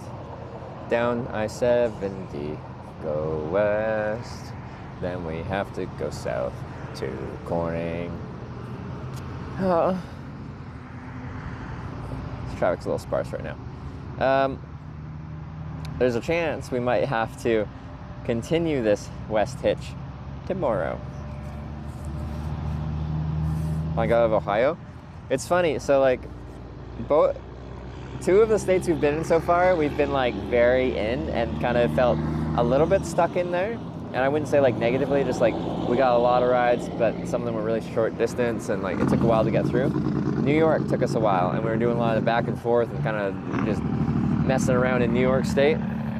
And then we got a ride from New York straight through Pennsylvania into Ohio. Then Ohio, we've spent a long time in Ohio, mucking about in Ohio, having a great time. Actually, I really enjoyed our time in Ohio. It was like, not that I expected to not have a good time in Ohio, but it was way better than I thought it was going to be. Between the people we met, the hitchhiking we did, the experiences we had, Corning, Ohio as a whole, Ohio was stellar. And then we got a ride today from just outside Columbus, all the way through Indiana, and we're already in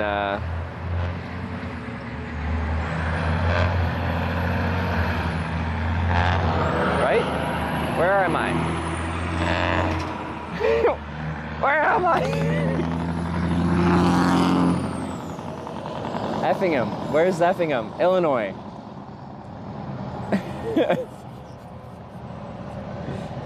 We're in Illinois?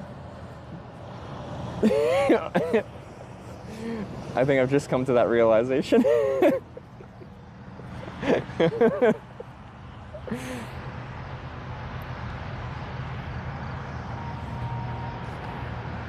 Huh. Made great time? Yeah, today we did.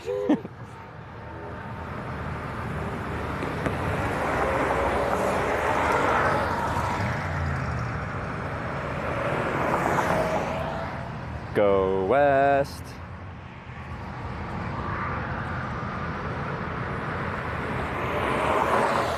Do do do do do. Skipped Indiana. Yeah, so it's like thoroughly explored New York, then we skipped Pennsylvania. We thoroughly explored Ohio, then we skipped Indiana. Will we thoroughly explore Illinois? There seems to be a trend currently.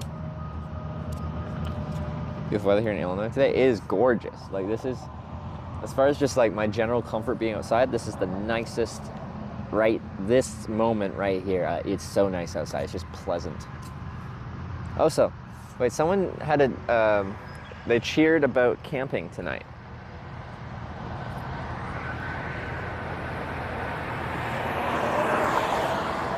Let me check that. Check. I said I was going to check it, and I didn't. There's Lutheran Cemetery. Oh, cemetery. Cemeteries are very low on my list of places that I want to camp. Because you can actually upset people by sleeping in a cemetery. And I'd rather not do that. So, desperate times call for desperate measures and all that, but if we can avoid that, I would very much prefer that. Do. The dead don't mind? No, I don't think they do, but potentially the people either caretaking the place or people coming to pay respects to the relatives in the morning don't want a tent.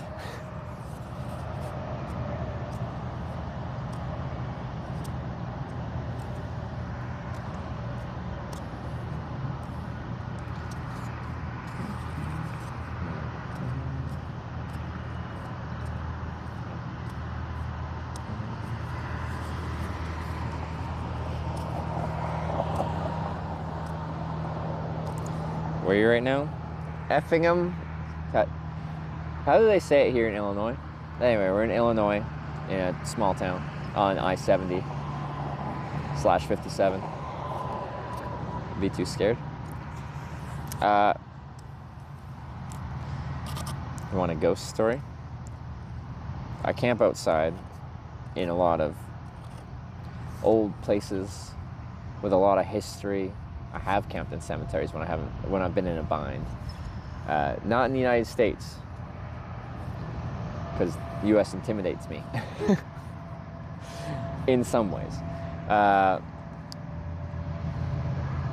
So through all my hitchhiking, probably 1,000+ nights, camping out in bushes, weird places, cemeteries very rarely. A lot of places that you would be like, oh yeah, ghosts. And all that, I have never experienced anything that's not easily explainable. I'm a single individual in the scary places at night, and I've never had anything that's just like even close. Oh, I'm just gonna put my helmet, actually. Go west.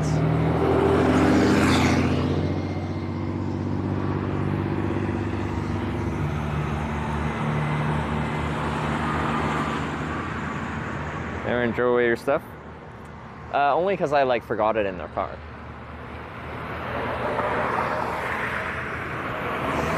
The biggest thing I've left in a car on a trip is I've lost several water bottles that way, but that's not important. Well, I like water, and I try to keep my bottles for a long time. But anyway, I used to run one network, and I used a little Wi-Fi hub thing, and I put it in a pocket of my backpack, so it was kind of external and gets airflow, and I can check on it when I need to. Anyway, I caught a truck back in 2018 to, where was it? Southeastern US, Savannah, Georgia, I think. And when I got dropped off by this truck, I pulled my bag out of the truck, but it's kind of it's hard to get the bike over the passenger seat and into the center kind of area where there's lots of space in the truck. Anyway, I pulled it out, the little modem hotspot thing fell out of my bag clearly and was in the truck. And that was my only internet plan I had and my only device to broadcast off of. So when the truck drove away, the stream died, and I saw the stream died, but I didn't think much of it. I decided to check my network and fix it. But it was gone, and then I checked my backpack and my internet thing was gone, and then I'm like, well, now I have no way to broadcast. I got a new one sent to me, but I had a few days while that was getting shipped to me, expedited to with just nothing. I got nothing.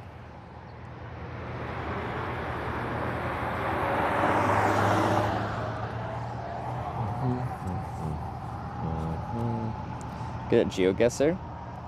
I should try playing it on stream and we can see. I think I played it a couple times out of curiosity. I don't think I was particularly good. Well, maybe I'm comparing myself to the people that are pros at it. But they use a lot of meta stuff to figure it out. They're not looking at they are, but they can instantly tell sometimes based off of the car that was driving the street view vehicle,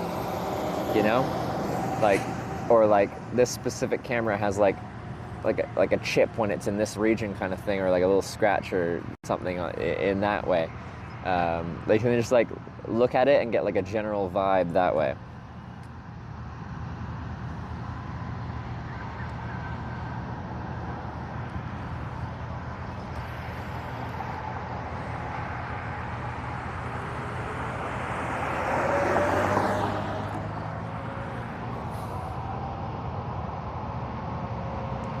Finger plop down with your mouth. With my thumb in my cheek, but I'm not going to put my mouth or my thumb in my mouth right now because my hands aren't particularly clean. The plop, the pop sound.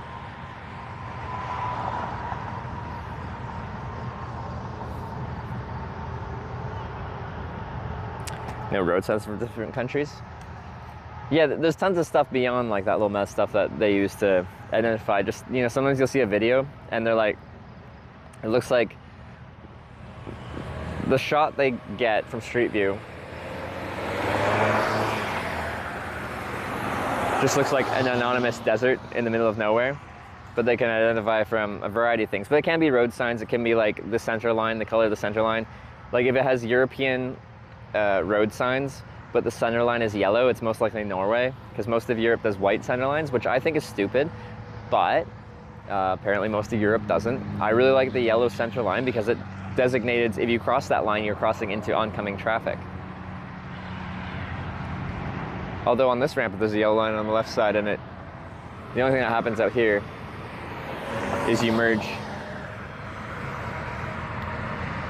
There is no oncoming traffic coming the other way because it's like a divided highway up there. Like you are merging up there, but going over that yellow line actually doesn't do it. Anyway.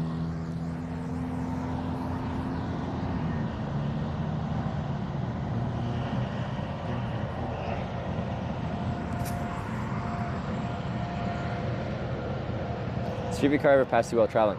Yes, in Connecticut. I forgot what town it was. We checked like a year later, and I don't think that exact spot when it drove past me actually ever got uploaded. Maybe it did, I don't remember. Wait, Rodney, you've been following for 5 years? 2 months? Very long time follower. I'm glad you came by today. That's not to say if someone followed more recently, I'm, you know, not happy when they come by, but that's cool.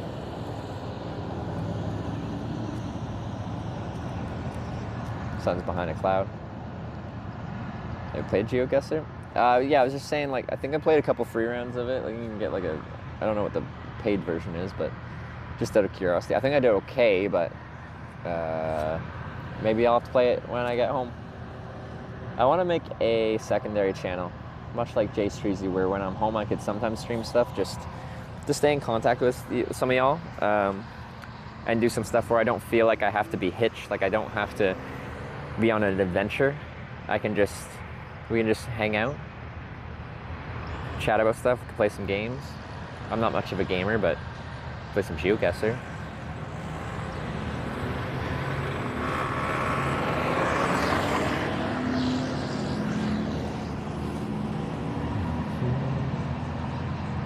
Let us vote for the game. Everything from now on, forever, is a vote.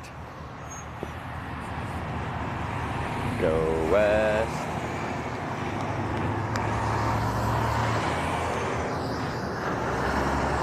Mario Kart. We can play Mario Kart. I like Mario Kart. I'm decent at it, but I suspect some of you right now watching are much better. He went like this. He's turning off. Or potentially he's going on 57 south, as in not going west, going south. Because the only way, when you're on this on-ramp, you're committed to either going on 70 or 57. There's no exits off the interstate network between that junction, so you have to go one of the two ways after this point.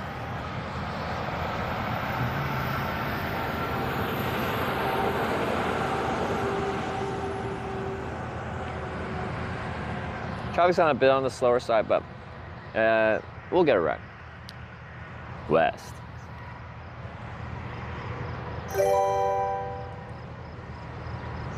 Emerald Audiovisual cheered 100 bits. In Europe, all lines are really This truck was already full. In Ireland and the UK we have coloured reflectors, like what they have in California. The reason those don't exist in Scandinavia is that they'd be taken out of the road every winter by the snowplows. Oh, okay. Lines are... In Europe, lines are really white. However, in Ireland, UK, we have coloured reflectors. Wait.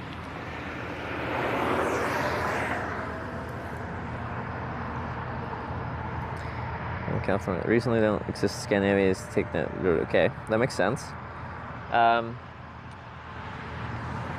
Yeah, and then Norway's not EU, so that's why they can make the smart decision and put a yellow center line. Is that right?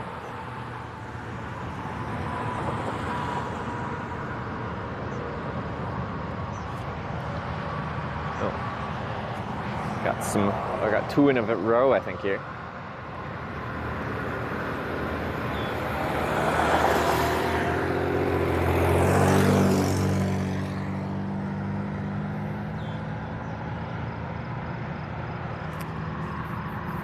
Something that's EU regulated? I have no idea. Because, yeah, the message said all EU signs have the white center line, is that what they said? And then the reflectors too, except for the Scandinavian countries because it's too cold. Well, no, snowplows will F them up.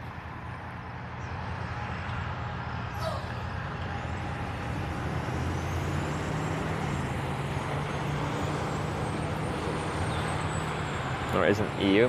Norway is interesting because, yeah, they're not EU, but they are Schengen. They're Europe, but yeah, not EU. Norway is one of my favorite countries, though. I like it there. It's expensive, though. But if you just eat at grocery stores, it's reasonable-ish-esque. The chocolate milk's really good, too, so that probably plays a factor.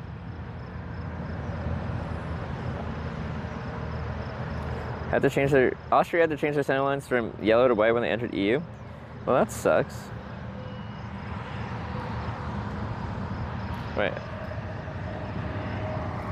What do you guys think about the whole yellow center line versus white center line thing? To me, it makes sense that the center line would be yellow because it's different than like if it's a white line here, when you cross that white line, you don't expect to encounter like oncoming traffic. The yellow line very much clearly identifies that like that is the end of your direction of traffic and you should not cross it unless it's a dashed yellow line and then it's safe to pass. I think it's much more clear.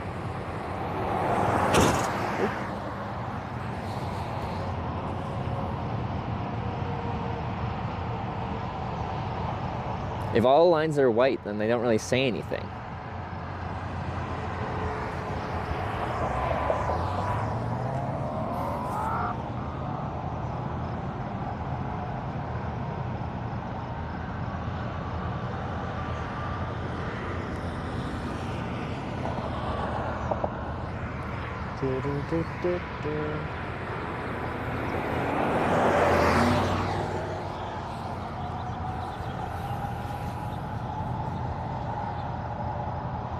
Hit or injured by flying road debris. When I was riding my bike across Canada, there was a tractor towing one of those big lawnmowers, pretty much, just to cut the ditch on the side of the highway. And there's tons of debris and stuff like that there, so they kind of churn a bit of stuff up. Anyway, it kicked up a rock about the size of my last digit on my thumb. Anyway, that hit me right in like the sternum, right in the center of my chest, and that little bone right in the middle. That didn't feel good.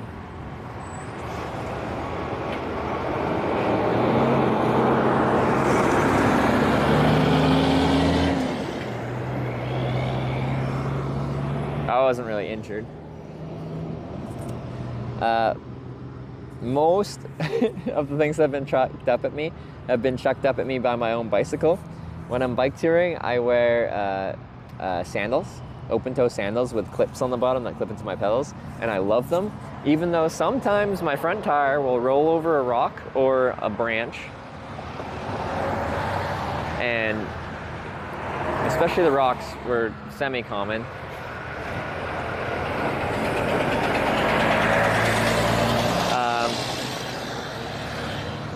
The tire will roll over a rock, and then like the rubber compresses, and then if it hits it just right, it like shoots it out.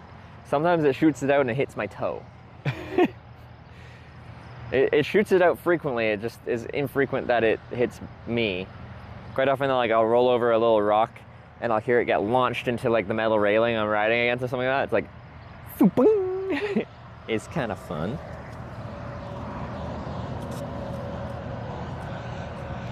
What states is hitchhiking illegal? Nevada, Idaho, Delaware, New Jersey, and somehow most of Hawaii, except for the Honolulu area where they specifically made it legal. I feel like you could do it in Hawaii without much issue, though. I don't know. I haven't spent much time there. Wear shoes? No, I like my sandals. I have, like, for summer cycling, like, I have complete breathability for my feet. I don't have sweaty feet. It's lovely.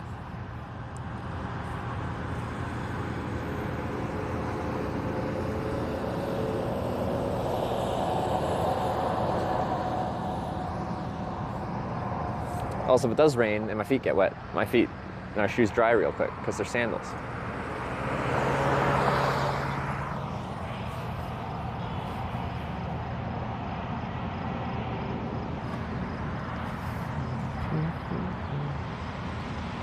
See if I have another police. Oh, I don't know Illinois. State police. I don't know if I've talked to the police about hitchhiking in Illinois. They could have a different roadway definition, but I don't think that makes it illegal. We just had a conversation with the police in Ohio. This is a regional kind of vehicle. Would never expect to get picked up by something like that.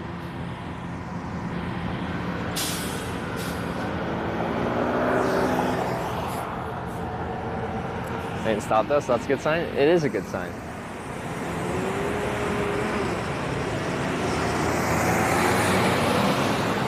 These guys are all part of a power company or something.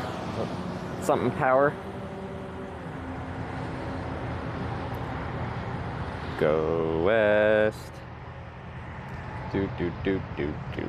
Go west.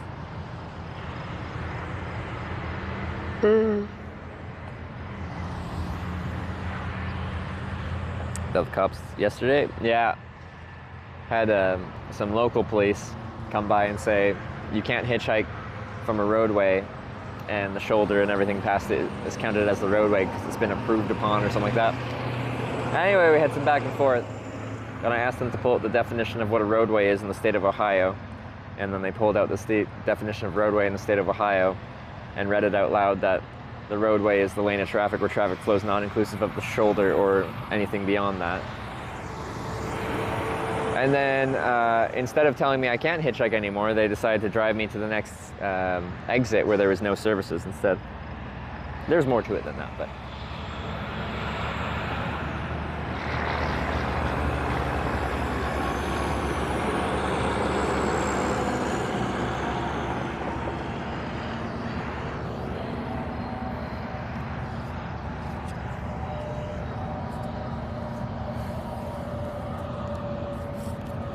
You ever pick up hitchhikers? Yeah, I do. I just don't see them very much. They're like, when we're talking to John, the guy who drove us here earlier, he said he drives quite a bit, like from New York to Pennsylvania all the time. Depending where he is in Pennsylvania, that could be like not too far, it could be pretty far. Anyway, and then sometimes he drives out further to Kansas and stuff, I think, visit family. And he said he doesn't think anywhere in any recent memory he's seen a hitchhiker, like a single hitchhiker.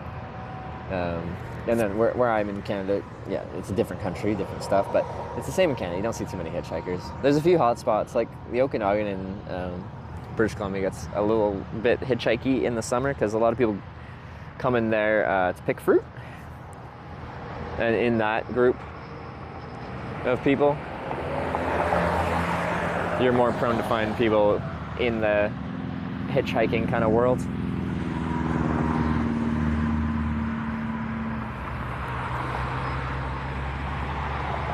So I've picked up in my life, is it 3? 1,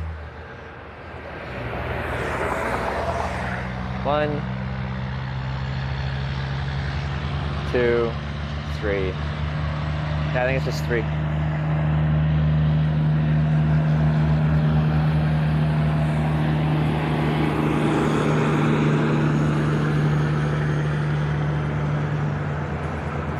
That's hitchhikers in Colorado? Yeah, I could see that.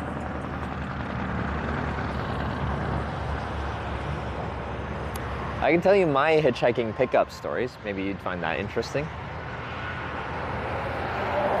Back when I was younger and I first started hitchhiking, I was driving back from my girlfriend at the time's place between where I'm from, Comox, Courtenay, on Vancouver Island and Campbell River. And I was driving back south towards Comox, where I'm from, to go to work that day. So it was in the morning, so I stayed at my girlfriend's place, and there was like a young guy hitchhiking south in the direction I was going on the road, and I pulled over, and you know, I don't know, just he was like quite like teenager or early 20s kind of young, so at that point of my life, around my age. But we just got to chatting. He's a nice guy, and he said he was at like a party the night before, kind of got lost, stumbled through the woods, and ended up on the Inland Island Highway, which is the road I was driving on, and was trying to hitchhike home to Campbell River. And I'm like, man, I'm really sorry to tell you this, but you were hitchhiking south and I'm going south to Comox to work, you need to be going north. Because that's the Camel River. If I wasn't going to work right now, I'd take you.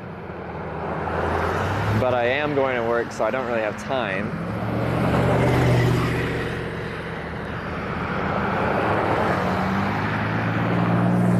So I don't know, it'd be better for you to be let out or for me to take you to the Comox Valley somewhere. I can drop you off somewhere there and maybe there's a bus back or you have a friend there or something like that and you can do that. But he decided to get dropped off again and try on the other side. But he told me he waited I think 2 hours or something like that. Oh. He didn't honk. He drove away. So if I miss a car and they actually want to pull over for me, they'll give me a little boop boop. But he did stop.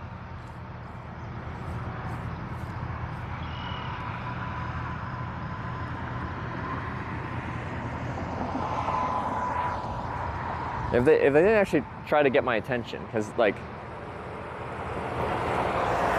I'm looking forward, and if you pull over way behind me, it's hard for me to notice. Truck baiter, could have been. Probably trolling us, could have been. Did I just, by being absent-minded, avoid getting baited? And I just baited the baiter? So they pulled over for nothing? And they're like, man, he didn't even see me. Man, do I feel stupid right now. This is from the truck driver's perspective. I bet that's what happened.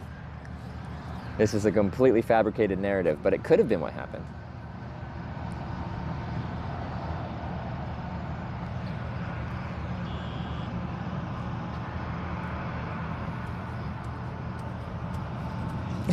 A master baiter? You could say that. You here? Tell me what's going on. We're hitchhiking to every town in America called Corning. We've been to 2 of them. We haven't decided whether we're going to 8 or 9 of them. We had to define what a town called Corning is, because there's some very small places that aren't really towns called Corning. Quick_scoop just subscribed with Twitch Prime. Thank you for the Prime. Who's that? Quick Scoop, thanks for the Prime. Welcome to the Twitch Plays Hitchhikers.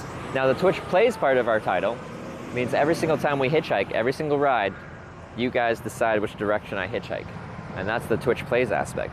So, when I got dropped off here in Effingham, Illinois, you guys voted to send me west. I wanted to go south, but you sent me west. So now we're hitchhiking west. I'm ready to go south. I have the sign for it, but we're going west.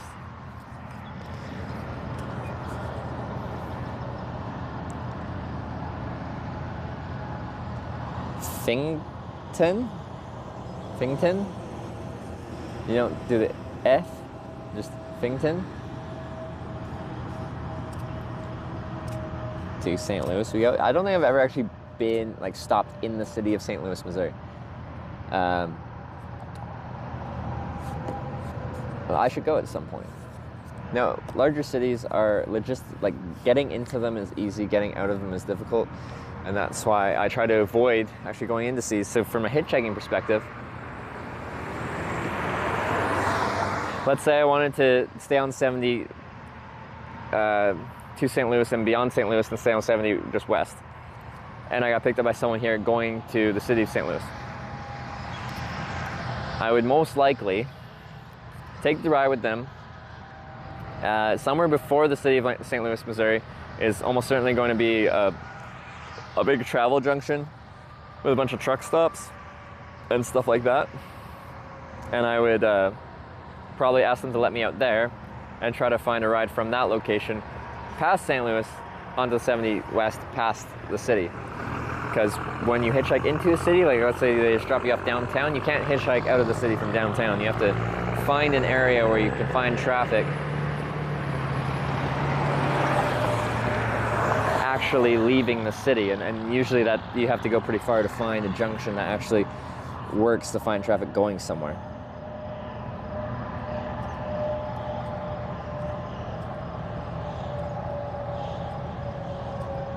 Just avoid East St. Louis, much like East Cleveland. Okay. I feel like, yeah, I've never been there, but I've already heard that, like, in general from, I don't know, the internet.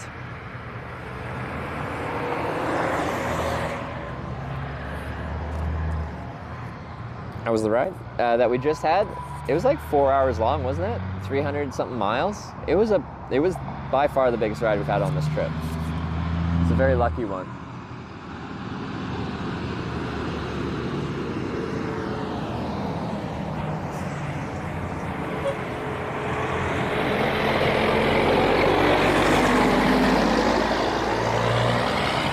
That trailer's just been washed.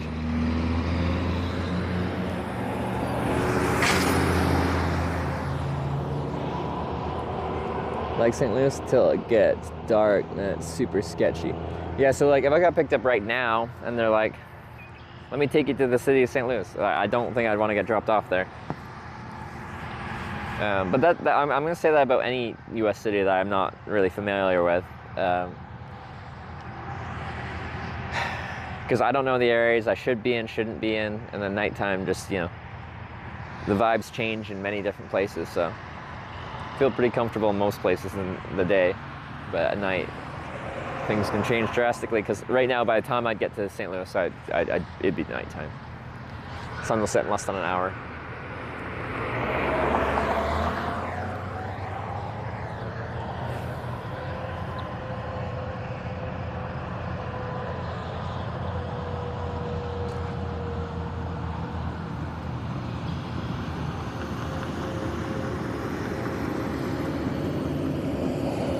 To the Corning tier list. Yeah, I think we're gonna have to do one. I thought Corning, New York was probably gonna be the best Corning, because it's one of the biggest ones and it has the most, like, it's got charm for sure. Like the main street is like just full of just local shops. It isn't a bunch of chain things. Like it's got character. It's nice. I had some nice barbecue there. They got the Corning Glass Museum, which was honestly so much better than I expected it to be.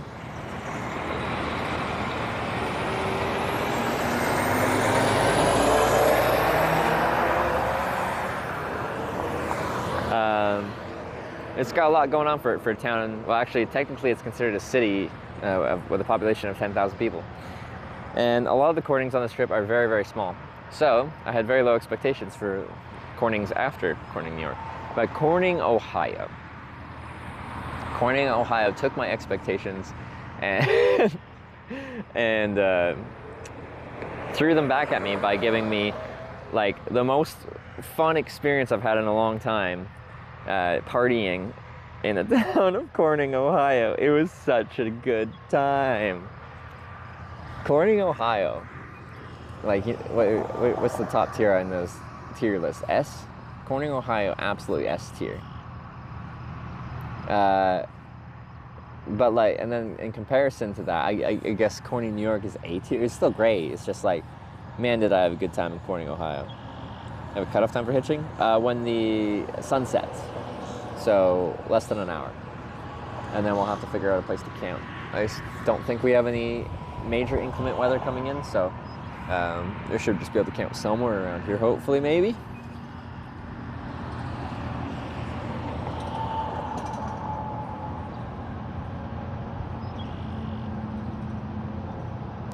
S tier for sure, Corning, Ohio. Absolutely. Absolutely. I still have some donuts from, Bill's Donuts? You see the USS Cities Brewers, really good people. Yeah, that's one of the things I'm most excited for on this trip now, is I've actually spent quite a bit of time in small towns in New York State and Ohio so far on this trip. And I've liked a lot of them, like, a lot. The thing is, when I hitchhike across America, which I essentially do every year when I'm hitchhiking to TwitchCon, I go from far eastern Canada to California, like straight across the country. But I'm usually at junctions like this Interstate 70 junction. But to get to the different Cornings in America, because most of them are really small towns off the interstate and just kind of out in the backwoods somewhere, I have to do like a lot of small town to town to town to town to town hitchhiking, and that gets me in that kind of environment, which so far has been a very interesting experience. I've had a really good time on this trip going through small town America. You have a sleeping quilt? I do. I have a a lightweight kind of summer weight sleeping quilt, not a sleeping bag, so sleeping bag zips up. This one's essentially a blanket with a footed foot thing that you put your feet into, but the rest is like a blanket.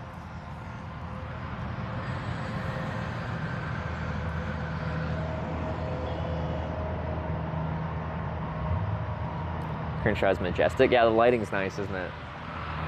It's a nice time of the day. Definitely need sunglasses though.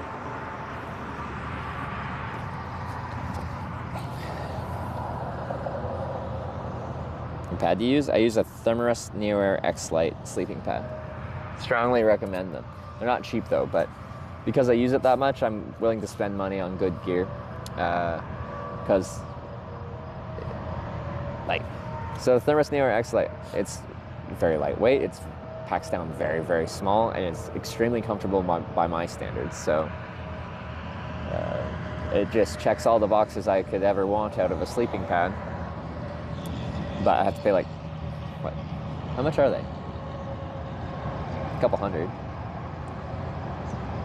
I'm north of Effingham, Illinois. Fingham. Wait, people tried to tell me how to pronounce this place. I think I'm saying it wrong. Well, how far north? Chicago's north of here, so. That could be like the next town north. That could be like way up at the northern tip of Illinois. Alright, sleeping quilt, love it. It's a hot sleeper. Yeah, I'm generally a hot sleeper. So for any kind of summer conditions, I bring my quilt, like this lightweight one. Actually, you know what? I got a winter weight sleeping quilt too for my South Korea trip, because I was doing that in December initially. And I was camping down with that down to like minus, what was my coldest night? Like -6, -7 Celsius. And I was feeling comfy in that. It's a nice sleeping quilt. And to stop it from like venting air, it's got straps that you can strap underneath your sleeping pad so you don't like vent out air accidentally for like cold nights. Urbana. I don't know where that is.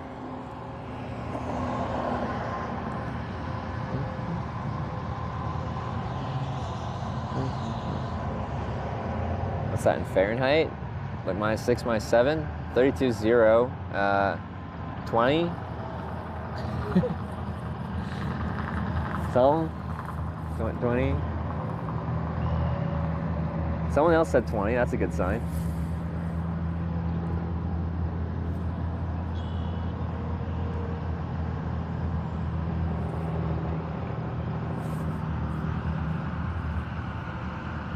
How fast is your channel growing? Like it goes through like growth spurts. But like my actual like concurrent viewership, like what are we at? Like just over 2,000. Like that's on, if I average that, that's on the higher side of what I have. But I've had that in the past, and I'll do other trips that go down to like 800 to 1,200 concurrent viewers, and some might even be a bit lower than that. And then I'll do a trip that's a bit more hype, and then I'll be more at like the 2,000 concurrent viewers average. The only trip that stood out as like crazy, like excessively high viewership was that hitchhiking to hitchhiking to the Streamer Awards trip. Without any major raids, I peaked at 9,000 viewers, stuck in Corning, California. That was a crazy stream. 9,000. There's compounding factors there, because like a couple days back, I was hitchhiking in the rain in Oregon, and a lifted pickup truck pulled over way down the ramp behind me, and I saw them pull over, and I'm just like, that's a lifted pickup truck. I don't think that, like, I pretty much said there's a good chance they're gonna drive away, because lifted trucks tend to do that. I don't think I've ever actually been picked up by someone with like a properly lifted pickup truck. They pulled over for me, but if you run over to them to get in the car, or the truck in this case, they just drive away. But like I always go, because you know, like, I kind of have to. It's all part of this. And I pick up my bags and I run over there, and sure enough he does drive away, and I show the camera, I'm like, there he goes, he's driving away. Oh well. I guess I guessed it. Anyway, some people clipped that and posted it on like their own social medias on like Twitter and Instagram and YouTube Shorts, and they all like. So it wasn't on my social media, but they credited my channel appropriately, and that drove a ton of viewers from other platforms onto my channel at the same time that we're having this like very critical hitchhike trying to get to Los Angeles for the Streamer Awards. And it was just a lot of things compounding into just the whole thing coming to a huge climax.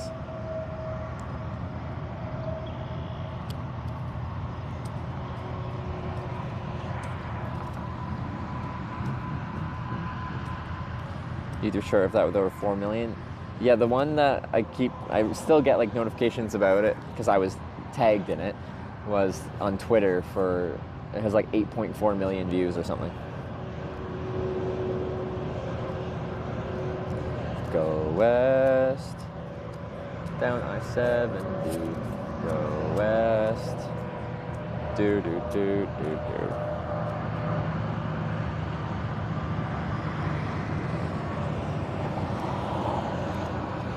Where's the traffic? Pretty sparse. I wonder, like, it is a holiday Monday. There's a few, like, travel centers here. Is there a truck stop on the other side? Anyway, there's enough services here. But yeah, traffic is on the sparse side. The stop before this would probably be busier, but the on-ramp looked a lot worse. Also, so, like, there's traffic coming from the overpass side, come this way and they turn left onto here, onto this on-ramp. People also come from this way and they come out here and they turn right onto this on-ramp, but it's all one on-ramp. The on-ramp, one exit north of here, this is exit 159, the exit one on-ramp, and if you take the other way, they take another one. They reconnect up in a little bit, but I wouldn't legally be allowed to go down that far. So I'd have to pick one or the other. I could either have traffic coming from this way or traffic coming from this way. And it just, yeah, it didn't look great. So this is a good on-ramp, so we're hitchhiking here. Mike is back. I wonder, maybe this battery died. Yeah, it died. So probably when the battery died, for some reason, it's confused the USB hub and made it sad. So it screamed about it.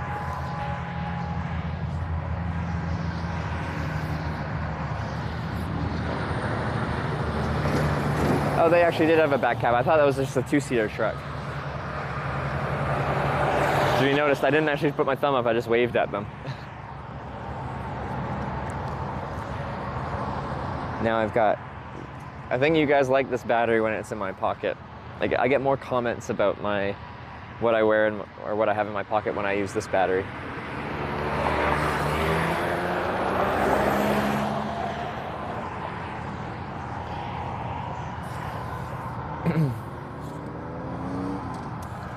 I was on YouTube, was mountain biking Scotland, met King Charles. I saw that video. I don't know how I ended up there.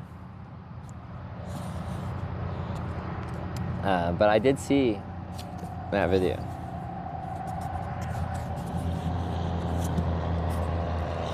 Evening have been quite the struggle this trip. It does seem when we're trying to find like a final ride right before sunset that we struggle to get that last ride in. That's okay though. We got a really good ride today. We'll travel later tonight to avoid traffic. If that's true, it doesn't really matter because I won't hitchhike once the sun sets. So we'll ride out the last of the daylight today. We absolutely can get a ride. I think it's still likely, but it's also extremely likely that we will be back here tomorrow morning, finishing this west ride that you guys voted on and figuring out where we end up from there. I wonder if there's an Eagles club here. Someone will look up if there's an Eagles in Effingham, Illinois. Sorry, we don't say the last S, do we? Time zone for those who have another hour before sunset? No. It sets a little earlier. Oh.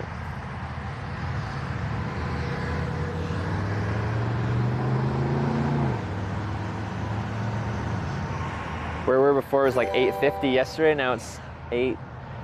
Jeff 1202 like 8 o'clock? just subscribed with Twitch Prime. Few but like 20 miles away? Oh, that doesn't work. Effingham? Effingham? Do you slur it like M? Or do you say ham? Effingham? Do we still have a mod called Ham? I know they're not here much, but I don't know if they're in the mod like list. One Mattoon, 30 miles away. Okay, that doesn't work.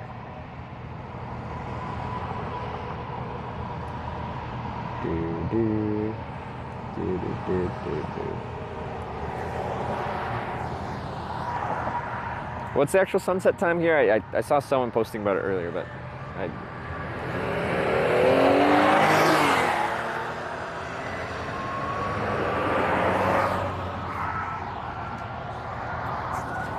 8:11. Okay, was that 30 minutes? There. I should actually clip my helmet onto the bike in case I do get picked up. I don't have to pick up the helmets separately. Go west. Do. Go west. Do.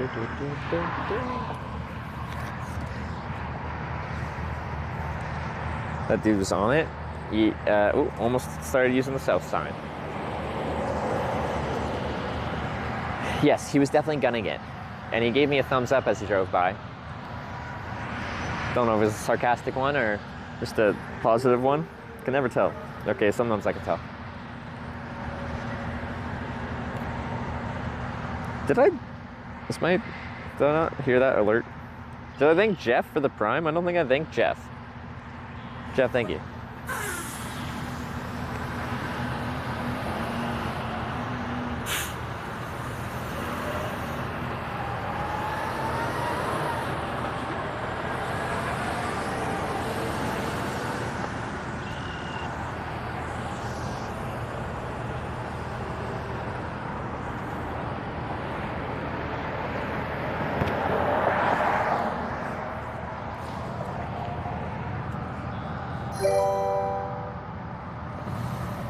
Healthy Marbles 77 just subscribed with Twitch Prime. All the marbles with the Prime, thank you. Foey just subscribed with Twitch Prime. Foey. Are these resubs or just... All the marbles first sub. Thank you for the Prime. Welcome to the Twitch Plays Hitchhikers. And Foey with the 2 months. Appreciate it. Look at all the Primes. Have y'all heard that if you have Amazon Prime, you can link it to your Twitch account. And then you get 1 free sub per month. If you watch this stream a lot, like I kind of have to run 3 minutes of ads, you could have a free Prime sub just waiting right there, and then you don't have to watch any more ads for a month. I guarantee there's a couple people watching right now that have a Prime sub just hanging out there. And if you're holding it for someone else, I respect that. But if you're not and you watch this a lot, it would make your experience a lot better. 9 just subscribed with Twitch Prime, like this. Exactly like that, Aaron. Thank you for the Prime. I appreciate it. Exactly like that. Aaron knows what's up. They had that Prime just burning a hole in their pocket.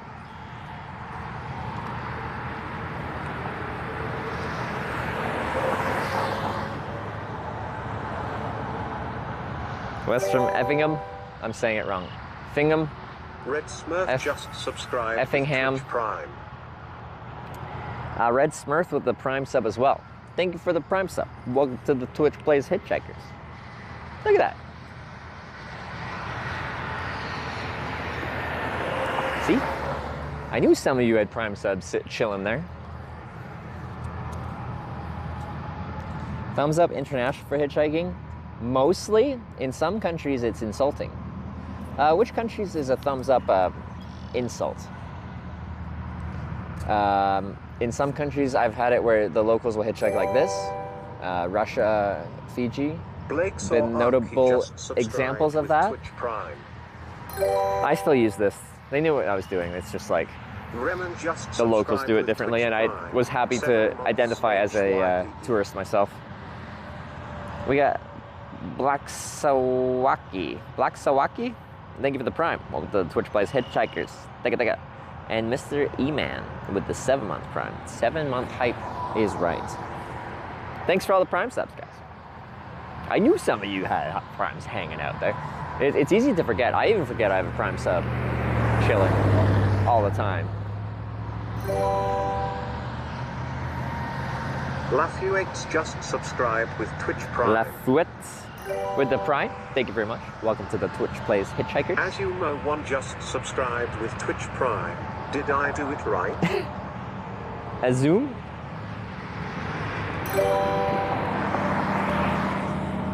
Dirty_. Thank you for the 4-month Prime. You did do it right.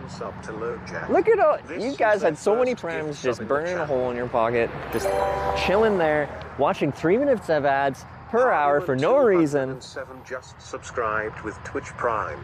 Dirty Dave with the, with the gift sub. That's not a Prime sub. I was startled. I thought they were all Prime subs. Emerald Audio Visual just gifted 5 subs to the community.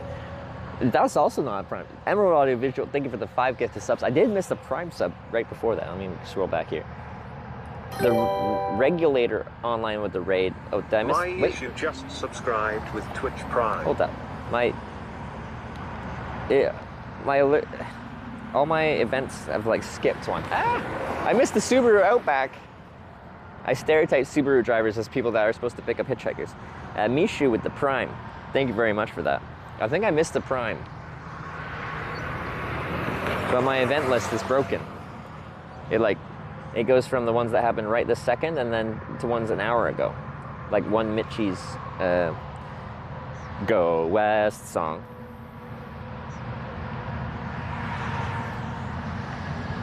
Let me try and restart it.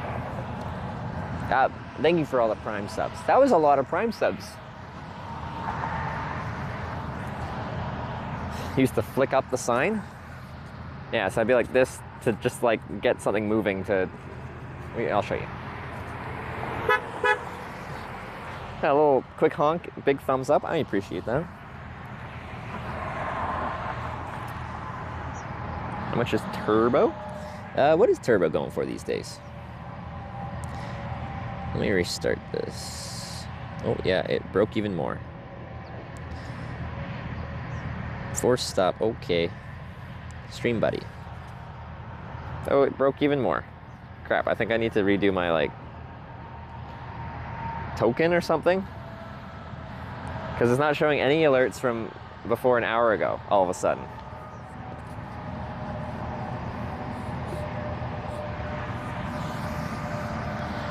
$12 USD, so like 50 bucks Canadian. That seems about the going rate.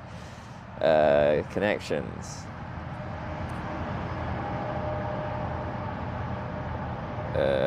Is it Stream Elements reset? It should just be Stream Elements. But I just did that at the thingy. Authorize.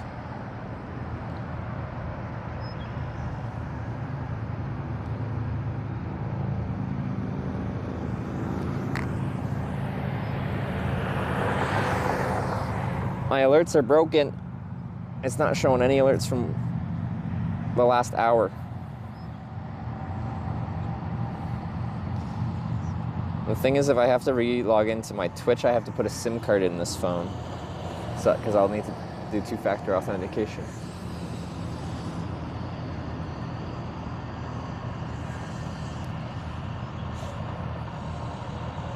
I think.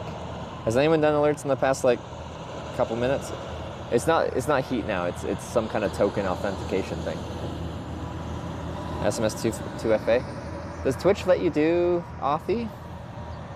Or an authenticator? Not every platform lets you do authenticator. Maybe I have it set up for 2-factor authentication. No, I might actually. Hold up.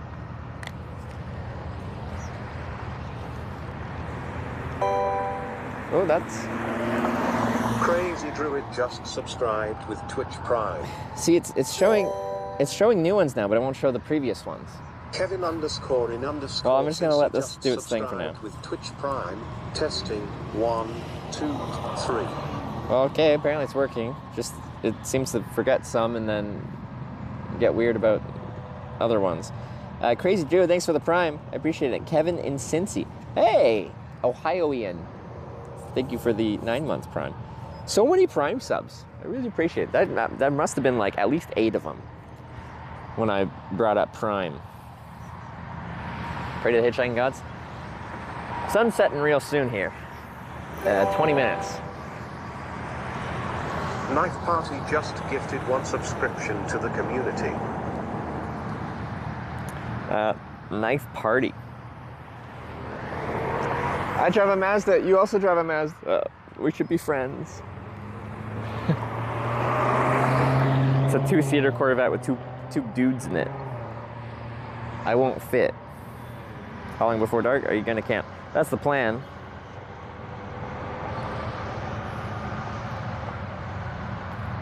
Exit with Petro? Let me check, 1 sec.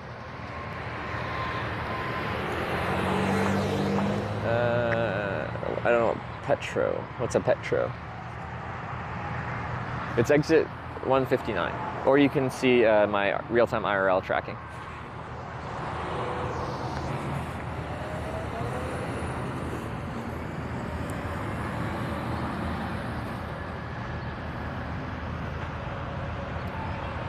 Right behind one of your Mazdas today and thought that could be Hitch, and if it was, be proof of the green screen. True. Yeah, if that was me. You stop at that exit a lot? Did ya? Like, I think the one before this is a bit busier, but the on-ramp isn't as nice. I like the ramp here. The traffic was like a little bit sparse, but we'll get a ride here without too much issues, given enough time. We just might have to do this again tomorrow. I should start looking at places to camp while we're chilling here between cars. It would be ideal to start doing. Let's see. So when I do pack up, I have a direction to go. Let's switch to satellite view. Effingham. Like, there's a campground north of here, but I don't want to stay at a campground. We could search for churches so we can do some praying. Go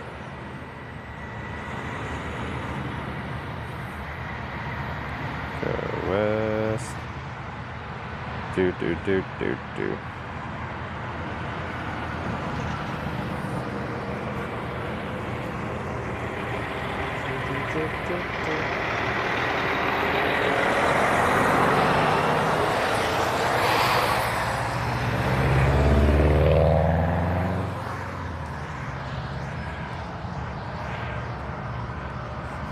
Behind you, Brez, breakfast, Wi-Fi, and a bar. The Baymont Inn Suites, but it costs money. My tent is free. If it's free, it's for me. That's a phrase I have stolen from Alec Ledford.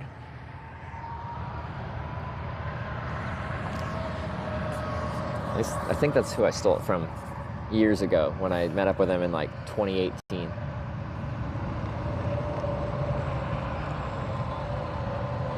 Go west. Do.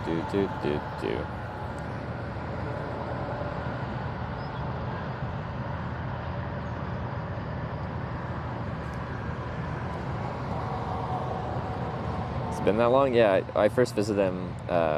Well, he was at TwitchCon Vegas last year, which is cool to see him because I hadn't seen him in a while. But yeah, when I first met up with them in Virginia Beach, that was summer 2018.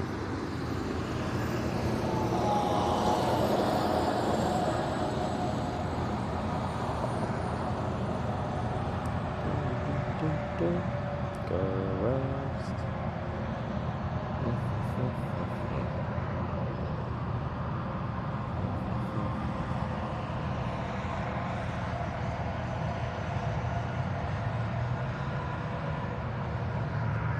I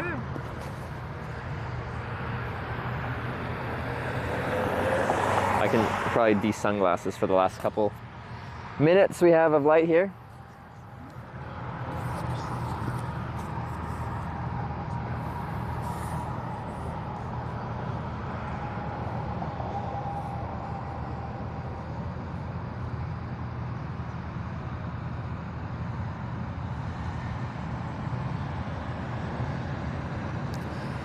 Just scouting out a place to camp.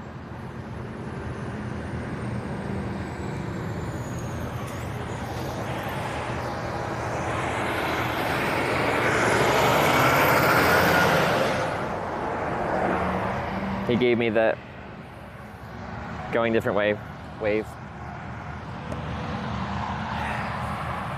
I like it when people give me like hand signals like that. It's just like, you know, friendly.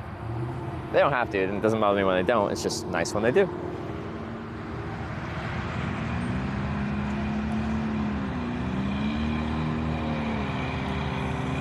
Alright.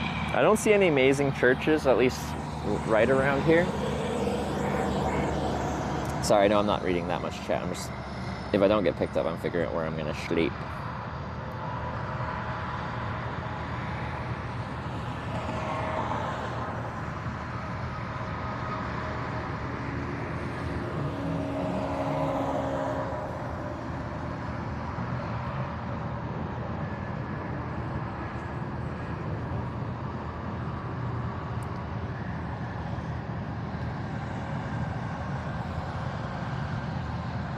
Having a trek trail looks comfy? What do you mean? What's that? I was right by some kind of trail thing, but I don't know where it went. I thought it was just the interstate bridge trail.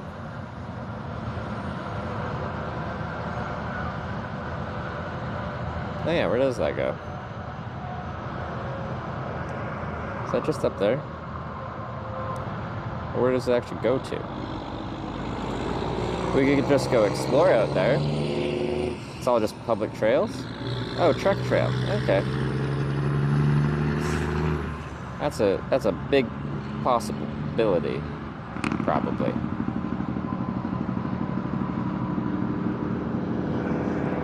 All right. What time are we at? Okay. I might just go to 8. Got an 8:11, so I have a few more daylight hours to figure out where I'm gonna stay.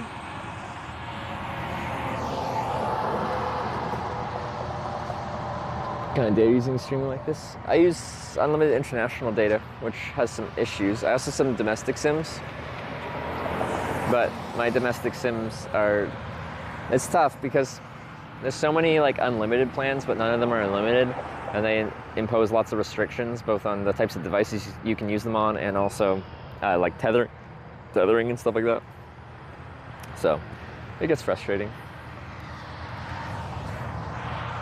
Let's hit charger stuff. When I eat, but yesterday I stayed at a viewer's place in Dayton, Ohio, so I got to recharge there.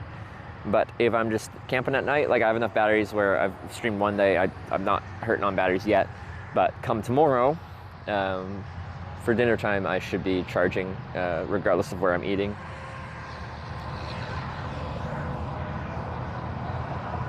Time is it? Not late enough? Well, 8:11 is the official sunset here, but I just want to look for a place before it's full nighttime.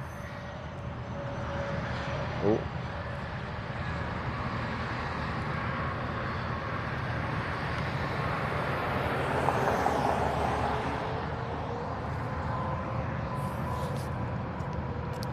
Corning Ohio Eagles start hosting it. When I was in the car, I saw someone else had made an account and said hi with a Corning name. His name was John? Emerald Audio Visual cheered 100 bits. Unlimited in Ireland means 750 gigabytes limit/month, and we don't really care if you exceed it. In the US it means once you hit 20 gigabytes. Hold up. What's this? Pooched. Unlimited in Ireland means 750 gigabytes a month. That's a lot. Wait, is that for home data or cellular data? If it's cellular, it's a lot. If it's home data, that's limited. I don't care if you exceed it. Yes, it means once you hit 20 gigabytes, you're pooch. Yeah, okay. All right, I understand what you're saying now.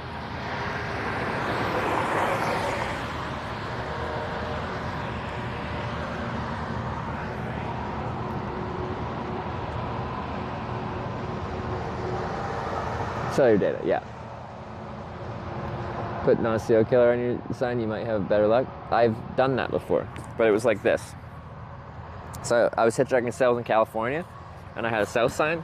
So I was like this, I'm like, south, south, south. And on this side it said, not a murderer. So when people were coming, I'm like, direction, direction, direction. And then as they passed me, I quickly flipped over to not a murderer, because it was funny. Okay, I'm gonna call it so I can go find a place to camp.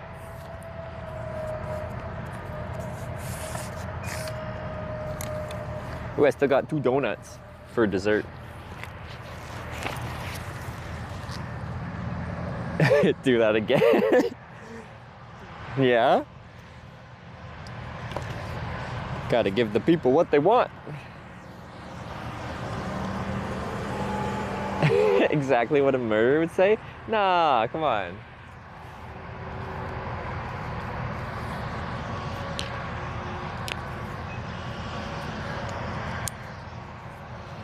Alright. More strawberry jam? Oh yeah, I still have the strawberry jam. I need to either eat or probably get rid of it soon because it's just in the hotter weather. It's baking out there. Yeah. If you haven't seen this bike, it's real cool.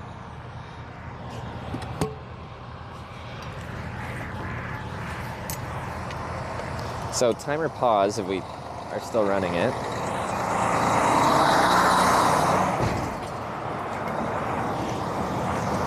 Oopsie.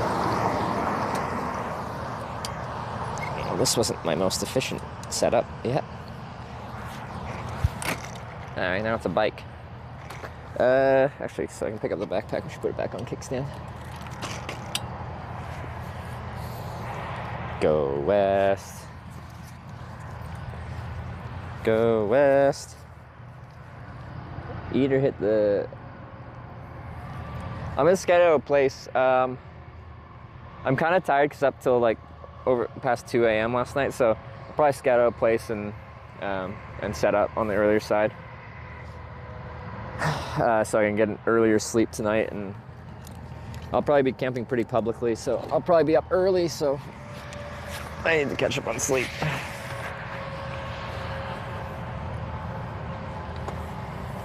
Do you dream about hitchhiking? I don't actually remember my dreams, but maybe.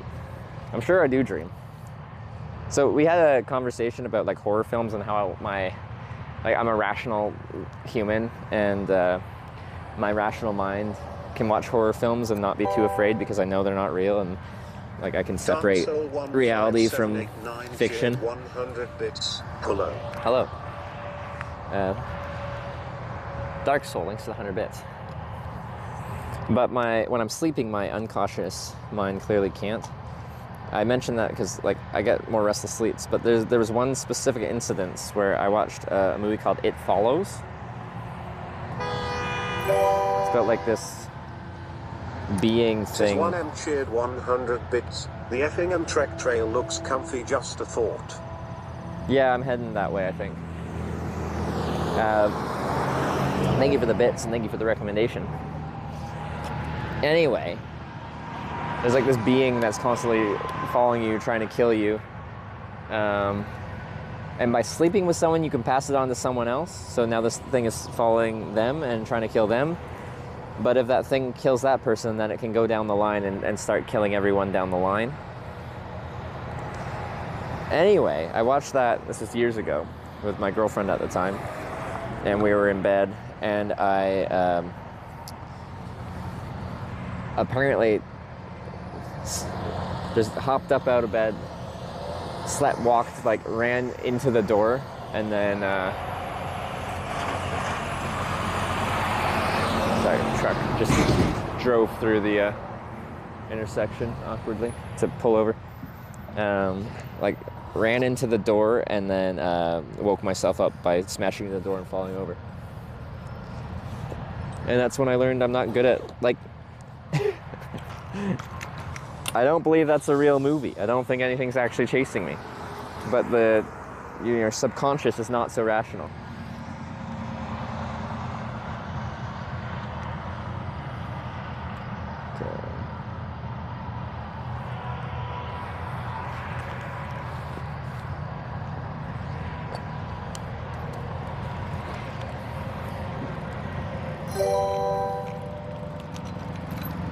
Dark Soul 15789 cheered 100 bits.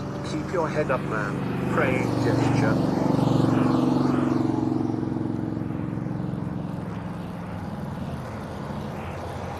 One sec. I missed that.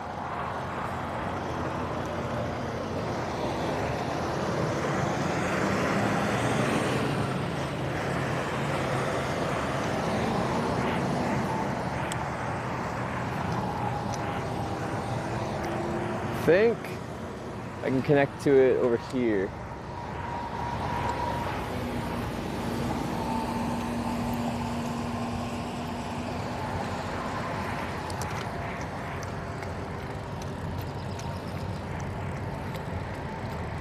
Can I take this trail, maybe?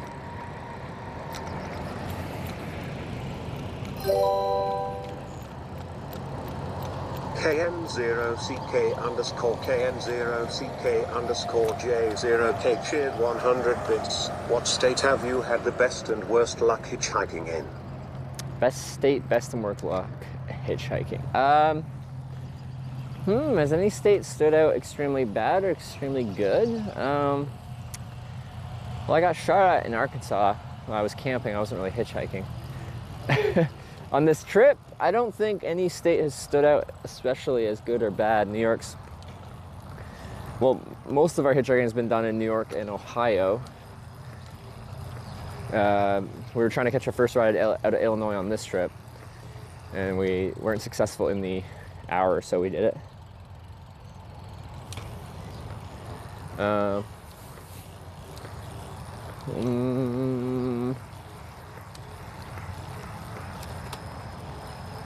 don't think they stand out. Well, Massachusetts has the worst state troopers. And I got threatened to be arrested, so maybe worse luck is there. Need to turn GPS off? I guess I can. I'll do it. Thank you. Sorry for the shaky camera, I know it's not the best. What are we doing? Where is my real time? There it is. Stop publishing. All right, should be off.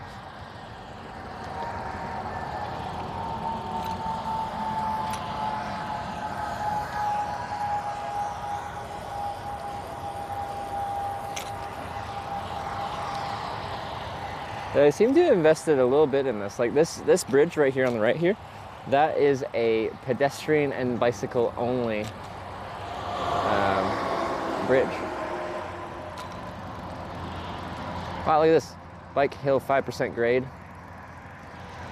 10 miles of interstate bridge trail. Wow.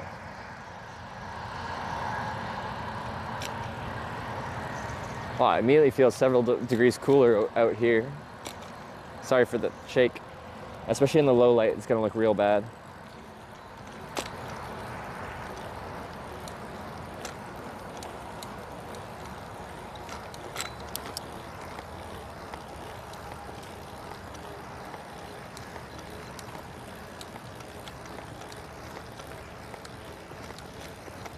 Oh, get a downhill.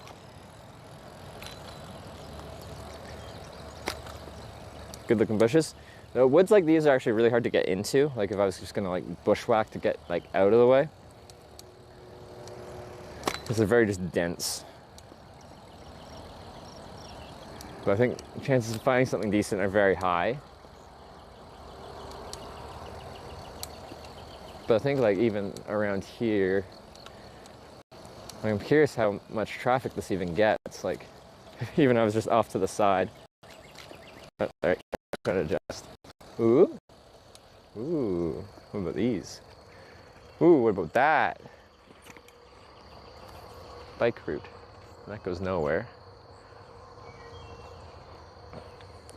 Is it dark yet? It's trying to be. Hold on. Let me look at something over there. You're in kickstand mode. One moment, please.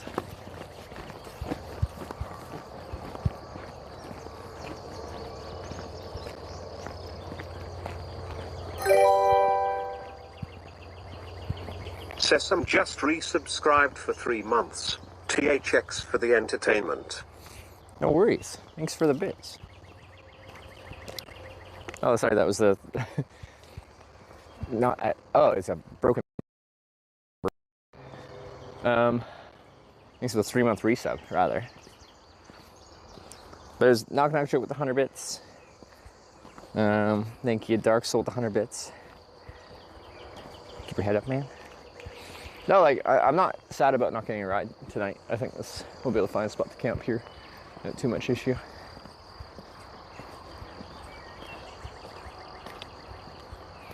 Broken what? So there's a paved path that heads out perpendicular to this road you're looking at, this path you're looking at. And there's like a barrier at the end, and I just wanted to see what was over there.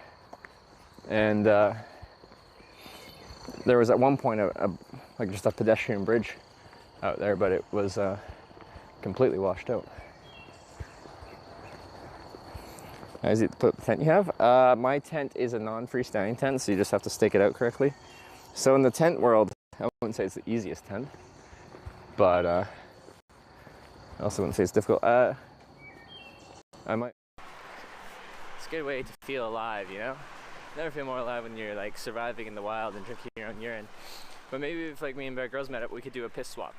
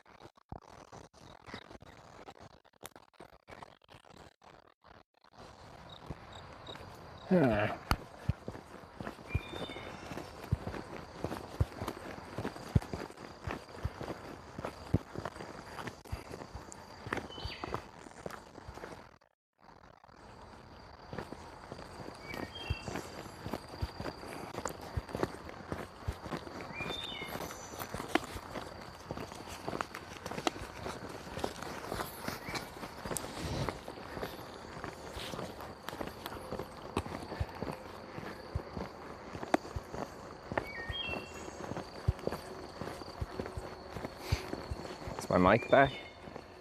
Sorry, that looks promising, but it's all up a reasonably steep little hill there. And it just goes eventually back up to the truck stop parking, which isn't actually ideal.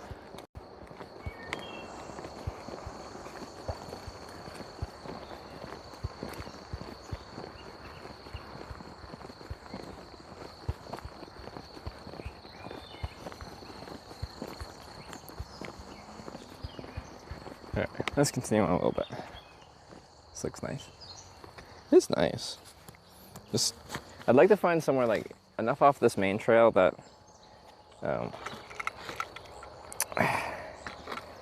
people that like walk their dogs and stuff like that here aren't gonna immediately see me. Would be ideal.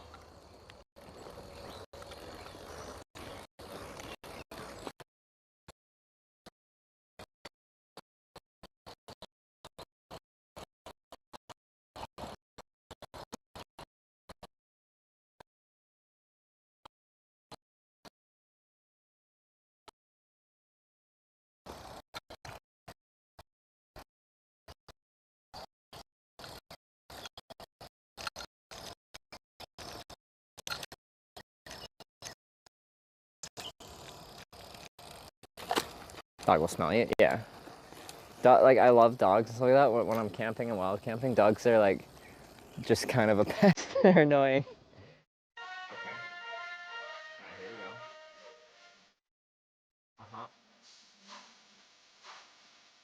Want to go to diners? I need to be amped up.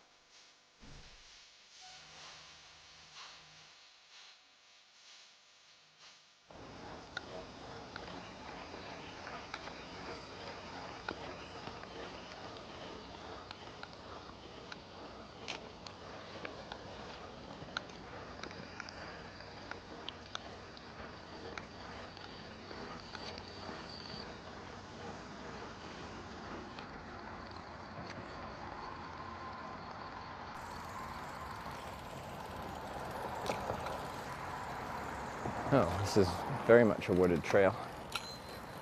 Is there still network out here? It did die. Seems to be back. Wow, it's dark.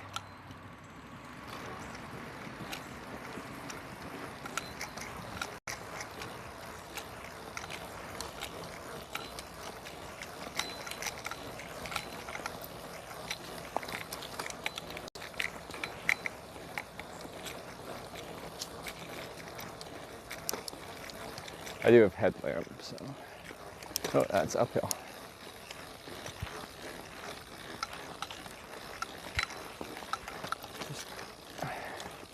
Don't know how far I want to go there. I could have gotten away with some spots already driven past, but I'm trying to find something a little nicer.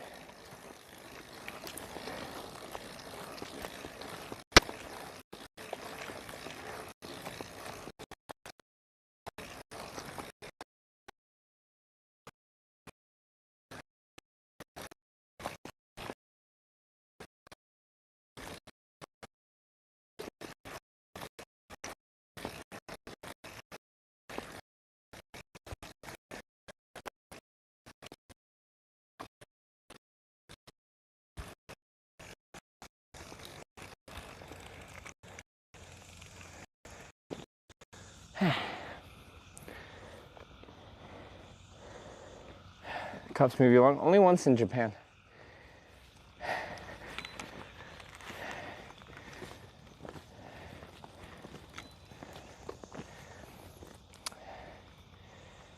Let's quickly go over there. Okay.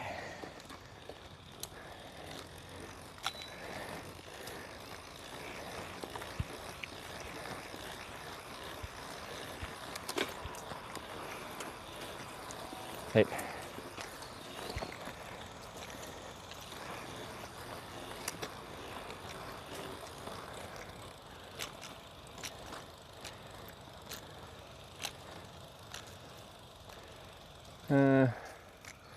Okay, I'm just at a high point of the plateau.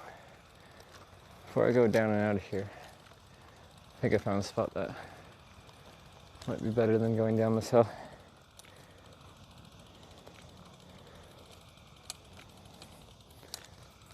Yeah, it's not going back down.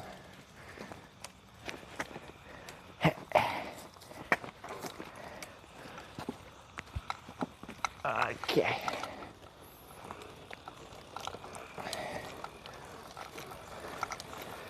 Sleeping on a bench. I've never slept on just like a public bench. I've slept directly behind a public bench because I couldn't find anywhere to camp. Where was I? So I was like in a residential neighborhood, and I just essentially took a very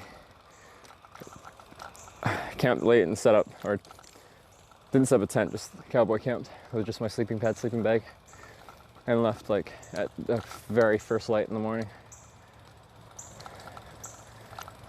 A little bit concerned about ticks. I don't know. I feel like there'd be ticks around.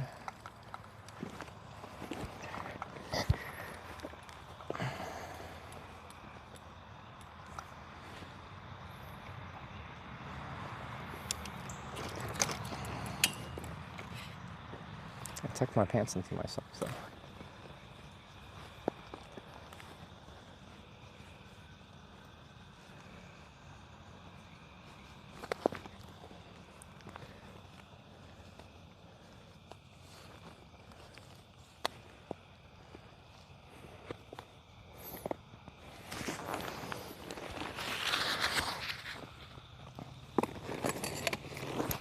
Be right back.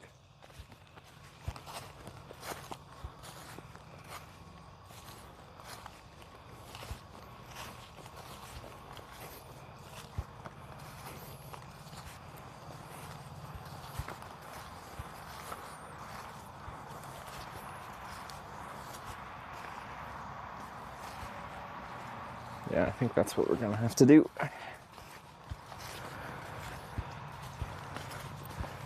I think that'll work all right.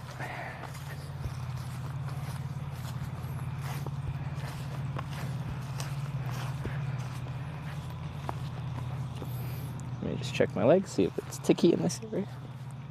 Once your pants are in your socks, you can see if there's a bunch of bugs as you walk through it, because they'll be start They'll be on your pant legs and yeah. Anyway, looks fine.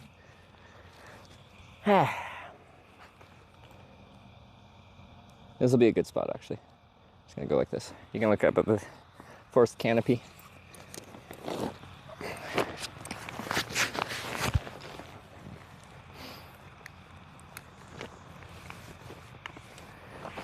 Okay.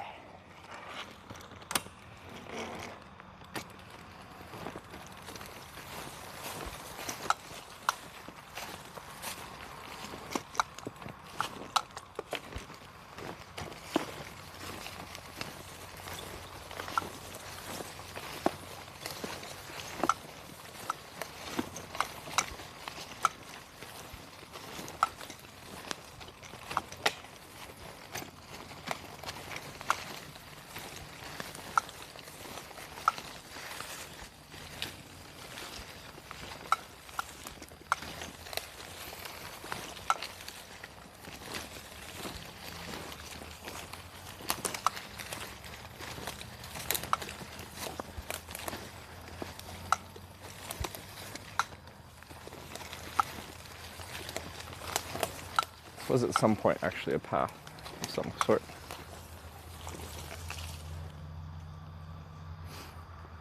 Just a little overgrown.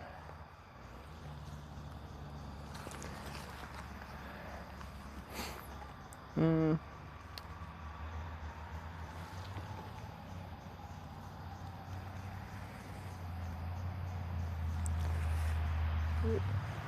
me pick up my kickstand again. I shouldn't go any further that way. It's gonna get more roady. It's probably just around here.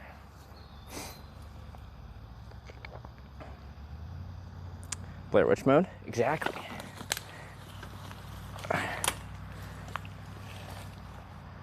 Okay, should be fine.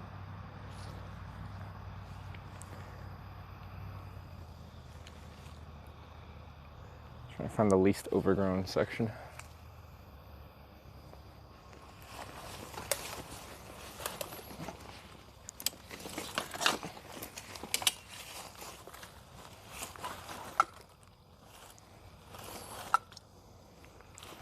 So I'm trying to have my bike stand up on this kickstand. One sec.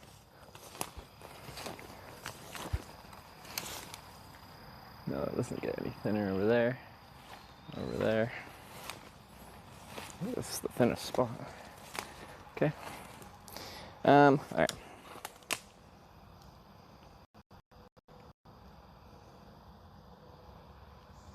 I need some illumination, clearly. Boom. Morty just subscribed with Twitch Prime. Moarty. Thanks for the 6-month Prime. Thank you.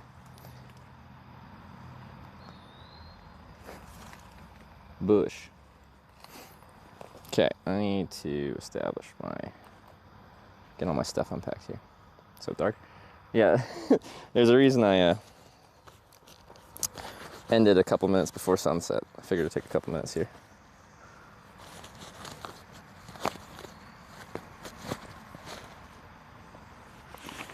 I'll get a light out here in a sec. I just gotta find one. Go west. Do. Go west. Do.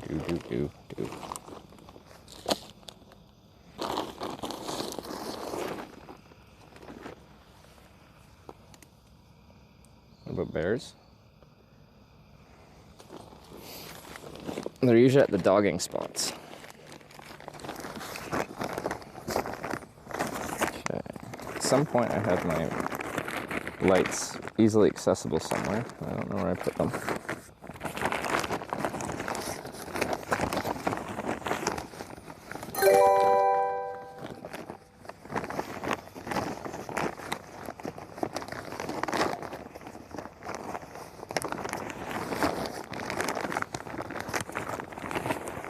Where is that? What the heck? Also, Brian, what are you doing?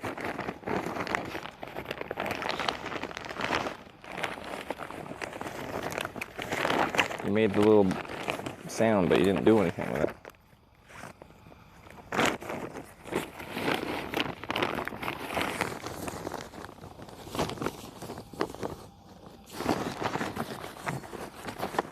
I thought I had all of my lights up top. I can use just a phone light, but it's just not ideal. Also, this battery's pretty much dead. I think there's a light in here. Hopefully, unless I moved it.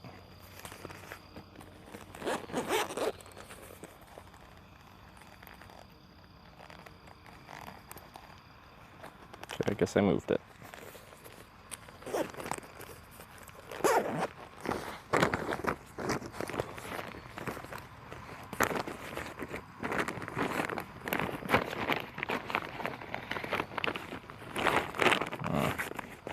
Sorry.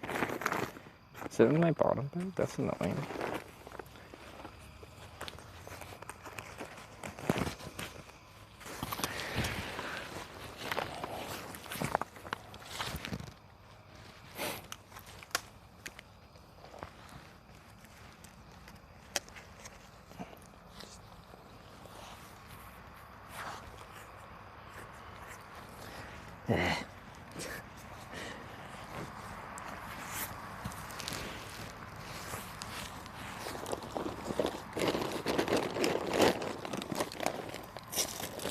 The mosquitoes are coming out too.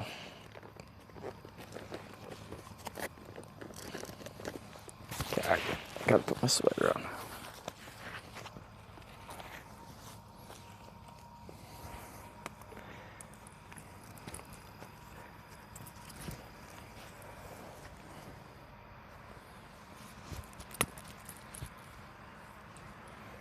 Sorry about the lack of light here.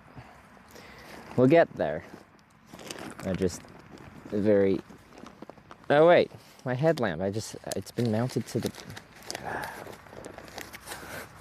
It's been mounted to my, the top of my backpack for like a couple days. Since I rode the... Since I went to that YouTuber's, there we go. The marathon. That had like 2 million subs on YouTube. Okay, there we go. One sec. Let me just get my camping bag out and then I'll do this better.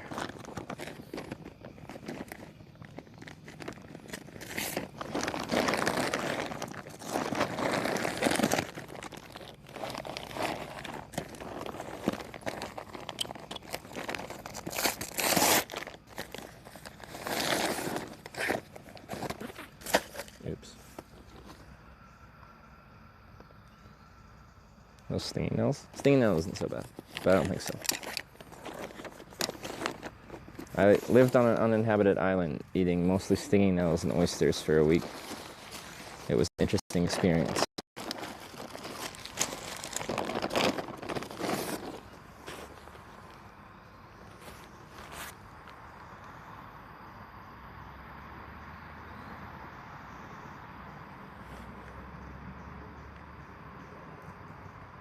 But I've never had to deal with poison ivy, so if any of this is poison ivy, then I'm just going to be hating my life.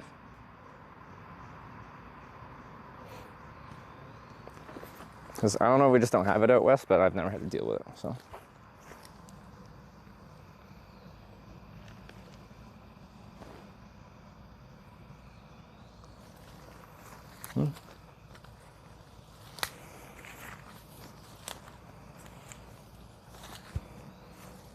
What's that? Is that an anthill?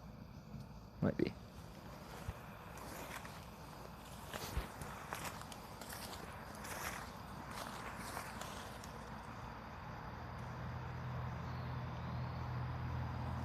Leaves of 3. Okay, these aren't leaves of 3. No, it should be fine. Okay. It's nicer when things are like actually clear, but I could have just been on the grass next to the trail, but it would have just been annoying. And I don't sleep as well if I know people can just walk past me and see me everywhere. I just that.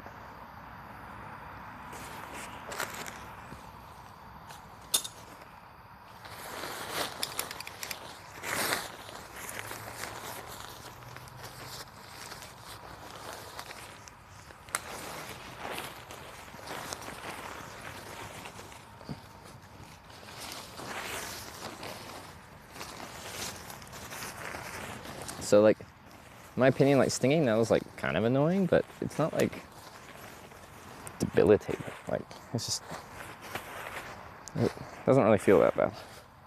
I wouldn't say it feels good, but it just never really bothered me that much.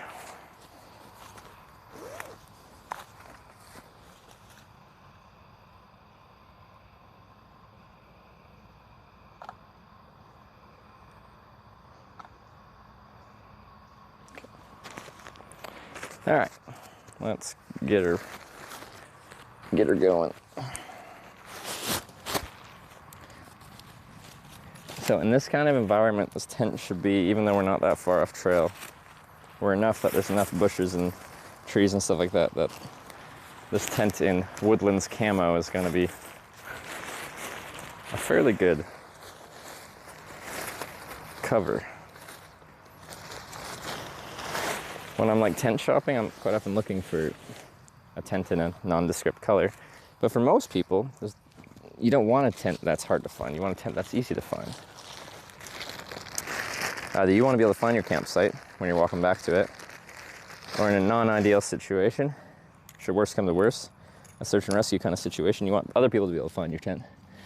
There's just not that many cases, like commercial use cases, where manufacturers are like, oh, we should make a bunch of camouflage tents. Anyway, Z-Pac's made this in camo. I don't think they make the camo color anymore, actually. It's a limited edition now.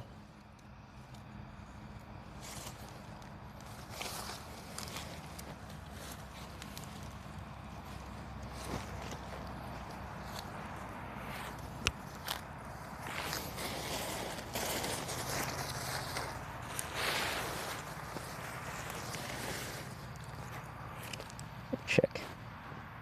Nothing funky crawling up my legs yet, no. I've heard out here you can get lots of ticks, but I've never had ticks out here. No. Where have I gotten ticks? I've pulled 3 ticks off me. One in Kelowna, one in Italy, and one in Poland. I know they're out there. I just haven't run into them.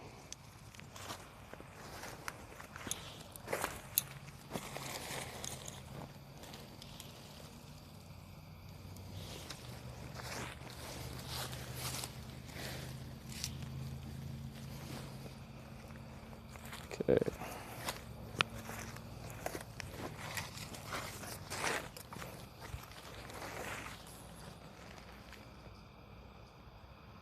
I tie the bike to the tent? Like, if no one can see you, why would you tie it to the tent?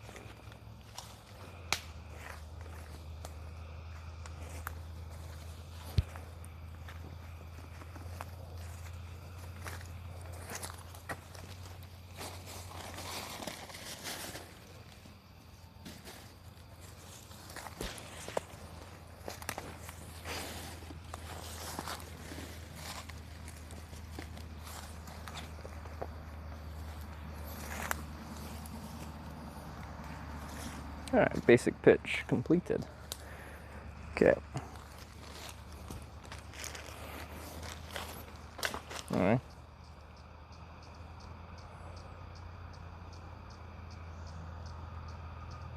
Pop-up tents with mosquito netting. Very cool. You can see through them though. Generally, pop-up tents are meant for like car campers and festival goers, the whole pop-up function makes it not very packable and quite heavy. Can't say that's all of them, but that's just generally what you're looking at.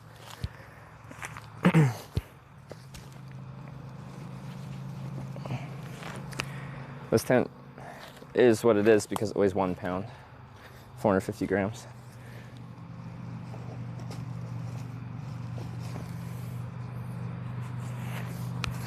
It's designed to be the lightest weight commercial tent on the market. Don't know if it still is, but it was when it was made. How long are you streaming for? Not long. Okay, I'll get inside my tent here and then we'll probably wind it down at that point.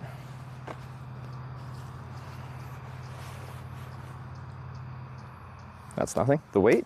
Yeah, no, it's super lightweight. It's very nice. Big fan of.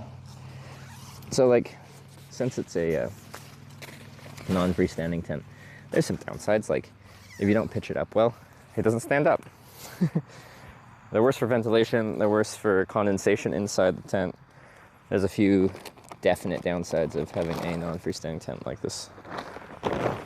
But you can get the weight and pack space down extremely small with something like this. So that's nice. I got this because when I was hitchhiking through Malaysia and New Zealand, my backpack was getting up to like 60 pounds or something crazy like that. And I hated I hated carrying it. I no longer wanted to walk anywhere, do anything outside.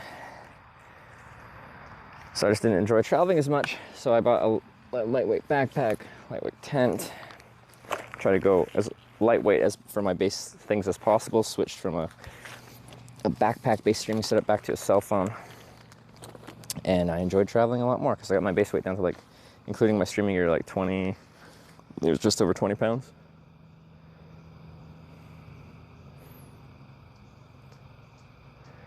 Okay. I just want that. That's the 10, that's that, that's that. Okay, that should be fine.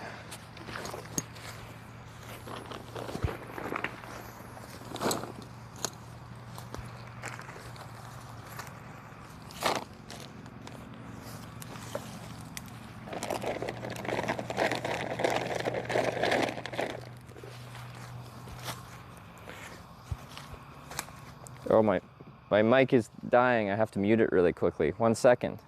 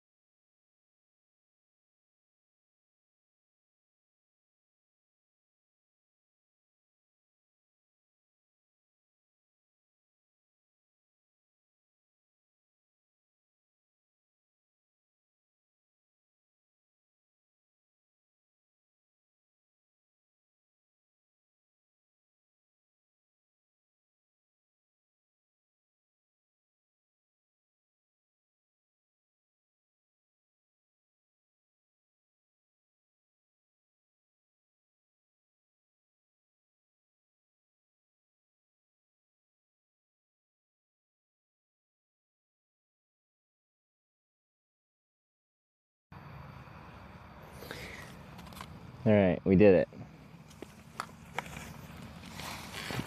Crisis averted.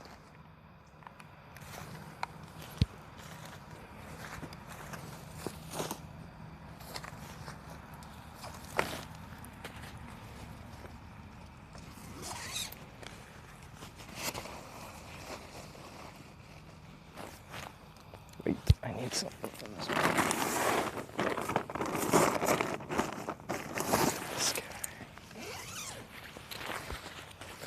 Bike seat.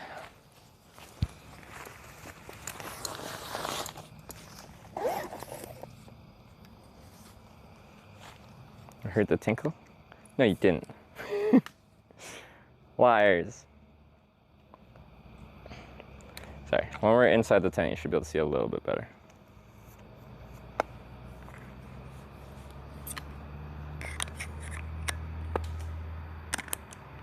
That's Poznan's. If you're not sure Poznań, quick Google search images might save a long night of discomfort. Well, I think we've already crossed that bridge. And I've hitchhiked through the East Coast all the time. We're not really East Coast anymore. We're pretty Midwest, but I've never had an issue. Doesn't mean I couldn't stumble into an issue, but so far so good. Okay, let's get good here.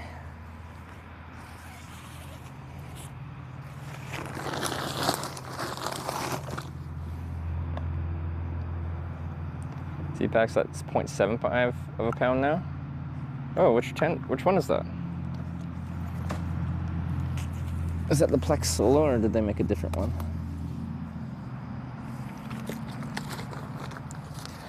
I'm just gonna tuck the bike in behind the tent here, and then I'll meet you in there.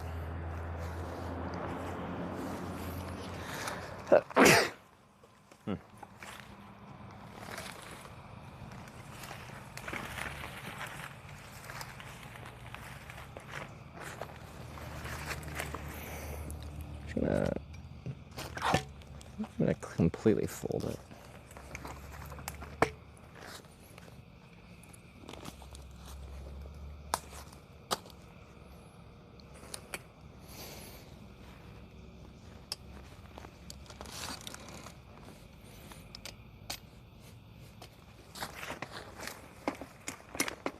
Oopsie.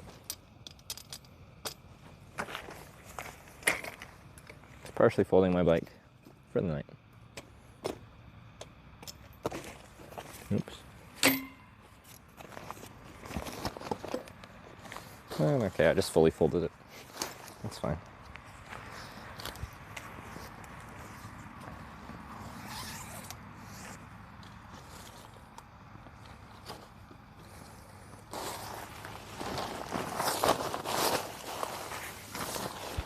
Oh, I should have untied my boots first. Mistakes were made. Plexolite puts a... Oh, I gotta do this. Untie my boots inside the tent just to not let too many mosquitoes in. Uses a thinner Dyneema. I don't think I'd want to do that to save a quarter pound. Like 100 grams. Can this see through door? This is the mesh, and then I'm gonna, since for ventilation, since there's nothing out here, I'm gonna leave the door open. If it starts to rain, which it totally could, but it's not forecasted to, I'll close the vestibule to weatherproof the tent. Okay. Actually, you know what? We can just leave the boots in the corner. Usually I leave them in the vestibule, but that's okay. Okay, I'm gonna do a sleeping pad here. I'm gonna take this off because it's really warm. Ooh.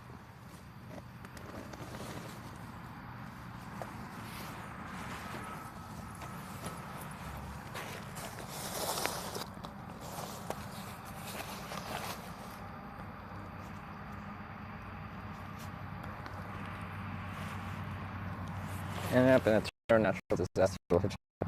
I ended up in Hawaii, when like a couple days before a hurricane arrived. This is how the cool kids wear their headlamps, off to the side.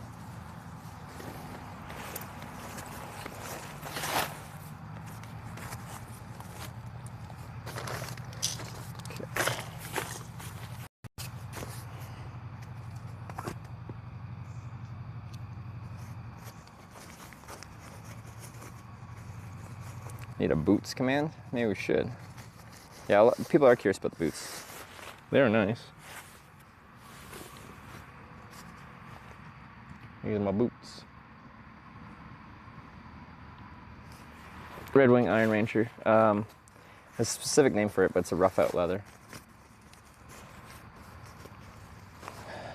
Close yard St. Louis. I'm watching for a while now. Yeah, and we are actually catching a ride west out of here. West of here is St. Louis. We're probably just going to try and hopefully head south before we actually get 2 samples. But you never know. I could end up coming through the city. So, let's do the sleeping pad.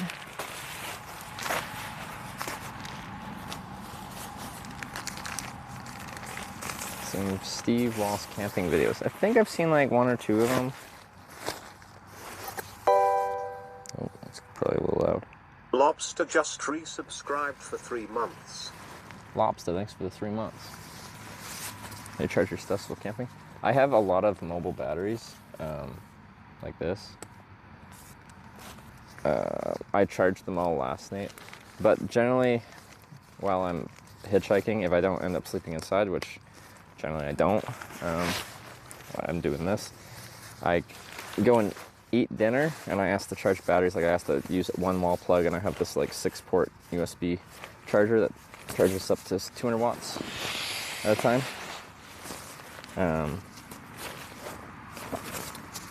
And I just don't rush my dinner.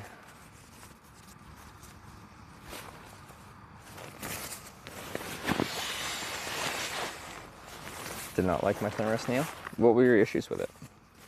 Like, any kind of sleep system is going to be extremely personal, and there's no one right answer for what is the best. I'm just curious what you didn't like, because I really like the Thermos Neo Air X-Lights.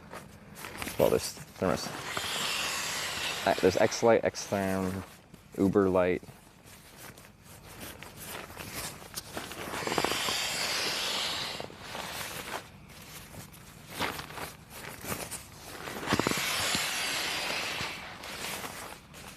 That's so smart. These inflation sacks are like the best idea.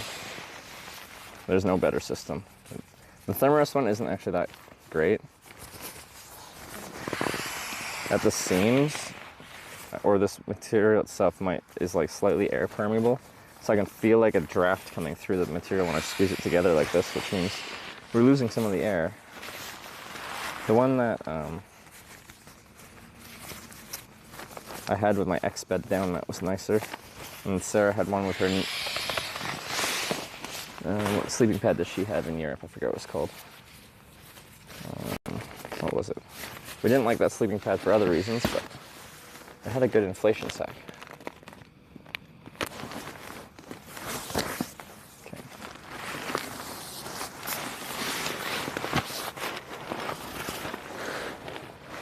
Okay. Okay. I'm in my tent. Oh, that's a spider. Hello, spider. Well, we got some nature here. All right.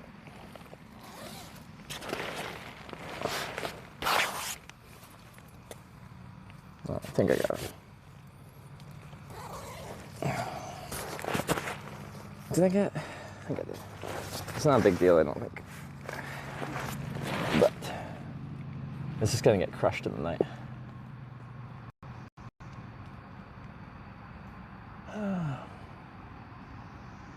Oh, we got some network issues.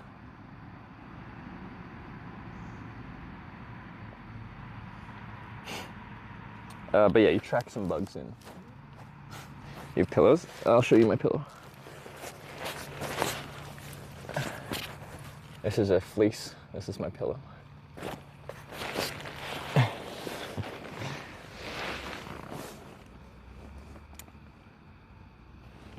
Thinking about your travel when that storm came through. Glad you're doing well. Yeah, no, I was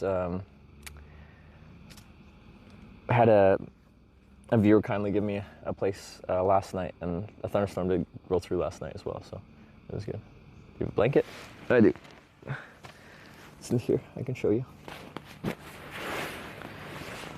So Sierra Designs, I forget what the model is. It's rated to like, it's definitely not the warmest, but this pack's down a lot smaller. If I actually put it in a compression bag, I just don't have it in a compression bag right now.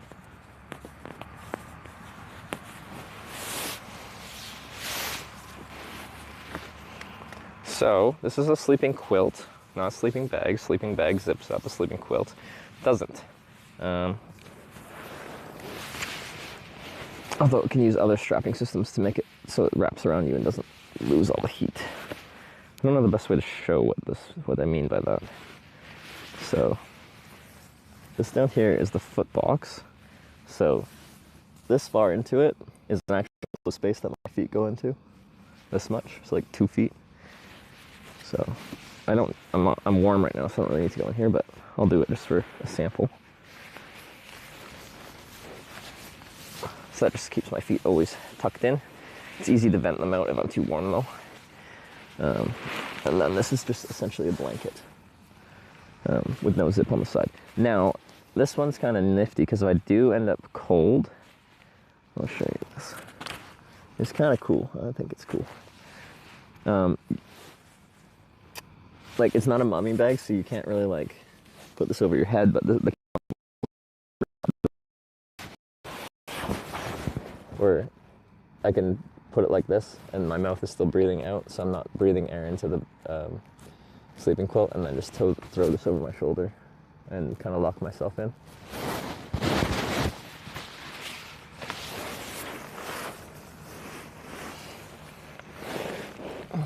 I think it's a clever little system without adding much weight to the system. It can make it so you can stretch out the sleeping quilt a little bit more. Just a little bit more. Yeah. You should hitchhike like that tomorrow. Maybe. Maybe. Alright guys, well, that's our day of hitchhiking. We only got one ride, and that was a really good ride. Seems hot in there. I think what the forecast say, or the weather say, is currently 20. So we look like a young Christopher Wallace. I don't know who that is. But no, the most frequent thing I got is like Nev from Catfish. I've never seen Catfish, but or they used to. I haven't heard it for a while, so maybe I don't anymore.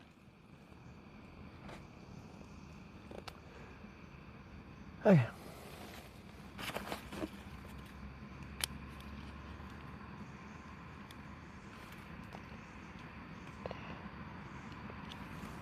Something like this while I look for someone doing something outside. That neck looks a little burnt. It could be a little beetle dude. I'm just gonna evict this little dude.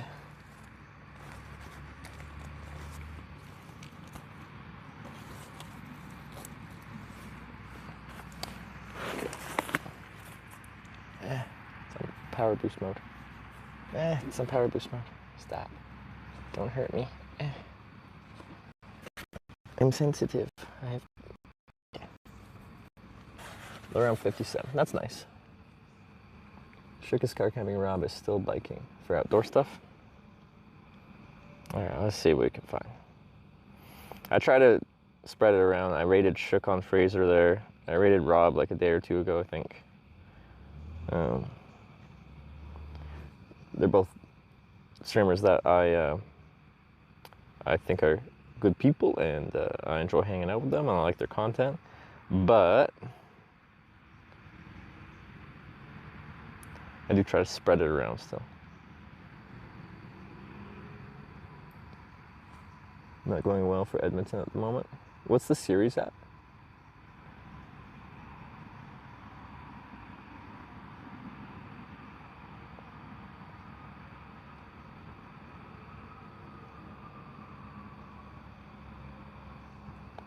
One.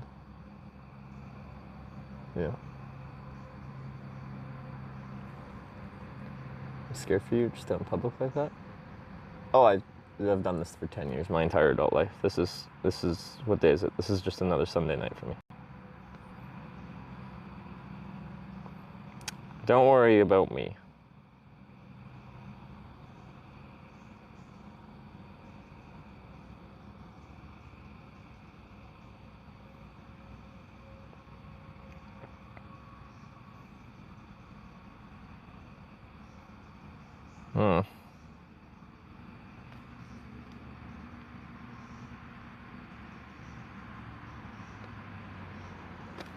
Alright, most people aren't doing much interesting stuff outside.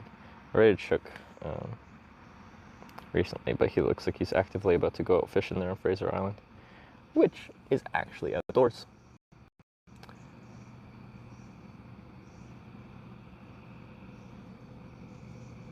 Whoa.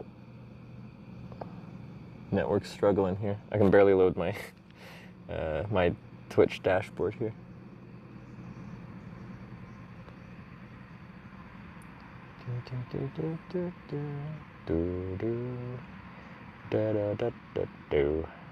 Come on, load my Twitch.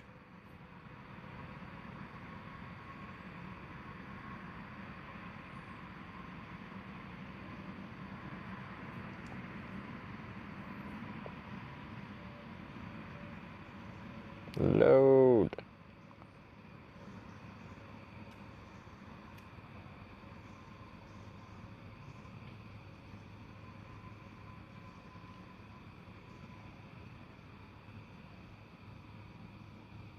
Okay. All right, guys. I'm winding things down here.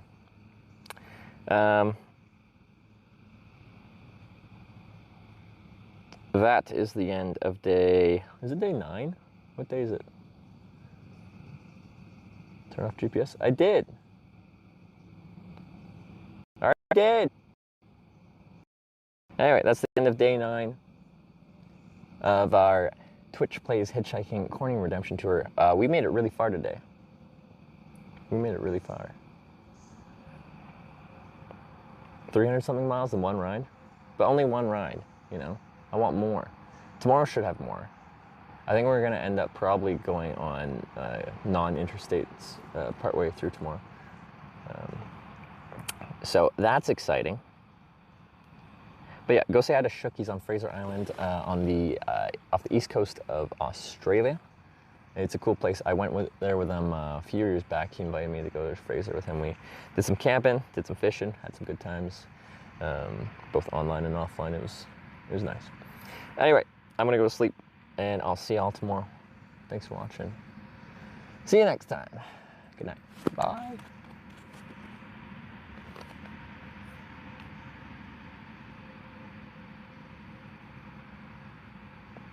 What the heck?